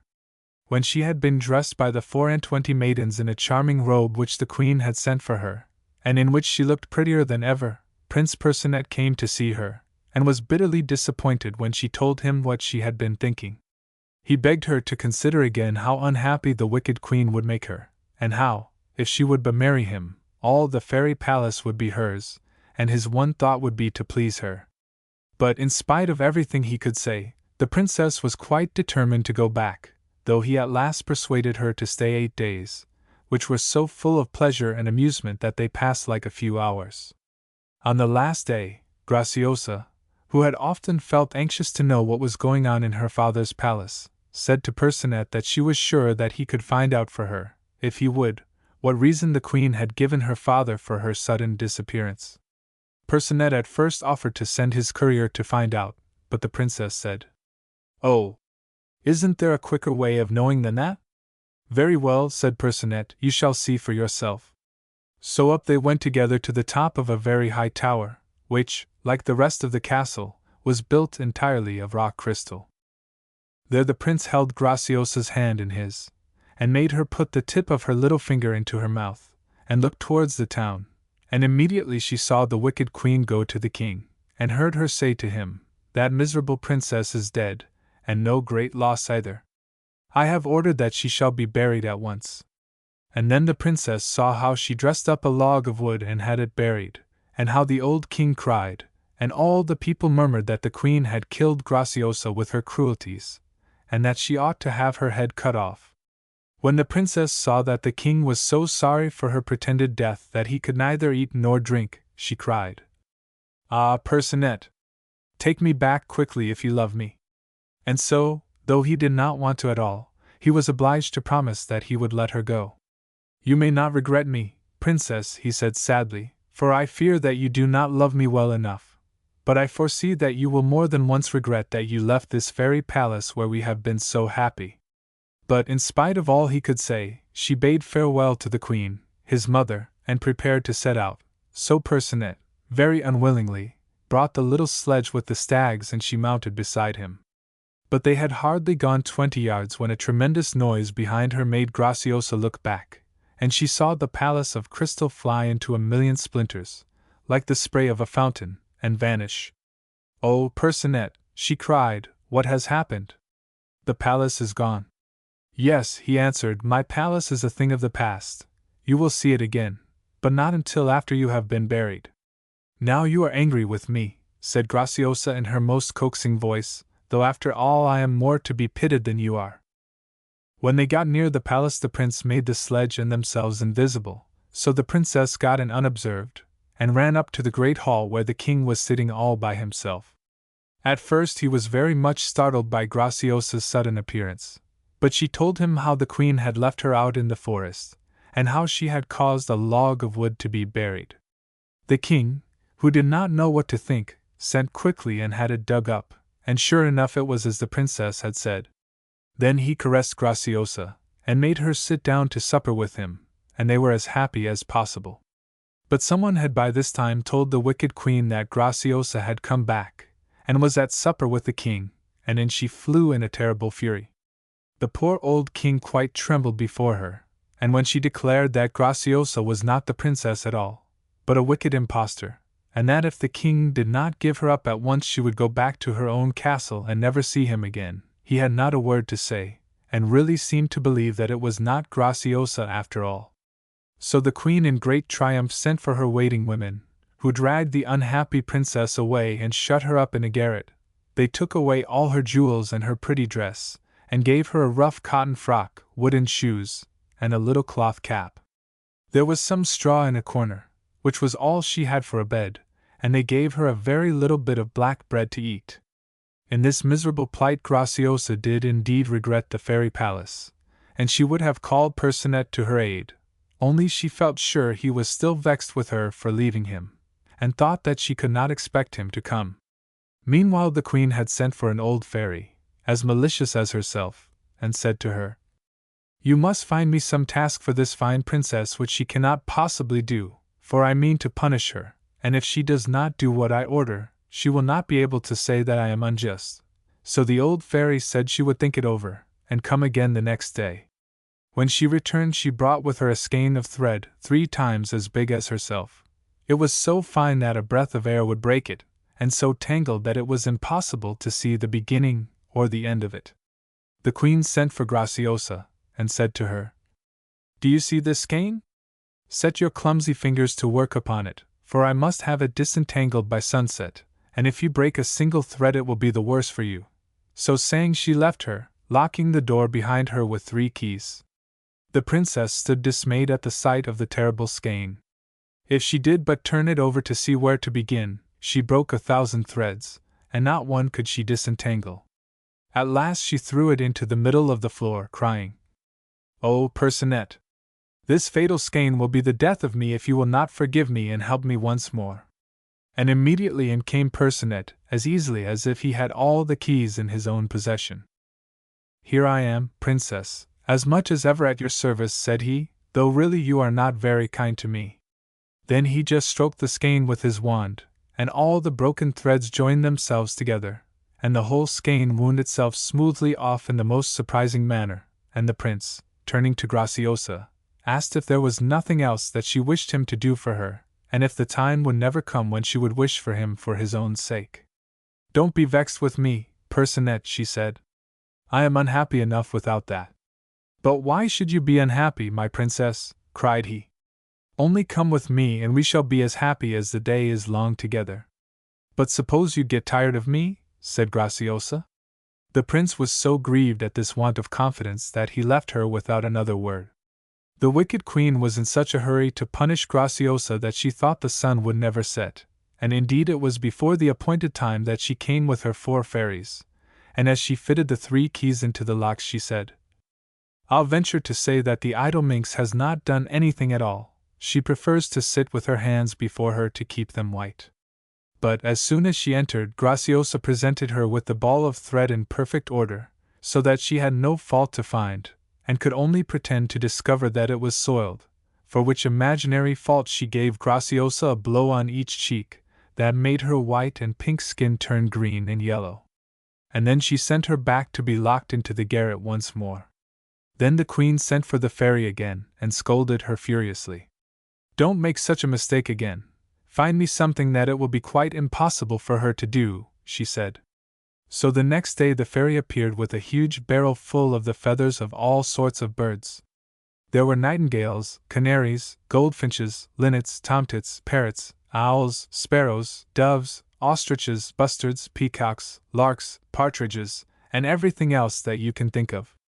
These feathers were all mixed up in such confusion that the birds themselves could not have chosen out their own. "Here," said the fairy, "is a little task which it will take all your prisoner's skill and patience to accomplish. Tell her to pick out and lay in a separate heap the feathers of each bird. She would need to be a fairy to do it. The queen was more than delighted at the thought of the despair this task would cause the princess. She sent for her, and with the same threats as before locked her up with the 3 keys, ordering that all the feathers should be sorted by sunset. Graciosa set to work at once, but before she had taken out a dozen feathers she found that it was perfectly impossible to know one from another. Ah! Well, she sighed, the queen wishes to kill me, and if I must die I must. I cannot ask Percinet to help me again, for if he really loved me he would not wait till I called him, he would come without that. I am here, my Graciosa, cried Percinet, springing out of the barrel where he had been hiding. How can you still doubt that I love you with all my heart? Then he gave 3 strokes of his wand upon the barrel, and all the feathers flew out in a cloud and settled down in neat little separate heaps all round the room. What should I do without you, Percinet? Said Graciosa gratefully. But still she could not quite make up her mind to go with him and leave her father's kingdom forever, so she begged him to give her more time to think of it, and he had to go away disappointed once more. When the wicked queen came at sunset she was amazed and infuriated to find the task done. However, she complained that the heaps of feathers were badly arranged, and for that the princess was beaten and sent back to her garret. Then the queen sent for the fairy once more, and scolded her until she was fairly terrified, and promised to go home and think of another task for Graciosa, worse than either of the others. At the end of 3 days she came again, bringing with her a box. Tell your slave, said he, to carry this wherever you please, but on no account to open it. She will not be able to help doing so, and then you will be quite satisfied with the result. So the queen came to Graciosa, and said, Carry this box to my castle, and place it upon the table in my own room. But I forbid you on pain of death to look at what it contains.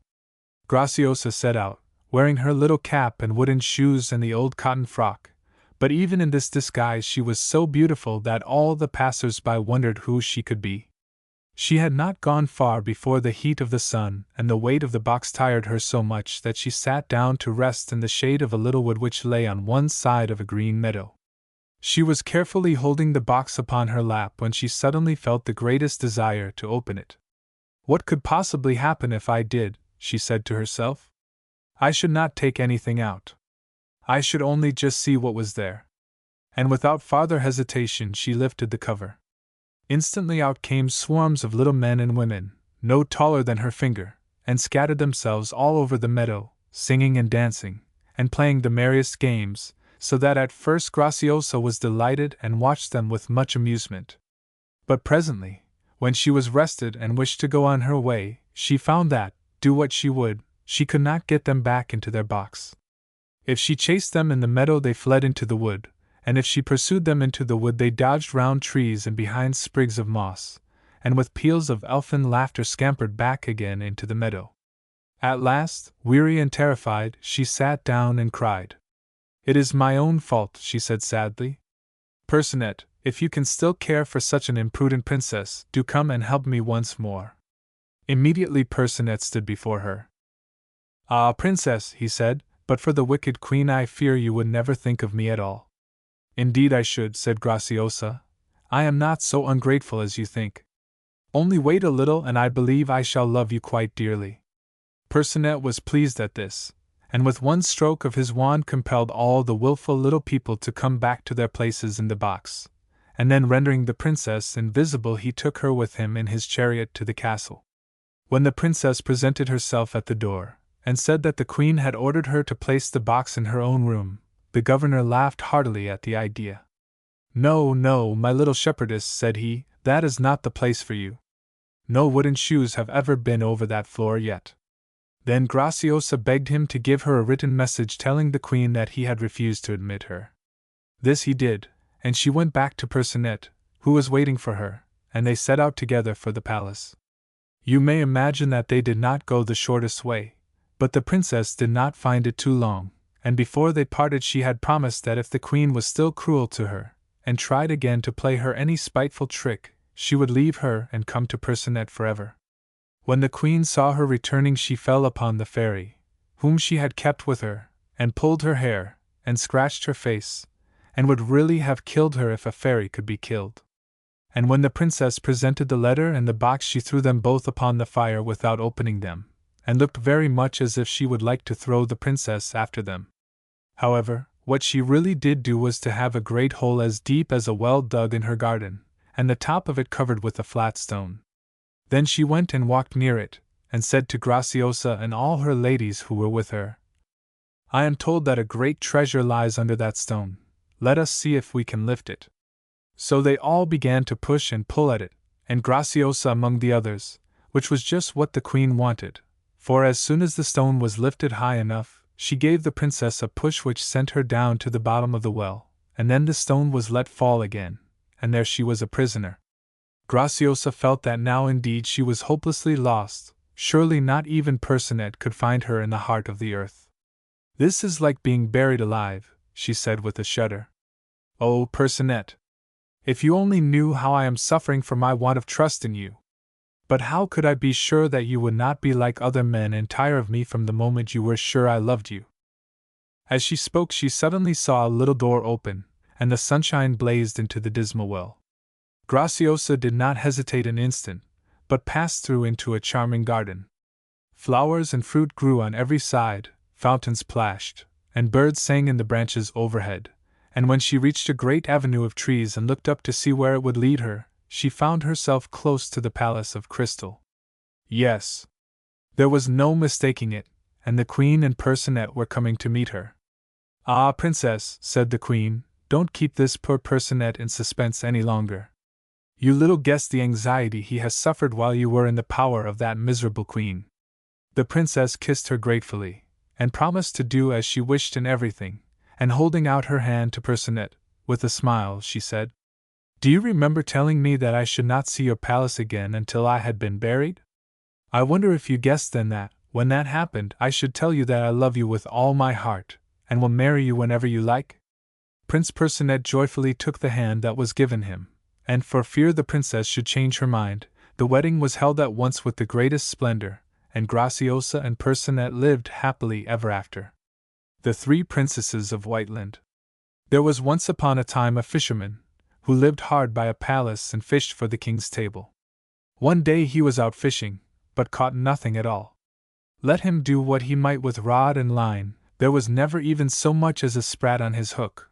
But when the day was well nigh over, a head rose up out of the water, and said, "If you will give me what your wife shows you when you go home, you shall catch fish enough." So the man said yes in a moment, and then he caught fish in plenty. But when he got home at night, and his wife showed him a baby which had just been born, and fell a weeping and wailing when he told her of the promise which he had given, he was very unhappy. All this was soon told to the king up at the palace, and when he heard what sorrow the woman was in, and the reason of it, he said that he himself would take the child and see if he could not save it. The baby was a boy, and the king took him at once and brought him up as his own son until the lad grew up. Then one day he begged to have leave to go out with his father to fish. He had a strong desire to do this, he said. The king was very unwilling to permit it, but at last the lad got leave. He stayed with his father, and all went prosperously and well with them the whole day, until they came back to land in the evening. Then the lad found that he had lost his pocket handkerchief, and would go out in the boat after it. But no sooner had he got into the boat than it began to move off with him so quickly that the water foamed all round about, and all that the lad did to keep the boat back with the oars was done to no purpose, for it went on and on the whole night through, and at last he came to a white strand that lay far, far away. There he landed, and when he had walked on for some distance he met an old man with a long white beard. "What is the name of this country?" said the youth. "Whiteland," answered the man, and then he begged the youth to tell him whence he came and what he was going to do, and the youth did so. "Well, then," said the man, "if you walk on farther along the seashore here, you will come to three princesses who are standing in the earth so that their heads alone are out of it. Then the first of them will call you, she is the eldest, and will beg you very prettily to come to her and help her, and the second will do the same, but you must not go near either of them. Hurry past, as if you neither saw nor heard them, but you shall go to the third and do what she bids you. It will bring you good fortune." When the youth came to the first princess, she called to him and begged him to come to her very prettily, but he walked on as if he did not even see her, and he passed by the second in the same way, but he went up to the third. "If thou wilt do what I tell thee, thou shalt choose among us three," said the princess. So the lad said that he was most willing, and she told him that 3 trolls had planted them all 3 there in the earth, but that formerly they had dwelt in the castle which he could see at some distance in the wood. "Now," she said, "thou shalt go into the castle, and let the trolls beat thee one night for each of us, and if thou canst but endure that, thou wilt set us free." "Yes," answered the lad, "I will certainly try to do so." "When thou goest in," continued the princess, 2 lions will stand by the doorway. But if thou only goest straight between them, they will do thee no harm. Go straight forward into a small dark chamber. There thou shalt lie down. Then the troll will come and beat thee. But thou shalt take the flask which is hanging on the wall, and anoint thyself wheresoever he has wounded thee, after which thou shalt be as well as before. Then lay hold of the sword which is hanging by the side of the flask, and smite the troll dead. So he did what the princess had told him. He walked straight in between the lions just as if he did not see them, and then into the small chamber, and lay down on the bed. The first night a troll came with 3 heads and 3 rods, and beat the lad most unmercifully. But he held out until the troll was done with him, and then he took the flask and rubbed himself. Having done this, he grasped the sword and smote the troll dead. In the morning when he went to the seashore, the princesses were out of the earth as far as their waists. The next night everything happened in the same way, but the troll who came then had 6 heads and 6 rods, and he beat him much more severely than the first had done. But when the lad went out of doors next morning, the princesses were out of the earth as far as their knees. On the 3rd night a troll came who had 9 heads and 9 rods, and he struck the lad and flogged him so long, that at last he swooned away. So the troll took him up and flung him against the wall, and this made the flask of ointment fall down, and it splashed all over him, and he became as strong as ever again. Then, without loss of time, he grasped the sword and struck the troll dead, and in the morning when he went out of the castle the princesses were standing there entirely out of the earth. So he took the youngest for his queen, and lived with her very happily for a long time. At last, however, he took a fancy to go home for a short time to see his parents. His queen did not like this, but when his longing grew so great that he told her he must and would go, she said to him, "One thing shalt thou promise me, and that is, to do what thy father bids thee, but not what thy mother bids thee," and this he promised. So she gave him a ring, which enabled him who wore it to obtain 2 wishes. He wished himself at home, and instantly found himself there. But his parents were so amazed at the splendor of his apparel that their wonder never ceased. When he had been at home for some days, his mother wanted him to go up to the palace, to show the king what a great man he had become. The father said, "No, he must not do that, for if he does we shall have no more delight in him this time." But he spoke in vain, for the mother begged and prayed until at last he went. When he arrived there he was more splendid, both in raiment and in all else, than the other king, who did not like it, and said, "Well, you can see what kind of queen mine is, but I can't see yours. I do not believe you have such a pretty queen as I have. Would to heaven she were standing here, and then you would be able to see," said the young king, and in an instant she was standing there. But she was very sorrowful, and said to him, "Why didst thou not remember my words, and listen only to what thy father said? Now must I go home again at once, and thou hast wasted both thy wishes." Then she tied a ring in his hair, which had her name upon it, and wished herself at home again. And now the young king was deeply afflicted, and day out and day in went about thinking of naught else but how to get back again to his queen. "I will try to see if there is any place where I can learn how to find Whiteland," he thought, and journeyed forth out into the world. When he had gone some distance he came to a mountain, where he met a man who was lord over all the beasts in the forest, for they all came to him when he blew a horn which he had. So the king asked where Whiteland was. "I do not know that," he answered, "but I will ask my beasts." Then he blew his horn and inquired whether any of them knew where Whiteland lay, but there was not one who knew that. So the man gave him a pair of snow shoes. "When you have these on," he said, "you will come to my brother, who lives hundreds of miles from here. He is lord over all the birds in the air. Ask him.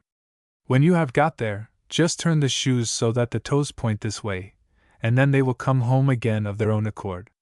When the king arrived there, he turned the shoes as the lord of the beasts had bidden him, and they went back. And now he once more asked after Whiteland, and the man summoned all the birds together, and inquired if any of them knew where Whiteland lay. No, none knew this. Long after the others there came an old eagle.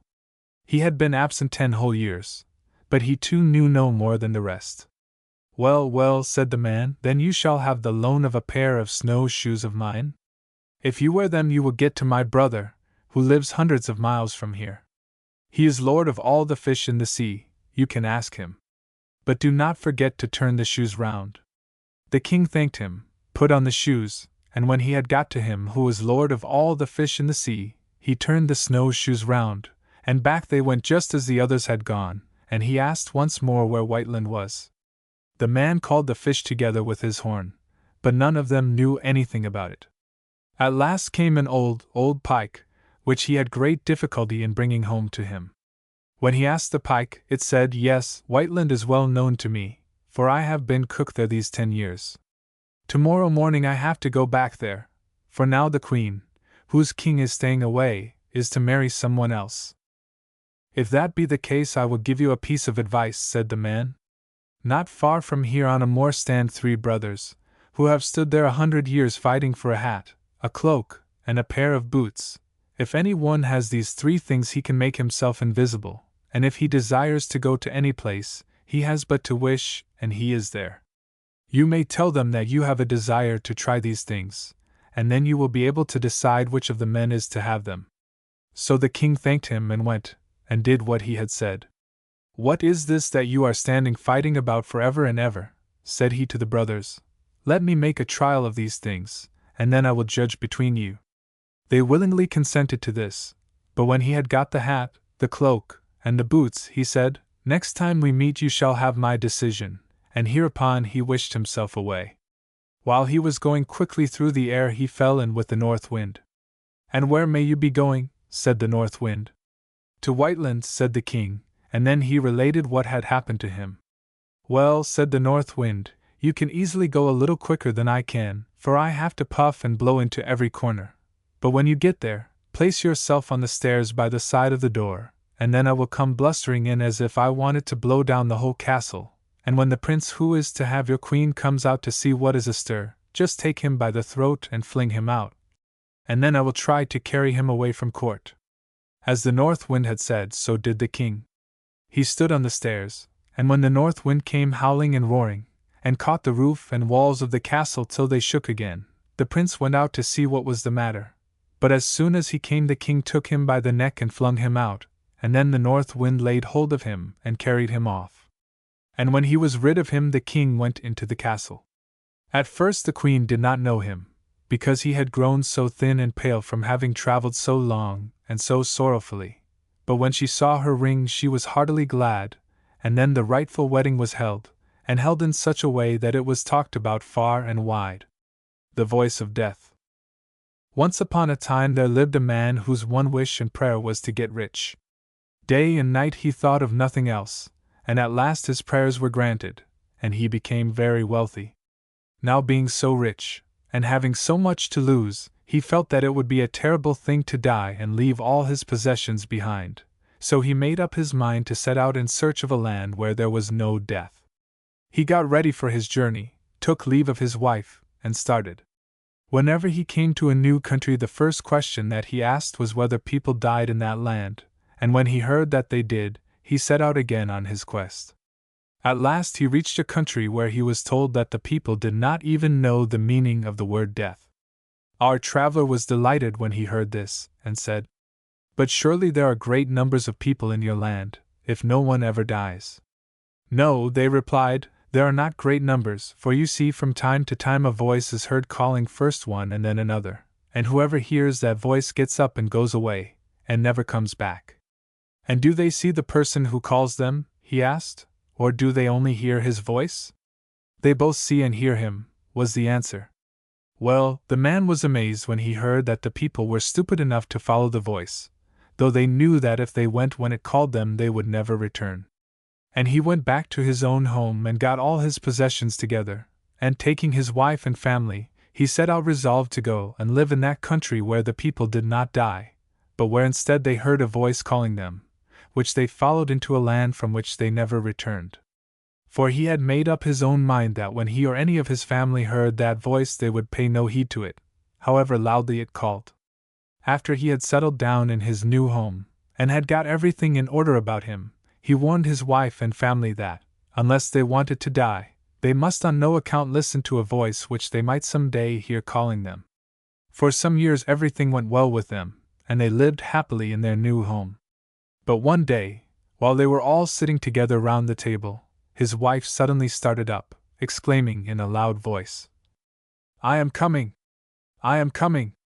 And she began to look round the room for her fur coat, but her husband jumped up, and taking firm hold of her by the hand, held her fast, and reproached her, saying, "Don't you remember what I told you? Stay where you are unless you wish to die." "But don't you hear that voice calling me?" she answered. "I am merely going to see why I am wanted. I shall come back directly." So she fought and struggled to get away from her husband, and to go where the voice summoned. But he would not let her go, and had all the doors of the house shut and bolted.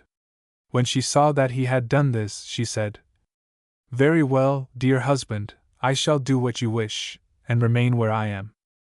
So her husband believed that it was all right, and that she had thought better of it, and had got over her mad impulse to obey the voice.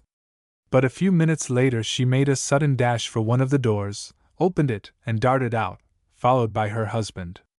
He caught her by the fur coat, and begged and implored her not to go, for if she did she would certainly never return. She said nothing, but let her arms fall backwards, and suddenly bending herself forward, she slipped out of the coat, leaving it in her husband's hands. He, poor man, seemed turned to stone as he gazed after her hurrying away from him, and calling at the top of her voice, as she ran, "I am coming! I am coming!" When she was quite out of sight her husband recovered his wits and went back into his house, murmuring, "If she is so foolish as to wish to die, I can't help it." I warned and implored her to pay no heed to that voice, however loudly it might call. Well, days and weeks and months and years passed, and nothing happened to disturb the peace of the household. But one day the man was at the barber's as usual, being shaved. The shop was full of people, and his chin had just been covered with a lather of soap, when, suddenly starting up from the chair, he called out in a loud voice, "I won't come, do you hear? I won't come!" The barber and the other people in the shop listened to him with amazement.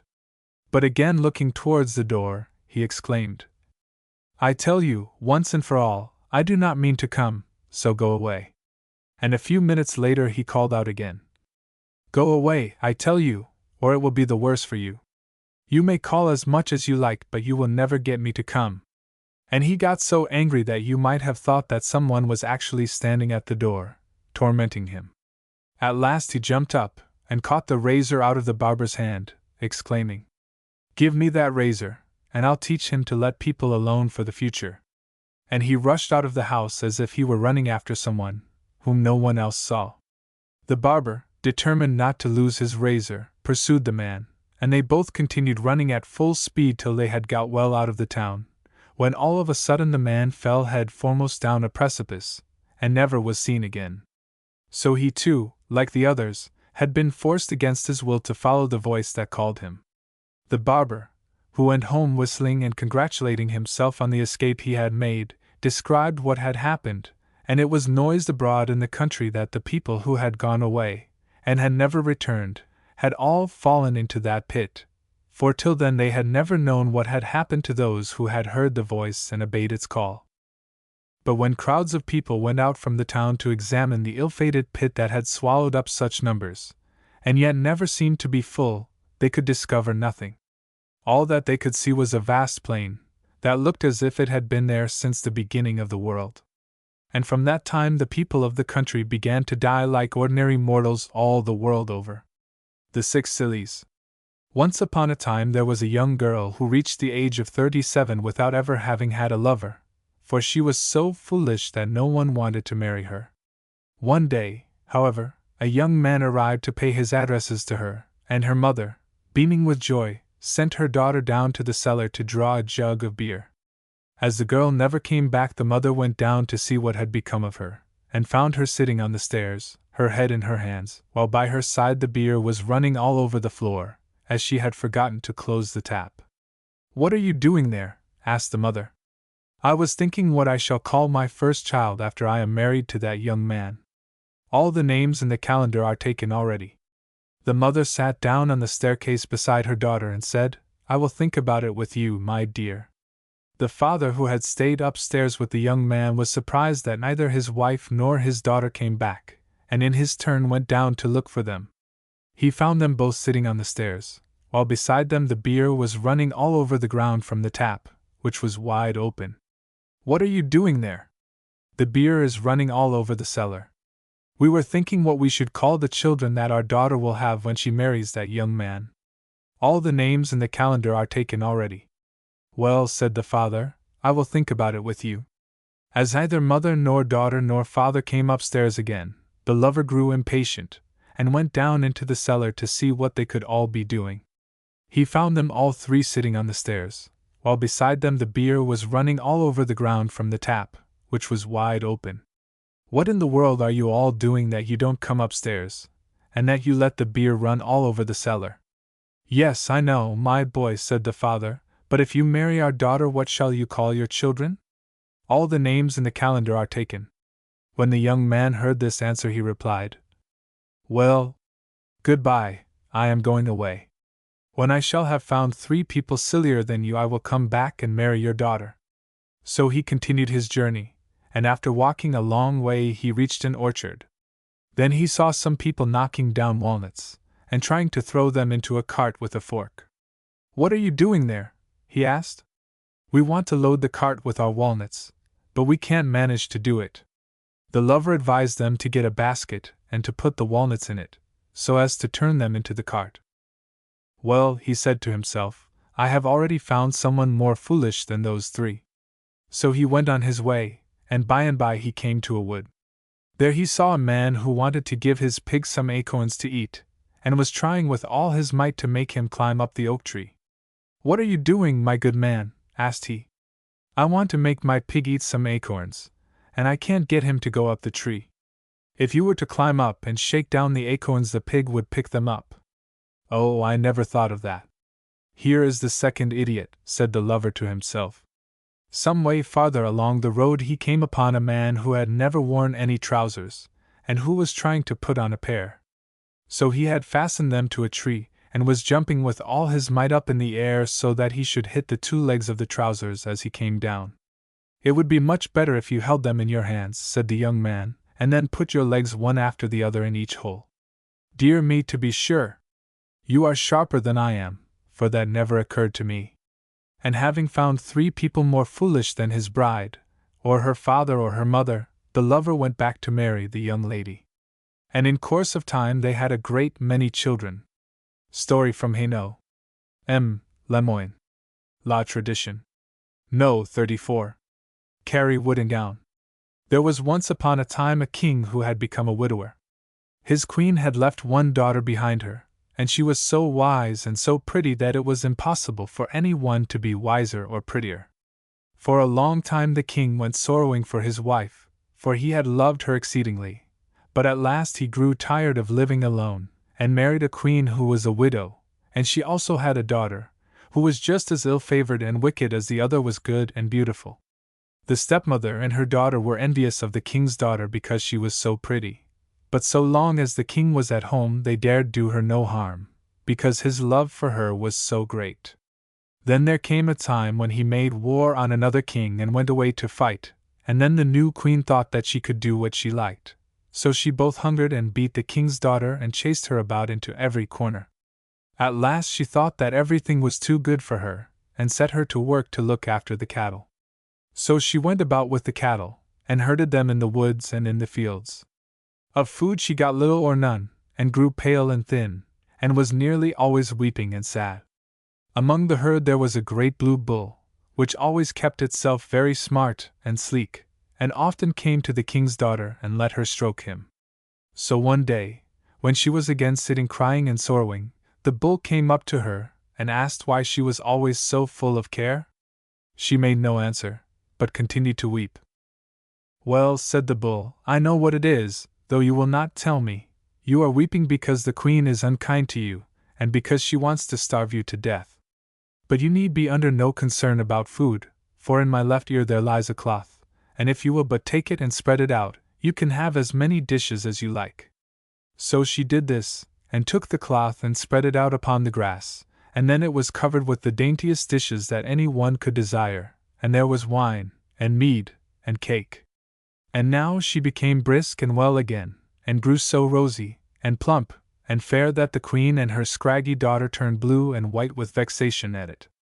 The queen could not imagine how her stepdaughter could look so well on such bad food, so she ordered one of her handmaidens to follow her into the wood and watch her, and see how it was, for she thought that some of the servants must be giving her food. So the maid followed her into the wood and watched, and saw how the stepdaughter took the cloth out of the blue bull's ear, and spread it out, and how the cloth was then covered with the most delicate dishes, which the stepdaughter ate and regaled herself with. So the waiting maid went home and told the queen. And now the king came home, and he had conquered the other king with whom he had been at war. So there was great gladness in the palace, but no one was more glad than the king's daughter. The queen, however, pretended to be ill, and gave the doctor much money to say that she would never be well again unless she had some of the flesh of the blue bull to eat. Both the king's daughter and the people in the palace asked the doctor if there were no other means of saving her, and begged for the bull's life, for they were all fond of him, and they all declared that there was no such bull in the whole country. But it was all in vain, he was to be killed, and should be killed, and nothing else would serve. When the king's daughter heard it, she was full of sorrow, and went down to the byre to the bull. He too was standing there hanging his head, and looking so downcast that she fell a weeping over him. What are you weeping for? Said the bull. So she told him that the king had come home again, and that the queen had pretended to be ill, and that she had made the doctor say that she could never be well again unless some of the flesh of the blue bull was given her to eat, and that now he was to be killed. When once they have taken my life they will soon kill you also, said the bull. If you are of the same mind with me, we will take our departure this very night. The king's daughter thought that it was bad to go and leave her father, but that it was worse still to be in the same house with the queen, so she promised the bull that she would come. At night, when all the others had gone to bed, the king's daughter stole softly down to the byre to the bull, and he took her on his back and got out of the courtyard as quickly as he could. So at cock-crow next morning, when the people came to kill the bull, he was gone, and when the king got up and asked for his daughter, she was gone too.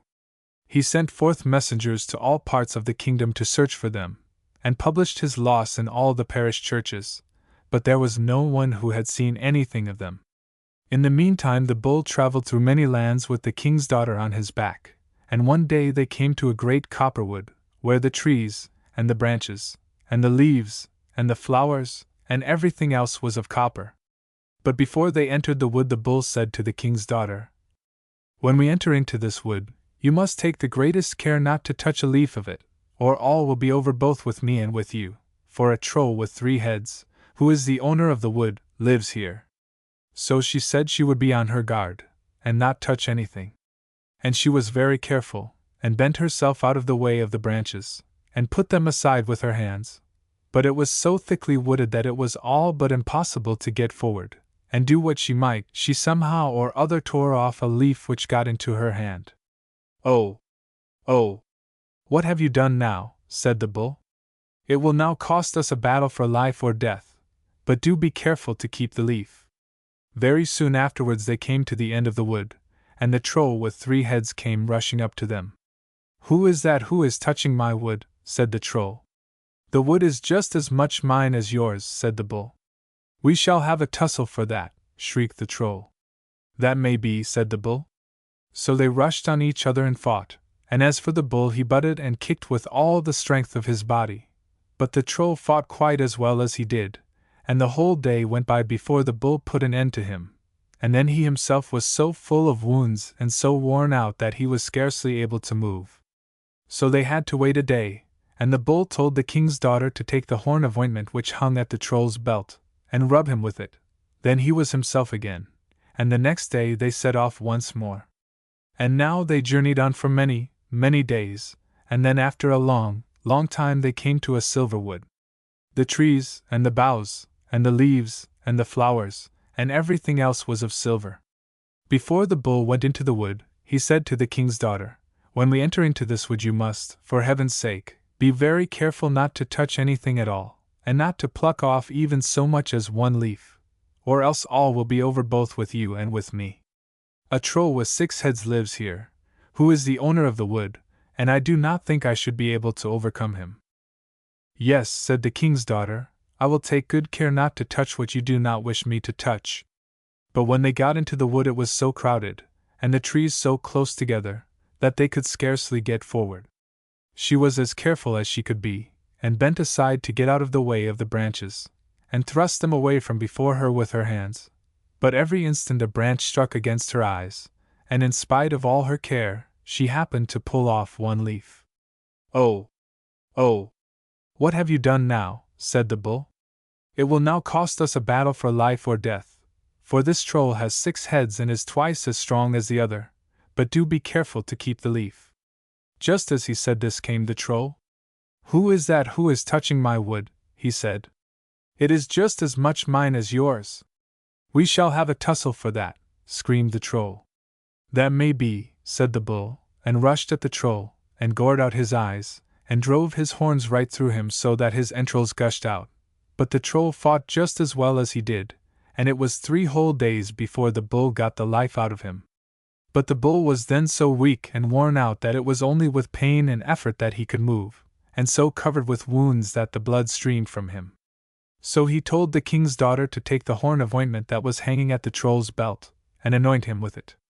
She did this, and then he came to himself again, but they had to stay there and rest for a week before the bull was able to go any farther. At last they set forth on their way again, but the bull was still weak, and at first could not go quickly. The king's daughter wished to spare him, and said that she was so young and light of foot that she would willingly walk, but he would not give her leave to do that, and she was forced to seat herself on his back again. So they traveled for a long time, and through many lands, and the king's daughter did not at all know where he was taking her, but after a long, long time they came to a gold wood. It was so golden that the gold dripped off it, and the trees, and the branches, and the flowers, and the leaves were all of pure gold. Here all happened just as it had happened in the copper wood and silver wood. The bull told the king's daughter that on no account was she to touch it, for there was a troll with 9 heads who was the owner, and that he was much larger and stronger than both the others put together, and that he did not believe that he could overcome him. So she said that she would take great care not to touch anything, and he should see that she did. But when they got into the wood it was still thicker than the silver wood, and the farther they got into it the worse it grew. The wood became thicker and thicker, and closer, and at last she thought there was no way whatsoever by which they could get forward. She was so terrified lest she should break anything off, that she sat and twisted, and turned herself on this side and on that, to get out of the way of the branches, and pushed them away from her with her hands, but every moment they struck against her eyes, so that she could not see what she was clutching at. And before she knew what she was doing, she had a golden apple in her hands.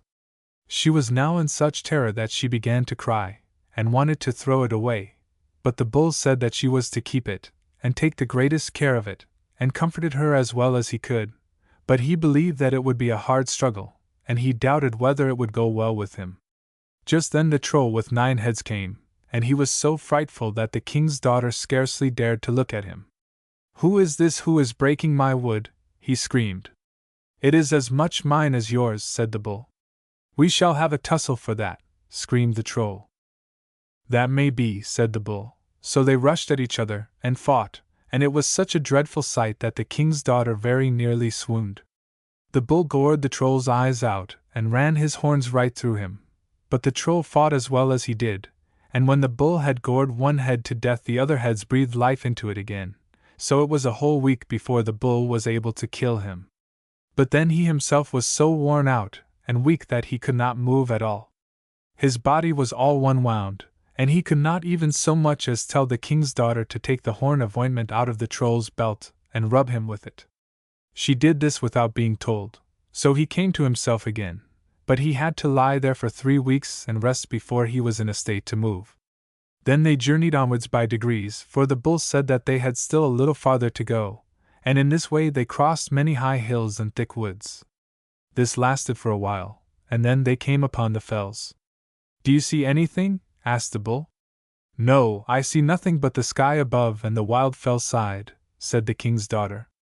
Then they climbed up higher, and the fell grew more level, so that they could see farther around them. "Do you see anything now?" said the bull.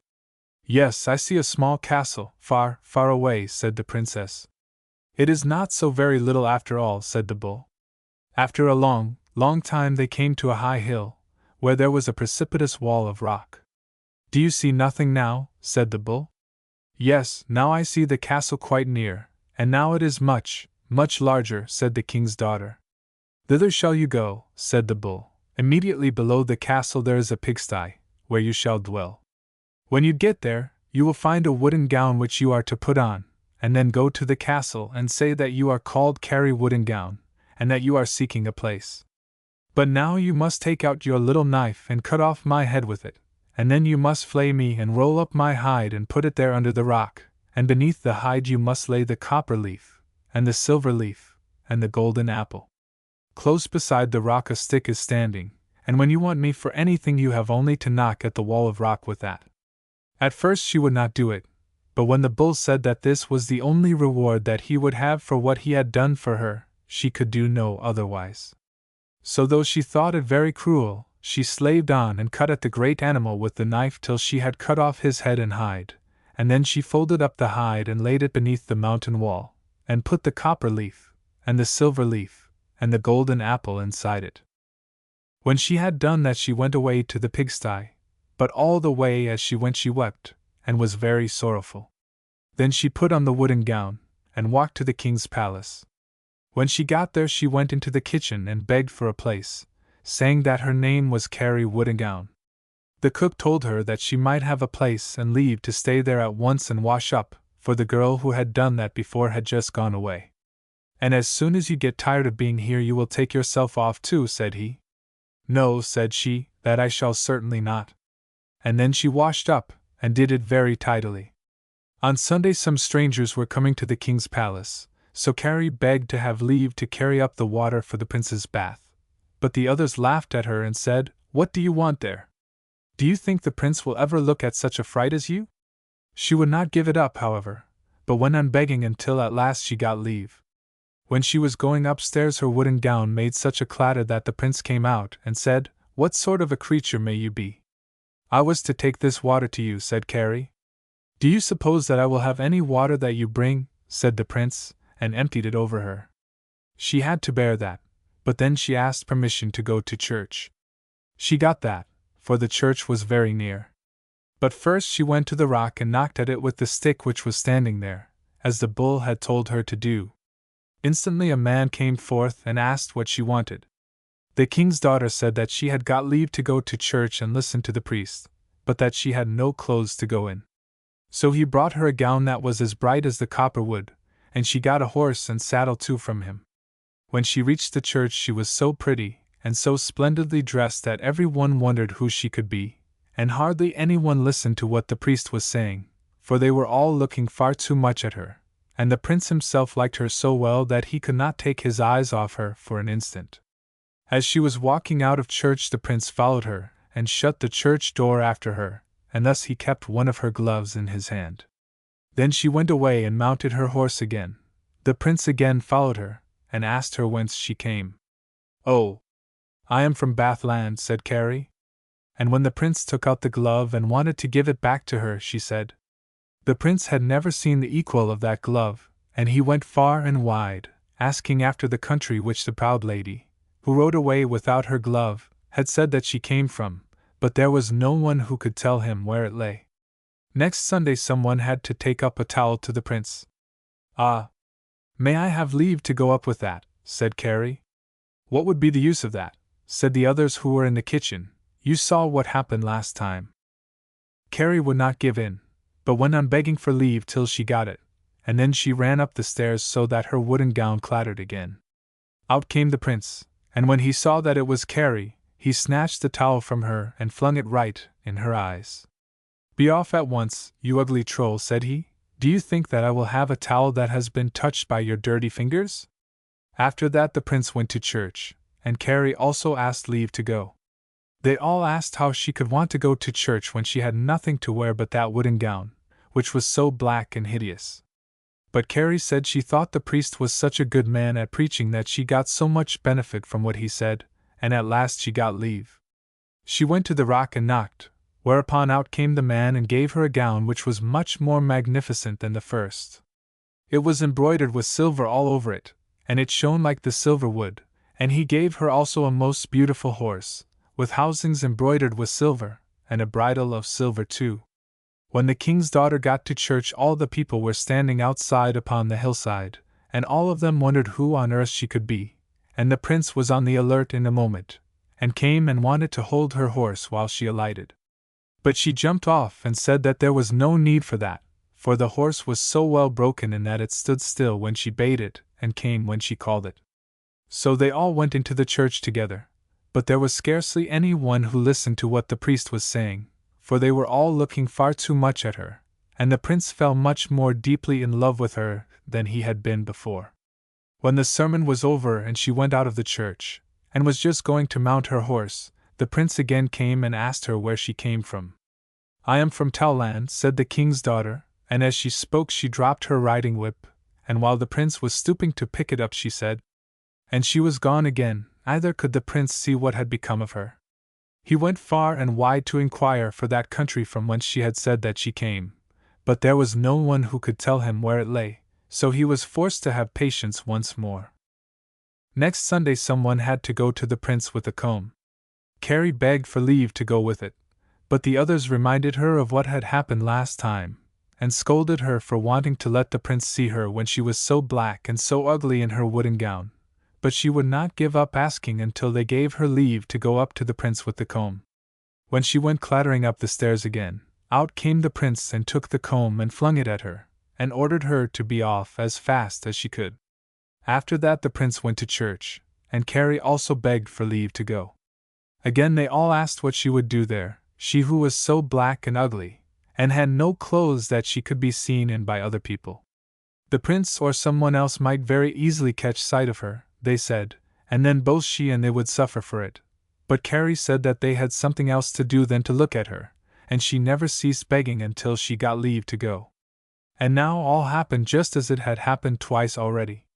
She went away to the rock and knocked at it with the stick, and then the man came out and gave her a gown which was very much more magnificent than either of the others.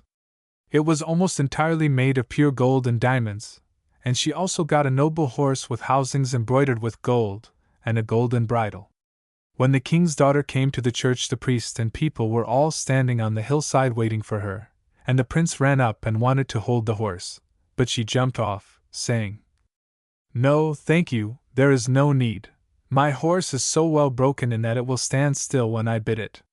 So they all hastened into the church together, and the priest got into the pulpit, but no one listened to what he said, for they were looking far too much at her and wondering whence she came, and the prince was far more in love than he had been on either of the former occasions, and he was mindful of nothing but of looking at her.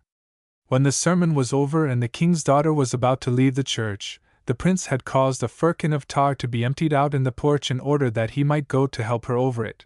She, however, did not trouble herself in the least about the tar, but set her foot down in the middle of it and jumped over it, and thus one of her gold shoes was left sticking in it. When she had seated herself on the horse, the prince came running out of the church and asked her whence she came.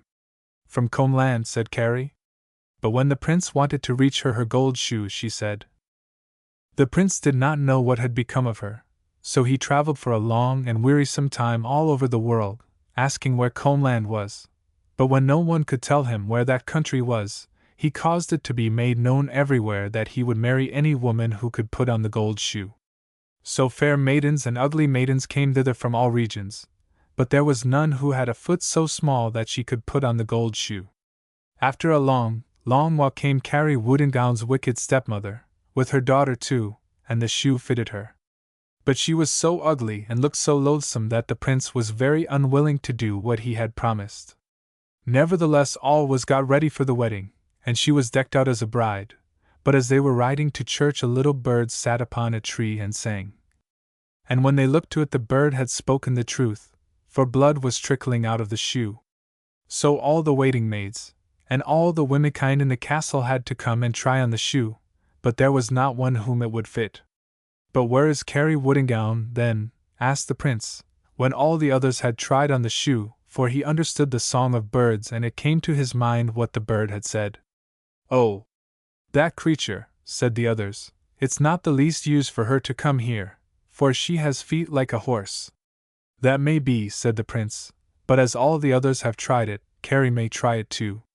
Carrie, he called out through the door, and Carrie came upstairs, and her wooden gown clattered as if a whole regiment of dragoons were coming up. Now you are to try on the gold shoe and be a princess, said the other servants, and they laughed at her and mocked her. Carrie took up the shoe, put her foot into it as easily as possible, and then threw off her wooden gown, and there she stood in the golden gown which flashed like rays of sunshine, and on her other foot she had the fellow to the gold shoe. The prince knew her in a moment, and was so glad that he ran and took her in his arms and kissed her, and when he heard that she was a king's daughter he was gladder still, and then they had the wedding. Drakesdale. Drakesdale was very little, that is why he was called Drakesdale. But tiny as he was, he had brains, and he knew what he was about, for having begun with nothing he ended by amassing 100 crowns. Now the king of the country, who was very extravagant and never kept any money, having heard that Drakesdale had some, went one day in his own person to borrow his hoard, and my word, in those days Drakesdale was not a little proud of having lent money to the king. But after the first and second year, seeing that they never even dreamed of paying the interest, he became uneasy, so much so that at last he resolved to go and see His Majesty himself, and get repaid. So one fine morning Drakesdale, very spruce and fresh, takes the road, singing, "Quack, quack, quack, when shall I get my money back?" He had not gone far when he met friend Fox, on his rounds that way. "Good morning, neighbor," says the friend, "where are you off to so early?" "I am going to the king for what he owes me." "Oh, take me with thee." Drakesdale said to himself, "One can't have too many friends." "I will," says he, "but going on all fours you will soon be tired. Make yourself quite small, get into my throat, go into my gizzard, and I will carry you." "Happy thought," says friend Fox. He takes bag and baggage, and presto! Is gone like a letter into the post. And Drakesdale is off again, all spruce and fresh, still singing, "Quack, quack, quack, when shall I have my money back?" He had not gone far when he met his lady friend Ladder, leaning on her wall. "Good morning, my duckling," says the lady friend, "whither away so bold?" "I am going to the king for what he owes me." "Oh, take me with thee." Drakesdale said to himself, "One can't have too many friends." "I will," says he, "but with your wooden legs you will soon be tired. Make yourself quite small, get into my throat, go into my gizzard, and I will carry you." "Happy thought," says my friend Ladder, and nimble, bag and baggage, goes to keep company with friend Fox. And quack, quack, quack, Drakesdale is off again, singing and spruce as before. A little farther he meets his sweetheart, my friend River, wandering quietly in the sunshine. "Thou, my cherub," says she, "whither so lonesome, with arching tail, on this muddy road?" "I am going to the king, you know, for what he owes me." "Oh, take me with thee." Drakesdale said to himself, "We can't be too many friends." "I will," says he, "but you who sleep while you walk will soon be tired. Make yourself quite small, get into my throat, go into my gizzard, and I will carry you." "Ah, happy thought," says my friend River. She takes bag and baggage, and glow, glow, glow, she takes her place between friend Fox and my friend Ladder. And quack, quack, quack, Drakesdale is off again singing. A little farther on he meets Comrade Wasp's nest, maneuvering his wasps. "Well, good morning, friend Drakesdale," said Comrade Wasp's nest, "where are we bound for so spruce and fresh?" "I am going to the king for what he owes me." "Oh, take me with thee." Drakesdale said to himself, One can't have too many friends. I will, says he, but with your battalion to drag along, you will soon be tired. Make yourself quite small, go into my throat, get into my gizzard, and I will carry you. By Jove! That's a good idea, says Comrade Wasp's Nest. And left file. He takes the same road to join the others with all his party. There was not much more room, but by closing up a bit they managed. And Drakesdale is off again singing. He arrived thus at the capital, and threaded his way straight up the high street, still running and singing quack, quack, quack, when shall I get my money back? To the great astonishment of the good folks, till he came to the king's palace. He strikes with the knocker. Tock! Tock! Who is there? Asks the porter, putting his head out of the wicket. 'Tis I, Drakesdale. I wish to speak to the king. Speak to the king? That's easily said. The king is dining, and will not be disturbed. Tell him that it is I, and I have come, he well knows why. The porter shuts his wicket, and goes up to say it to the king, who was just sitting down to dinner with a napkin round his neck, and all his ministers. Good, good, said the king, laughing. I know what it is. Make him come in, and put him with the turkeys and chickens. The porter descends. Have the goodness to enter. Good, says Drakesdale to himself, I shall now see how they eat at court. This way, says the porter. One step further. There you are. How? What? In the poultry yard? Fancy how vexed Drakesdale was. Ah. So that's it, says he. Wait. I will compel you to receive me. Quack, quack, quack, when shall I get my money back? But turkeys and chickens are creatures who don't like people that are not as themselves. When they saw the newcomer, and how he was made, and when they heard him crying too, they began to look black at him. What is it? What does he want? Finally they rushed at him all together, to overwhelm him with pecks. I am lost, said Drakesdale to himself, when by good luck he remembers his comrade Friend Fox, and he cries. Then Friend Fox, who was only waiting for these words, hastens out, throws himself on the wicked fowls, and quick! Quack! He tears them to pieces, so much so that at the end of 5 minutes there was not one left alive. And Drakesdale, quite content, began to sing again, quack, quack, quack, when shall I get my money back? When the king, who was still at table, heard this refrain, and the poultry woman came to tell him what had been going on in the yard, he was terribly annoyed. He ordered them to throw this tail of a drake into the well, to make an end of him. And it was done as he commanded. Drakesdale was in despair of getting himself out of such a deep hole, when he remembered his lady friend, the Ladder. My friend Ladder, who was only waiting for these words, hastens out, leans her 2 arms on the edge of the well, then Drakesdale climbs nimbly on her back, and hop! He is in the yard, where he begins to sing louder than ever. When the king, who was still at table and laughing at the good trick he had played his creditor, heard him again reclaiming his money, he became livid with rage. He commanded that the furnace should be heated, and this tail of a drake thrown into it, because he must be a sorcerer. The furnace was soon hot, but this time Drakesdale was not so afraid. He counted on his sweetheart, my friend River. My friend River hastens out, and Eruf throws herself into the furnace, which she floods, with all the people who had lighted it, after which she flowed growling into the hall of the palace to the height of more than 4 feet. And Drakesdale, quite content, begins to swim, singing deafeningly, quack, quack, quack, when shall I get my money back? The king was still at table, and thought himself quite sure of his game, but when he heard Drakesdale singing again, and when they told him all that had passed, he became furious and got up from table brandishing his fists. Bring him here, and I'll cut his throat. Bring him here quick, cried he. And quickly 2 footmen ran to fetch Drakesdale. At last, said the poor chap, going up the great stairs, they have decided to receive me. Imagine his terror when on entering he sees the king as red as a turkey cock, and all his ministers attending him standing sword in hand. He thought this time it was all up with him. Happily he remembered that there was still one remaining friend, and he cried with dying accents. Hereupon the scene changes. BS, bayonet them, the brave wasp's nest rushes out with all his wasps. They threw themselves on the infuriated king and his ministers, and stung them so fiercely in the face that they lost their heads, and not knowing where to hide themselves they all jumped pell-mell from the window and broke their necks on the pavement. Behold Drakesdale much astonished, all alone in the big saloon and master of the field.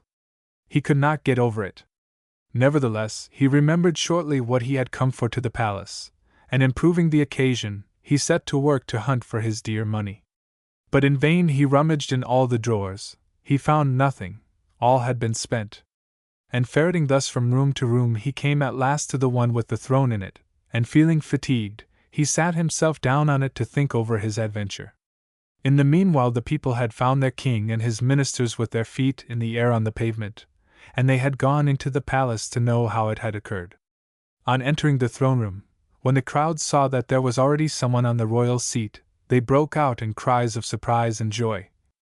Drakesdale, who was no longer surprised at anything, received the acclamations of the people as if he had never done anything else all his life. A few of them certainly murmured that a Drakesdale would make a fine king. Those who knew him replied that a knowing Drakesdale was a more worthy king than a spendthrift like him who was lying on the pavement. In short, they ran and took the crown off the head of the deceased, and placed it on that of Drakesdale, whom it fitted like wax. Thus he became king. And now, said he after the ceremony, ladies and gentlemen, let's go to supper. I am so hungry. The Ratcatcher. A very long time ago the town of Hamel in Germany was invaded by bands of rats, the like of which had never been seen before nor will ever be again. They were great black creatures that ran boldly in broad daylight through the streets, and swarmed so, all over the houses, that people at last could not put their hand or foot down anywhere without touching one. When dressing in the morning they found them in their breeches and petticoats, in their pockets and in their boots, and when they wanted a morsel to eat, the voracious horde had swept away everything from cellar to garret. The night was even worse. As soon as the lights were out, these untiring nibblers set to work. And everywhere, in the ceilings, in the floors, in the cupboards, at the doors, there was a chase and a rummage, and so furious a noise of gimlets, pincers, and saws that a deaf man could not have rested for 1 hour together.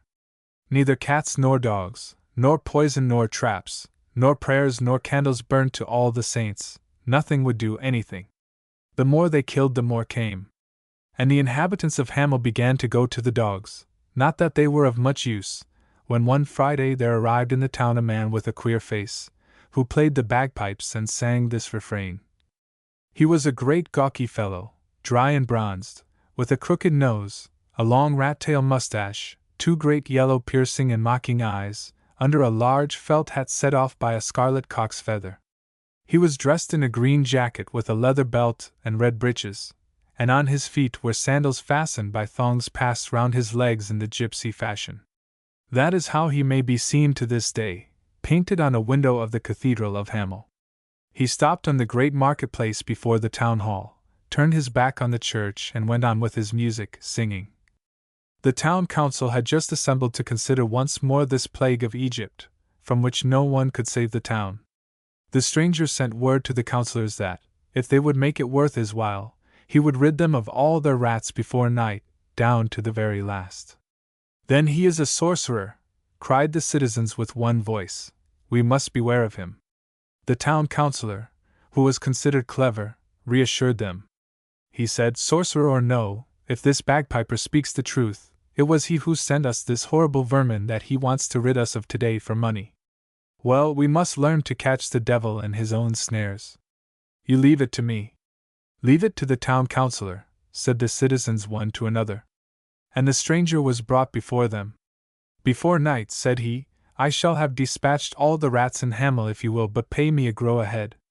A grow a head, cried the citizens, but that will come to millions of florins. The town councillor simply shrugged his shoulders and said to the stranger, a bargain. To work, the rats will be paid 1 grow a head as you ask. The bagpiper announced that he would operate that very evening when the moon rose.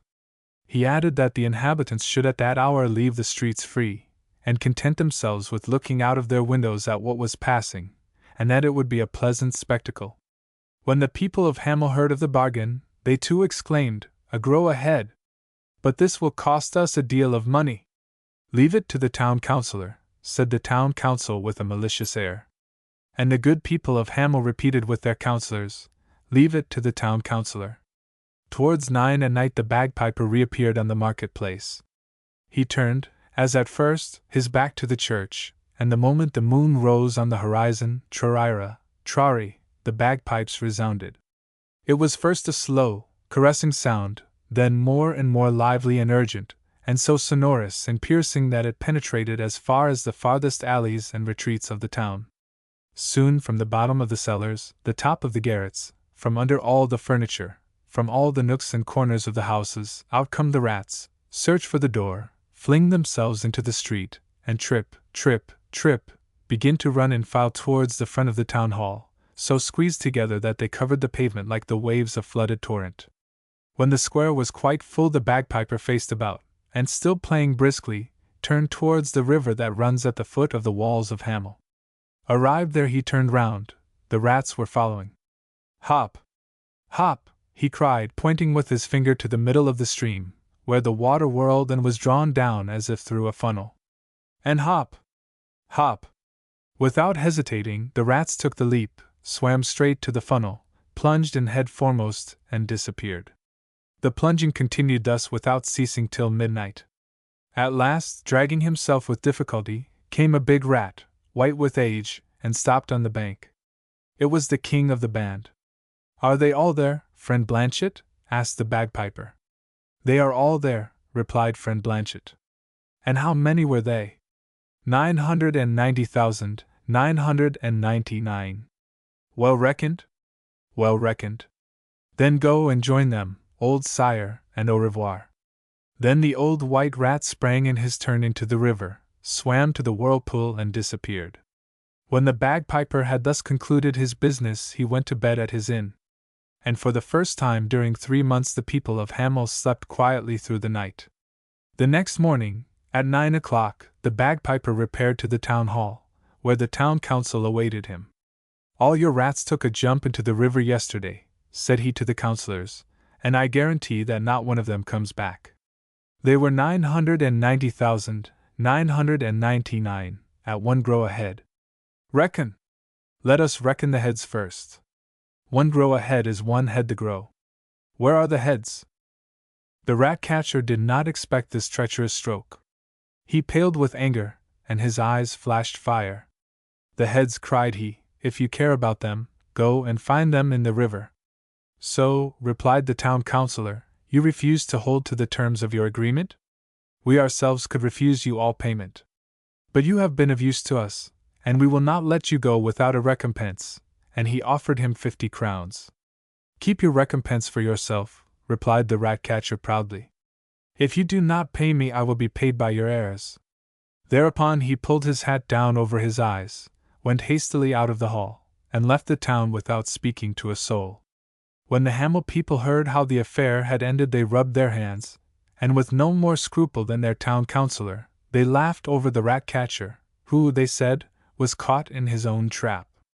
But what made them laugh above all was his threat of getting himself paid by their heirs. Ha!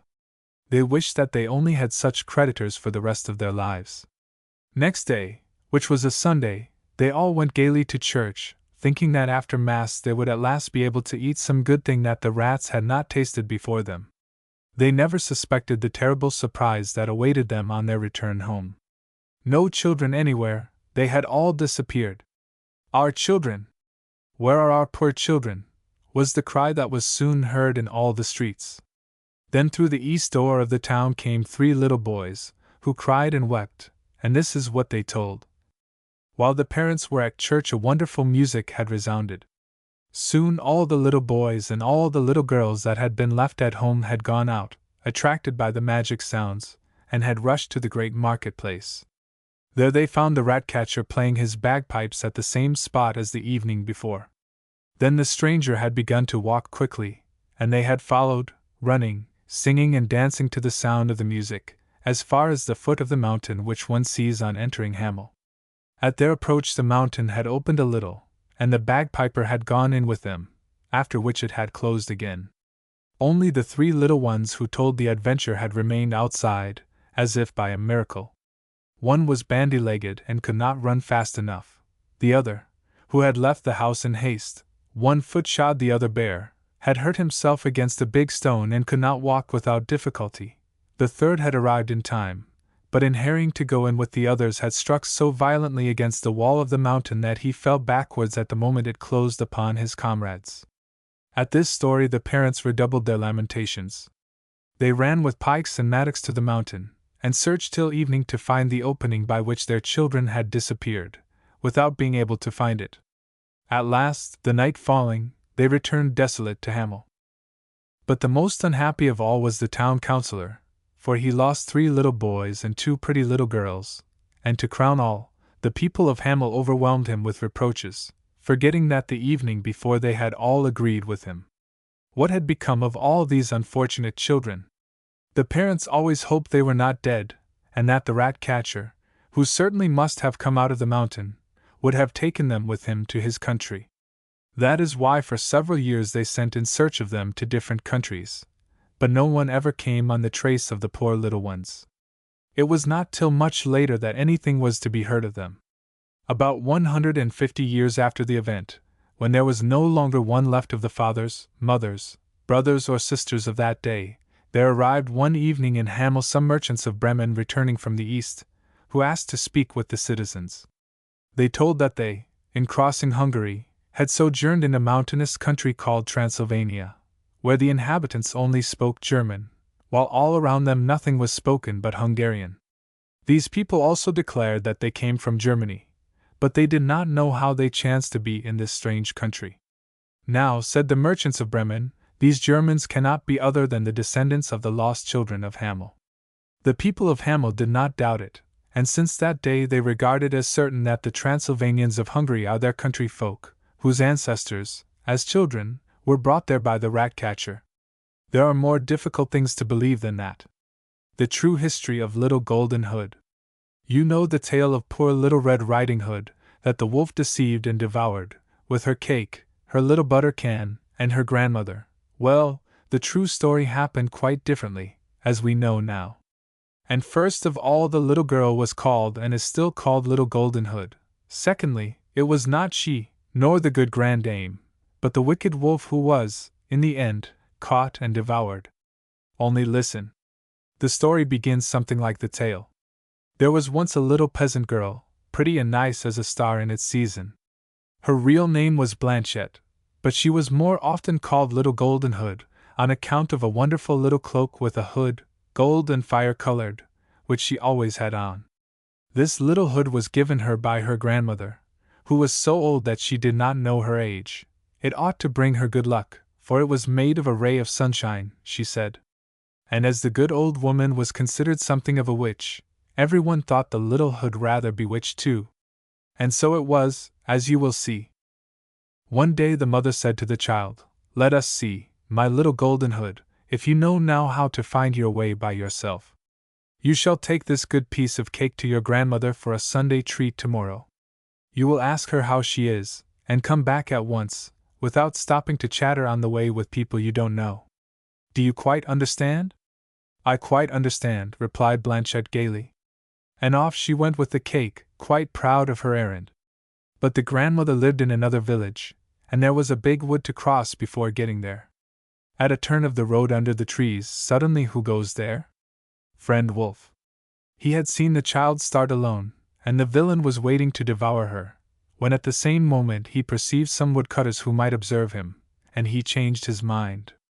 Instead of falling upon Blanchette, he came frisking up to her like a good dog.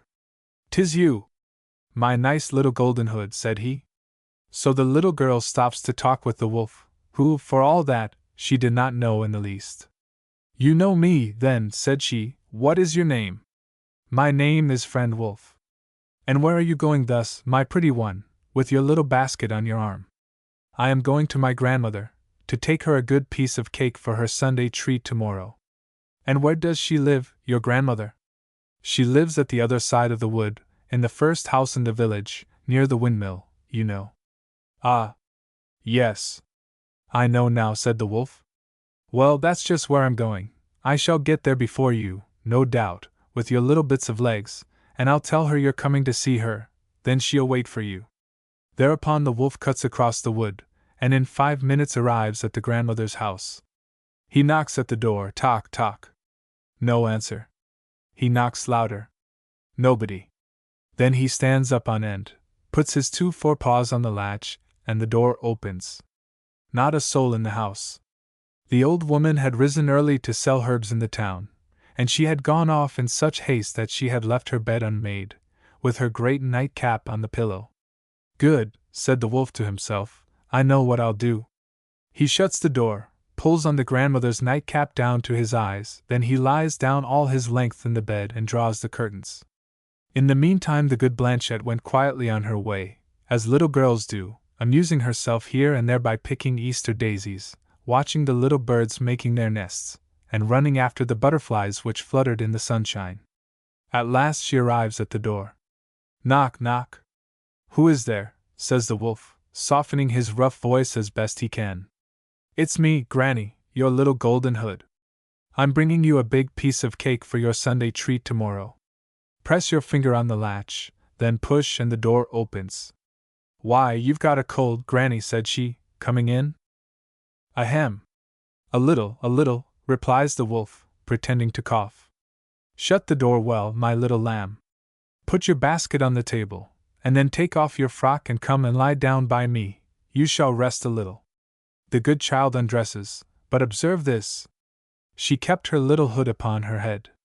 When she saw what a figure her granny cut in bed, the poor little thing was much surprised. Oh, cries she, how like you are to friend Wolf, grandmother. That's on account of my nightcap, child, replies the wolf. Oh, what hairy arms you've got, grandmother. All the better to hug you, my child. Oh, what a big tongue you've got, grandmother. All the better for answering, child. Oh, what a mouthful of great white teeth you have, grandmother. That's for crunching little children with. And the wolf opened his jaws wide to swallow Blanchette. But she put down her head crying, Mamma! Mamma! And the wolf only caught her little hood. Thereupon, oh dear! Oh dear! He draws back, crying and shaking his jaw as if he had swallowed red-hot coals. It was the little fire-colored hood that had burned his tongue right down his throat. The little hood, you see, was one of those magic caps that they used to have in former times, in the stories, for making oneself invisible or invulnerable. So there was the wolf with his throat burnt, jumping off the bed and trying to find the door, howling and howling as if all the dogs in the country were at his heels. Just at this moment the grandmother arrives, returning from the town with her long sack empty on her shoulder. Ah, brigand, she cries, wait a bit. Quickly she opens her sack wide across the door, and the maddened wolf springs in head downwards. It is he now that is caught, swallowed like a letter in the post. For the brave old dame shuts her sack, so, and she runs and empties it in the well, where the vagabond, still howling, tumbles in and is drowned. Ah, scoundrel! You thought you would crunch my little grandchild. Well, tomorrow we will make her a muff of your skin, and you yourself shall be crunched, for we will give your carcass to the dogs. Thereupon the grandmother hastened to dress poor Blanchette, who was still trembling with fear in the bed. Well, she said to her, without my little hood where would you be now, darling? And to restore heart and legs to the child, she made her eat a good piece of her cake, and drink a good draught of wine, after which she took her by the hand and led her back to the house. And then, who was it who scolded her when she knew all that had happened? It was the mother. But Blanchette promised over and over again that she would never more stop to listen to a wolf, so that at last the mother forgave her. And Blanchette, the little golden hood, kept her word. And in fine weather she may still be seen in the fields with her pretty little hood, the color of the sun. But to see her you must rise early. The Golden Branch. Once upon a time there was a king who was so morose and disagreeable that he was feared by all his subjects, and with good reason, as for the most trifling offenses he would have their heads cut off. This King Grumpy, as he was called, had one son, who was as different from his father as he could possibly be. No prince equaled him in cleverness and kindness of heart, but unfortunately he was most terribly ugly. He had crooked legs and squinting eyes, a large mouth all on one side, and a hunchback. Never was there a beautiful soul in such a frightful little body, but in spite of his appearance everybody loved him. The queen, his mother, called him Curlicue, because it was a name she rather liked, and it seemed to suit him. King Grumpy, who cared a great deal more for his own grandeur than for his son's happiness, wished to betroth the prince to the daughter of a neighboring king, whose great estates joined his own, for he thought that this alliance would make him more powerful than ever, and as for the princess she would do very well for Prince Curlicue, for she was as ugly as himself. Indeed, though she was the most amiable creature in the world, there was no concealing the fact that she was frightful, and so lame that she always went about with a crutch, and people called her Princess Cabbage Stalk. The king, having asked for and received a portrait of this princess, had it placed in his great hall under a canopy, and sent for Prince Curlicue, to whom he said that as this was the portrait of his future bride, he hoped the prince found it charming. The prince, after one glance at it, turned away with a disdainful air, which greatly offended his father. "Am I to understand that you are not pleased?" he said very sharply. "No, sire," replied the prince. "How could I be pleased to marry an ugly, lame princess?" "Certainly it is becoming in you to object to that," said King Grumpy, "since you are ugly enough to frighten anyone yourself." "That is the very reason," said the prince, "that I wish to marry someone who is not ugly. I am quite tired enough of seeing myself." "I tell you that you shall marry her," cried King Grumpy angrily. And the prince, seeing that it was of no use to remonstrate, bowed and retired. As King Grumpy was not used to being contradicted in anything, he was very much displeased with his son, and ordered that he should be imprisoned in the tower that was kept on purpose for rebellious princes, but had not been used for about 200 years, because there had not been any. The prince thought all the rooms looked strangely old-fashioned, with their antique furniture, but as there was a good library he was pleased, for he was very fond of reading, and he soon got permission to have as many books as he liked. But when he looked at them he found that they were written in a forgotten language, and he could not understand a single word, though he amused himself with trying. King Grumpy was so convinced that Prince Curlicue would soon get tired of being in prison, and so consent to marry the Princess Cabbage Stalk, that he sent ambassadors to her father proposing that she should come and be married to his son, who would make her perfectly happy. The king was delighted to receive so good an offer for his unlucky daughter, though, to tell the truth, he found it impossible to admire the prince's portrait which had been sent to him. However, he had it placed in as favorable a light as possible, and sent for the princess, but the moment she caught sight of it she looked the other way and began to cry. The king, who was very much annoyed to see how greatly she disliked it, took a mirror, and holding it up before the unhappy princess, said, "I see you do not think the prince handsome, but look at yourself, and see if you have any right to complain about that." "Sire," she answered, "I do not wish to complain, only I beg of you do not make me marry at all. I had rather be the unhappy Princess Cabbage Stalk all my life than inflict the sight of my ugliness on anyone else." But the king would not listen to her, and sent her away with the ambassadors.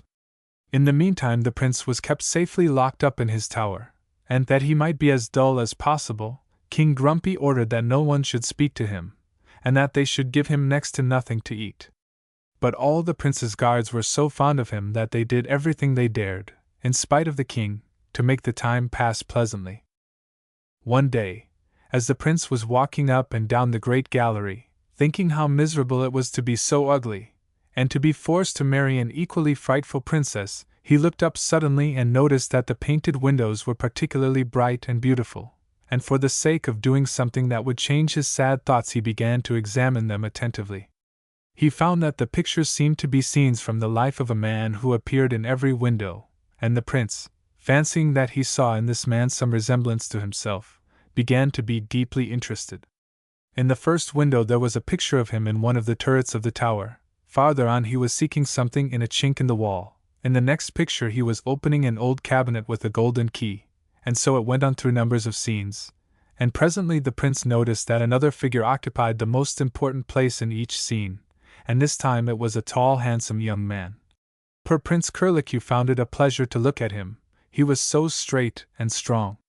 By this time it had grown dark, and the prince had to go back to his own room, and to amuse himself he took up a quaint old book and began to look at the pictures.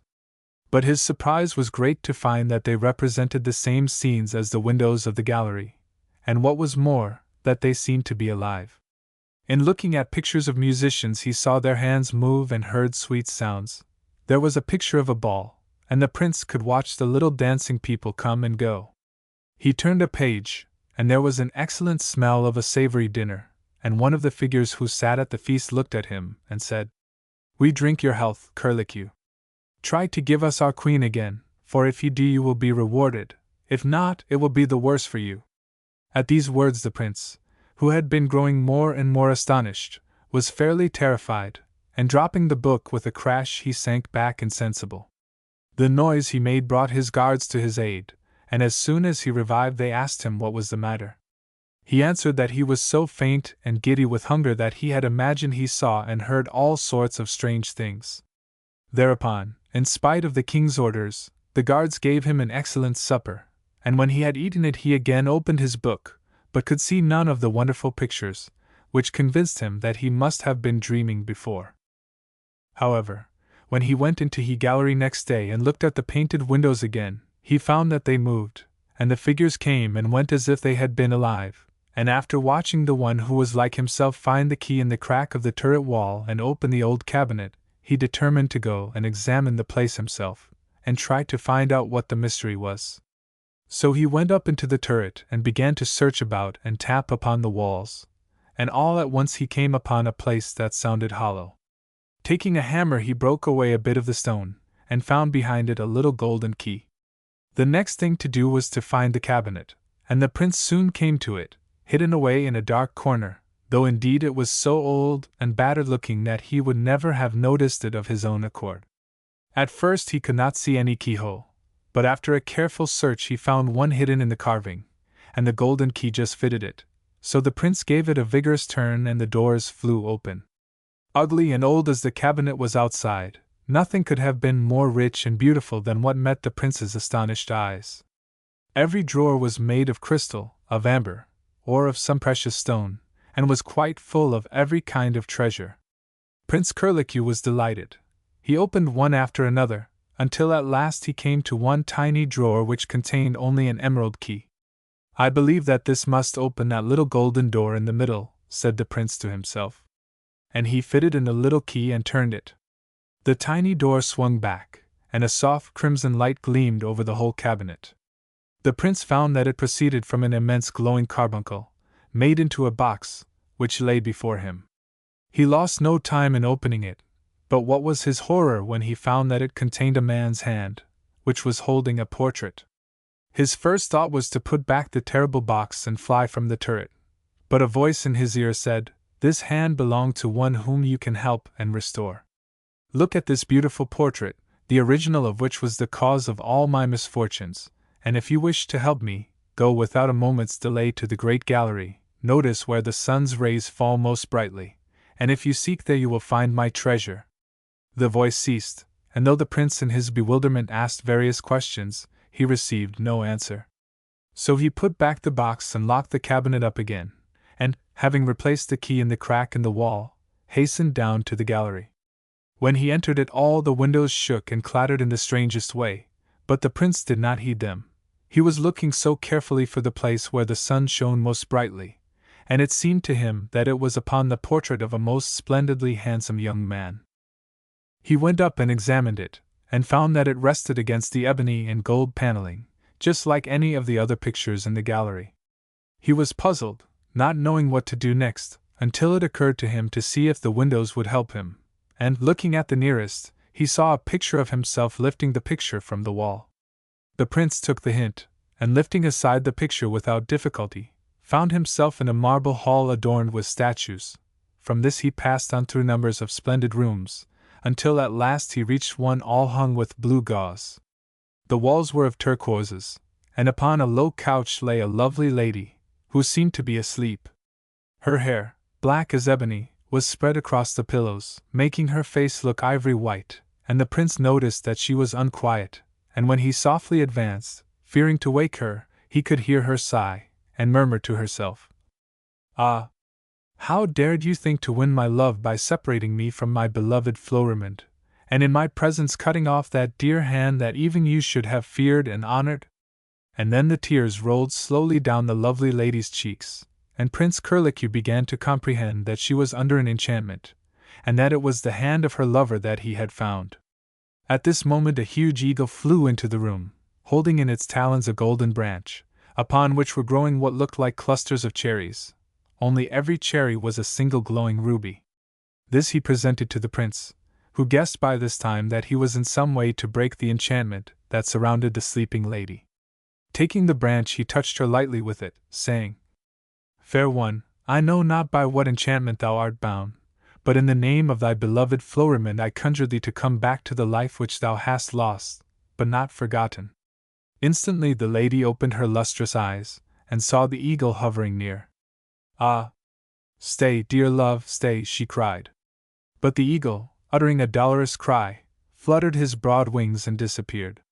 Then the lady turned to Prince Curlicue, and said, "I know that it is to you I owe my deliverance from an enchantment which has held me for 200 years. If there is anything that I can do for you in return, you have only to tell me, and all my fairy power shall be used to make you happy." "Madam," said Prince Curlicue, "I wish to be allowed to restore your beloved Florimond to his natural form, since I cannot forget the tears you shed for him." "That is very amiable of you, dear prince," said the fairy, "but it is reserved for another person to do that. I cannot explain more at present. But is there nothing you wish for yourself?" "Madam," cried the prince, flinging himself down at her feet, "only look at my ugliness. I am called Curlicue, and am an object of derision. I entreat you to make me less ridiculous." "Rise, prince," said the fairy, touching him with the golden branch. "Be as accomplished as you are handsome, and take the name of Prince Peerless, since that is the only title which will suit you now." Silent from joy, the prince kissed her hand to express his thanks, and when he rose and saw his new reflection in the mirrors which surrounded him, he understood that Curlicue was indeed gone forever. "How I wish," said the fairy, "that I dared to tell you what is in store for you, and warn you of the traps which lie in your path, but I must not. Fly from the tower, prince, and remember that the fairy Douceline will be your friend always." When she had finished speaking, the prince, to his great astonishment, found himself no longer in the tower, but set down in a thick forest at least 100 leagues away from it. And there we must leave him for the present, and see what was happening elsewhere. When the guards found that the prince did not ask for his supper as usual, they went into his room, and not finding him there, were very much alarmed, and searched the tower from turret to dungeon, but without success. Knowing that the king would certainly have their heads cut off for allowing the prince to escape, they then agreed to say that he was ill, and after making the smallest among them look as much like Prince Curlicue as possible, they put him into his bed and sent to inform the king. King Grumpy was quite delighted to hear that his son was ill, for he thought that he would all the sooner be brought to do as he wished, and marry the princess. So he sent back to the guards to say that the prince was to be treated as severely as before, which was just what they had hoped he would say. In the meantime the Princess Cabbage Stalk had reached the palace, traveling in a litter. King Grumpy went out to meet her, but when he saw her, with a skin like a tortoise's, her thick eyebrows meeting above her large nose, and her mouth from ear to ear, he could not help crying out, "Well, I must say Curlicue is ugly enough, but I don't think you need have thought twice before consenting to marry him." "Sire," she replied, "I know too well what I am like to be hurt by what you say, but I assure you that I have no wish to marry your son. I had rather be called Princess Cabbage Stalk than Queen Curlicue." This made King Grumpy very angry. "Your father has sent you here to marry my son," he said, "and you may be sure that I am not going to offend him by altering his arrangements." So the poor princess was sent away in disgrace to her own apartments, and the ladies who attended upon her were charged to bring her to a better mind. At this juncture the guards, who were in great fear that they would be found out, sent to tell the king that his son was dead, which annoyed him very much. He at once made up his mind that it was entirely the princess's fault, and gave orders that she should be imprisoned in the tower in Prince Curlicue's place. The Princess Cabbage Stalk was immensely astonished at this unjust proceeding, and sent many messages of remonstrance to King Grumpy, but he was in such a temper that no one dared to deliver them, or to send the letters which the princess wrote to her father. However, as she did not know this, she lived in hope of soon going back to her own country, and tried to amuse herself as well as she could until the time should come. Every day she walked up and down the long gallery, until she too was attracted and fascinated by the ever-changing pictures in the windows, and recognized herself in one of the figures. "They seem to have taken a great delight in painting me since I came to this country," she said to herself. "One would think that I and my crutch were put in on purpose to make that slim, charming young shepherdess in the next picture look prettier by contrast. Ah, how nice it would be to be as pretty as that." And then she looked at herself in the mirror, and turned away quickly with tears in her eyes from the doleful sight. All at once she became aware that she was not alone, for behind her stood a tiny old woman in a cap, who was as ugly again as herself and quite as lame. "Princess," she said, "your regrets are so piteous that I have come to offer you the choice of goodness or beauty. If you wish to be pretty you shall have your way, but you will also be vain, capricious, and frivolous.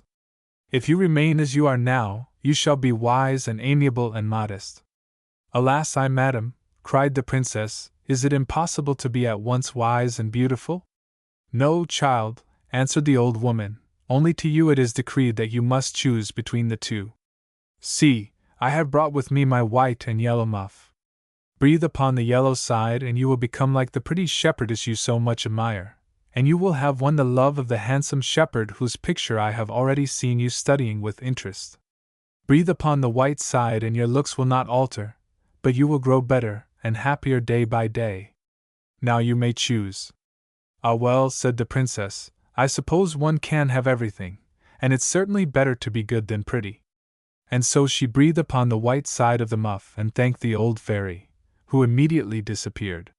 The Princess Cabbagestalk felt very forlorn when she was gone, and began to think that it was quite time her father sent an army to rescue her. "If I could but get up into the turret," she thought, "to see if any one is coming," but to climb up there seemed impossible. Nevertheless, she presently hit upon a plan. The great clock was in the turret, as she knew, though the weights hung down into the gallery. Taking one of them off the rope, she tied herself on in its place, and when the clock was wound, up she went triumphantly into the turret. She looked out over the country the first thing, but seeing nothing she sat down to rest a little, and accidentally leant back against the wall which Curlicue, or rather Prince Peerless, had so hastily mended. Out fell the broken stone, and with it the golden key. The clatter it made upon the floor attracted the Princess Cabbagestalk's attention.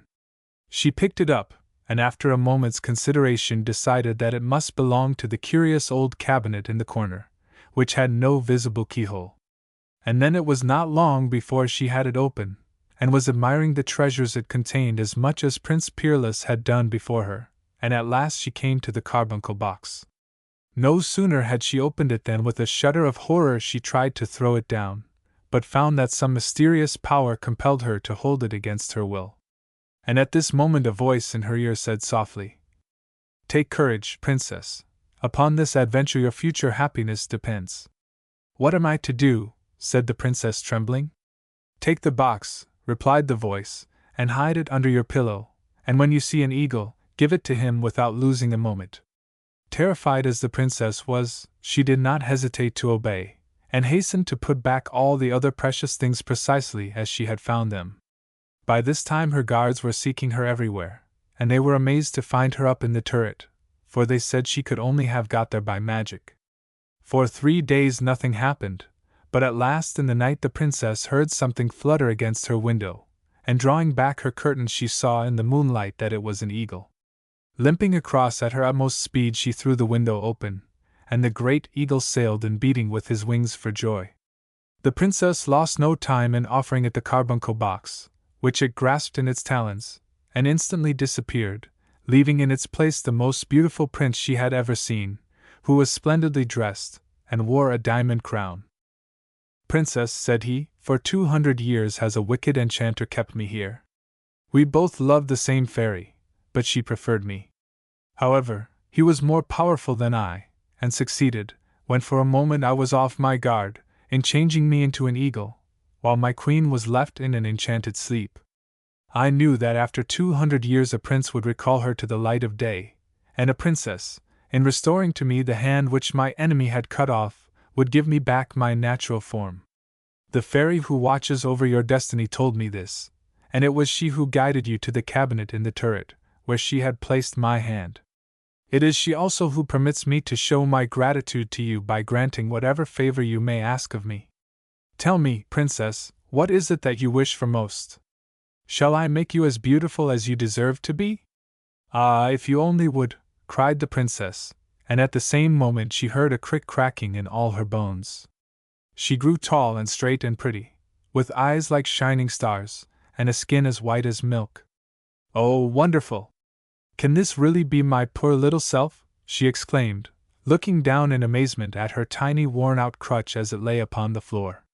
Indeed, princess, replied Florimond, it is yourself, but you must have a new name, since the old one does not suit you now. Be called Princess Sunbeam, for you are bright and charming enough to deserve the name. And so saying he disappeared, and the princess, without knowing how she got there, found herself walking under shady trees by a clear river. Of course, the first thing she did was to look at her own reflection in the water, and she was extremely surprised to find that she was exactly like the shepherdess she had so much admired, and wore the same white dress and flowery wreath that she had seen in the painted windows. To complete the resemblance, her flock of sheep appeared, grazing round her, and she found a gay crook adorned with flowers upon the bank of the river.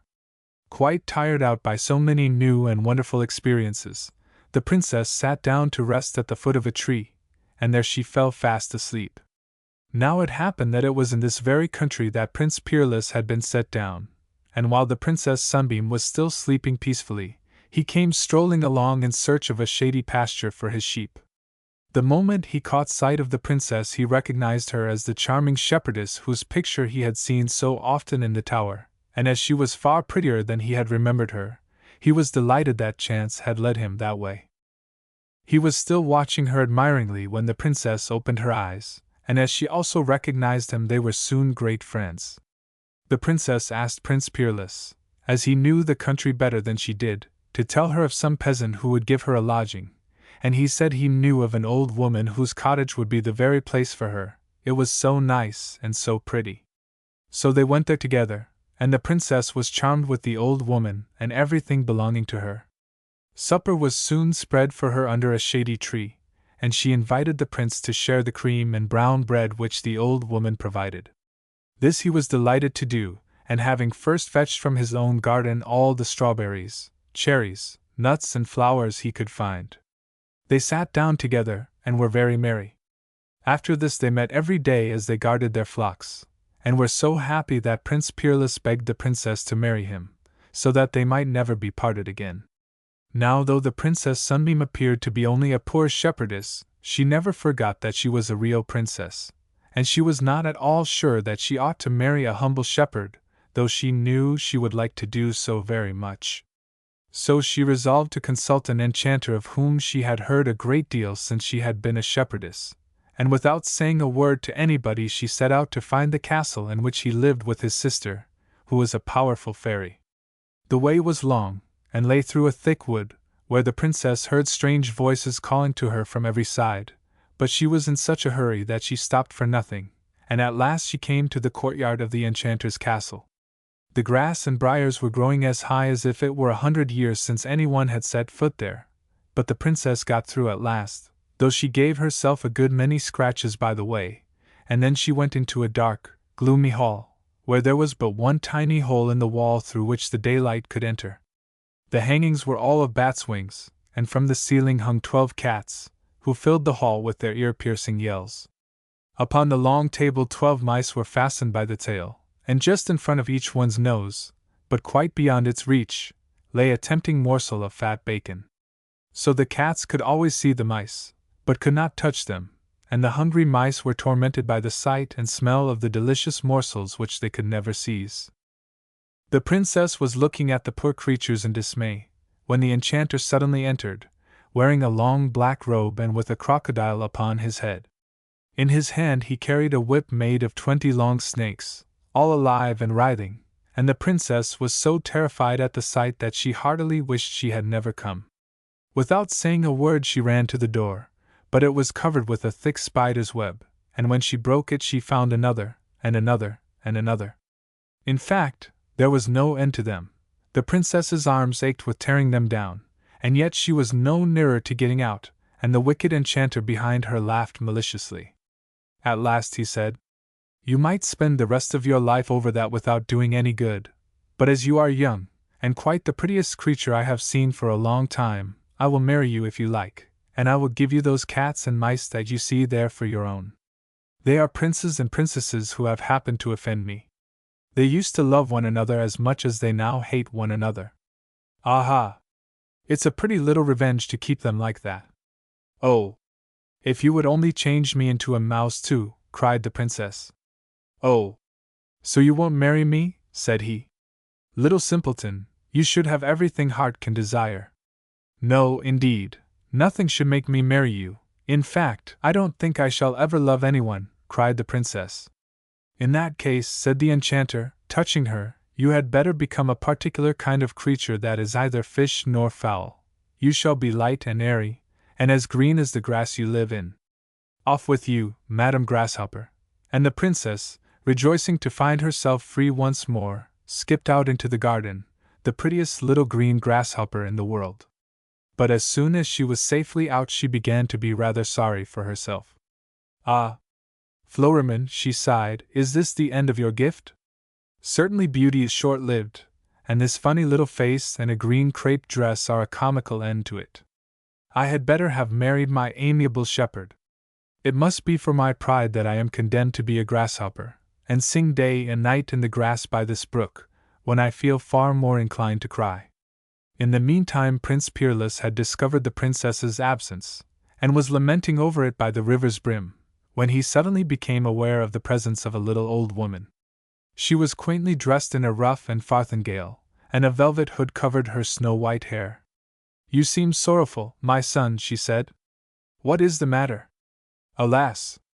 Mother," answered the prince, "I have lost my sweet shepherdess, but I am determined to find her again, though I should have to traverse the whole world in search of her." "Go that way, my son," said the old woman, pointing towards the path that led to the castle.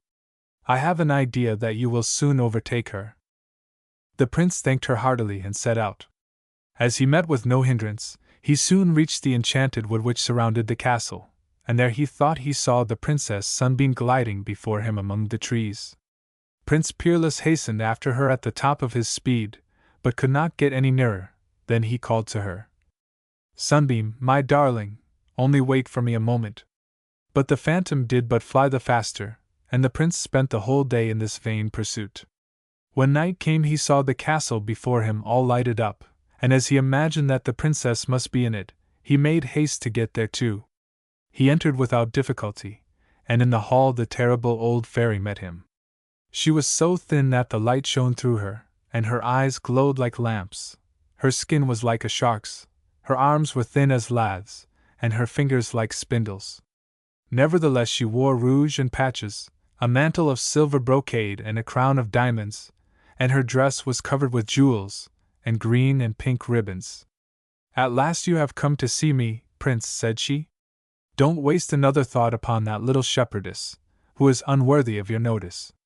I am the Queen of the Comets, and can bring you to great honor if you will marry me." "Marry you, madam?" cried the prince, in horror. "No, I will never consent to that." Thereupon the fairy, in a rage, gave 2 strokes of her wand and filled the gallery with horrible goblins, against whom the prince had to fight for his life. Though he had only his dagger, he defended himself so well that he escaped without any harm, and presently the old fairy stopped the fray and asked the prince if he was still of the same mind. When he answered firmly that he was, she called up the appearance of the Princess Sunbeam to the other end of the gallery, and said, "You see your beloved there? Take care what you are about, for if you again refuse to marry me she shall be torn in pieces by 2 tigers." The prince was distracted, for he fancied he heard his dear shepherdess weeping and begging him to save her. In despair he cried, "Oh, Fairy Douceline, have you abandoned me after so many promises of friendship? Help, help us now!" Immediately a soft voice said in his ear, "Be firm, happen what may, and seek the golden branch." Thus encouraged, the prince persevered in his refusal, and at length the old fairy in a fury cried, "Get out of my sight, obstinate prince! Become a cricket!"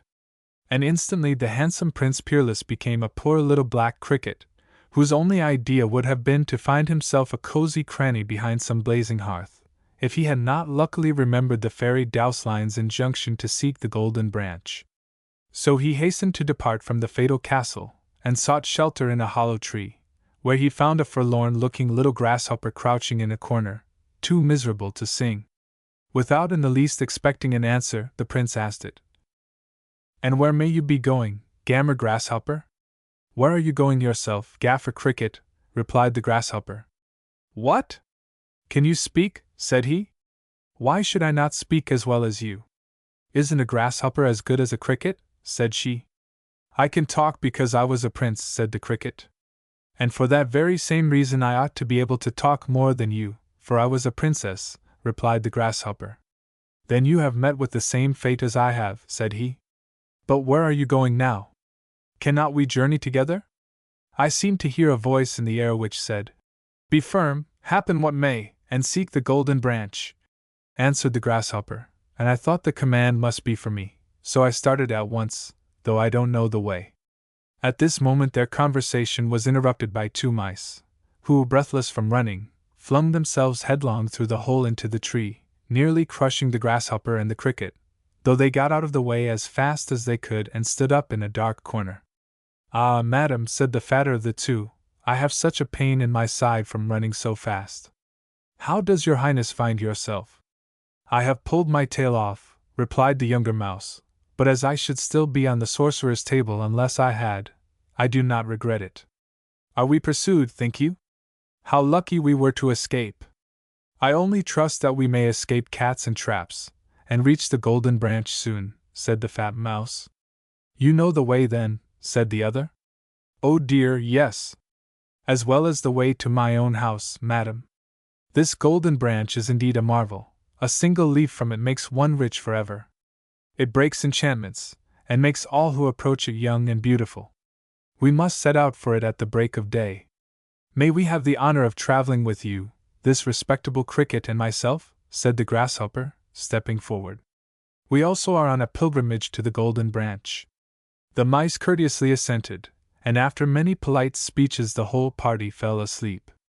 With the earliest dawn they were on their way, and though the mice were in constant fear of being overtaken or trapped, they reached the golden branch in safety. It grew in the midst of a wonderful garden, all the paths of which were strewn with pearls as big as peas. The roses were crimson diamonds, with emerald leaves.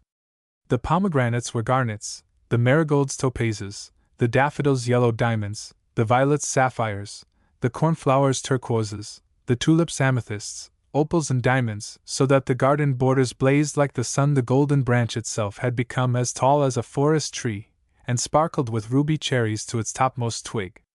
No sooner had the grasshopper and the cricket touched it than they were restored to their natural forms, and their surprise and joy were great when they recognized each other. At this moment Florimond and the fairy Douseline appeared in great splendor, and the fairy, as she descended from her chariot, said with a smile, "So you two have found one another again, I see, but I have still a surprise left for you. Don't hesitate, princess, to tell your devoted shepherd how dearly you love him, as he is the very prince your father sent you to marry. So come here both of you and let me crown you, and we will have the wedding at once." The prince and princess thanked her with all their hearts, and declared that to her they owed all their happiness, and then the two princesses, who had so lately been mice, came and begged that the fairy would use her power to release their unhappy friends who were still under the enchanter's spell. "Really," said the fairy Douseline, "on this happy occasion I cannot find it in my heart to refuse you anything," and she gave 3 strokes of her wand upon the golden branch, and immediately all the prisoners in the enchanter's castle found themselves free, and came with all speed to the wonderful garden, where one touch of the golden branch restored each one to his natural form, and they greeted one another with many rejoicings. To complete her generous work the fairy presented them with the wonderful cabinet, and all the treasures it contained, which were worth at least 10 kingdoms. But to Prince Peerless and the Princess Sunbeam she gave the palace and garden of the Golden Branch, where, immensely rich and greatly beloved by all their subjects, they lived happily ever after. The Three Dwarfs. There was once upon a time a man who lost his wife, and a woman who lost her husband, and the man had a daughter, and so had the woman. The two girls were great friends and used often to play together. One day the woman turned to the man's daughter and said, "Go and tell your father that I will marry him, and then you shall wash in milk and drink wine, but my own daughter shall wash in water and drink it too." The girl went straight home and told her father what the woman had said. "What am I to do?" he answered. "Marriage is either a success or it is a failure." At last, being of an undecided character and not being able to make up his mind, he took off his boot, and handing it to his daughter said, "Take this boot which has a hole in the sole, hang it up on a nail in the hayloft, and pour water into it. If it holds water I will marry again, but if it doesn't I won't." The girl did as she was bid, but the water drew the hole together and the boot filled up to the very top. So she went and told her father the result. He got up and went to see for himself, and when he saw that it was true and no mistake, he accepted his fate, proposed to the widow, and they were married at once. On the morning after the wedding, when the two girls awoke, milk was standing for the man's daughter to wash in and wine for her to drink, but for the woman's daughter, only water to wash in and only water to drink. On the second morning, water to wash in and water to drink was standing for the man's daughter as well. And on the third morning, water to wash in and water to drink was standing for the man's daughter, and milk to wash in and wine to drink for the woman's daughter, and so it continued ever after. The woman hated her stepdaughter from the bottom of her heart, and did all she could to make her life miserable. She was as jealous as she could possibly be, because the girl was so beautiful and charming, while her own daughter was both ugly and repulsive. One winter's day when there was a hard frost, and mountain and valley were covered with snow, the woman made a dress of paper, and calling the girl to her said, "There, put on this dress and go out into the wood and fetch me a basket of strawberries." "Now heaven help us," replied her stepdaughter, "strawberries don't grow in winter. The earth is all frozen and the snow has covered up everything, and why send me in a paper dress? It is so cold outside that one's very breath freezes. The wind will whistle through my dress, and the brambles tear it from my body." "How dare you contradict me?" said her stepmother.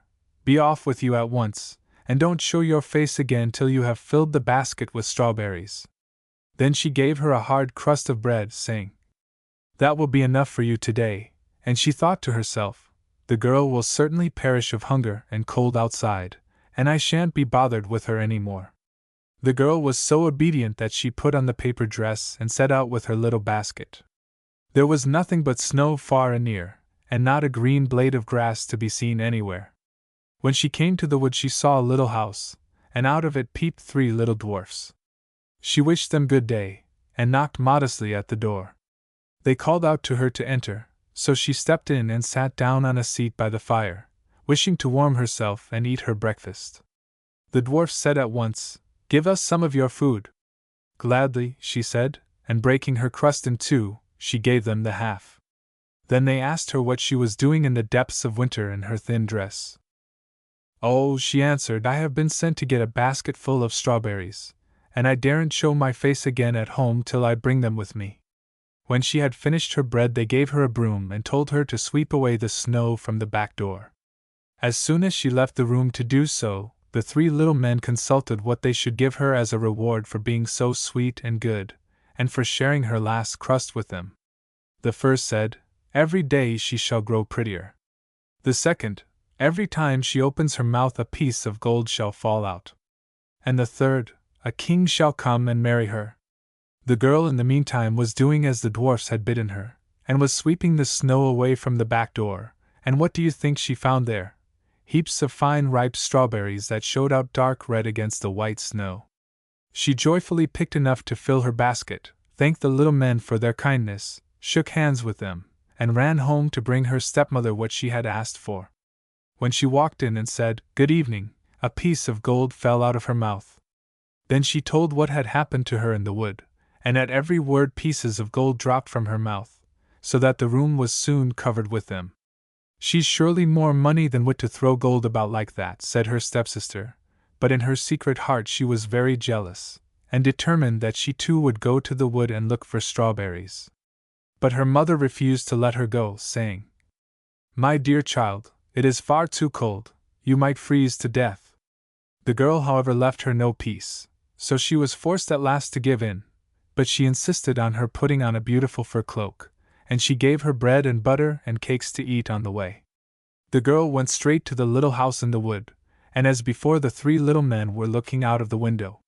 She took no notice of them, and without as much as "by your leave," or "with your leave," she flounced into the room, sat herself down at the fire, and began to eat her bread and butter and cakes. "Give us some," cried the dwarfs.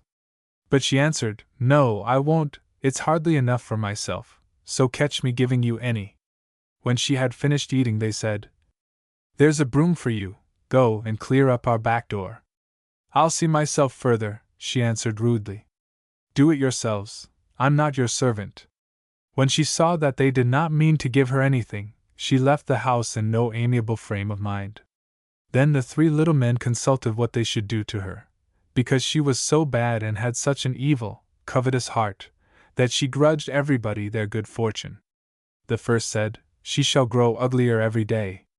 The second, "Every time she speaks a toad shall jump out of her mouth." And the third, "She shall die a most miserable death." The girl searched for strawberries, but she found none, and returned home in a very bad temper. When she opened her mouth to tell her mother what had befallen her in the wood, a toad jumped out, so that everyone was quite disgusted with her. Then the stepmother was more furious than ever, and did nothing but plot mischief against the man's daughter, who was daily growing more and more beautiful. At last, one day the wicked woman took a large pot, put it on the fire and boiled some yarn in it. When it was well scalded, she hung it round the poor girl's shoulder, and giving her an axe, she bade her break a hole in the frozen river, and rinse the yarn in it. Her stepdaughter obeyed as usual, and went and broke a hole in the ice. When she was in the act of wringing out the yarn, a magnificent carriage passed, and the king sat inside. The carriage stood still, and the king asked her, "My child, who are you, and what in the wide world are you doing here?" "I am only a poor girl," she answered, "and am rinsing out my yarn in the river." Then the king was sorry for her, and when he saw how beautiful she was, he said, "Will you come away with me?" "Most gladly," she replied, for she knew how willingly she would leave her stepmother and sister, and how glad they would be to be rid of her. So she stepped into the carriage and drove away with the king, and when they reached his palace the wedding was celebrated with much splendor. So all turned out just as the 3 little dwarfs had said. After a year the queen gave birth to a little son. When her stepmother heard of her good fortune, she came to the palace with her daughter by way of paying a call, and took up her abode there. Now one day, when the king was out and nobody else near, the bad woman took the queen by her head, and the daughter took her by her heels, and they dragged her from her bed, and flung her out of the window into the stream which flowed beneath it. Then the stepmother laid her ugly daughter in the queen's place, and covered her up with the clothes, so that nothing of her was seen. When the king came home and wished to speak to his wife, the woman called out, "Quietly, quietly. This will never do, your wife is very ill, you must let her rest all today." The king suspected no evil, and didn't come again till next morning. When he spoke to his wife and she answered him, instead of the usual piece of gold a toad jumped out of her mouth. Then he asked what it meant, and the old woman told him it was nothing but weakness, and that she would soon be all right again. But that same evening the scullion noticed a duck swimming up the gutter, saying as it passed, and receiving no reply, it continued, and the scullion answered. Then the duck went on, and he answered. Then the duck assumed the queen's shape, went up to the child's room, tucked him up comfortably in his cradle, and then swam back down the gutter again, in the likeness of a duck. This was repeated for 2 nights, and on the 3rd the duck said to the scullion, "Go and tell the king to swing his sword 3 times over me on the threshold." The scullion did as the creature bade him, and the king came with his sword and swung it 3 times over the bird, and lo and behold! His wife stood before him once more, alive, and as blooming as ever. The king rejoiced greatly, but he kept the queen in hiding till the Sunday on which the child was to be christened. After the christening he said, "What punishment does that person deserve who drags another out of bed, and throws him or her, as the case may be, into the water?" Then the wicked old stepmother answered, "No better fate than to be put into a barrel lined with sharp nails, and to be rolled in it down the hill into the water." "You have pronounced your own doom," said the king, and he ordered a barrel to be made lined with sharp nails, and in it he put the bad old woman and her daughter. Then it was fastened down securely, and the barrel was rolled down the hill till it fell into the river. Dapplegrim. There was once upon a time a couple of rich folks who had 12 sons, and when the youngest was grown up he would not stay at home any longer, but would go out into the world and seek his fortune. His father and mother said that they thought he was very well off at home, and that he was welcome to stay with them, but he could not rest, and said that he must and would go, so at last they had to give him leave. When he had walked a long way, he came to a king's palace. There he asked for a place and got it. Now the daughter of the king of that country had been carried off into the mountains by a troll, and the king had no other children, and for this cause both he and all his people were full of sorrow and affliction, and the king had promised the princess and half his kingdom to anyone who could set her free, but there was no one who could do it, though a great number had tried. So when the youth had been there for the space of a year or so, he wanted to go home again to pay his parents a visit. But when he got there his father and mother were dead, and his brothers had divided everything that their parents possessed between themselves, so that there was nothing at all left for him. "Shall I, then, receive nothing at all of my inheritance?" asked the youth. "Who could know that you were still alive, you who have been a wanderer so long?" answered the brothers. "However, there are 12 mares upon the hills which we have not yet divided among us, and if you would like to have them for your share, you may take them." So the youth, well pleased with this, thanked them, and at once set off to the hill where the 12 mares were at pasture. When he got up there and found them, each mare had her foal, and by the side of one of them was a big dapple-gray foal as well, which was so sleek that it shone again. "Well, my little foal, you are a fine fellow," said the youth.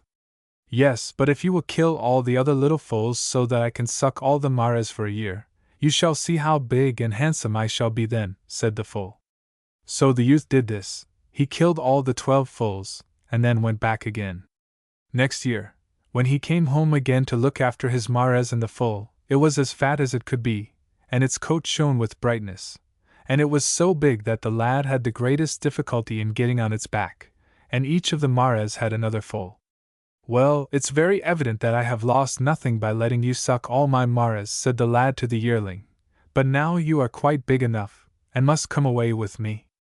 "No," said the colt, "I must stay here another year, kill the 12 little foals, and then I can suck all the mares this year also, and you shall see how big and handsome I shall be by summer." So the youth did it again, and when he went up on the hill next year to look after his colt and the mares, each of the mares had her foal again. But the dappled colt was so big that when the lad wanted to feel its neck to see how fat it was, he could not reach up to it, it was so high, and it was so bright that the light glanced off its coat. "Big and handsome you were last year, my colt, but this year you are ever so much handsomer," said the youth. "In all the king's court no such horse is to be found. But now you shall come away with me." "No," said the dappled colt once more, "here I must stay for another year. Just kill the 12 little foals again, so that I can suck the mares this year also, and then come and look at me in the summer." So the youth did it. He killed all the little foals, and then went home again. But next year, when he returned to look after the dappled colt and the mares, he was quite appalled. He had never imagined that any horse could become so big and overgrown, for the dappled horse had to lie down on all fours before the youth could get on his back, and it was very hard to do that even when it was lying down, and it was so plump that its coat shone and glistened just as if it had been a looking-glass. This time the dappled horse was not unwilling to go away with the youth, so he mounted it, and when he came riding home to his brothers they all smote their hands together and crossed themselves, for never in their lives had they either seen or heard tell of such a horse as that. "If you will procure me the best shoes for my horse, and the most magnificent saddle and bridle that can be found, said the youth. You may have all my 12 mares just as they are standing out on the hill, and their 12 foals into the bargain. For this year also each mare had her foal. The brothers were quite willing to do this, so the lad got such shoes for his horse that the sticks and stones flew high up into the air as he rode away over the hills, and such a gold saddle and such a gold bridle that they could be seen glittering and glancing from afar. And now we will go to the king's palace, said Dapplegrim. That was the horse's name, but bear in mind that you must ask the king for a good stable and excellent fodder for me. So the lad promised not to forget to do that. He rode to the palace, and it will be easily understood that with such a horse as he had he was not long on the way. When he arrived there, the king was standing out on the steps, and how he did stare at the man who came riding up. Nay, said he, never in my whole life have I seen such a man and such a horse. And when the youth inquired if he could have a place in the king's palace, the king was so delighted that he could have danced on the steps where he was standing, and then the lad was told that he should have a place. Yes, but I must have a good stable and most excellent fodder for my horse, said he. So they told him that he should have sweet hay and oats, and as much of them as the dappled horse chose to have, and all the other riders had to take their horses out of the stable that Dapplegrim might stand alone, and really have plenty of room. But this did not last long, for the other people in the king's court became envious of the lad, and there was no bad thing that they would not have done to him if they had but dared. At last they bethought themselves of telling the king that the youth had said that, if he chose, he was quite able to rescue the princess who had been carried off into the mountain a long time ago by the troll. The king immediately summoned the lad into his presence, and said that he had been informed that he had said that it was in his power to rescue the princess, so he was now to do it. If he succeeded in this, he no doubt knew that the king had promised his daughter and half the kingdom to anyone who set her free, which promise should be faithfully and honorably kept, but if he failed he should be put to death. The youth denied that he had said this, but all to no purpose, for the king was deaf to all his words, so there was nothing to be done but say that he would make the attempt. He went down into the stable, and very sad and full of care he was. Then Dapplegrim inquired why he was so troubled, and the youth told him, and said that he did not know what to do, for as to setting the princess free, that was downright impossible. Oh, but it might be done, said Dapplegrim. I will help you, but you must first have me well shod. You must ask for 10 pounds of iron and 12 pounds of steel for the shoeing, and 1 smith to hammer and 1 to hold. So the youth did this, and no one said him nay. He got both the iron and the steel, and the smiths, and thus was Dapplegrim shod strongly and well, and when the youth went out of the king's palace a cloud of dust rose up behind him. But when he came to the mountain into which the princess had been carried, the difficulty was to ascend the precipitous wall of rock by which he was to get on to the mountain beyond, for the rock stood right up on end, as steep as a house side and as smooth as a sheet of glass. The first time the youth rode at it he got a little way up the precipice, but then both Dapplegrim's 4 legs slipped, and down came horse and rider with a sound like thunder among the mountains. The next time that he rode at it he got a little farther up, but then one of Dapplegrim's 4 legs slipped, and down they went with the sound of a landslip. But the third time Dapplegrim said, Now we must show what we can do, and went at it once more till the stones sprang up sky high, and thus they got up. Then the lad rode into the mountain cleft at full gallop and caught up the princess on his saddle-bow, and then out again before the troll even had time to stand up, and thus the princess was set free. When the youth returned to the palace the king was both happy and delighted to get his daughter back again, as may easily be believed, but somehow or other the people about the court had so worked on him that he was angry with the lad too. Thou shalt have my thanks for setting my princess free, he said, when the youth came into the palace with her, and was then about to go away. She ought to be just as much my princess as she is yours now, for you are a man of your word, said the youth. Yes, yes, said the king. Have her thou shalt, as I have said it, but first of all thou must make the sun shine into my palace here. For there was a large and high hill outside the windows which overshadowed the palace so much that the sun could not shine in. That was no part of our bargain, answered the youth. But as nothing that I can say will move you, I suppose I shall have to try to do my best, for the princess I will have. So he went down to Dapplegrim again, and told him what the king desired, and Dapplegrim thought that it might easily be done. But first of all he must have new shoes, and 10 pounds of iron and 12 pounds of steel must go to the making of them, and 2 smiths were also necessary, one to hammer and one to hold, and then it would be very easy to make the sun shine into the king's palace. The lad asked for these things and obtained them instantly, for the king thought that for very shame he could not refuse to give them, and so Dapplegrim got new shoes, and they were good ones. The youth seated himself on him, and once more they went their way, and for each hop that Dapplegrim made, down went the hill 15 ells into the earth, and so they went on until there was no hill left for the king to see. When the youth came down again to the king's palace, he asked the king if the princess should not at last be his, for now no one could say that the sun was not shining into the palace. But the other people in the palace had again stirred up the king, and he answered that the youth should have her, and that he had never intended that he should not. But first of all he must get her quite as good a horse to ride to the wedding on as that which he had himself. The youth said that the king had never told him he was to do that, and it seemed to him that he had now really earned the princess. But the king stuck to what he had said, and if the youth were unable to do it he was to lose his life, the king said. The youth went down to the stable again, and very sad and sorrowful he was, as anyone may well imagine. Then he told Dapplegrim that the king had now required that he should get the princess as good a bridal horse as that which the bridegroom had, or he should lose his life. But that will be no easy thing to do, said he, for your equal is not to be found in all the world. Oh yes, there's one to match me, said Dapplegrim. But it will not be easy to get him, for he is underground. However, we will try. Now you must go up to the king and ask for new shoes for me, and for them we must again have 10 pounds of iron, 12 pounds of steel, and 2 smiths, one to hammer and one to hold, but be very particular to see that the hooks are very sharp. And you must also ask for 12 barrels of rye, and 12 slaughtered oxen must we have with us, and all the 12 ox hides with 1200 spikes set in each of them. All these things must we have, likewise a barrel of tar with 12 tons of tar in it. The youth went to the king and asked for all the things that Dapplegrim had named, and once more, as the king thought that it would be disgraceful to refuse them to him, he obtained them all. So he mounted Dapplegrim and rode away from the court, and when he had ridden for a long time over hills and moors, Dapplegrim asked, "Do you hear anything?" "Yes, there is such a dreadful whistling up above in the air that I think I am growing alarmed," said the youth. "That is all the wild birds in the forest flying about.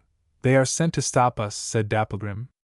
"But just cut a hole in the corn sacks, and then they will be so busy with the corn that they will forget us." The youth did it.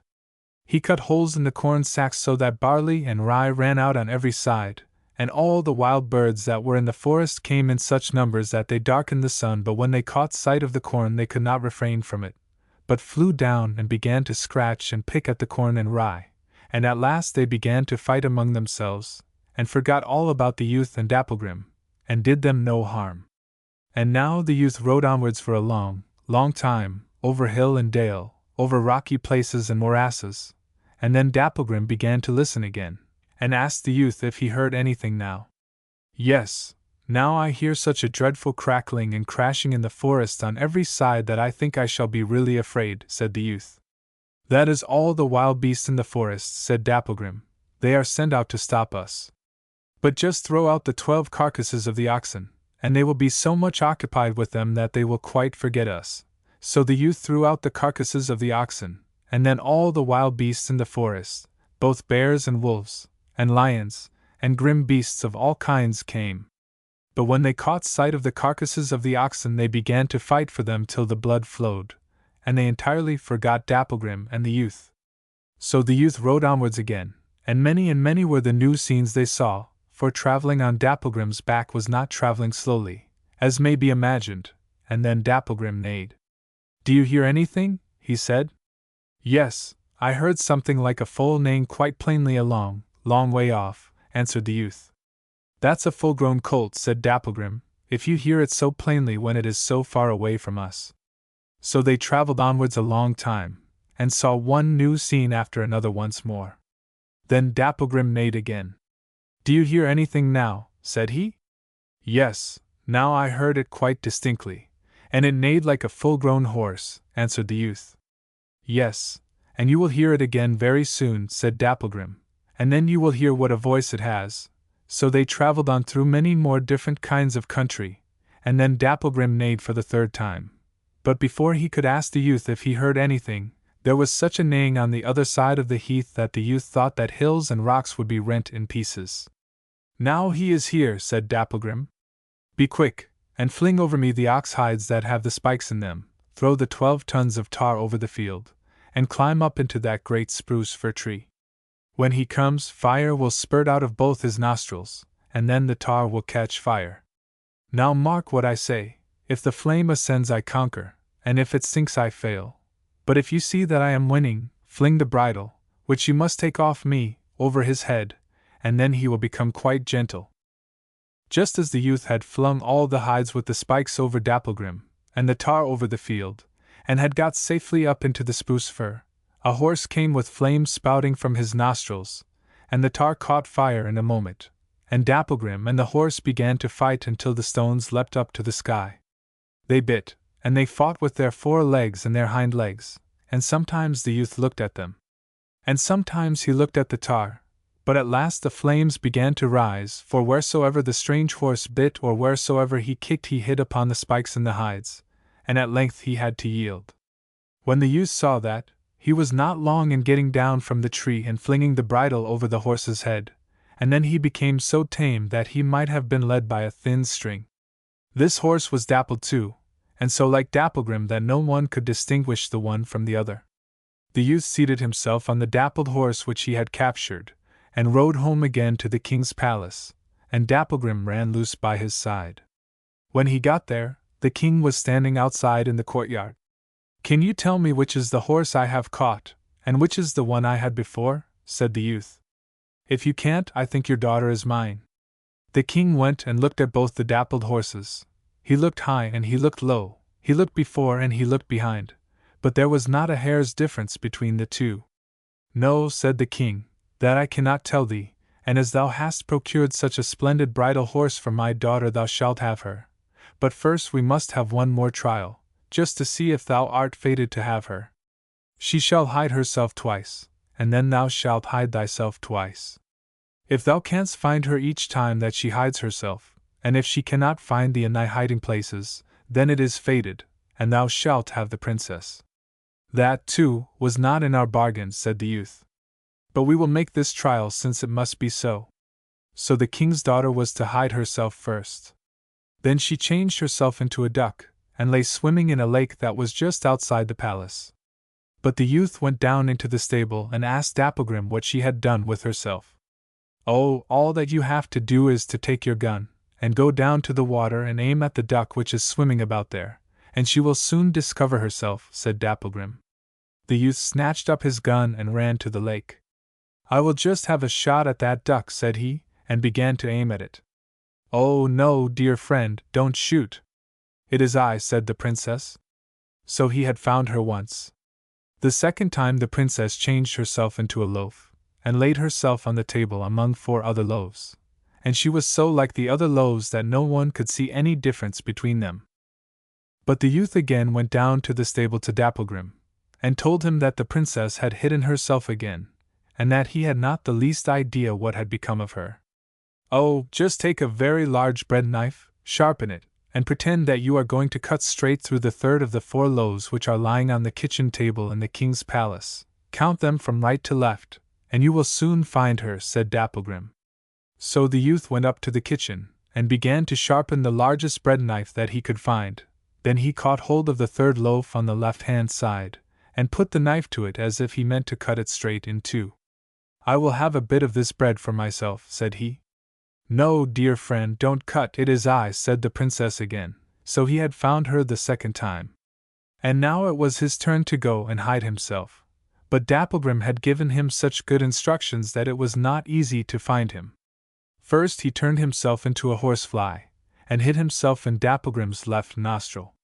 The princess went poking about and searching everywhere, high and low, and wanted to go into Dapplegrim's stall too, but he began to bite and kick about so that she was afraid to go there, and could not find the youth. "Well," said she, "as I am unable to find you, you must show yourself," whereupon the youth immediately appeared standing there on the stable floor. Dapplegrim told him what he was to do the second time, and he turned himself into a lump of earth, and stuck himself between the hoof and the shoe on Dapplegrim's left forefoot. Once more the king's daughter went and sought everywhere, inside and outside, until at last she came into the stable, and wanted to go into the stall beside Dapplegrim. So this time he allowed her to go into it, and she peered about high and low, but she could not look under his hoofs, for he stood much too firmly on his legs for that, and she could not find the youth. "Well, you will just have to show where you are yourself, for I can't find you," said the princess, and in an instant the youth was standing by her side on the floor of the stable. "Now you are mine," said he to the princess. "Now you can see that it is fated that she should be mine," he said to the king. "Yes, fated it is," said the king. "So what must be, must." Then everything was made ready for the wedding with great splendor and promptitude, and the youth rode to church on Dapplegrim, and the king's daughter on the other horse. So everyone must see that they could not be long on their way thither. The Enchanted Canary. Once upon a time, in the reign of King Cambrinus, there lived at Avaines one of his lords, who was the finest man, by which I mean the fattest, in the whole country of Flanders. He ate 4 meals a day, slept 12 hours out of the 24, and the only thing he ever did was to shoot at small birds with his bow and arrow. Still, with all his practice he shot very badly, he was so fat and heavy, and as he grew daily fatter, he was at last obliged to give up walking, and be dragged about in a wheelchair, and the people made fun of him, and gave him the name of my Lord Tubby. Now, the only trouble that Lord Tubby had was about his son, whom he loved very much, although they were not in the least alike, for the young prince was as thin as a cuckoo. And what vexed him more than all was, that though the young ladies throughout all his lands did their best to make the prince fall in love with them, he would have nothing to say to any of them, and told his father he did not wish to marry. Instead of chatting with them in the dusk, he wandered about the woods, whispering to the moon. No wonder the young ladies thought him very odd, but they liked him all the better for that, and as he had received at his birth the name of Desire, they all called him Dummer Desire. "What is the matter with you?" his father often said to him. "You have everything you can possibly wish for, a good bed, good food, and tons full of beer. The only thing you want, in order to become as fat as a pig, is a wife that can bring you broad, rich lands. So marry, and you will be perfectly happy."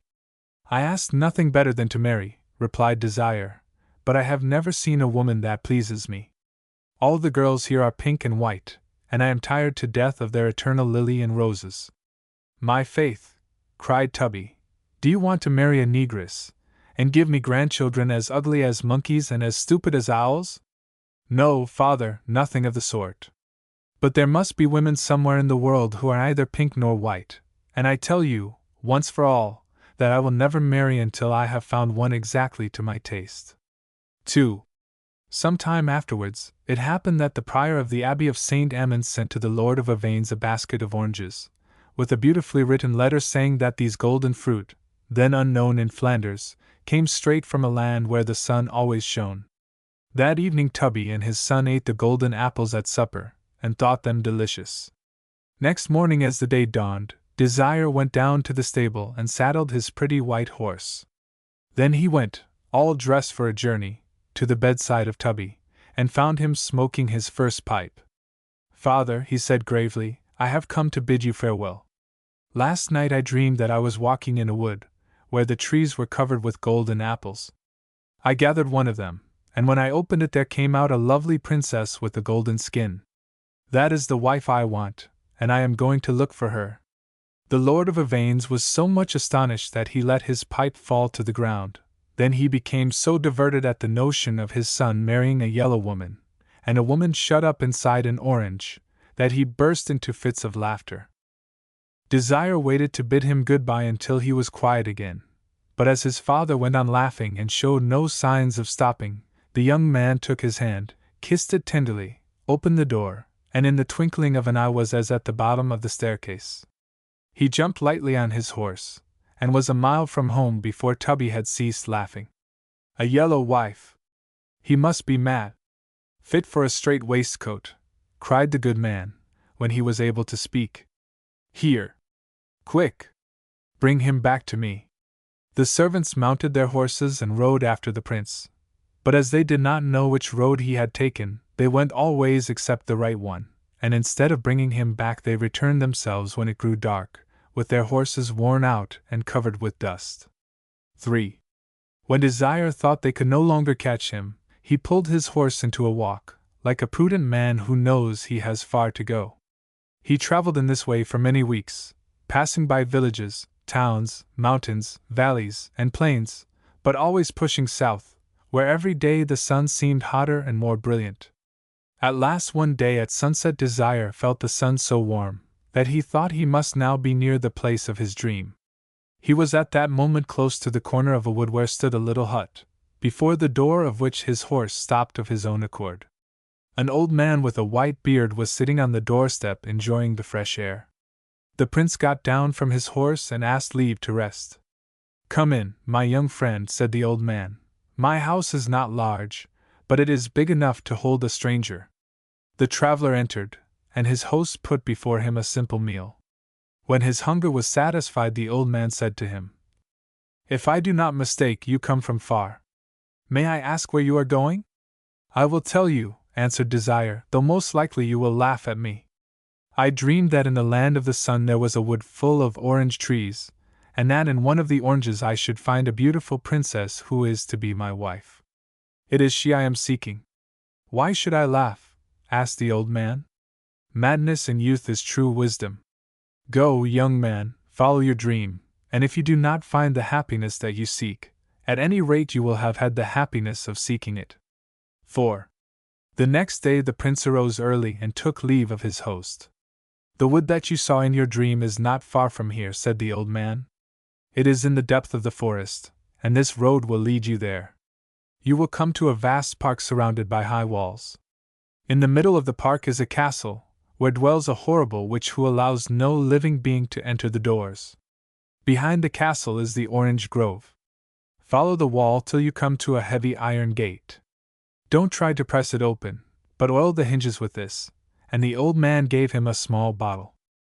"The gate will open of itself," he continued, "and a huge dog which guards the castle will come to you with his mouth wide open, but just throw him this oat cake. Next, you will see a baking woman leaning over her heated oven. Give her this brush. Lastly, you will find a well on your left. Do not forget to take the cord of the bucket and spread it in the sun. When you have done this, do not enter the castle, but go round it and enter the orange grove. Then gather 3 oranges, and get back to the gate as fast as you can. Once out of the gate, leave the forest by the opposite side. Now attend to this. Whatever happens, do not open your oranges till you reach the bank of a river or a fountain. Out of each orange will come a princess, and you can choose which you like for your wife. Your choice once made, be very careful never to leave your bride for an instant, and remember that the danger which is most to be feared is never the danger we are most afraid of." The Desire thanked his host warmly, and took the road he pointed out. In less than an hour he arrived at the wall, which was very high indeed. He sprang to the ground, fastened his horse to a tree, and soon found the iron gate. Then he took out his bottle and oiled the hinges, when the gate opened of itself, and he saw an old castle standing inside. The prince entered boldly into the courtyard. Suddenly he heard fierce howls, and a dog as tall as a donkey, with eyes like billiard balls, came towards him, showing his teeth, which were like the prongs of a fork. Desire flung him the oat cake, which the great dog instantly snapped up, and the young prince passed quietly on. A few yards further he saw a huge oven, with a wide, red-hot gaping mouth.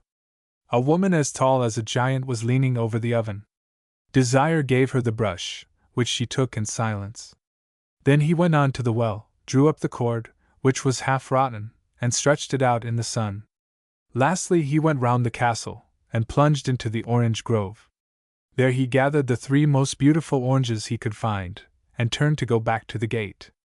But just at this moment the sun was darkened, the earth trembled, and Desire heard a voice crying, "Baker, baker, take him by his feet, and throw him into the oven." "No," replied the baker, "a long time has passed since I first began to scour this oven with my own flesh. You never cared to give me a brush, but he has given me one, and he shall go in peace." "Rope, oh rope," cried the voice again, "twine yourself round his neck and strangle him." "No," replied the rope, "you have left me for many years past to fall to pieces with the damp. He has stretched me out in the sun, let him go in peace." "Dog, my good dog," cried the voice, more and more angry, "jump at his throat and eat him up." "No," replied the dog, "though I have served you long, you never gave me any bread. He has given me as much as I want. Let him go in peace." Iron gate," cried the voice, growling like thunder, "fall on him and grind him to powder." "No," replied the gate, "it is 100 years since you left me to rust, and he has oiled me. Let him go in peace." 6. Once outside, the young adventurer put his oranges into a bag that hung from his saddle, mounted his horse, and rode quickly out of the forest. Now, as he was longing to see the princesses, he was very anxious to come to a river or a fountain, but, though he rode for hours, a river or fountain was nowhere to be seen. Still his heart was light, for he felt that he had got through the most difficult part of his task, and the rest was easy. About midday he reached a sandy plain. Scorching in the sun here, he was seized with dreadful thirst. He took his gourd and raised it to his lips. But the gourd was empty. In the excitement of his joy he had forgotten to fill it. He rode on, struggling with his sufferings, but at last he could bear it no longer. He let himself slide to the earth, and lay down beside his horse, his throat burning, his chest heaving, and his head going round. Already he felt that death was near him, when his eyes fell on the bag where the oranges peeped out. Poor Desire, who had braved so many dangers to win the lady of his dreams, would have given at this moment all the princesses in the world, were they pink or golden, for a single drop of water. "Ah," he said to himself, "if only these oranges were real fruit, fruit as refreshing as what I ate in Flanders. And, after all, who knows?" This idea put some life into him. He had the strength to lift himself up and put his hand into his bag. He drew out an orange and opened it with his knife. Out of it flew the prettiest little female canary that ever was seen. "Give me something to drink, I am dying of thirst," said the golden bird. "Wait a minute," replied Desire, so much astonished that he forgot his own sufferings, and to satisfy the bird he took a second orange, and opened it without thinking what he was doing. Out of it flew another canary, and she too began to cry, "I am dying of thirst, give me something to drink." Then Tubby's son saw his folly, and while the two canaries flew away he sank on the ground, where, exhausted by his last effort, he lay unconscious. 7. When he came to himself, he had a pleasant feeling of freshness all about him. It was night, the sky was sparkling with stars, and the earth was covered with a heavy dew. The traveler, having recovered, mounted his horse, and at the first streak of dawn he saw a stream dancing in front of him, and stooped down and drank his fill. He hardly had courage to open his last orange. Then he remembered that the night before he had disobeyed the orders of the old man. Perhaps his terrible thirst was a trick of the cunning witch, and suppose, even though he opened the orange on the banks of the stream, that he did not find in it the princess that he sought? He took his knife and cut it open. Alas! Out of it flew a little canary, just like the others, who cried, "I am thirsty, give me something to drink." Great was the disappointment of Desire. However, he was determined not to let this bird fly away, so he took up some water in the palm of his hand and held it to its beak. Scarcely had the canary drunk when she became a beautiful girl, tall and straight as a poplar tree, with black eyes and a golden skin. Desire had never seen anyone half so lovely, and he stood gazing at her in delight. On her side she seemed quite bewildered, but she looked about her with happy eyes, and was not at all afraid of her deliverer. He asked her name. She answered that she was called the Princess Zizi. She was about 16 years old, and for 10 years of that time the witch had kept her shut up in an orange, in the shape of a canary. Well then, my charming Zizi, said the young prince, who was longing to marry her, let us ride away quickly so as to escape from the wicked witch. But Zizi wished to know where he meant to take her. To my father's castle, he said. He mounted his horse and took her in front of him, and, holding her carefully in his arms, they began their journey. 8. Everything the princess saw was new to her, and in passing through mountains, valleys, and towns, she asked 1,000 questions. Desire was charmed to answer them. It is so delightful to teach those one loves. Once she inquired what the girls in his country were like. They are pink and white, he replied, and their eyes are blue. Do you like blue eyes? Said the princess.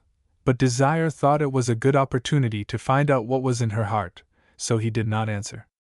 And no doubt, went on the princess, one of them is your intended bride? Still he was silent, and Zizi drew herself up proudly. No, he said at last. None of the girls of my own country are beautiful in my eyes, and that is why I came to look for a wife in the land of the sun. Was I wrong, my lovely Zizi? This time it was Zizi's turn to be silent. 9. Talking in this way they drew near to the castle. When they were about 4 stone throws from the gates they dismounted in the forest, by the edge of a fountain. My dear Zizi, said Tubby's son, we cannot present ourselves before my father like 2 common people who have come back from a walk. We must enter the castle with more ceremony. Wait for me here, and in an hour I will return with carriages and horses fit for a princess. Don't be long, replied Zizi, and she watched him go with wistful eyes. When she was left by herself the poor girl began to feel afraid. She was alone for the first time in her life, and in the middle of a thick forest. Suddenly she heard a noise among the trees. Fearing lest it should be a wolf, she hid herself in the hollow trunk of a willow tree which hung over the fountain. It was big enough to hold her altogether, but she peeped out, and her pretty head was reflected in the clear water. Then there appeared not a wolf, but a creature quite as wicked and quite as ugly. Let us see who this creature was. X. Not far from the fountain there lived a family of bricklayers. Now, 15 years before this time, the father in walking through the forest found a little girl, who had been deserted by the gypsies. He carried her home to his wife, and the good woman was sorry for her, and brought her up with her own sons. As she grew older, the little gypsy became much more remarkable for strength and cunning than for sense or beauty. She had a low forehead, a flat nose, thick lips, coarse hair, and a skin not golden like that of Zizi, but the color of clay. As she was always being teased about her complexion, she got as noisy and cross as a titmouse. So they used to call her Tita. Tita was often sent by the bricklayer to fetch water from the fountain, and as she was very proud and lazy the gypsy disliked this very much. It was she who had frightened Zizi by appearing with her pitcher on her shoulder. Just as she was stooping to fill it, she saw reflected in the water the lovely image of the princess. What a pretty face, she exclaimed. Why, it must be mine. How in the world can they call me ugly? I am certainly much too pretty to be their water carrier. So saying, she broke her pitcher and went home. Where is your pitcher? Asked the bricklayer. Well, what do you expect? The pitcher may go many times to the well, but at last it is broken. Well, here is a bucket that will not break. The gypsy returned to the fountain, and addressing once more the image of Zizi, she said, No, I don't mean to be a beast of burden any longer, and she flung the bucket so high in the air that it stuck in the branches of an oak. I met a wolf, she told the bricklayer, and I broke the bucket across his nose. The bricklayer asked her no more questions, but took down a broom and gave her such a beating that her pride was humbled a little. Then he handed to her an old copper milk can, and said, If you don't bring it back full, your bones shall suffer for it. 11. Tita went off rubbing her sides, but this time she did not dare to disobey, and in a very bad temper stooped down over the well. It was not at all easy to fill the milk can, which was large and round. It would not go down into the well, and the gypsy had to try again and again. At last her arms grew so tired that when she did manage to get the can properly under the water she had no strength to pull it up, and it rolled to the bottom. On seeing the can disappear, she made such a miserable face that Zizi, who had been watching her all this time, burst into fits of laughter. Tita turned round and perceived the mistake she had made, and she felt so angry that she made up her mind to be revenged at once. "What are you doing there, you lovely creature?" she said to Zizi. "I am waiting for my lover," Zizi replied, and then, with a simplicity quite natural in a girl who so lately had been a canary, she told all her story. The gypsy had often seen the young prince pass by, with his gun on his shoulder, when he was going after crows. She was too ugly and ragged for him ever to have noticed her, but Tita on her side had admired him, though she thought he might well have been a little fatter. "Dear, dear," she said to herself. "So he likes yellow women? Why, I am yellow too, and if I could only think of a way." It was not long before she did think of it. "What?" cried the sly Tita, "they are coming with great pomp to fetch you, and you are not afraid to show yourself to so many fine lords and ladies with your hair down like that? Get down at once, my poor child, and let me dress your hair for you." The innocent Zizi came down at once, and stood by Tita. The gypsy began to comb her long brown locks, when suddenly she drew a pin from her stays, and just as the titmouse digs its beak into the heads of linnets and larks, Tita dug the pin into the head of Zizi. No sooner did Zizi feel the prick of the pin than she became a bird again, and spreading her wings, she flew away. "That was neatly done," said the gypsy. "The prince will be clever if he finds his bride," and arranging her dress, she seated herself on the grass to await Desire. 12. Meanwhile the prince was coming as fast as his horse could carry him. He was so impatient that he was always full 50 yards in front of the lords and ladies sent by Tubby to bring back Zizi. At the sight of the hideous gypsy he was struck dumb with surprise and horror. "Ah me," said Tita, "so you don't know your poor Zizi? While you were away the wicked witch came, and turned me into this. But if you only have the courage to marry me I shall get back my beauty," and she began to cry bitterly. Now the good-natured Desire was as soft-hearted as he was brave. "Poor girl," he thought to himself. "It is not her fault, after all, that she has grown so ugly, it is mine. Oh! Why did I not follow the old man's advice? Why did I leave her alone? And besides, it depends on me to break the spell, and I love her too much to let her remain like this." So he presented the gypsy to the lords and ladies of the court, explaining to them the terrible misfortune which had befallen his beautiful bride. They all pretended to believe it, and the ladies at once put on the false princess the rich dresses they had brought for Zizi. She was then perched on the top of a magnificent ambling palfrey, and they set forth to the castle. But unluckily the rich dress and jewels only made Tita look uglier still, and Desire could not help feeling hot and uncomfortable when he made his entry with her into the city. Bells were pealing, chimes ringing, and the people filling the streets and standing at their doors to watch the procession go by, and they could hardly believe their eyes as they saw what a strange bride their prince had chosen. In order to do her more honor, Tubby came to meet her at the foot of the great marble staircase. At the sight of the hideous creature he almost fell backwards. "What!" he cried. "Is this the wonderful beauty?" "Yes, father, it is she," replied Desire with a sheepish look. "But she has been bewitched by a wicked sorceress, and will not regain her beauty until she is my wife." "Does she say so? Well, if you believe that, you may drink cold water and think it bacon," the unhappy Tubby answered crossly. But all the same, as he adored his son, he gave the gypsy his hand and led her to the great hall, where the bridal feast was spread. 13. The feast was excellent, but Desire hardly touched anything. However, to make up, the other guests ate greedily, and, as for Tubby, nothing ever took away his appetite. When the moment arrived to serve the roast goose, there was a pause, and Tubby took the opportunity to lay down his knife and fork for a little. But as the goose gave no sign of appearing, he sent his head carver to find out what was the matter in the kitchen. Now this was what had happened. While the goose was turning on the spit, a beautiful little canary hopped on to the sill of the open window. "Good morning, my fine cook," she said in a silvery voice to the man who was watching the roast. "Good morning, lovely golden bird," replied the chief of the scullions, who had been well brought up. "I pray that heaven may send you to sleep," said the golden bird, "and that the goose may burn, so that there may be none left for Tita." And instantly the chief of the scullions fell fast asleep, and the goose was burned to a cinder. When he awoke, he was horrified, and gave orders to pluck another goose, to stuff it with chestnuts, and put it on the spit. While it was browning at the fire, Tubby inquired for his goose a second time. The master cook himself mounted to the hall to make his excuses, and to beg his lord to have a little patience. Tubby showed his patience by abusing his son.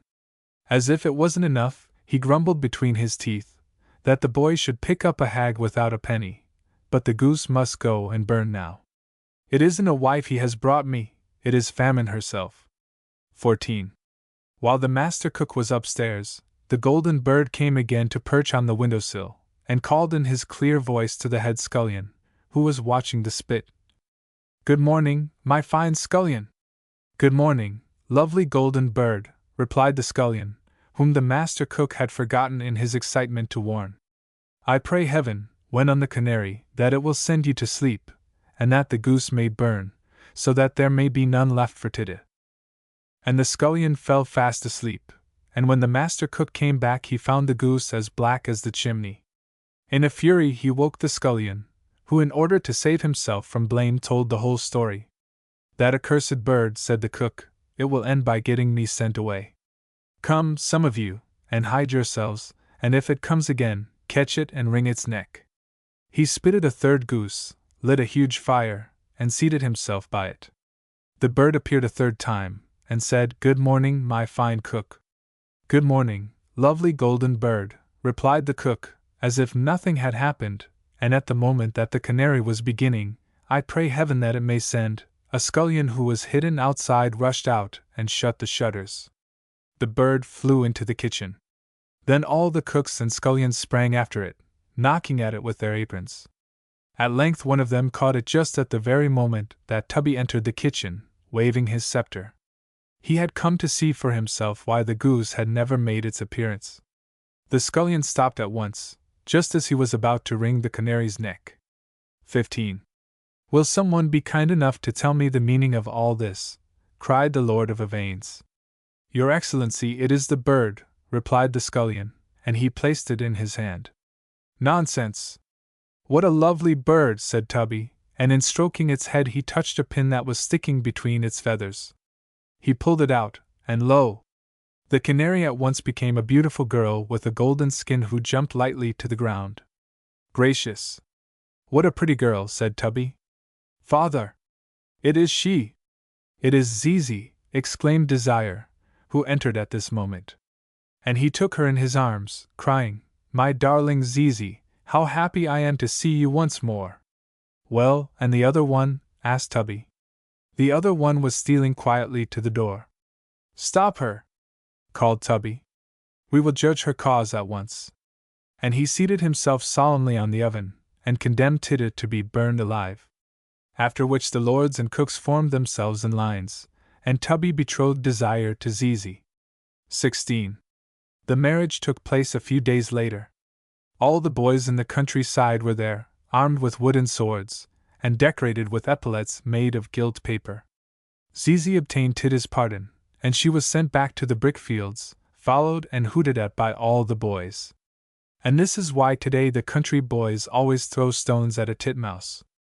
On the evening of the wedding day all the larders, cellars, cupboards and tables of the people, whether rich or poor, were loaded as if by enchantment with bread, wine, beer, cakes and tarts, roast larks, and even geese, so that Tubby could not complain any more that his son had married Famine. Since that time there has always been plenty to eat in that country, and since that time, too, you see in the midst of the fair-haired, blue-eyed women of Flanders a few beautiful girls, whose eyes are black and whose skins are the color of gold. They are the descendants of Zizi, the 12 brothers. There were once upon a time a king and a queen who lived happily together, and they had 12 children, all of whom were boys. One day the king said to his wife, "If our 13th child is a girl, all her 12 brothers must die, so that she may be very rich, and the kingdom hers alone." Then he ordered 12 coffins to be made, and filled them with shavings, and placed a little pillow in each. These he put away in an empty room, and giving the key to his wife, he bade her tell no one of it. The queen grieved over the sad fate of her sons and refused to be comforted, so much so that the youngest boy, who was always with her, and whom she had christened Benjamin, said to her one day, "Dear mother, why are you so sad?" "My child," she answered, "I may not tell you the reason." But he left her no peace, till she went and unlocked the room and showed him the 12 coffins filled with shavings, and with a little pillow laid in each. Then she said, "My dearest Benjamin, your father has had these coffins made for you and your 11 brothers, because if I bring a girl into the world you are all to be killed and buried in them." She wept bitterly as she spoke, but her son comforted her and said, "Don't cry, dear mother, we'll manage to escape somehow, and we'll fly for our lives." "Yes," replied his mother, "that is what you must do. Go with your 11 brothers out into the wood, and let one of you always sit on the highest tree you can find, keeping watch on the tower of the castle. If I give birth to a little son I will wave a white flag, and then you may safely return. But if I give birth to a little daughter I will wave a red flag, which will warn you to fly away as quickly as you can, and may the kind heaven have pity on you. Every night I will get up and pray for you, in winter that you may always have a fire to warm yourselves by, and in summer that you may not languish in the heat." Then she blessed her sons and they set out into the wood. They found a very high oak tree, and there they sat, turnabout, keeping their eyes always fixed on the castle tower. On the 12th day, when the turn came to Benjamin, he noticed a flag waving in the air, but alas! It was not white, but blood red, the sign which told them they must all die. When the brothers heard this they were very angry, and said, "Shall we forsooth suffer death for the sake of a wretched girl? Let us swear vengeance, and vow that wherever and whenever we shall meet one of her sex, she shall die at our hands." Then they went their way deeper into the wood, and in the middle of it, where it was thickest and darkest, they came upon a little enchanted house which stood empty. "Here," they said, "let us take up our abode, and you, Benjamin, you are the youngest and weakest, you shall stay at home and keep house for us. We others will go out and fetch food." So they went forth into the wood, and shot hares and roe deer, birds and wood pigeons, and any other game they came across. They always brought their spoils home to Benjamin, who soon learned to make them into dainty dishes. So they lived for 10 years in this little house, and the time slipped merrily away. In the meantime their little sister at home was growing up quickly. She was kind-hearted and of a fair countenance, and she had a gold star right in the middle of her forehead. One day a big washing was going on at the palace, and the girl looking down from her window saw 12 men's shirts hanging up to dry, and asked her mother, "Who in the world do these shirts belong to? Surely they are far too small for my father?" And the queen answered sadly, "Dear child, they belong to your 12 brothers." "But where are my 12 brothers?" said the girl. "I have never even heard of them." "Heaven alone knows in what part of the wide world they are wandering," replied her mother. Then she took the girl and opened the locked-up room. She showed her the 12 coffins filled with shavings, and with a little pillow laid in each. "These coffins," she said, "were intended for your brothers, but they stole secretly away before you were born." Then she proceeded to tell her all that had happened, and when she had finished her daughter said, "Do not cry, dearest mother, I will go and seek my brothers till I find them." So she took the 12 shirts and went on straight into the middle of the big wood. She walked all day long, and came in the evening to the little enchanted house. She stepped in and found a youth who, marveling at her beauty, at the royal robes she wore, and at the golden star on her forehead, asked her where she came from and whither she was going. "I am a princess," she answered, "and am seeking for my 12 brothers. I mean to wander as far as the blue sky stretches over the earth till I find them." Then she showed him the 12 shirts which she had taken with her, and Benjamin saw that it must be his sister, and said, "I am Benjamin, your youngest brother." So they wept for joy, and kissed and hugged each other again and again. After a time Benjamin said, "Dear sister, there is still a little difficulty, for we had all agreed that any girl we met should die at our hands, because it was for the sake of a girl that we had to leave our kingdom." "But," she replied, "I will gladly die if by that means I can restore my 12 brothers to their own." "No," he answered, "there is no need for that. Only go and hide under that tub till our 11 brothers come in, and I'll soon make matters right with them." She did as she was bid, and soon the others came home from the chase and sat down to supper. "Well, Benjamin, what's the news?" they asked. But he replied, "I like that. Have you nothing to tell me?"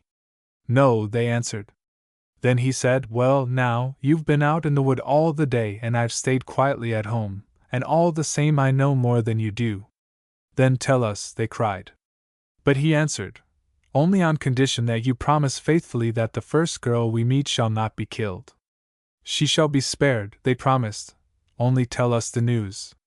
Then Benjamin said, "Our sister is here," and he lifted up the tub and the princess stepped forward, with her royal robes and with the golden star on her forehead, looking so lovely and sweet and charming that they all fell in love with her on the spot.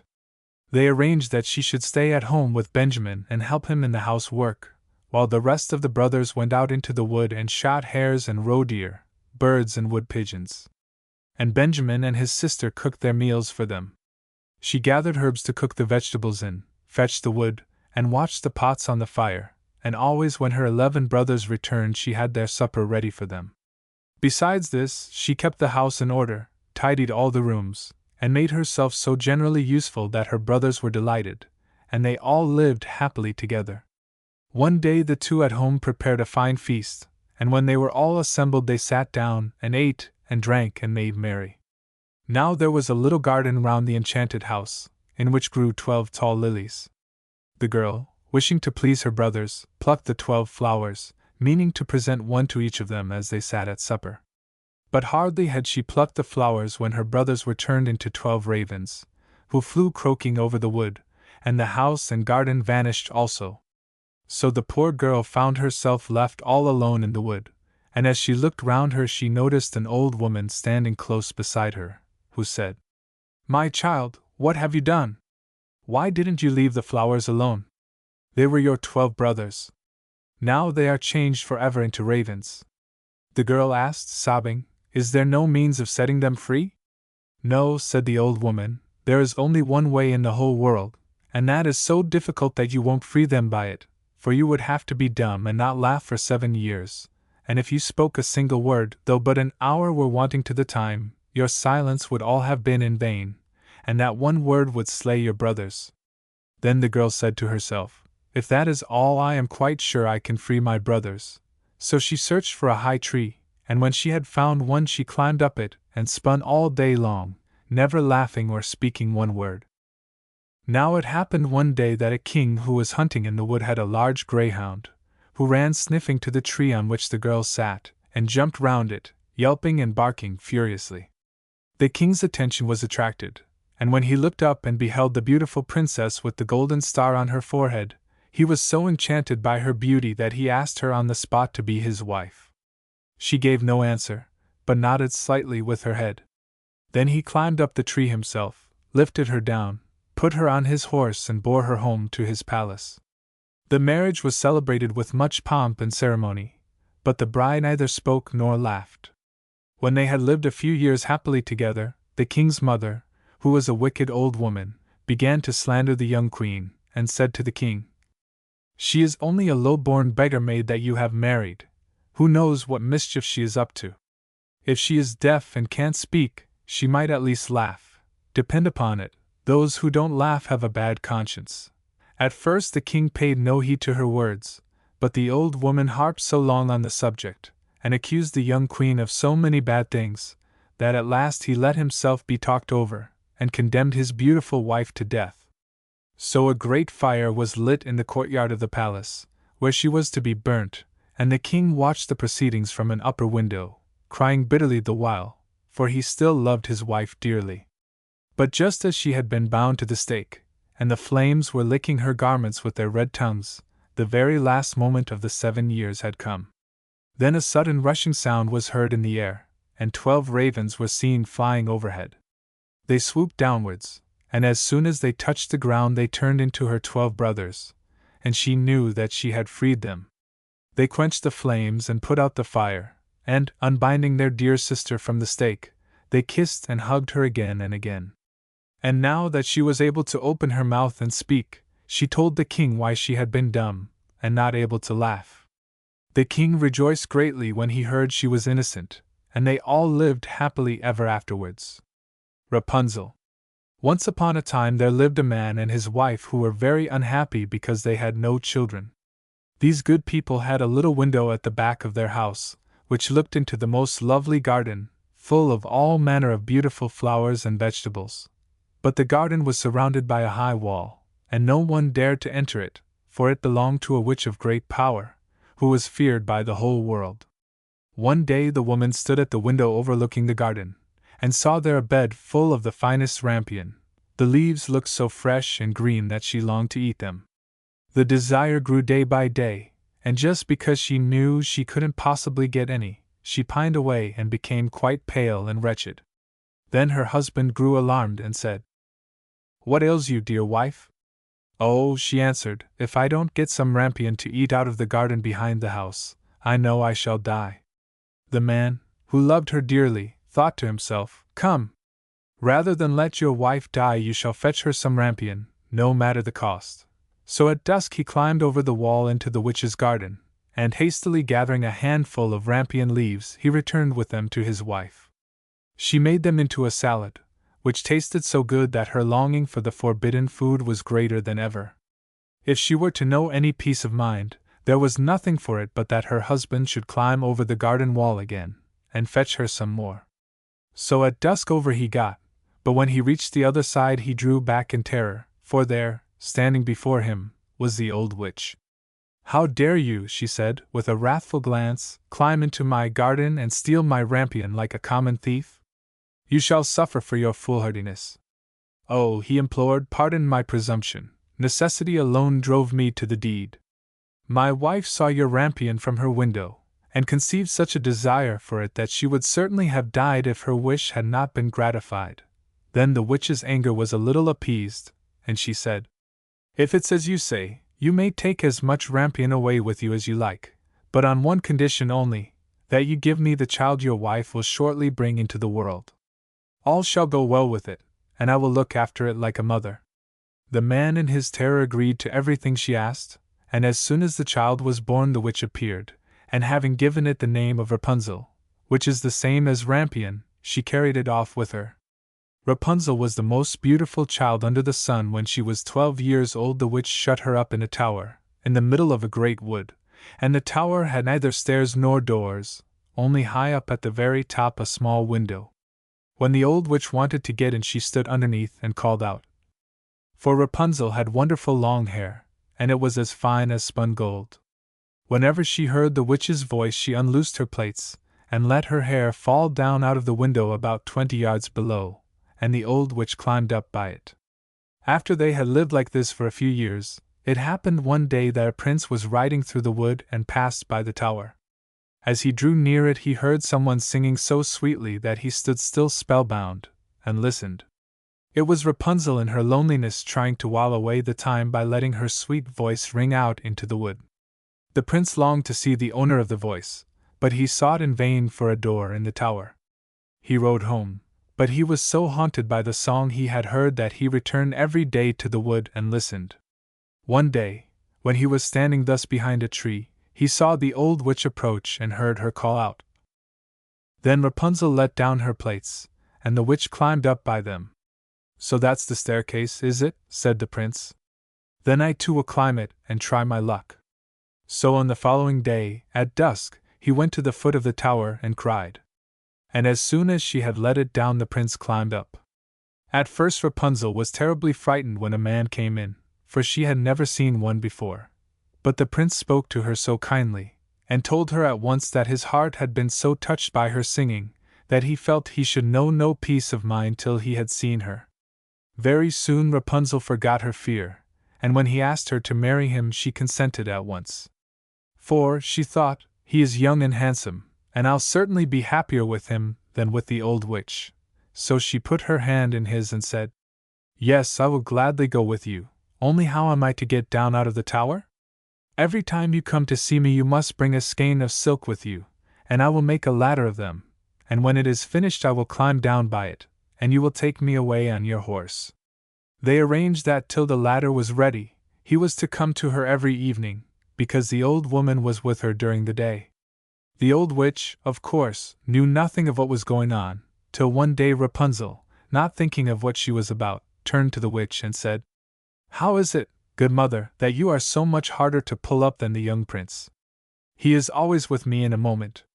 "Oh, you wicked child," cried the witch. "What is this I hear? I thought I had hidden you safely from the whole world, and in spite of it you have managed to deceive me." In her wrath she seized Rapunzel's beautiful hair, wound it round and round her left hand, and then grasping a pair of scissors in her right, snip snap, off it came, and the beautiful plaits lay on the ground. And worse than this, she was so hard-hearted that she took Rapunzel to a lonely desert place, and there left her to live in loneliness and misery.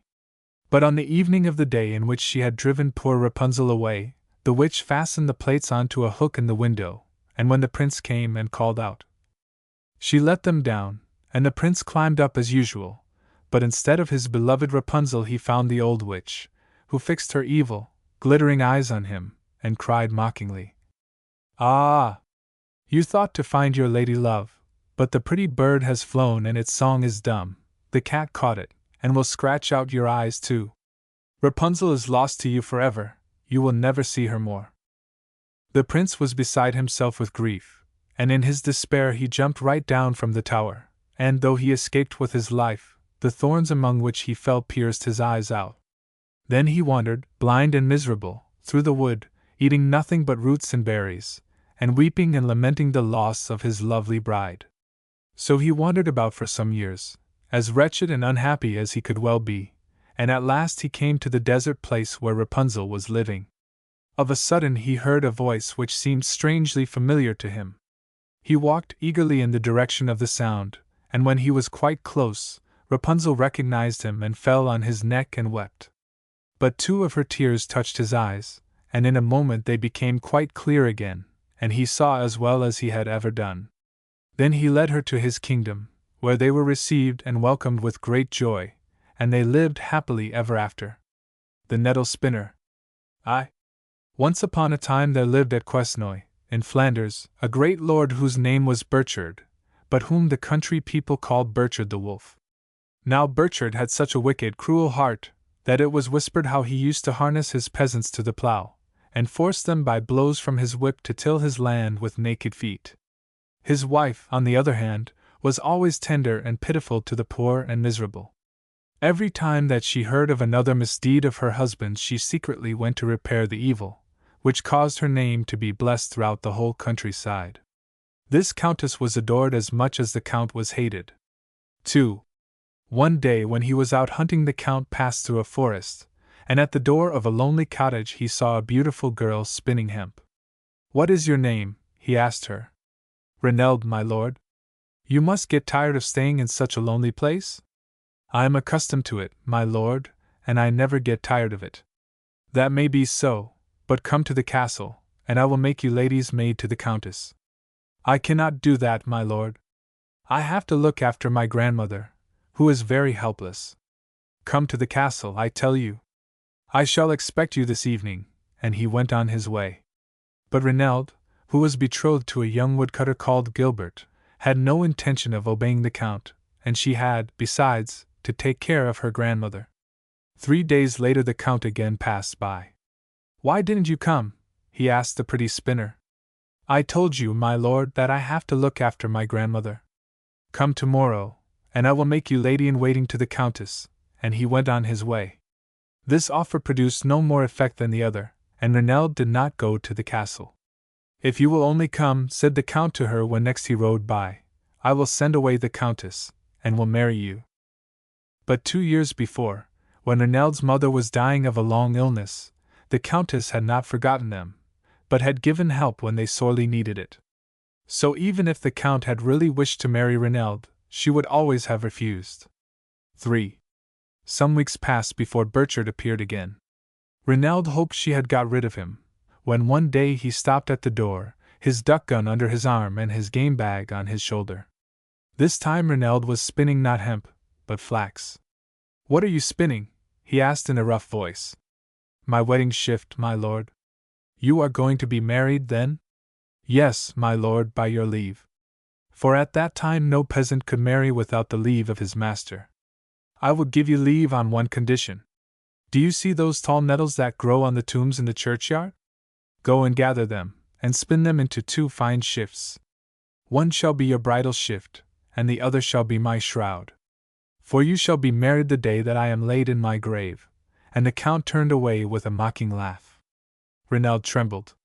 Never in all Lochwignall had such a thing been heard of as the spinning of nettles. And besides, the Count seemed made of iron and was very proud of his strength, often boasting that he should live to be 100. Every evening, when his work was done, Gilbert came to visit his future bride.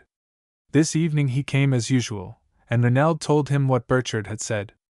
Would you like me to watch for the wolf, and split his skull with a blow from my axe? No, replied Reneld, there must be no blood on my bridal bouquet. And then we must not hurt the Count. Remember how good the Countess was to my mother. An old woman now spoke. She was the mother of Reneld's grandmother, and was more than 90 years old. All day long she sat in her chair nodding her head and never saying a word. My children, she said, all the years that I have lived in the world, I have never heard of a shift spun from nettles. But what God commands, man can do. Why should not Reneld try it? 4. Reneld did try, and to her great surprise the nettles when crushed and prepared gave a good thread, soft and light and firm. Very soon she had spun the first shift, which was for her own wedding. She wove and cut it out at once, hoping that the Count would not force her to begin the other. Just as she had finished sewing it, Burchard the wolf passed by. Well, said he, how are the shifts getting on? Here, my lord, is my wedding garment, answered Reneld, showing him the shift, which was the finest and whitest ever seen. The Count grew pale, but he replied roughly, very good. Now begin the other. The spinner set to work. As the Count returned to the castle, a cold shiver passed over him, and he felt, as the saying is, that someone was walking over his grave. He tried to eat his supper, but could not. He went to bed shaking with fever. But he did not sleep, and in the morning could not manage to rise. This sudden illness, which every instant became worse, made him very uneasy. No doubt Reneld's spinning wheel knew all about it. Was it not necessary that his body, as well as his shroud, should be ready for the burial? The first thing Burchard did was to send to Reneld and to stop her wheel.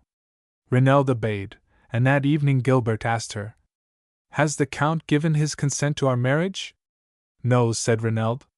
Continue your work, sweetheart. It is the only way of gaining it. You know he told you so himself.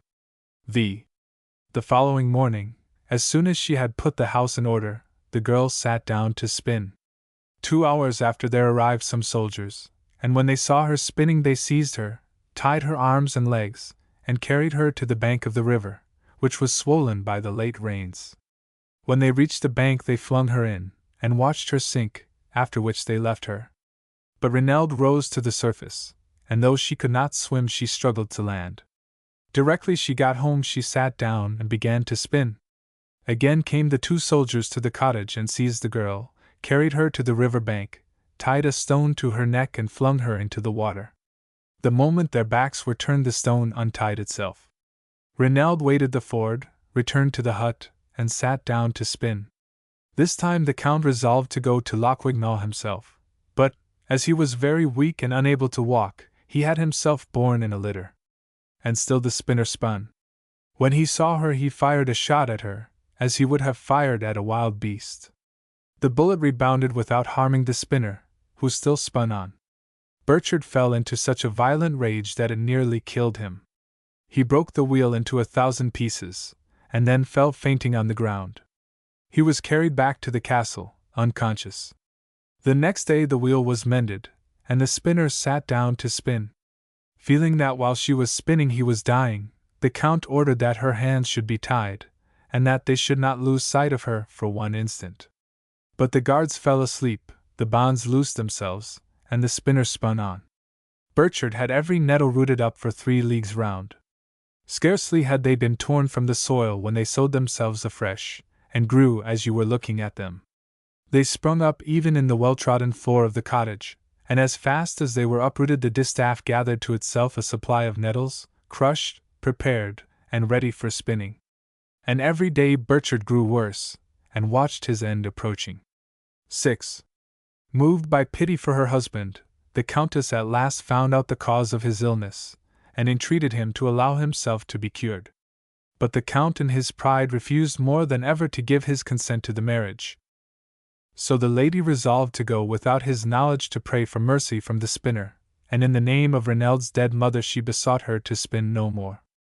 Reneld gave her promise, but in the evening Gilbert arrived at the cottage. Seeing that the cloth was no farther advanced than it was the evening before, he inquired the reason. Reneld confessed that the Countess had prayed her not to let her husband die. "Will he consent to our marriage?" "No." "Let him die then."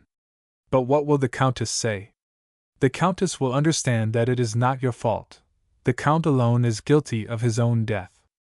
Let us wait a little. Perhaps his heart may be softened." So they waited for 1 month, for 2, for 6, for a year. The spinner spun no more. The Count had ceased to persecute her, but he still refused his consent to the marriage. Gilbert became impatient. The poor girl loved him with her whole soul, and she was more unhappy than she had been before, when Burchard was only tormenting her body. "Let us have done with it," said Gilbert. "Wait a little still," pleaded Reneld. But the young man grew weary. He came more rarely to Lochwignal, and very soon he did not come at all.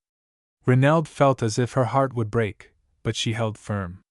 One day she met the Count. She clasped her hands as if in prayer, and cried, "My lord, have mercy!" Burchard the wolf turned away his head and passed on. She might have humbled his pride had she gone to her spinning wheel again, but she did nothing of the sort.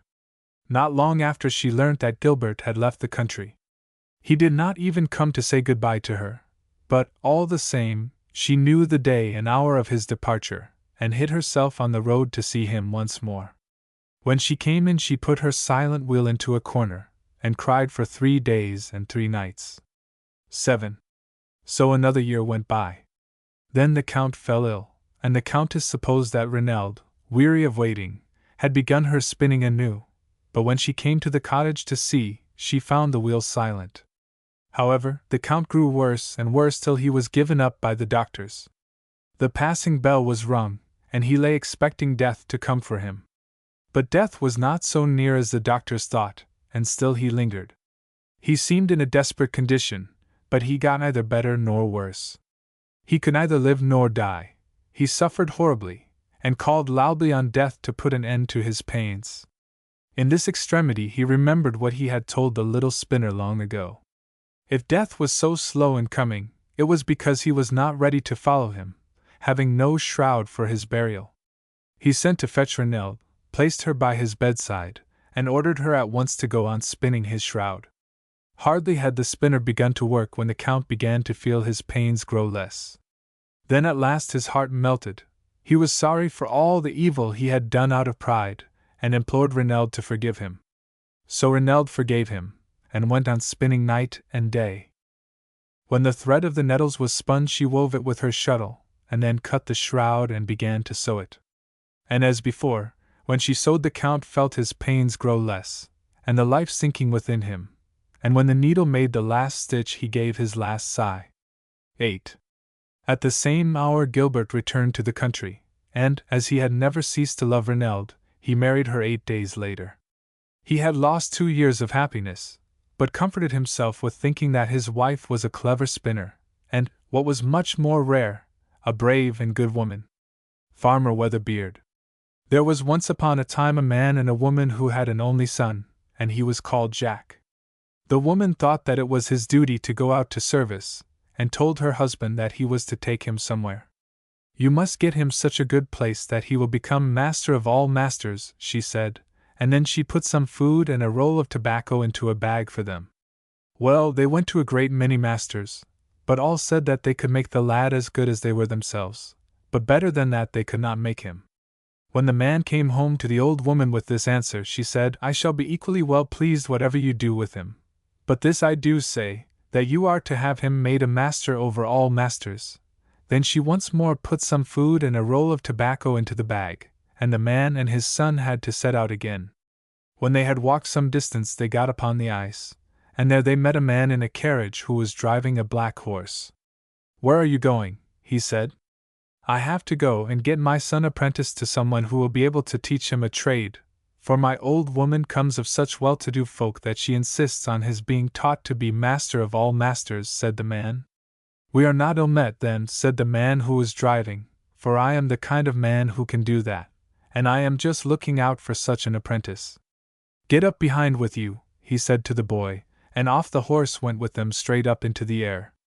"No, no, wait a little," screamed the father of the boy. "I ought to know what your name is and where you live." "Oh, I am at home both in the north and the south and the east and the west, and I am called Farmer Weatherbeard," said the master. "You may come here again in a year's time, and then I will tell you if the lad suits me." And then they set off again and were gone. When the man got home, the old woman inquired what had become of the son. "Ah, heaven only knows what has become of him," said the man. They went up aloft, and then he told her what had happened. But when the woman heard that, and found that the man did not at all know either when their son would be out of his apprenticeship, or where he had gone, she packed him off again to find out, and gave him a bag of food and a roll of tobacco to take away with him. When he had walked for some time, he came to a great wood, and it stretched before him all day long as he went on, and when night began to fall he saw a great light, and went towards it. After a long, long time he came to a small hut at the foot of a rock, outside which an old woman was standing drawing water up from a well with her nose, it was so long. "Good evening, mother," said the man. "Good evening to you too," said the old woman. "No one has called me mother this 100 years. Can I lodge here tonight?" said the man. "No," said the old woman. But the man took out his roll of tobacco, lighted a little of it, and then gave her a whiff. Then she was so delighted that she began to dance, and thus the man got leave to stay the night there. It was not long before he asked about Farmer Weatherbeard.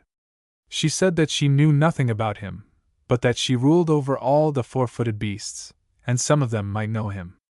So she gathered them all together by blowing a whistle which she had, and questioned them, but there was not one of them which knew anything about Farmer Weatherbeard. "Well," said the old woman, "there are 3 of us sisters. It may be that one of the other 2 knows where he is to be found. You shall have the loan of my horse and carriage, and then you will get there by night. But her house is 300 miles off, go the nearest way you will." The man set out and got there at night. When he arrived, this old woman also was standing drawing water out of the well with her nose. "Good evening, mother," said the man. "Good evening to you," said the old woman. "No one has ever called me mother this 100 years. Can I lodge here tonight?" said the man. "No," said the old woman. Then he took out the roll of tobacco, took a whiff, and gave the old woman some snuff on the back of her hand. Then she was so delighted that she began to dance, and the man got leave to stay all night. It was not long before he began to ask about Farmer Weatherbeard.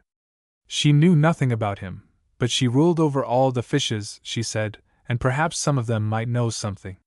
So she gathered them all together by blowing a whistle which she had, and questioned them, but there was not one of them which knew anything about Farmer Weatherbeard. "Well," said the old woman, "I have another sister. Perhaps she may know something about him. She lives 600 miles off, but you shall have my horse and carriage, and then you will get there by nightfall." So the man set off, and he got there by nightfall. The old woman was standing raking the fire, and she was doing it with her nose, so long it was. "Good evening, mother," said the man. "Good evening to you," said the old woman. "No one has called me mother this 100 years. Can I lodge here tonight?" said the man. "No," said the old woman. But the man pulled out his roll of tobacco again, and filled his pipe with some of it, and gave the old woman enough snuff to cover the back of her hand. Then she was so delighted that she began to dance, and the man got leave to stay in her house. It was not long before he asked about Farmer Weatherbeard. She knew nothing at all about him, she said, but she governed all the birds, and she gathered them together with her whistle. When she questioned them all, the eagle was not there, but it came soon afterwards, and when asked, it said that it had just come from Farmer Weatherbeard's. Then the old woman said that it was to guide the man to him. But the eagle would have something to eat first, and then it wanted to wait until the next day, for it was so tired with the long journey that it was scarcely able to rise from the earth. When the eagle had had plenty of food and rest, The old woman plucked a feather out of its tail, and set the man in the feather's place, and then the bird flew away with him, but they did not get to Farmer Weatherbird's before midnight. When they got there, the eagle said, "There are a great many dead bodies lying outside the door, but you must not concern yourself about them. The people who are inside the house are all so sound asleep that it will not be easy to awake them, but you must go straight to the table drawer, and take out 3 bits of bread, and if you hear anyone snoring, pluck 3 feathers from his head. He will not waken for that." The man did this. When he had got the bits of bread, he first plucked out 1 feather. "Oof!" screamed Farmer Weatherbeard. So the man plucked out another, and then Farmer Weatherbeard shrieked "Oof!" again. But when the man had plucked the 3rd, Farmer Weatherbeard screamed so loudly that the man thought that brick and mortar would be rent in twain, but for all that he went on sleeping. And now the eagle told the man what he was to do next, and he did it. He went to the stable door, and there he stumbled against a hard stone, which he picked up, and beneath it lay 3 splinters of wood, which he also picked up. He knocked at the stable door, and it opened at once. He threw down the 3 little bits of bread, and a hare came out and ate them. He caught the hare. Then the eagle told him to pluck 3 feathers out of its tail, and put in the hare, the stone, the splinters of wood, and himself instead of them, and then he would be able to carry them all home. When the eagle had flown a long way, it alighted on a stone. "Do you see anything?" it asked. "Yes, I see a flock of crows coming flying after us," said the man. "Then we shall do well to fly on a little farther," said the eagle, and off it set. In a short time it asked again, "Do you see anything now?" "Yes, now the crows are close behind us," said the man. "Then throw down the 3 feathers which you plucked out of his head," said the eagle. So the man did this, and no sooner had he flung them down than the feathers became a flock of ravens, which chased the crows home again. Then the eagle flew on much farther with the man, but at length it alighted on a stone for a while. "Do you see anything?" it said. "I am not quite certain," said the man, "but I think I see something coming in the far distance." "Then we shall do well to fly on a little farther," said the eagle, and away it went. "Do you see anything now?" it said after some time had gone by. "Yes, now they are close behind us," said the man. "Then throw down the splinters of wood which you took from beneath the grey stone by the stable door," said the eagle. The man did this, and no sooner had he flung them down than they grew up into a great thick wood, and Farmer Weatherbeard had to go home for an axe to cut his way through it. So the eagle flew on a long, long way, but then it grew tired and sat down on a fir tree. "Do you see anything?" it asked. "Yes, I am not quite certain," said the man, "but I think I can catch a glimpse of something far, far away." "Then we shall do well to fly on a little farther," said the eagle, and it set off again. "Do you see anything now?" it said after some time had gone by. "Yes, he is close behind us now," said the man. "Then you must fling down the great stone which you took away from the stable door," said the eagle. The man did so, and it turned into a great high mountain of stone, which Farmer Weatherbeard had to break his way through before he could follow them. But when he had got to the middle of the mountain he broke one of his legs, so he had to go home to get it put right. While he was doing this the eagle flew off to the man's home with him, and with the hare, and when they had got home the man went to the churchyard, and had some Christian earth laid upon the hare, and then it turned into his son Jack. When the time came for the fair the youth turned himself into a light-colored horse, and bade his father go to the market with him. "If anyone should come who wants to buy me," said he, "you are to tell him that you want $100 for me. But you must not forget to take off the halter, for if you do I shall never be able to get away from Farmer Weatherbeard, for he is the man who will come and bargain for me." And thus it happened. A horse dealer came who had a great fancy to bargain for the horse, and the man got $100 for it. But when the bargain was made, and Jack's father had got the money, the horse dealer wanted to have the halter. "That was no part of our bargain," said the man, "and the halter you shall not have, for I have other horses which I shall have to sell." So each of them went his way. But the horse dealer had not got very far with Jack before he resumed his own form again, and when the man got home he was sitting on the bench by the stove. The next day he changed himself into a brown horse, and told his father that he was to set off to market with him. If a man should come who wants to buy me, said Jack, you are to tell him that you want $200, for that he will give, and treat you besides.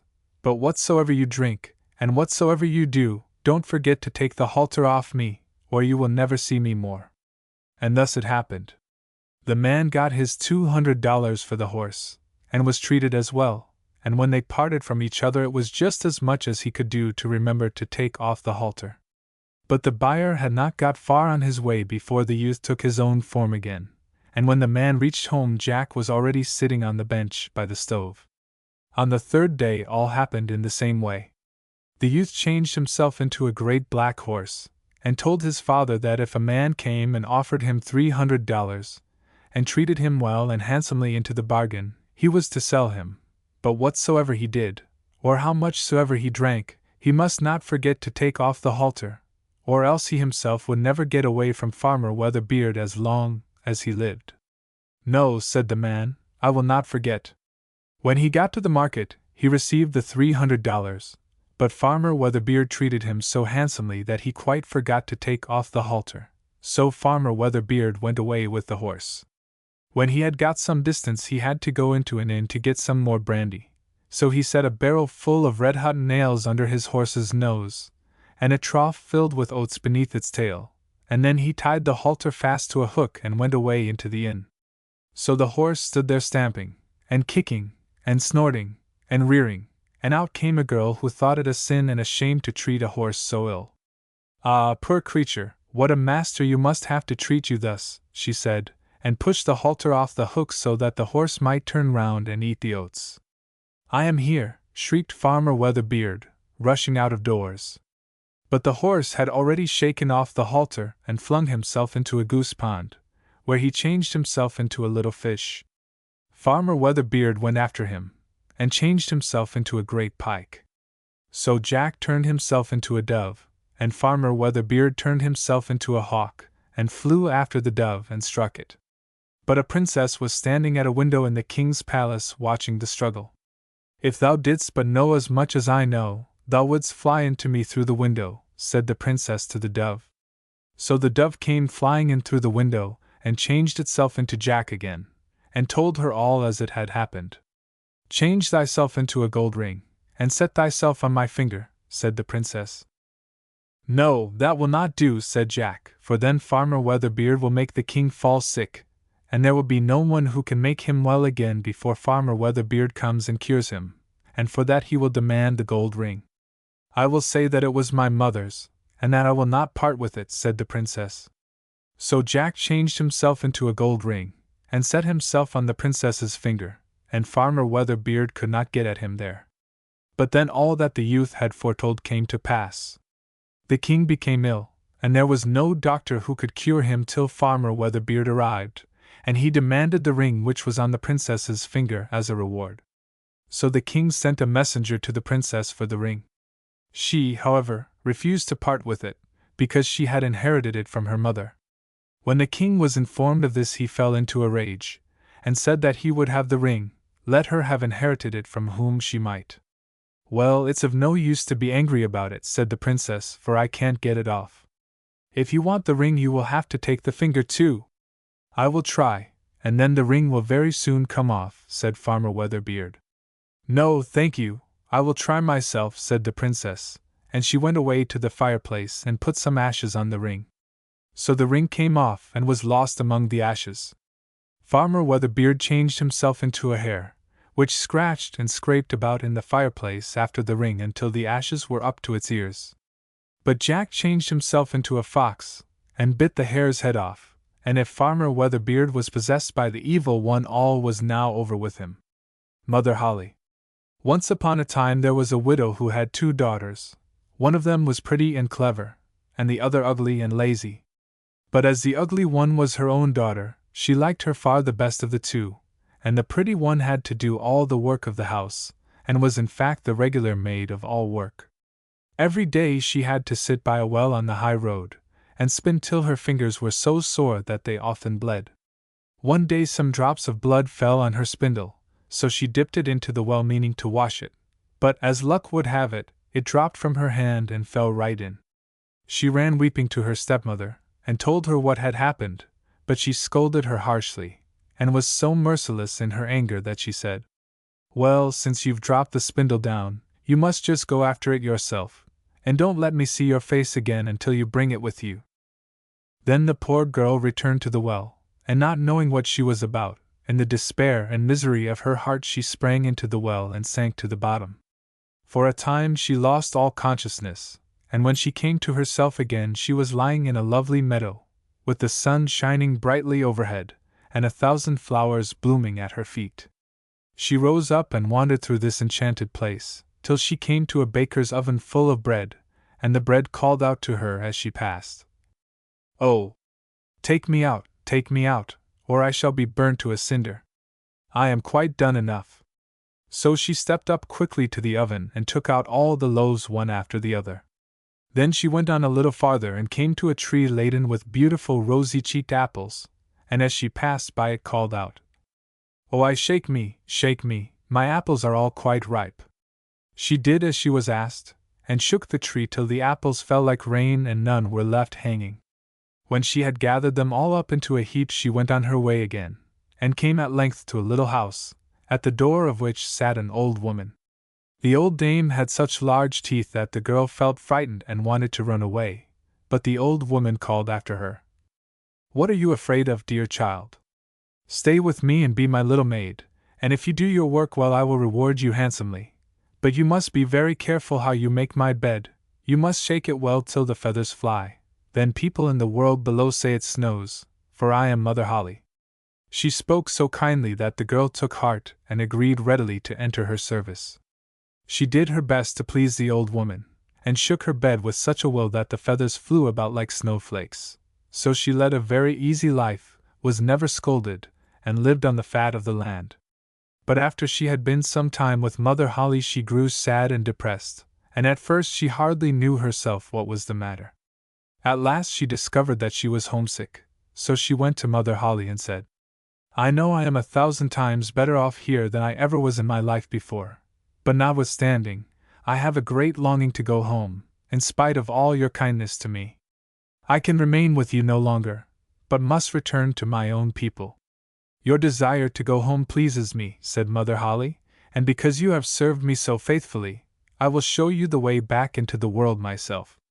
So she took her by the hand and led her to an open door, and as the girl passed through it there fell a heavy shower of gold all over her, till she was covered with it from top to toe.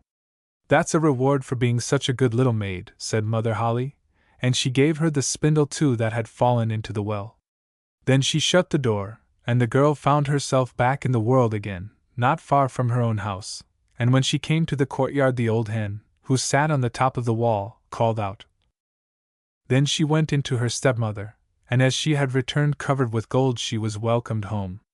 She proceeded to tell all that had happened to her, and when the mother heard how she had come by her riches, she was most anxious to secure the same luck for her own idle, ugly daughter, so she told her to sit at the well and spin. In order to make her spindle bloody, she stuck her hand into a hedge of thorns and pricked her finger. Then she threw the spindle into the well, and jumped in herself after it. Like her sisters she came to the beautiful meadow, and followed the same path. When she reached the baker's oven the bread called out as before, "Oh, take me out, or I shall be burned to a cinder. I am quite done enough." But the good-for-nothing girl answered, "A pretty joke, indeed, just as if I should dirty my hands for you." And on she went. Soon she came to the apple tree, which cried, "Oh, shake me, my apples are all quite ripe." "I'll see myself farther," she replied, "one of them might fall on my head." And so she pursued her way. When she came to Mother Holly's house she wasn't the least afraid, for she had been warned about her big teeth, and she readily agreed to become her maid. The first day she worked very hard, and did all her mistress told her, for she thought of the gold she would give her, but on the second day she began to be lazy, and on the third she wouldn't even get up in the morning. She didn't make Mother Holly's bed as she ought to have done, and never shook it enough to make the feathers fly. So her mistress soon grew weary of her, and dismissed her, much to the lazy creature's delight. For now, she thought, the shower of golden rain will come. Mother Holly led her to the same door as she had done her sister, but when she passed through it, instead of the gold rain, a kettle full of pitch came showering over her. "That's a reward for your service," said Mother Holly, and she closed the door behind her. So the lazy girl came home all covered with pitch, and when the old hen on the top of the wall saw her, it called out. But the pitch remained sticking to her, and never as long as she lived could it be got off. Minnikin. There was once upon a time a couple of needy folk who lived in a wretched hut, in which there was nothing but black want, so they had neither food to eat nor wood to burn. But if they had next to nothing of all else, they had the blessing of God so far as children were concerned, and every year brought them one more. The man was not overpleased at this. He was always going about grumbling and growling, and saying that it seemed to him that there might be such a thing as having too many of these good gifts. So shortly before another baby was born, he went away into the wood for some firewood, saying that he did not want to see the new child. He would hear him quite soon enough when he began to squall for some food. As soon as this baby was born, it began to look about the room. "Ah, my dear mother," said he, "give me some of my brother's old clothes, and food enough for a few days, and I will go out into the world and seek my fortune, for, so far as I can see, you have children enough." "Heaven help thee, my son," said the mother, "that will never do, thou art still far too little." But the little creature was determined to do it, and begged and prayed so long that the mother was forced to let him have some old rags, and tie up a little food for him, and then gaily and happily he went out into the world. But almost before he was out of the house another boy was born, and he too looked about him, and said, "Ah, my dear mother, give me some of my brother's old clothes, and food for some days, and then I will go out into the world and find my twin brother, for you have children enough."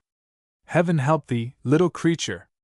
Thou art far too little for that," said the woman, "it would never do." But she spoke to no purpose, for the boy begged and prayed until he had got some old rags and a bundle of provisions, and then he set out manfully into the world to find his twin brother. When the younger had walked for some time, he caught sight of his brother a short distance in front of him, and called to him, and bade him to stop. "Wait a minute," he said, "you are walking as if for a wager, but you ought to have stayed to see your younger brother before you hurried off into the world." So the elder stood still and looked back, and when the younger had got up to him, and had told him that he was his brother, he said, "But now, let us sit down and see what kind of food our mother has given us," and that they did. When they had walked on a little farther, they came to a brook which ran through a green meadow, and there the younger said that they ought to christen each other.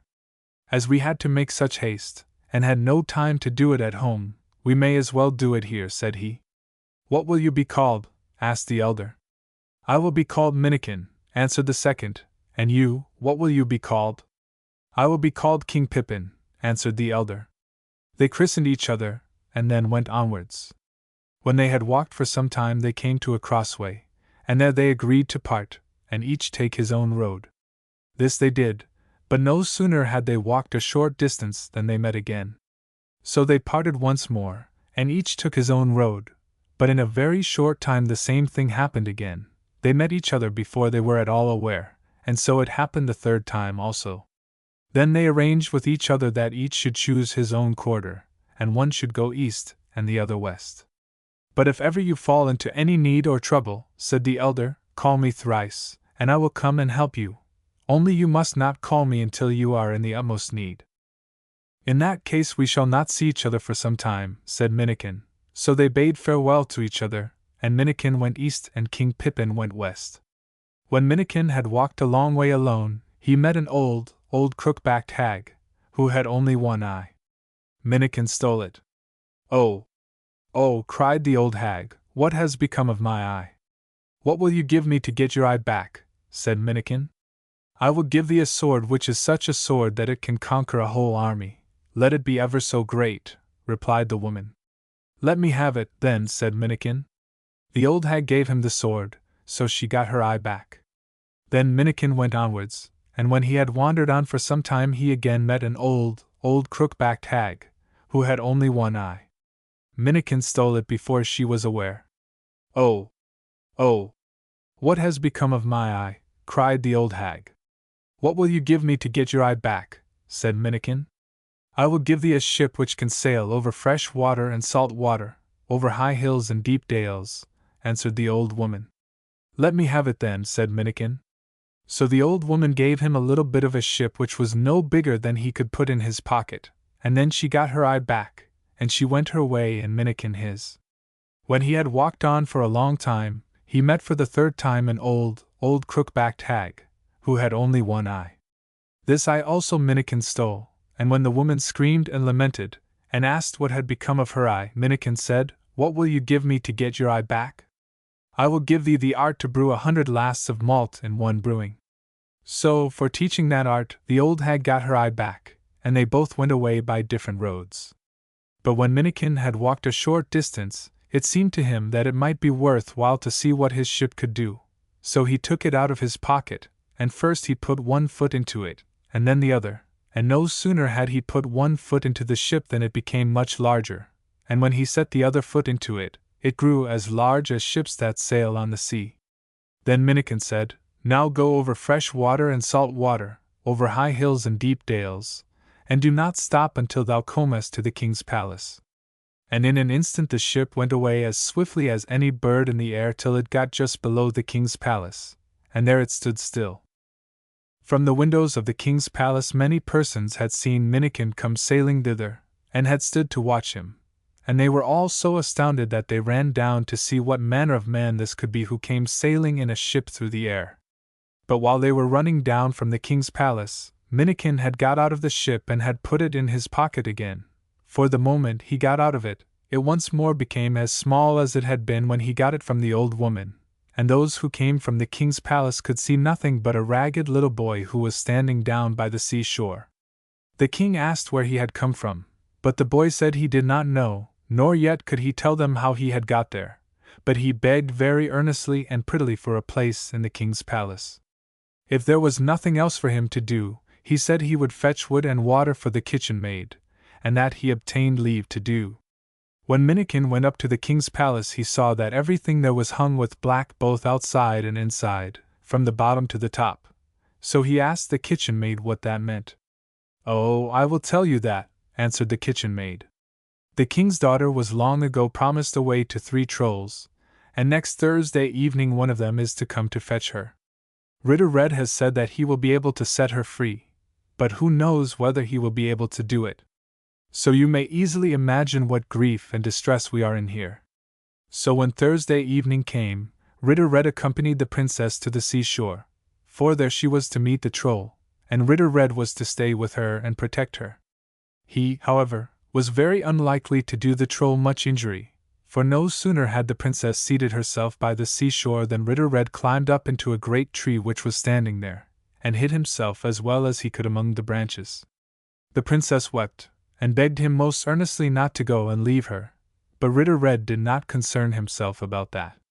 It is better that one should die than 2, said he. In the meantime Minnikin begged the kitchen maid very prettily to give him leave to go down to the strand for a short time. Oh, what could you do down at the strand? Said the kitchen maid. You have nothing to do there. Oh yes, my dear, just let me go, said Minnikin. I should so like to go and amuse myself with the other children. Well, well, go then, said the kitchen maid, but don't let me find you staying there over the time when the pan has to be set on the fire for supper, and the roast put on the spit, and mind you bring back a good big armful of wood for the kitchen. Minnikin promised this, and ran down to the seashore. Just as he got to the place where the king's daughter was sitting, the troll came rushing up with a great whistling and whirring, and he was so big and stout that he was terrible to see, and he had 5 heads. Fire! Screeched the troll. Fire yourself, said Minnikin. Can you fight? Roared the troll. If not, I can learn, said Minnikin. So the troll struck at him with a great thick iron bar which he had in his fist, till the sods flew 5 yards up into the air. Fie, said Minnikin. That was not much of a blow. Now you shall see one of mine. So he grasped the sword which he had got from the old crook-backed woman, and slashed at the troll so that all 5 heads went flying away over the sands. When the princess saw that she was delivered she was so delighted that she did not know what she was doing, and skipped and danced. Come and sleep a bit with your head in my lap, she said to Minnikin, and as he slept she put a golden dress on him. But when Ritter Red saw that there was no longer any danger afoot, he lost no time in creeping down from the tree. He then threatened the princess, until at length she was forced to promise to say that it was he who had rescued her, for he told her that if she did not he would kill her. Then he took the troll's lungs and tongue and put them in his pocket handkerchief, and led the princess back to the king's palace. And whatsoever had been lacking to him in the way of honor before was lacking no longer, for the king did not know how to exalt him enough, and always set him on his own right hand at table. As for Minnikin, first he went out on the troll's ship and took a great quantity of gold and silver hoops away with him, and then he trotted back to the king's palace. When the kitchen maid caught sight of all this gold and silver she was quite amazed, and said, "My dear friend Minnikin, where have you got all that from?" For she was half afraid that he had not come by it honestly. "Oh," answered Minnikin, "I have been home a while, and these hoops had fallen off some of our buckets, so I brought them away with me for you." So when the kitchen maid heard that they were for her, she asked no more questions about the matter. She thanked Minnikin, and everything was right again at once. Next Thursday evening all went just the same, and everyone was full of grief and affliction, but Ritter Red said that he had been able to deliver the king's daughter from one troll, so that he could very easily deliver her from another, and he led her down to the seashore. But he did not do much harm to this troll either, for when the time came when the troll might be expected, he said as he had said before, "It is better that one should die than two," and then climbed up into the tree again. Minnikin once more begged the cook's leave to go down to the seashore for a short time. "Oh, what can you do there?" said the cook. "My dear, do let me go," said Minnikin. "I should so like to go down there and amuse myself a little with the other children." So this time also she said that he should have leave to go, but he must first promise that he would be back by the time the joint was turned and that he would bring a great armful of wood with him. No sooner had Minnikin got down to the strand than the troll came rushing along with a great whistling and whirring, and he was twice as big as the first troll, and he had 10 heads. "Fire!" shrieked the troll. "Fire yourself," said Minnikin. "Can you fight?" roared the troll. "If not, I can learn," said Minnikin. So the troll struck at him with his iron club, which was still bigger than that which the first troll had had, so that the earth flew 10 yards up in the air. "Fie," said Minnikin. "That was not much of a blow. Now you shall see one of my blows." Then he grasped his sword and struck at the troll, so that all his 10 heads danced away over the sands. And again the king's daughter said to him, "Sleep a while on my lap," and while Minnikin lay there she drew some silver raiment over him. As soon as Ritter Red saw that there was no longer any danger afoot, he crept down from the tree and threatened the princess, until at last she was again forced to promise to say that it was he who had rescued her, after which he took the tongue and the lungs of the troll and put them in his pocket handkerchief, and then he conducted the princess back to the palace. There was joy and gladness in the palace, as may be imagined, and the king did not know how to show enough honor and respect to Ritter Red. Minnikin, however, took home with him an armful of gold and silver hoops from the troll's ship. When he came back to the king's palace the kitchen maid clapped her hands and wondered where he could have got all that gold and silver. But Minnikin answered that he had been home for a short time, and that it was only the hoops which had fallen off some pails, and that he had brought them away for the kitchen maid. When the third Thursday evening came, everything happened exactly as it had happened on the 2 former occasions. Everything in the king's palace was hung with black, and everyone was sorrowful and distressed. But Ritter Red said that he did not think that they had much reason to be afraid. He had delivered the king's daughter from 2 trolls, so he could easily deliver her from the third as well. He led her down to the strand, but when the time drew near for the troll to come, he climbed up into the tree again and hid himself. The princess wept and entreated him to stay, but all to no purpose. He stuck to his old speech, "It is better that one life should be lost than 2. This evening also, Minnikin begged for leave to go down to the seashore. "Oh, what can you do there?" answered the kitchen maid. However, he begged until at last he got leave to go, but he was forced to promise that he would be back again in the kitchen when the roast had to be turned. Almost immediately after he had got down to the seashore the troll came with a great whizzing and whirring, and he was much, much bigger than either of the 2 former ones, and he had 15 heads. "Fire!" roared the troll. "Fire yourself," said Minnikin. "Can you fight?" screamed the troll. "If not, I can learn," said Minnikin. "I will teach you," yelled the troll, and struck at him with his iron club so that the earth flew up 15 yards high into the air. "Fie," said Minnikin. "That was not much of a blow. Now I will let you see one of my blows." So saying, he grasped his sword, and cut at the troll in such a way that all his 15 heads danced away over the sands. Then the princess was delivered, and she thanked Minnikin and blessed him for saving her. "Sleep a while now on my lap," said she, and while he lay there she put a garment of brass upon him. "But now, how shall we have it made known that it was you who saved me?" said the king's daughter. "That I will tell you," answered Minnikin. "When Ritter Red has taken you home again, and given out that it was he who rescued you, he will, as you know, have you to wife, and half the kingdom. But when they ask you on your wedding day whom you will have to be your cupbearer, you must say, 'I will have the ragged boy who is in the kitchen, and carries wood and water for the kitchen maid. And when I am filling your cups for you, I will spill a drop upon his plate but none upon yours, and then he will be angry and strike me, and this will take place thrice. But the third time you must say, Shame on you thus to smite the beloved of mine heart. It is he who delivered me from the troll, and he is the one whom I will have.'"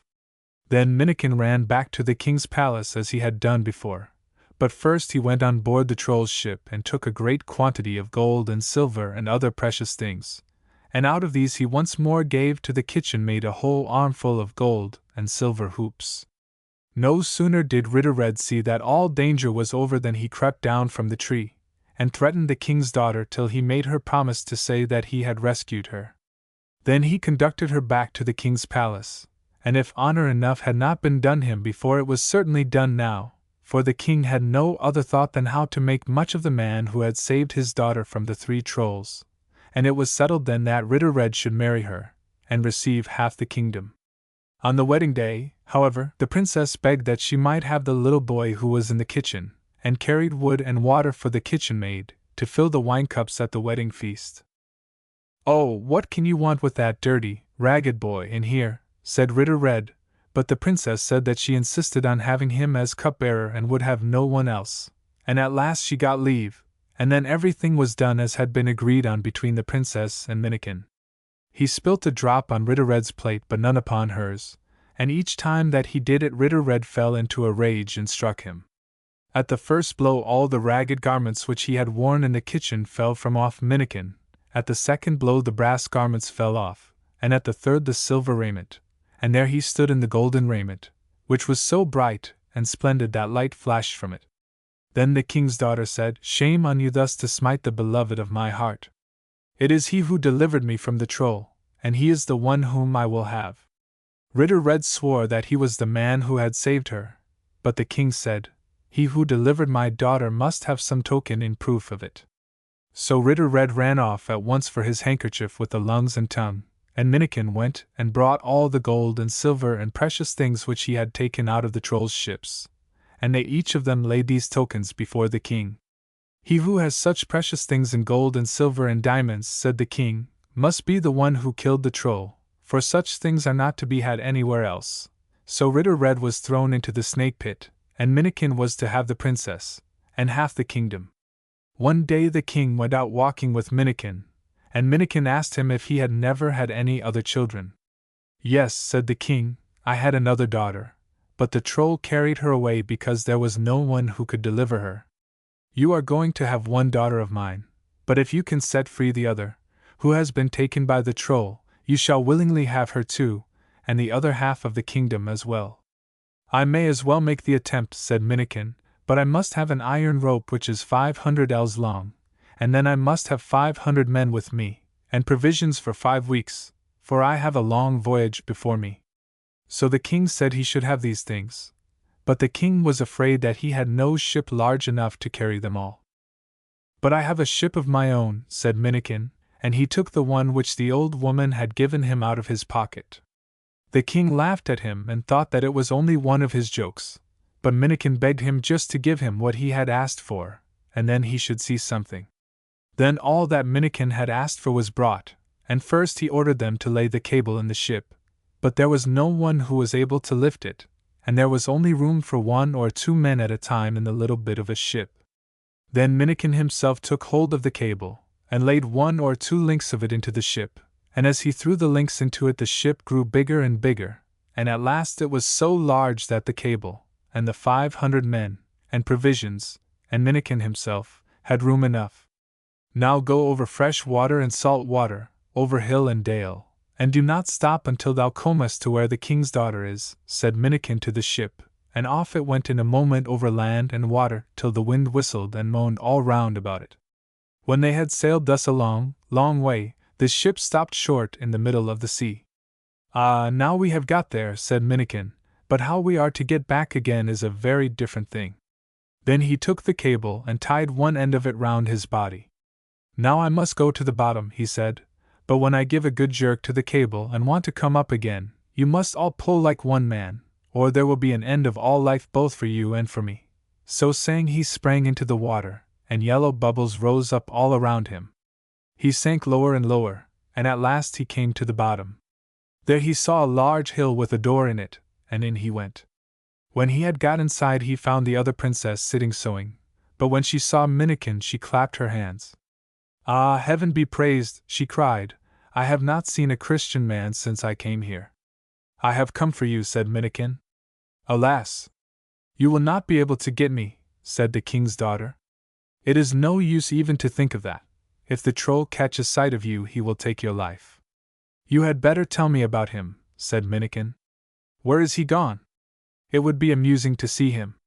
So the king's daughter told Minnikin that the troll was out trying to get hold of someone who could brew 100 lasts of malt at one brewing, for there was to be a feast at the troll's, at which less than that would not be drunk. I can do that, said Minnikin. Ah! If only the troll were not so quick-tempered I might have told him that, answered the princess, but he is so ill-natured that he will tear you to pieces, I fear, as soon as he comes in. But I will try to find some way of doing it. Can you hide yourself here in the cupboard? And then we will see what happens. Minnikin did this, and almost before he had crept into the cupboard and hidden himself, came the troll. Huff! What a smell of Christian man's blood, said the troll. Yes, a bird flew over the roof with a Christian man's bone in his bill, and let it fall down our chimney, answered the princess. I made haste enough to get it away again, but it must be that which smells so, notwithstanding. Yes, it must be that, said the troll. Then the princess asked if he had got hold of anyone who could brew 100 lasts of malt at one brewing. No, there is no one who can do it, said the troll. A short time since there was a man here who said he could do it, said the king's daughter. How clever you always are, said the troll. How could you let him go away? You must have known that I was just wanting a man of that kind. Well, but I didn't let him go, after all, said the princess. But father is so quick-tempered, so I hid him in the cupboard, but if father has not found anyone then the man is still here. Let him come in, said the troll. When Minnikin came, the troll asked if it were true that he could brew 100 lasts of malt at one brewing. Yes, said Minnikin, it is. It is well then that I have lighted on thee, said the troll. Fall to work this very minute, but heaven help thee if thou dost not brew the ale strong. Oh, it shall taste well, said Minnikin, and at once set himself to work to brew. But I must have more trolls to help to carry what is wanted, said Minnikin. These that I have are good for nothing. So he got more and so many that there was a swarm of them, and then the brewing went on. When the sweet wort was ready they were all, as a matter of course, anxious to taste it, first the troll himself and then the others. But Minnikin had brewed the wort so strong that they all fell down dead like so many flies as soon as they had drunk any of it. At last there was no one left but one wretched old hag who was lying behind the stove. Oh, poor old creature, said Minnikin, you shall have a taste of the wort too like the rest. So he went away and scooped up a little from the bottom of the brewing vat in a milk pan, and gave it to her, and then he was quit of the whole of them.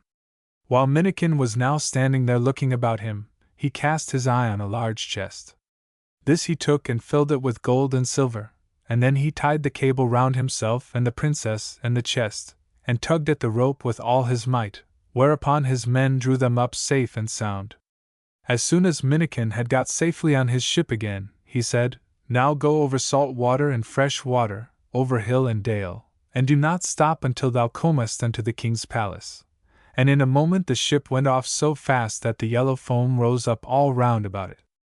When those who were in the king's palace saw the ship, they lost no time in going to meet him with song and music, and thus they marched up towards Minnikin with great rejoicings. But the gladdest of all was the king, for now he had got his other daughter back again. But now Minnikin was not happy, for both the princesses wanted to have him, and he wanted to have none other than the one whom he had first saved, and she was the younger. For this cause he was continually walking backwards and forwards, thinking how he could contrive to get her, and yet do nothing that was unkind to her sister. One day when he was walking about and thinking of this, it came into his mind that if he only had his brother, King Pippin, with him, who was so like himself that no one could distinguish the one from the other, he could let him have the elder princess and half the kingdom. As for himself, he thought, the other half was quite enough. As soon as this thought occurred to him, he went outside the palace and called for King Pippin, but no one came. So he called a second time, and a little louder, but no! Still no one came. So Minnikin called for the third time, and with all his might, and there stood his brother by his side. "I told you that you were not to call me unless you were in the utmost need," he said to Minnikin, "and there is not even so much as a midge here who can do you any harm." And with that he gave Minnikin such a blow that he rolled over on the grass. "Shame on you to strike me," said Minnikin. "First have I won one princess and half the kingdom, and then the other princess and the other half of the kingdom, and now, when I was just thinking that I would give you one of the princesses and one of the halves of the kingdom, do you think you have any reason to give me such a blow?" When King Pippin heard that, he begged his brother's pardon, and they were reconciled at once and became good friends. "Now, as you know," said Minnikin, "we are so like each other that no one can tell one of us from the other, so just change clothes with me and go up to the palace, and then the princesses will think that I am coming in, and the one who kisses you first shall be yours, and I will have the other." For he knew that the elder princess was the stronger, so he could very well guess how things would go. King Pippin at once agreed to this. He changed clothes with his brother, and went into the palace. When he entered the princess's apartments, they believed that he was Minnikin, and both of them ran up to him at once. But the elder, who was bigger and stronger, pushed her sister aside, and threw her arms round King Pippin's neck and kissed him, so he got her to wife, and Minnikin the younger sister. It will be easy to understand that 2 weddings took place, and they were so magnificent that they were heard of and talked about all over 7 kingdoms. Bushy Bride. There was once on a time a widower who had a son and a daughter by his first wife. They were both good children, and loved each other with all their hearts. After some time had gone by, the man married again, and he chose a widow with one daughter who was ugly and wicked, and her mother was ugly and wicked too. From the very day that the new wife came into the house, there was no peace for the man's children, and not a corner to be found where they could get any rest. So the boy thought that the best thing he could do was to go out into the world and try to earn his own bread. When he had roamed about for some time, he came to the king's palace, where he obtained a place under the coachman, and very brisk and active he was, and the horses that he looked after were so fat and sleek that they shone again. But his sister, who was still at home, fared worse and worse. Both her stepmother and her stepsister were always finding fault with her, whatsoever she did and whithersoever she went, and they scolded her and abused her so that she never had an hour's peace. They made her do all the hard work, and hard words fell to her lot early and late, but little enough food accompanied them. One day they sent her to the brook to fetch some water home, and an ugly and horrible head rose up out of the water, and said, "Wash me, girl." "Yes, I will wash you with pleasure," said the girl, and began to wash and scrub the ugly face, but she couldn't help thinking that it was a very unpleasant piece of work. When she had done it, and done it well, another head rose up out of the water, and this one was uglier still. "Brush me, girl," said the head. "Yes, I will brush you with pleasure," said the girl, and set to work with the tangled hair, and, as may be easily imagined, this too was by no means pleasant work. When she had got it done, another and a much more ugly and horrible-looking head rose up out of the water. "Kiss me, girl," said the head.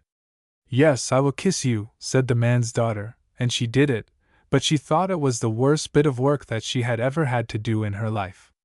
So the heads all began to talk to each other, and to ask what they should do for this girl who was so full of kindliness.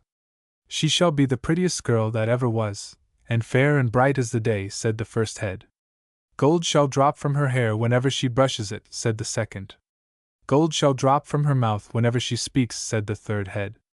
So when the man's daughter went home, looking as beautiful and bright as day, the stepmother and her daughter grew much more ill-tempered, and it was worse still when she began to talk, and they saw that golden coins dropped from her mouth. The stepmother fell into such a towering passion that she drove the man's daughter into the pigsty. She might stay there with her fine show of gold, the stepmother said, but she should not be permitted to set foot in the house. It was not long before the mother wanted her own daughter to go to the stream to fetch some water. When she got there with her pails, the first head rose up out of the water close to the bank. Wash me, girl, it said. Wash yourself, answered the woman's daughter. Then the second head appeared. Brush me, girl, said the head. Brush yourself, said the woman's daughter. So down it went to the bottom, and the third head came up. Kiss me, girl, said the head. As if I would kiss your ugly mouth, said the girl. So again the heads talked together about what they should do for this girl who was so ill-tempered and full of her own importance, and they agreed that she should have a nose that was 4 ells long, and a jaw that was 3 ells, and a fir bush in the middle of her forehead, and every time she spoke ashes should fall from her mouth. When she came back to the cottage door with her pails, she called to her mother who was inside, "Open the door. Open the door yourself, my own dear child," said the mother. "I can't get near, because of my nose," said the daughter. When the mother came and saw her, you may imagine what a state of mind she was in, and how she screamed and lamented, but neither the nose nor the jaw grew any the less for that. Now the brother, who was in service in the king's palace, had taken a portrait of his sister, and he had carried the picture away with him, and every morning and evening he knelt down before it and prayed for his sister, so dearly did he love her. The other stable boys had heard him doing this, so they peeped through the keyhole into his room, and saw that he was kneeling there before a picture.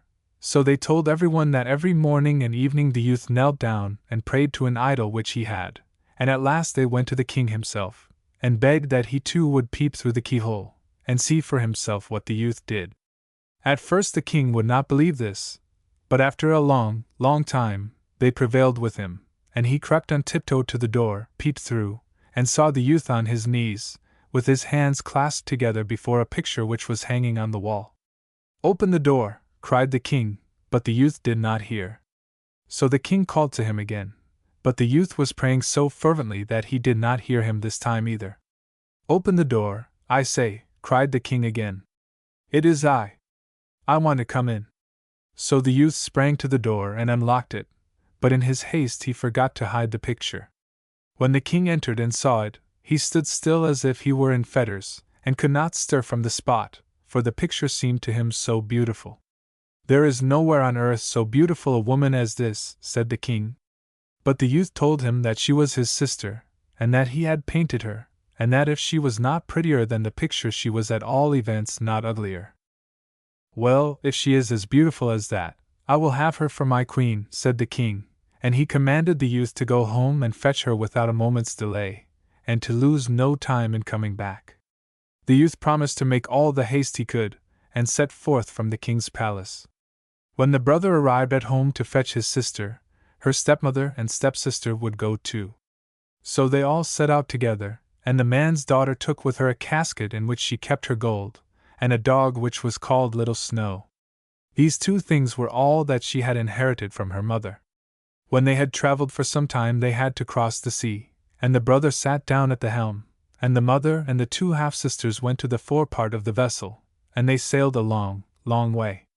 At last they came in sight of land. "Look at that white strand there, that is where we shall land," said the brother, pointing across the sea. "What is my brother saying?" inquired the man's daughter. "He says that you are to throw your casket out into the sea," answered the stepmother. "Well, if my brother says so, I must do it," said the man's daughter, and she flung her casket into the sea. When they had sailed for some time longer, The brother once more pointed over the sea. "There you may see the palace to which we are bound," said he. "What is my brother saying?" asked the man's daughter. "Now he says that you are to throw your dog into the sea," answered the stepmother. The man's daughter wept, and was sorely troubled, for little Snow was the dearest thing she had on earth, but at last she threw him overboard. "If my brother says that, I must do it, but heaven knows how unwilling I am to throw thee out, little Snow," said she. So they sailed onwards a long way farther. "There mayst thou see the king coming out to meet thee," said the brother, pointing to the seashore. "What is my brother saying?" asked his sister again. "Now he says that you are to make haste and throw yourself overboard," answered the stepmother. She wept and she wailed, but as her brother had said that, she thought she must do it, so she leaped into the sea. But when they arrived at the palace, and the king beheld the ugly bride with a nose that was 4 ells long, a jaw that was 3 ells, and a forehead that had a bush in the middle of it, he was quite terrified. But the wedding feast was all prepared, as regarded brewing and baking, and all the wedding guests were sitting waiting, so, ugly as she was, the king was forced to take her. But he was very wroth, and none can blame him for that, so he caused the brother to be thrown into a pit full of snakes. On the first Thursday night after this, a beautiful maiden came into the kitchen of the palace, and begged the kitchen maid, who slept there, to lend her a brush. She begged very prettily, and got it, and then she brushed her hair, and the gold dropped from it.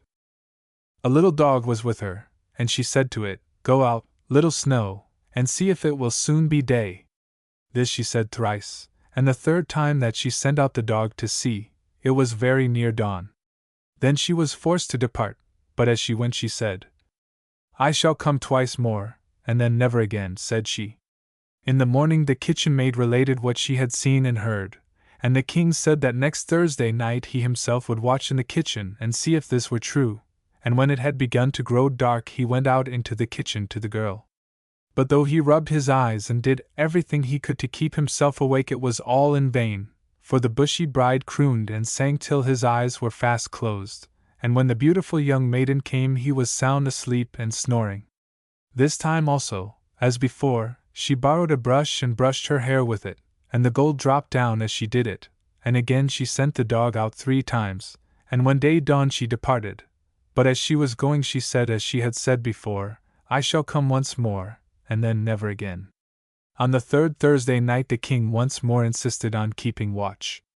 Then he set 2 men to hold him, each of them was to take an arm, and shake him and jerk him by the arm whenever he seemed to be going to fall asleep, and he set 2 men to watch his bushy bride. But as the night wore on the bushy bride again began to croon and to sing, so that his eyes began to close and his head to droop on one side. Then came the lovely maiden, and got the brush and brushed her hair till the gold dropped from it, and then she sent her little Snow out to see if it would soon be day, and this she did 3 times. The third time it was just beginning to grow light, and then she said, "Now I shall never come again," she said, and then she turned to go. But the 2 men who were holding the king by the arm seized his hands and forced a knife into his grasp, and then made him cut her little finger just enough to make it bleed. Thus the true bride was freed. The king then awoke, and she told him all that had taken place, and how her stepmother and stepsister had betrayed her. Then the brother was at once taken out of the snake pit. The snakes had never touched him, and the stepmother and stepsister were flung down into it instead of him. No one can tell how delighted the king was to get rid of that hideous bushy bride, and get a queen who was bright and beautiful as day itself. And now the real wedding was held, and held in such a way that it was heard of and spoken about all over 7 kingdoms. The king and his bride drove to church, and little Snow was in the carriage too. When the blessing was given they went home again, and after that I saw no more of them. Snowdrop. Once upon a time, in the middle of winter when the snowflakes were falling like feathers on the earth, a queen sat at a window framed in black ebony and sewed. And as she sewed and gazed out to the white landscape, she pricked her finger with the needle, and 3 drops of blood fell on the snow outside, and because the red showed out so well against the white she thought to herself, "Oh, what wouldn't I give to have a child as white as snow, as red as blood, and as black as ebony?" And her wish was granted, for not long after a little daughter was born to her, with a skin as white as snow, lips and cheeks as red as blood, and hair as black as ebony. They called her Snowdrop, and not long after her birth the queen died. After a year the king married again. His new wife was a beautiful woman, but so proud and overbearing that she couldn't stand any rival to her beauty. She possessed a magic mirror, and when she used to stand before it gazing at her own reflection and ask, it always replied. Then she was quite happy, for she knew the mirror always spoke the truth. But Snowdrop was growing prettier and prettier every day, and when she was 7 years old she was as beautiful as she could be, and fairer even than the queen herself. One day when the latter asked her mirror the usual question, it replied. Then the queen flew into the most awful passion, and turned every shade of green in her jealousy. From this hour she hated poor Snowdrop like poison, and every day her envy, hatred, and malice grew, for envy and jealousy are like evil weeds which spring up and choke the heart. At last she could endure Snowdrop's presence no longer, and calling a huntsman to her she said, "Take the child out into the wood, and never let me see her face again. You must kill her, and bring me back her lungs and liver, that I may know for certain she is dead." The huntsman did as he was told and led Snowdrop out into the wood, but as he was in the act of drawing out his knife to slay her, she began to cry, and said, "Oh, dear huntsman, spare my life, and I will promise to fly forth into the wide wood and never to return home again." And because she was so young and pretty the huntsman had pity on her, and said, "Well, run along, poor child," for he thought to himself, the wild beasts will soon eat her up. And his heart felt lighter because he hadn't had to do the deed himself. And as he turned away a young boar came running past, so he shot it, and brought its lungs and liver home to the queen as a proof that Snowdrop was really dead. And the wicked woman had them stewed in salt, and ate them up, thinking she had made an end of Snowdrop forever. Now when the poor child found herself alone in the big wood the very trees around her seemed to assume strange shapes, and she felt so frightened she didn't know what to do. Then she began to run over the sharp stones, and through the bramble bushes, and the wild beasts ran past her, but they did her no harm. She ran as far as her legs would carry her, and as evening approached she saw a little house, and she stepped inside to rest. Everything was very small in the little house, but cleaner and neater than anything you can imagine. In the middle of the room there stood a little table, covered with a white tablecloth, and 7 little plates and forks and spoons and knives and tumblers. Side by side against the wall there were 7 little beds, covered with snow-white counterpanes. Snowdrop felt so hungry and so thirsty that she ate a bit of bread and a little porridge from each plate, and drank a drop of wine out of each tumbler. Then, feeling tired and sleepy, she lay down on one of the beds, but it wasn't comfortable. Then she tried all the others in turn, but one was too long, and another too short, and it was only when she got to the 7th that she found one to suit her exactly. So she lay down upon it, said her prayers like a good child, and fell fast asleep. When it got quite dark the masters of the little house returned. They were 7 dwarfs who worked in the mines, right down deep in the heart of the mountain. They lighted their 7 little lamps, and as soon as their eyes got accustomed to the glare they saw that someone had been in the room, for all was not in the same order as they had left it. The first said, "Who's been sitting on my little chair?" The second said, "Who's been eating my little loaf?" The third said, "Who's been tasting my porridge?" The fourth said, "Who's been eating out of my little plate?" The fifth said, "Who's been using my little fork?" The sixth said, "Who's been cutting with my little knife?" The seventh said, "Who's been drinking out of my little tumbler?" Then the first dwarf looked round and saw a little hollow in his bed, and he asked again, "Who's been lying on my bed?" The others came running round, and cried when they saw their beds, "Somebody has lain on ours too." But when the 7th came to his bed, he started back in amazement, for there he beheld Snowdrop fast asleep. Then he called the others, who turned their little lamps full on the bed, and when they saw Snowdrop lying there they nearly fell down with surprise. "Goodness gracious," they cried, "what a beautiful child!" And they were so enchanted by her beauty that they did not wake her, but let her sleep on in the little bed. But the 7th dwarf slept with his companions 1 hour in each bed, and in this way he managed to pass the night. In the morning Snowdrop awoke, but when she saw the 7 little dwarfs she felt very frightened. But they were so friendly and asked her what her name was in such a kind way, that she replied, "I am Snowdrop." "Why did you come to our house?" continued the dwarfs. Then she told them how her stepmother had wished her put to death, and how the huntsman had spared her life, and how she had run the whole day till she had come to their little house. The dwarfs, when they had heard her sad story, asked her, "Will you stay and keep house for us, cook, make the beds, the washing, sew and knit? And if you give satisfaction and keep everything neat and clean, you shall want for nothing."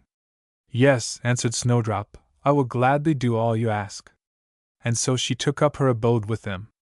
Every morning the dwarfs went into the mountain to dig for gold, and in the evening, when they returned home, Snowdrop always had their supper ready for them.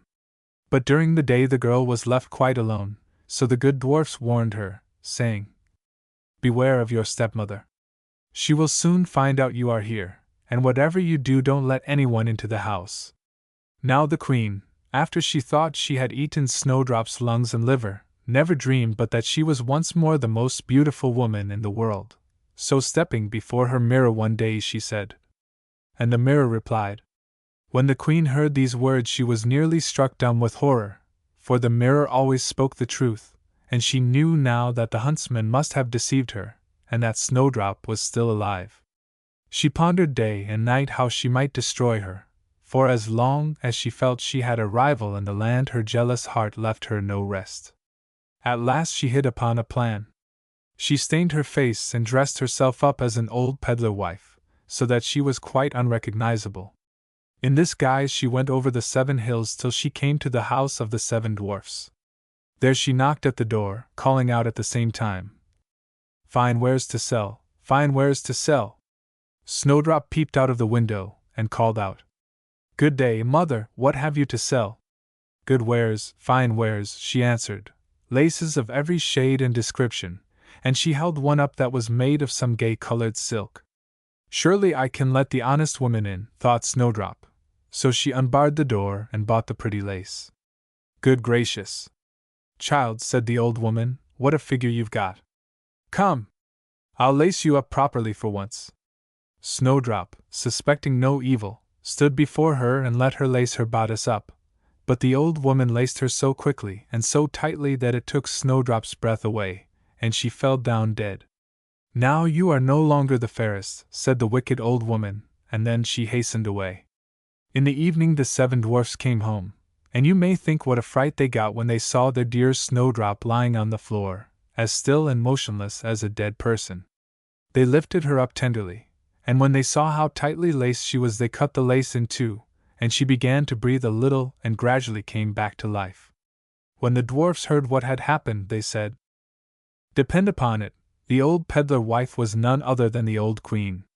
In future you must be sure to let no one in, if we are not at home." As soon as the wicked old queen got home she went straight to her mirror, and said, and the mirror answered as before. When she heard this she became as pale as death, because she saw at once that Snowdrop must be alive again. "This time," she said to herself, "I will think of something that will make an end of her once and for all." And by the witchcraft which she understood so well she made a poisonous comb, then she dressed herself up and assumed the form of another old woman. So she went over the 7 hills till she reached the house of the 7 dwarfs, and knocking at the door she called out, "Fine wares for sale." Snowdrop looked out of the window and said, "You must go away, for I may not let anyone in." "But surely you are not forbidden to look out," said the old woman, and she held up the poisonous comb for her to see. It pleased the girl so much that she let herself be taken in, and opened the door.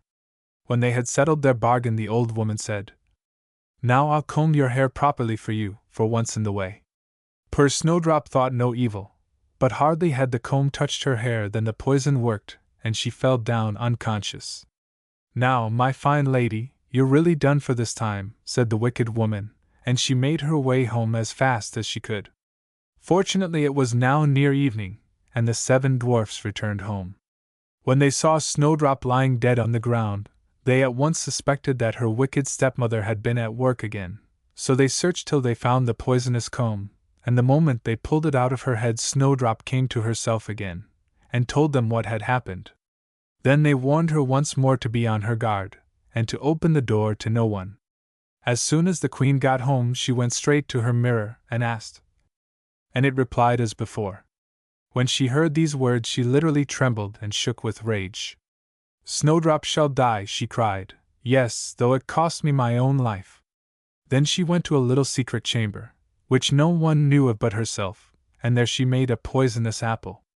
Outwardly it looked beautiful, white with red cheeks, so that everyone who saw it longed to eat it, but anyone who might do so would certainly die on the spot. When the apple was quite finished, she stained her face and dressed herself up as a peasant, and so she went over the 7 hills to the 7 dwarfs. She knocked at the door, as usual, but Snowdrop put her head out of the window and called out, "I may not let anyone in, the 7 dwarfs have forbidden me to do so." "Are you afraid of being poisoned?" asked the old woman. "See, I will cut this apple in half. I'll eat the white cheek and you can eat the red." But the apple was so cunningly made that only the red cheek was poisonous. Snowdrop longed to eat the tempting fruit, and when she saw that the peasant woman was eating it herself, she couldn't resist the temptation any longer, and stretching out her hand she took the poisonous half. But hardly had the first bite passed her lips than she fell down dead on the ground. Then the eyes of the cruel queen sparkled with glee, and laughing aloud she cried, "As white as snow, as red as blood, and as black as ebony, this time the dwarfs won't be able to bring you back to life." When she got home she asked the mirror, and this time it replied. Then her jealous heart was at rest, at least, as much at rest as a jealous heart can ever be. When the little dwarfs came home in the evening they found Snowdrop lying on the ground, and she neither breathed nor stirred. They lifted her up, and looked round everywhere to see if they could find anything poisonous about. They unlaced her bodice, combed her hair, washed her with water and wine, but all in vain. The child was dead and remained dead. Then they placed her on a bier, and all the 7 dwarfs sat round it, weeping and sobbing for 3 whole days. At last they made up their minds to bury her, but she looked as blooming as a living being, and her cheeks were still such a lovely color that they said, "We can't hide her away in the black ground." So they had a coffin made of transparent glass, and they laid her in it, and wrote on the lid in golden letters that she was a royal princess. Then they put the coffin on the top of the mountain, and one of the dwarfs always remained beside it and kept watch over it. And the very birds of the air came and bewailed Snowdrop's death, first an owl, and then a raven, and last of all a little dove. Snowdrop lay a long time in the coffin, and she always looked the same, just as if she were fast asleep, and she remained as white as snow, as red as blood, and her hair as black as ebony. Now it happened one day that a prince came to the wood and passed by the dwarf's house. He saw the coffin on the hill, with the beautiful Snowdrop inside it, and when he had read what was written on it in golden letters, he said to the dwarf, "Give me the coffin. I'll give you whatever you like for it." But the dwarf said, "No, we wouldn't part with it for all the gold in the world." "Well, then," he replied, "give it to me, because I can't live without Snowdrop. I will cherish and love it as my dearest possession." He spoke so sadly that the good dwarfs had pity on him, and gave him the coffin, and the prince made his servants bear it away on their shoulders. Now it happened that as they were going down the hill they stumbled over a bush, and jolted the coffin so violently that the poisonous bit of apple Snowdrop had swallowed fell out of her throat. She gradually opened her eyes, lifted up the lid of the coffin, and sat up alive and well. "Oh, dear me, where am I?" she cried. The prince answered joyfully, "You are with me," and he told her all that had happened, adding, "I love you better than anyone in the whole wide world. Will you come with me to my father's palace and be my wife?" Snowdrop consented, and went with him, and the marriage was celebrated with great pomp and splendor. Now Snowdrop's wicked stepmother was one of the guests, invited to the wedding feast. When she had dressed herself very gorgeously for the occasion, she went to the mirror, and said, and the mirror answered. When the wicked woman heard these words she uttered a curse, and was beside herself with rage and mortification. At first she didn't want to go to the wedding at all, but at the same time she felt she would never be happy till she had seen the young queen. As she entered, Snowdrop recognized her, and nearly fainted with fear. But red-hot iron shoes had been prepared for the wicked old queen, and she was made to get into them and dance till she fell down dead. The Golden Goose. There was once a man who had 3 sons. The youngest of them was called Dullhead, and was sneered and jeered at and snubbed on every possible opportunity. One day it happened that the eldest son wished to go into the forest to cut wood, and before he started his mother gave him a fine rich cake and a bottle of wine, so that he might be sure not to suffer from hunger or thirst. When he reached the forest he met a little old grey man who wished him good morning, and said, "Do give me a piece of that cake you have got in your pocket, and let me have a draught of your wine. I am so hungry and thirsty."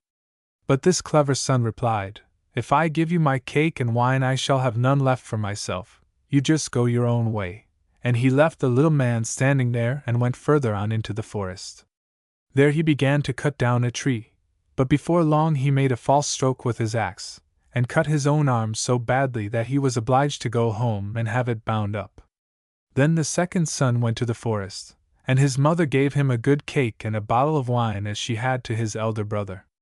He too met the little old grey man, who begged him for a morsel of cake and a draught of wine. But the second son spoke most sensibly too, and said, "Whatever I give to you I deprive myself of. Just go your own way, will you?" Not long after his punishment overtook him, for no sooner had he struck a couple of blows on a tree with his axe, than he cut his leg so badly that he had to be carried home. So then Dullhead said, "Father, let me go out and cut wood." But his father answered, "Both your brothers have injured themselves. You had better leave it alone, you know nothing about it." But Dullhead begged so hard to be allowed to go that at last his father said, "Very well then, go. Perhaps when you have hurt yourself, you may learn to know better."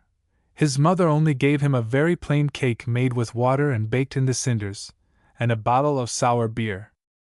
When he got to the forest, he too met the little grey old man, who greeted him and said, "Give me a piece of your cake and a draught from your bottle. I am so hungry and thirsty." And Dullhead replied, "I've only got a cinder cake and some sour beer, but if you care to have that, let us sit down and eat." So they sat down, and when Dullhead brought out his cake he found it had turned into a fine rich cake, and the sour beer into excellent wine. Then they ate and drank, and when they had finished the little man said, "Now I will bring you luck, because you have a kind heart and are willing to share what you have with others. There stands an old tree, cut it down, and amongst its roots you'll find something." With that the little man took leave. Then Dullhead fell to at once to hew down the tree, and when it fell he found amongst its roots a goose, whose feathers were all of pure gold. He lifted it out, carried it off, and took it with him to an inn where he meant to spend the night. Now the landlord of the inn had 3 daughters, and when they saw the goose they were filled with curiosity as to what this wonderful bird could be, and each longed to have one of its golden feathers. The eldest thought to herself, "No doubt I shall soon find a good opportunity to pluck out one of its feathers," and the first time Dullhead happened to leave the room she caught hold of the goose by its wing. But lo and behold! Her fingers seemed to stick fast to the goose, and she could not take her hand away. Soon after the second daughter came in, and thought to pluck a golden feather for herself too, but hardly had she touched her sister than she stuck fast as well. At last the third sister came with the same intentions, but the other 2 cried out, "Keep off! For heaven's sake, keep off!" The younger sister could not imagine why she was to keep off, and thought to herself, "If they are both there, why should not I be there too?" So she sprang to them, but no sooner had she touched one of them than she stuck fast to her. So they all 3 had to spend the night with the goose. Next morning Dullhead tucked the goose under his arm and went off, without in the least troubling himself about the 3 girls who were hanging on to it. They just had to run after him right or left as best they could. In the middle of a field they met the parson, and when he saw this procession he cried, "For shame, you bold girls! What do you mean by running after a young fellow through the fields like that? Do you call that proper behavior?" And with that he caught the youngest girl by the hand to try and draw her away. But directly he touched her he hung on himself, and had to run along with the rest of them. Not long after the clerk came that way, and was much surprised to see the parson following the footsteps of 3 girls. "Why, where is your reverence going so fast?" cried he. "Don't forget there is to be a christening today." And he ran after him, caught him by the sleeve, and hung on to it himself. As the 5 of them trotted along in this fashion one after the other, 2 peasants were coming from their work with their hoes. On seeing them, the parson called out, and begged them to come and rescue him and the clerk. But no sooner did they touch the clerk than they stuck on too, and so there were 7 of them running after Dullhead and his goose. After a time they all came to a town where a king reigned whose daughter was so serious and solemn that no one could ever manage to make her laugh. So the king had decreed that whoever should succeed in making her laugh should marry her. When Dullhead heard this, he marched before the princess with his goose and its appendages, and as soon as she saw these 7 people continually running after each other, she burst out laughing, and could not stop herself. Then Dullhead claimed her as his bride, but the king, who did not much fancy him as a son-in-law, made all sorts of objections, and told him he must first find a man who could drink up a whole cellarful of wine. Dullhead bethought him of the little grey man, who could, he felt sure, help him, so he went off to the forest, and on the very spot where he had cut down the tree he saw a man sitting with a most dismal expression of face. Dullhead asked him what he was taking so much to heart, and the man answered, "I don't know how I am ever to quench this terrible thirst I am suffering from. Cold water doesn't suit me at all. To be sure, I've emptied a whole barrel of wine, but what is 1 drop on a hot stone?" "I think I can help you," said Dullhead. "Come with me, and you shall drink to your heart's content." So he took him to the king's cellar, and the man sat down before the huge casks and drank till he drank up the whole contents of the cellar before the day closed. Then Dullhead asked once more for his bride, but the king felt vexed at the idea of a stupid fellow whom people called Dullhead carrying off his daughter, and he began to make fresh conditions. He required Dullhead to find a man who could eat a mountain of bread. Dullhead did not wait to consider long, but went straight off to the forest, and there on the same spot sat a man who was drawing in a strap as tight as he could round his body, and making a most woeful face the while. Said he, "I've eaten up a whole oven full of loaves, but what's the good of that to anyone who is as hungry as I am? I declare my stomach feels quite empty, and I must draw my belt tight if I'm not to die of starvation." Dullhead was delighted, and said, "Get up and come with me, and you shall have plenty to eat," and he brought him to the king's court. Now the king had given orders to have all the flour in his kingdom brought together, and to have a huge mountain baked of it. But the man from the wood just took up his stand before the mountain and began to eat, and in one day it had all vanished. For the 3rd time Dullhead asked for his bride, but again the king tried to make some evasion, and demanded a ship which could sail on land or water. "When you come sailing in such a ship," said he, "you shall have my daughter without further delay." Again Dullhead started off to the forest, and there he found the little old grey man with whom he had shared his cake, and who said, "I have eaten and I have drunk for you, and now I will give you the ship. I have done all this for you because you were kind and merciful to me." Then he gave Dullhead a ship which could sail on land or water, and when the king saw it he felt he could no longer refuse him his daughter. So they celebrated the wedding with great rejoicings, and after the king's death Dullhead succeeded to the kingdom, and lived happily with his wife for many years after. The 7 Foals. There was once upon a time a couple of poor folks who lived in a wretched hut, far away from everyone else, in a wood. They only just managed to live from hand to mouth, and had great difficulty in doing even so much as that, but they had 3 sons, and the youngest of them was called Cinderlad, for he did nothing else but lie and poke about among the ashes. One day the eldest lad said that he would go out to earn his living. He soon got leave to do that, and set out on his way into the world. He walked on and on for the whole day, and when night was beginning to fall he came to a royal palace. The king was standing outside on the steps, and asked where he was going. "Oh, I am going about seeking a place, my father," said the youth. "Wilt thou serve me, and watch my 7 foals?" asked the king. "If thou canst watch them for a whole day and tell me at night what they eat and drink, thou shalt have the princess and half my kingdom, but if thou canst not, I will cut 3 red stripes on thy back." The youth thought that it was very easy work to watch the foals, and that he could do it well enough.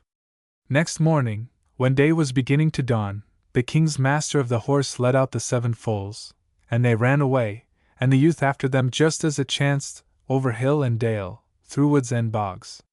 When the youth had run thus for a long time he began to be tired, and when he had held on a little longer he was heartily weary of watching it all, and at the same moment he came to a cleft in a rock where an old woman was sitting spinning with her distaff in her hand. As soon as she caught sight of the youth, who was running after the foals till the perspiration streamed down his face, she cried, come hither, my handsome son, and let me comb your hair for you." The lad was willing enough, so he sat down in the cleft of the rock beside the old hag, and laid his head on her knees, and she combed his hair all day while he lay there and gave himself up to idleness. When evening was drawing near, the youth wanted to go. "I may just as well go straight home again," said he, "for it is no use to go to the king's palace." "Wait till it is dusk," said the old hag, "and then the king's foals will pass by this place again, and you can run home with them. No one will ever know that you have been lying here all day instead of watching the foals." So when they came she gave the lad a bottle of water and a bit of moss, and told him to show these to the king and say that this was what his 7 foals ate and drank. "Hast thou watched faithfully and well the whole day long?" said the king, when the lad came into his presence in the evening. "Yes, that I have," said the youth. "Then you are able to tell me what it is that my 7 foals eat and drink," said the king. So the youth produced the bottle of water and the bit of moss which he had got from the old woman, saying, "Here you see their meat, and here you see their drink." Then the king knew how his watching had been done, and fell into such a rage that he ordered his people to chase the youth back to his own home at once. But first they were to cut 3 red stripes in his back, and rub salt into them. When the youth reached home again, anyone can imagine what a state of mind he was in. He had gone out once to seek a place, he said, but never would he do such a thing again. Next day the second son said that he would now go out into the world to seek his fortune. His father and mother said no, and bade him look at his brother's back, but the youth would not give up his design, and stuck to it, and after a long time he got leave to go, and set forth on his way. When he had walked all day he too came to the king's palace, and the king was standing outside on the steps, and asked where he was going, and when the youth replied that he was going about in search of a place, the king said that he might enter into his service and watch his 7 foals. Then the king promised him the same punishment, and the same reward that he had promised his brother. The youth at once consented to this and entered into the king's service, for he thought he could easily watch the foals and inform the king what they ate and drank.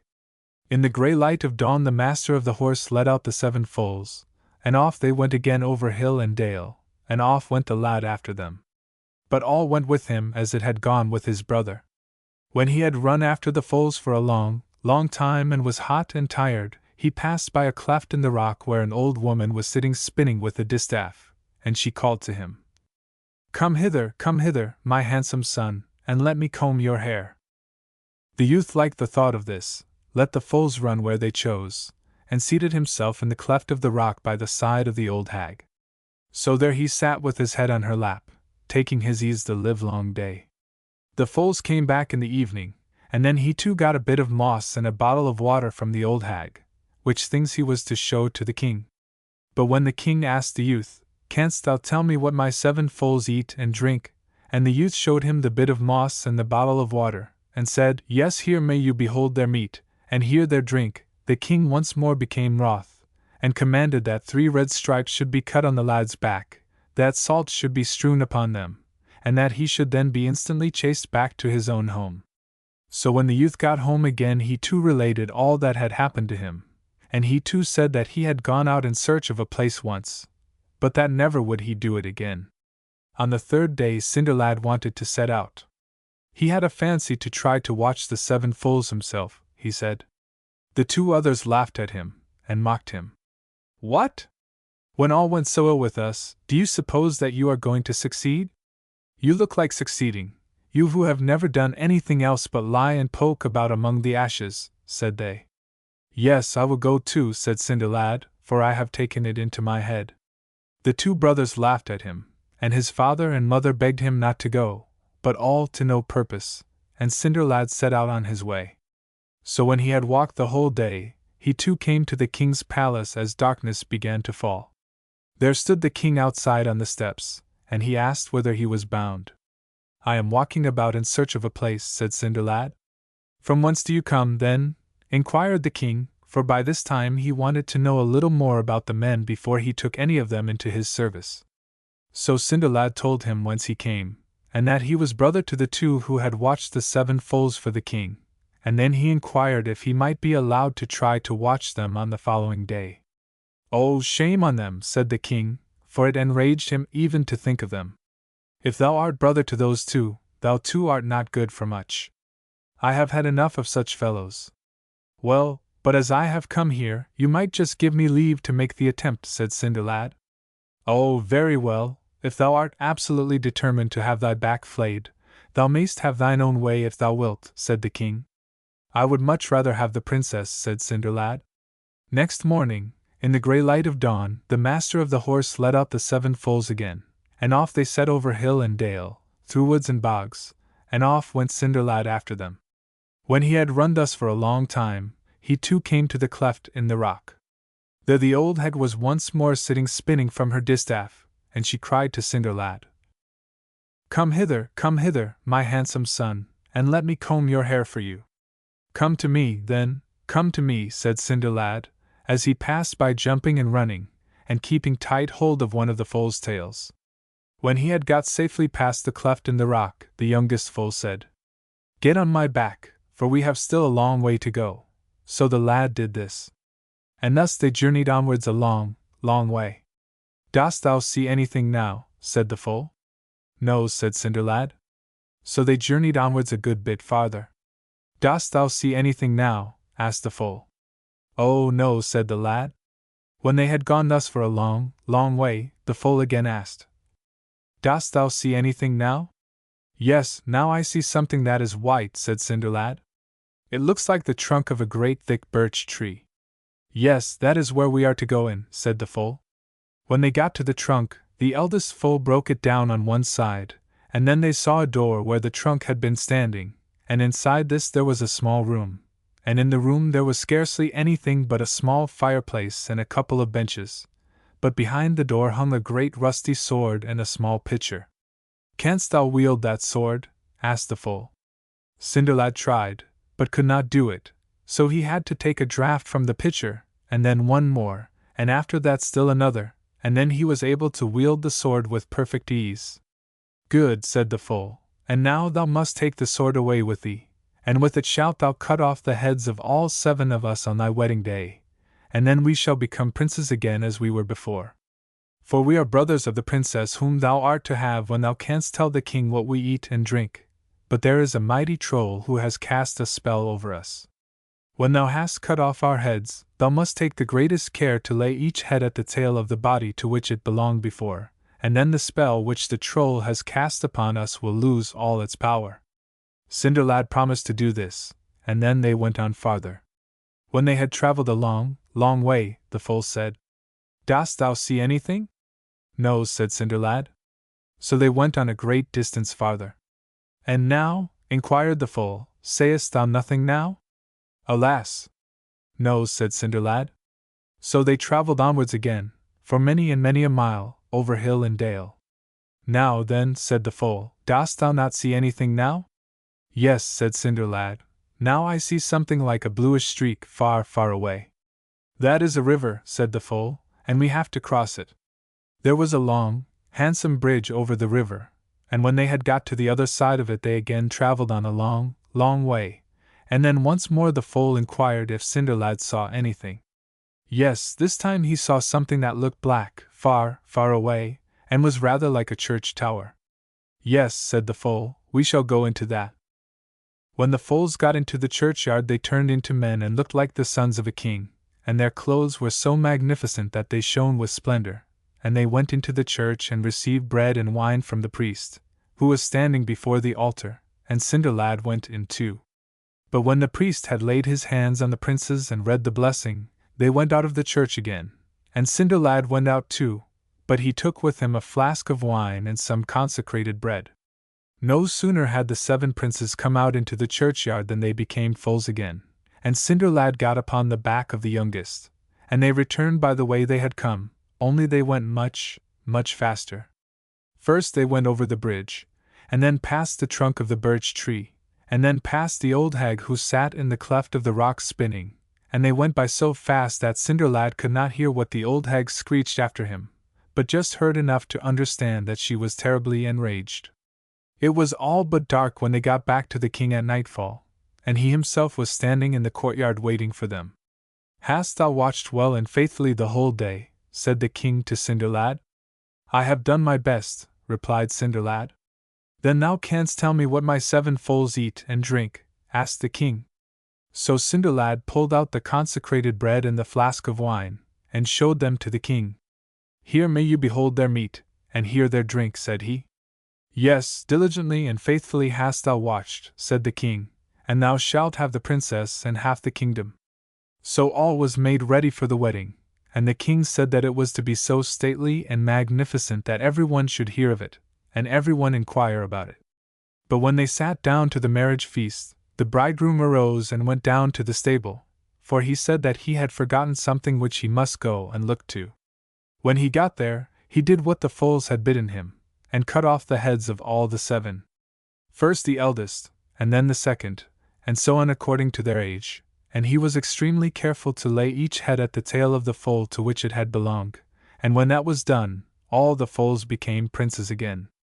When he returned to the marriage feast with the 7 princes, the king was so joyful that he both kissed Cinderlad and clapped him on the back, and his bride was still more delighted with him than she had been before.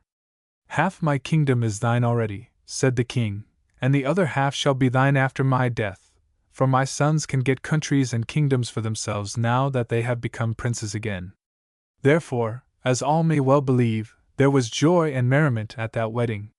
The marvelous musician. There was once upon a time a marvelous musician. One day he was wandering through a wood all by himself, thinking now of one thing, now of another, till there was nothing else left to think about. Then he said to himself, "Time hangs very heavily on my hands when I'm all alone in the wood. I must try and find a pleasant companion." So he took his fiddle out, and fiddled till he woke the echoes round. After a time a wolf came through the thicket, and trotted up to the musician.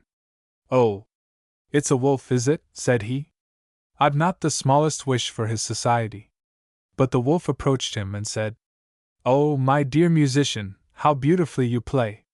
I wish you'd teach me how it's done." "That's easily learned," answered the fiddler.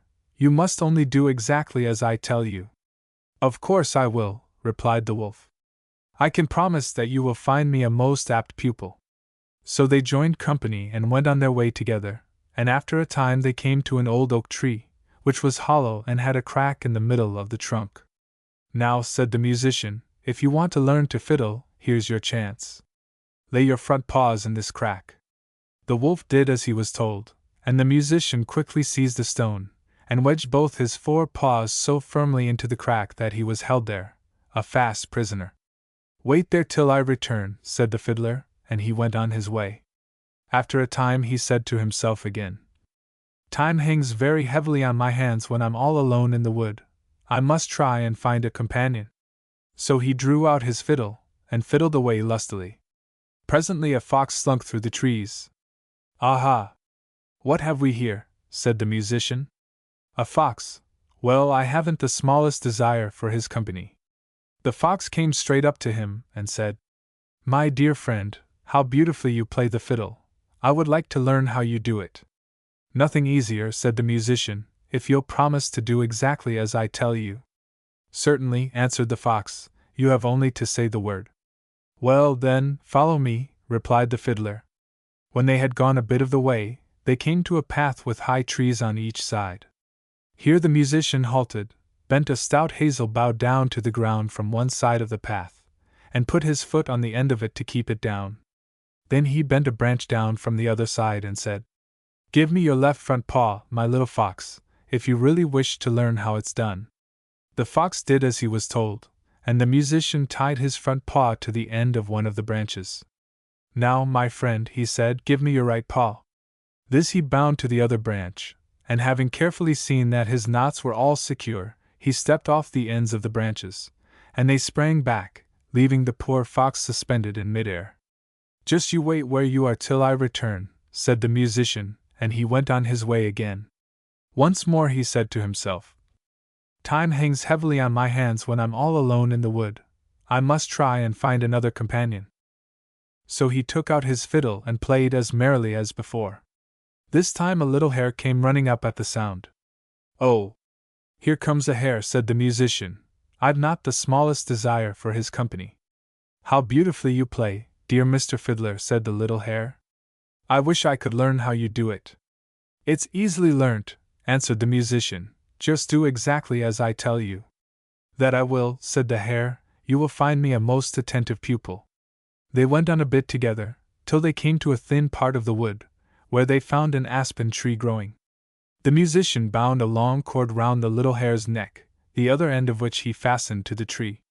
"Now, my merry little friend," said the musician, "run 20 times round the tree."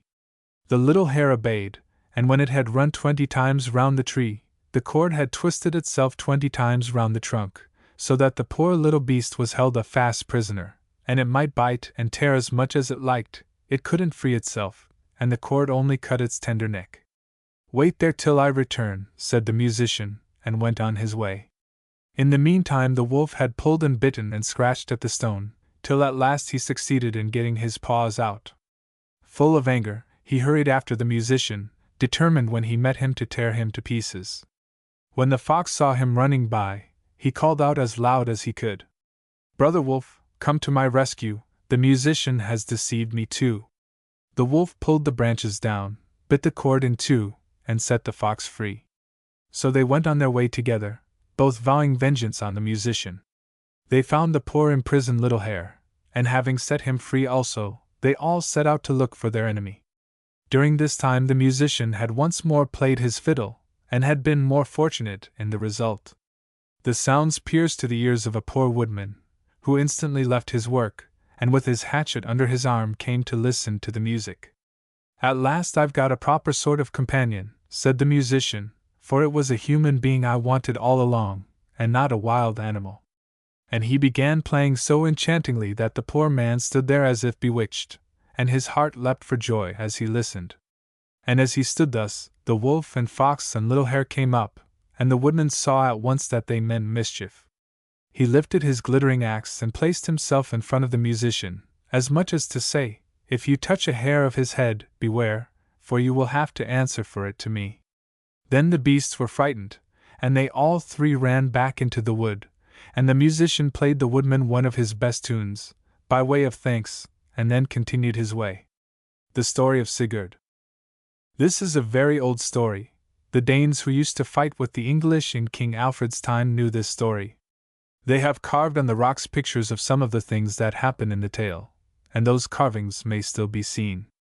Because it is so old and so beautiful, the story is told here again, but it has a sad ending. Indeed, it is all sad, and all about fighting and killing, as might be expected from the Danes. Once upon a time there was a king in the north who had won many wars, but now he was old. Yet he took a new wife, and then another prince, who wanted to have married her, came up against him with a great army. The old king went out and fought bravely, but at last his sword broke, and he was wounded and his men fled. But in the night, when the battle was over, his young wife came out and searched for him among the slain, and at last she found him, and asked whether he might be healed. But he said no, his luck was gone, his sword was broken, and he must die. And he told her that she would have a son, and that son would be a great warrior, and would avenge him on the other king, his enemy.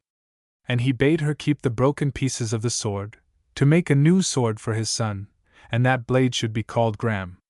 Then he died. And his wife called her maid to her and said, "Let us change clothes, and you shall be called by my name, and I by yours, lest the enemy finds us." So this was done, and they hid in a wood, but there some strangers met them and carried them off in a ship to Denmark.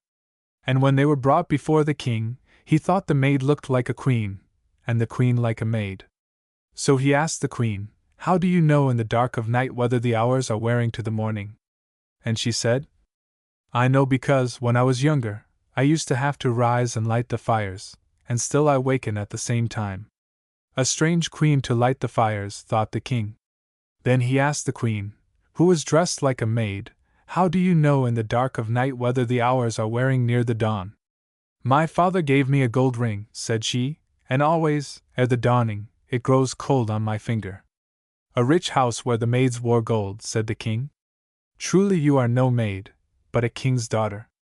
So he treated her royally, and as time went on she had a son called Sigurd, a beautiful boy and very strong. He had a tutor to be with him, and once the tutor bade him go to the king and ask for a horse. Choose a horse for yourself, said the king, and Sigurd went to the wood, and there he met an old man with a white beard, and said, Come, help me in horse-choosing. Then the old man said, Drive all the horses into the river, and choose the one that swims across. So Sigurd drove them, and only one swam across. Sigurd chose him. His name was Grani, and he came of Sleipnir's breed, and was the best horse in the world. For Sleipnir was the horse of Odin, the god of the north, and was as swift as the wind. But a day or two later his tutor said to Sigurd, There is a great treasure of gold hidden not far from here, and it would become you to win it.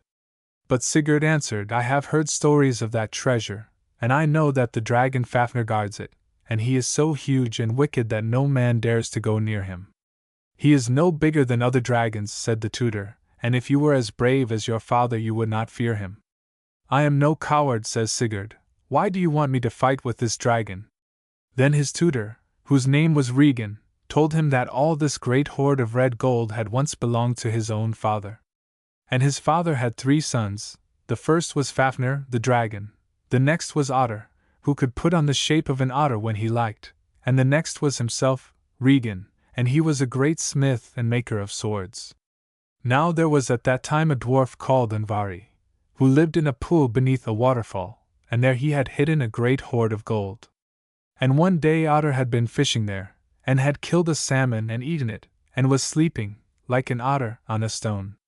Then someone came by, and threw a stone at the otter and killed it, and flayed off the skin, and took it to the house of Otter's father.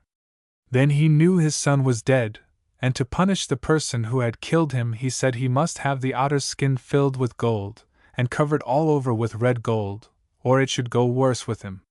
Then the person who had killed Otter went down, and caught the dwarf who owned all the treasure, and took it from him. Only one ring was left, which the dwarf wore, and even that was taken from him. Then the poor dwarf was very angry, and he prayed that the gold might never bring any but bad luck to all the men who might own it, forever. Then the otter skin was filled with gold and covered with gold, all but one hair, and that was covered with the poor dwarf's last ring. But it brought good luck to nobody. First Fafnir, the dragon, killed his own father, and then he went and wallowed on the gold, and would let his brother have none, and no man dared go near it. When Sigurd heard the story he said to Regan, Make me a good sword that I may kill this dragon. So Regan made a sword, and Sigurd tried it with a blow on a lump of iron, and the sword broke. Another sword he made, and Sigurd broke that too. Then Sigurd went to his mother, and asked for the broken pieces of his father's blade, and gave them to Regan. And he hammered and wrought them into a new sword, so sharp that fire seemed to burn along its edges. Sigurd tried this blade on the lump of iron, and it did not break, but split the iron in two. Then he threw a lock of wool into the river, and when it floated down against the sword it was cut into 2 pieces. So Sigurd said that sword would do. But before he went against the dragon he led an army to fight the men who had killed his father, and he slew their king, and took all his wealth, and went home. When he had been at home a few days, he rode out with Regan one morning to the heath where the dragon used to lie. Then he saw the track which the dragon made when he went to a cliff to drink, and the track was as if a great river had rolled along and left a deep valley. Then Sigurd went down into that deep place, and dug many pits in it, and in one of the pits he lay hidden with his sword drawn. There he waited, and presently the earth began to shake with the weight of the dragon as he crawled to the water. And a cloud of venom flew before him as he snorted and roared, so that it would have been death to stand before him. But Sigurd waited till half of him had crawled over the pit, and then he thrust the sword Gram right into his very heart. Then the dragon lashed with his tail till stones broke and trees crashed about him. Then he spoke, as he died, and said, "Whoever thou art that hast slain me, this gold shall be thy ruin, and the ruin of all who own it." Sigurd said, "I would touch none of it if by losing it I should never die. But all men die, and no brave man lets death frighten him from his desire. Die thou, Fafnir," and then Fafnir died. And after that Sigurd was called Fafnir's Bane, and Dragonslayer. Then Sigurd rode back, and met Regan, and Regan asked him to roast Fafnir's heart and let him taste of it. So Sigurd put the heart of Fafnir on a stake, and roasted it. But it chanced that he touched it with his finger, and it burned him. Then he put his finger in his mouth, and so tasted the heart of Fafnir. Then immediately he understood the language of birds, and he heard the woodpeckers say, "There is Sigurd roasting Fafnir's heart for another, when he should taste of it himself and learn all wisdom." The next bird said, "There lies Regan, ready to betray Sigurd, who trusts him." The third bird said, "Let him cut off Regan's head, and keep all the gold to himself." The fourth bird said, "That let him do, and then ride over Hindfell, to the place where Brynhild sleeps." When Sigurd heard all this, and how Regan was plotting to betray him, he cut off Regan's head with one blow of the sword Gram. Then all the birds broke out singing. Then Sigurd remembered how the story went that somewhere, far away, there was a beautiful lady enchanted. She was under a spell, so that she must always sleep in a castle surrounded by flaming fire. There she must sleep forever till there came a knight who would ride through the fire and waken her. There he determined to go, but first he rode right down the horrible trail of Fafnir. And Fafnir had lived in a cave with iron doors, a cave dug deep down in the earth, and full of gold bracelets, and crowns, and rings, and there, too, Sigurd found the helm of dread, a golden helmet, and whoever wears it is invisible. All these he piled on the back of the good horse Grani, and then he rode south to Hindfell. Now it was night, and on the crest of the hill Sigurd saw a red fire blazing up into the sky, and within the flame a castle, and a banner on the topmost tower. Then he set the horse Grani at the fire, and he leaped through it lightly, as if it had been through the heather. So Sigurd went within the castle door, and there he saw someone sleeping, clad all in armor. Then he took the helmet off the head of the sleeper, and behold, she was a most beautiful lady. And she wakened and said, "Ah! Is it Sigurd, Sigmund's son, who has broken the curse, and comes here to waken me at last?" This curse came upon her when the thorn of the tree of sleep ran into her hand long ago as a punishment because she had displeased Odin the god. Long ago, too, she had vowed never to marry a man who knew fear, and dared not ride through the fence of flaming fire. For she was a warrior maid herself, and went armed into the battle like a man. But now she and Sigurd loved each other, and promised to be true to each other, and he gave her a ring, and it was the last ring taken from the dwarf Andvari. Then Sigurd rode away, and he came to the house of a king who had a fair daughter. Her name was Gudrun, and her mother was a witch. Now Gudrun fell in love with Sigurd, but he was always talking of Brynhild, how beautiful she was and how dear.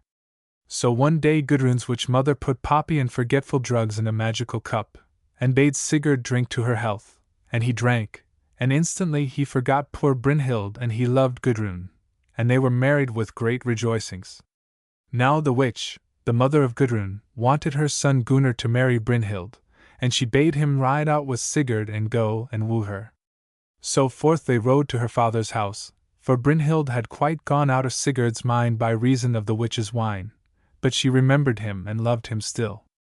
Then Brynhild's father told Gunnar that she would marry none but him who could ride the flame in front of her enchanted tower, and thither they rode, and Gunnar set his horse at the flame, but he would not face it. Then Gunnar tried Sigurd's horse Grani, but he would not move with Gunnar on his back. Then Gunnar remembered witchcraft that his mother had taught him, and by his magic he made Sigurd look exactly like himself, and he looked exactly like Gunnar. Then Sigurd, in the shape of Gunnar and in his mail, mounted on Grani, and Grani leaped the fence of fire, and Sigurd went in and found Brynhild, but he did not remember her yet, because of the forgetful medicine in the cup of the witch's wine. Now Brynhild had no help but to promise she would be his wife, the wife of Gunnar as she supposed, for Sigurd wore Gunnar's shape, and she had sworn to wed whoever should ride the flames. And he gave her a ring, and she gave him back the ring he had given her before in his own shape as Sigurd, and it was the last ring of that poor dwarf, Andvari. Then he rode out again, and he and Gunnar changed shapes, and each was himself again, and they went home to the witch queens, and Sigurd gave the dwarf's ring to his wife, Gudrun. And Brynhild went to her father, and said that a king had come called Gunnar, and had ridden the fire, and she must marry him. Yet I thought, she said, that no man could have done this deed but Sigurd, Fafnir's bane, who was my true love. But he has forgotten me, and my promise I must keep. So Gunnar and Brynhild were married, though it was not Gunnar but Sigurd in Gunnar's shape that had ridden the fire. And when the wedding was over and all the feast, then the magic of the witch's wine went out of Sigurd's brain, and he remembered all. He remembered how he had freed Brynhild from the spell, and how she was his own true love, and how he had forgotten and had married another woman, and won Brynhild to be the wife of another man. But he was brave, and he spoke not a word of it to the others to make them unhappy. Still he could not keep away the curse which was to come on every one who owned the treasure of the dwarf Andvari, and his fatal golden ring. And the curse soon came upon all of them. For one day, when Brynhild and Gudrun were bathing, Brynhild waded farthest out into the river, and said she did that to show she was Gudrun's superior. For her husband, she said, had ridden through the flame when no other man dared face it. Then Gudrun was very angry, and said that it was Sigurd, not Gunnar, who had ridden the flame, and had received from Brynhild that fatal ring, the ring of the dwarf Andvari. Then Brynhild saw the ring which Sigurd had given to Gudrun, and she knew it, and knew all, and she turned as pale as a dead woman, and went home. All that evening she never spoke. Next day she told Gunnar, her husband, that he was a coward and a liar, for he had never ridden the flame, but had sent Sigurd to do it for him, and pretended that he had done it himself. And she said he would never see her glad in his hall, never drinking wine, never playing chess, never embroidering with the golden thread, never speaking words of kindness. Then she rent all her needlework asunder, and wept aloud, so that everyone in the house heard her. For her heart was broken, and her pride was broken in the same hour. She had lost her true love, Sigurd, the slayer of Fafnir, and she was married to a man who was a liar. Then Sigurd came and tried to comfort her, but she would not listen, and said she wished the sword stood fast in his heart. Not long to wait, he said, till the bitter sword stands fast in my heart, and I will not live long when I am dead. But dear Brynhild, live and be comforted, and love Gunnar thy husband, and I will give thee all the gold, the treasure of the dragon Fafnir. Brynhild said, It is too late. Then Sigurd was so grieved and his heart so swelled in his breast that it burst the steel rings of his shirt of mail. Sigurd went out and Brynhild determined to slay him. She mixed serpent's venom and wolf's flesh, and gave them in one dish to her husband's younger brother, and when he had tasted them he was mad, and he went into Sigurd's chamber while he slept and pinned him to the bed with a sword. But Sigurd woke, and caught the sword Gram into his hand, and threw it at the man as he fled, and the sword cut him in twain. Thus died Sigurd, Fafnir's bane, whom no 10 men could have slain in fair fight. Then Gudrun wakened and saw him dead, and she moaned aloud, and Brynhild heard her and laughed. But the kind horse Grani lay down, and died of very grief. And then Brynhild fell a weeping till her heart broke. So they attired Sigurd in all his golden armor, and built a great pile of wood on board his ship, and at night laid on it the dead Sigurd and the dead Brynhild, and the good horse, Grani, and set fire to it, and launched the ship. And the wind bore it blazing out to sea, flaming into the dark. So there were Sigurd and Brynhild burned together, and the curse of the dwarf Andvari was fulfilled.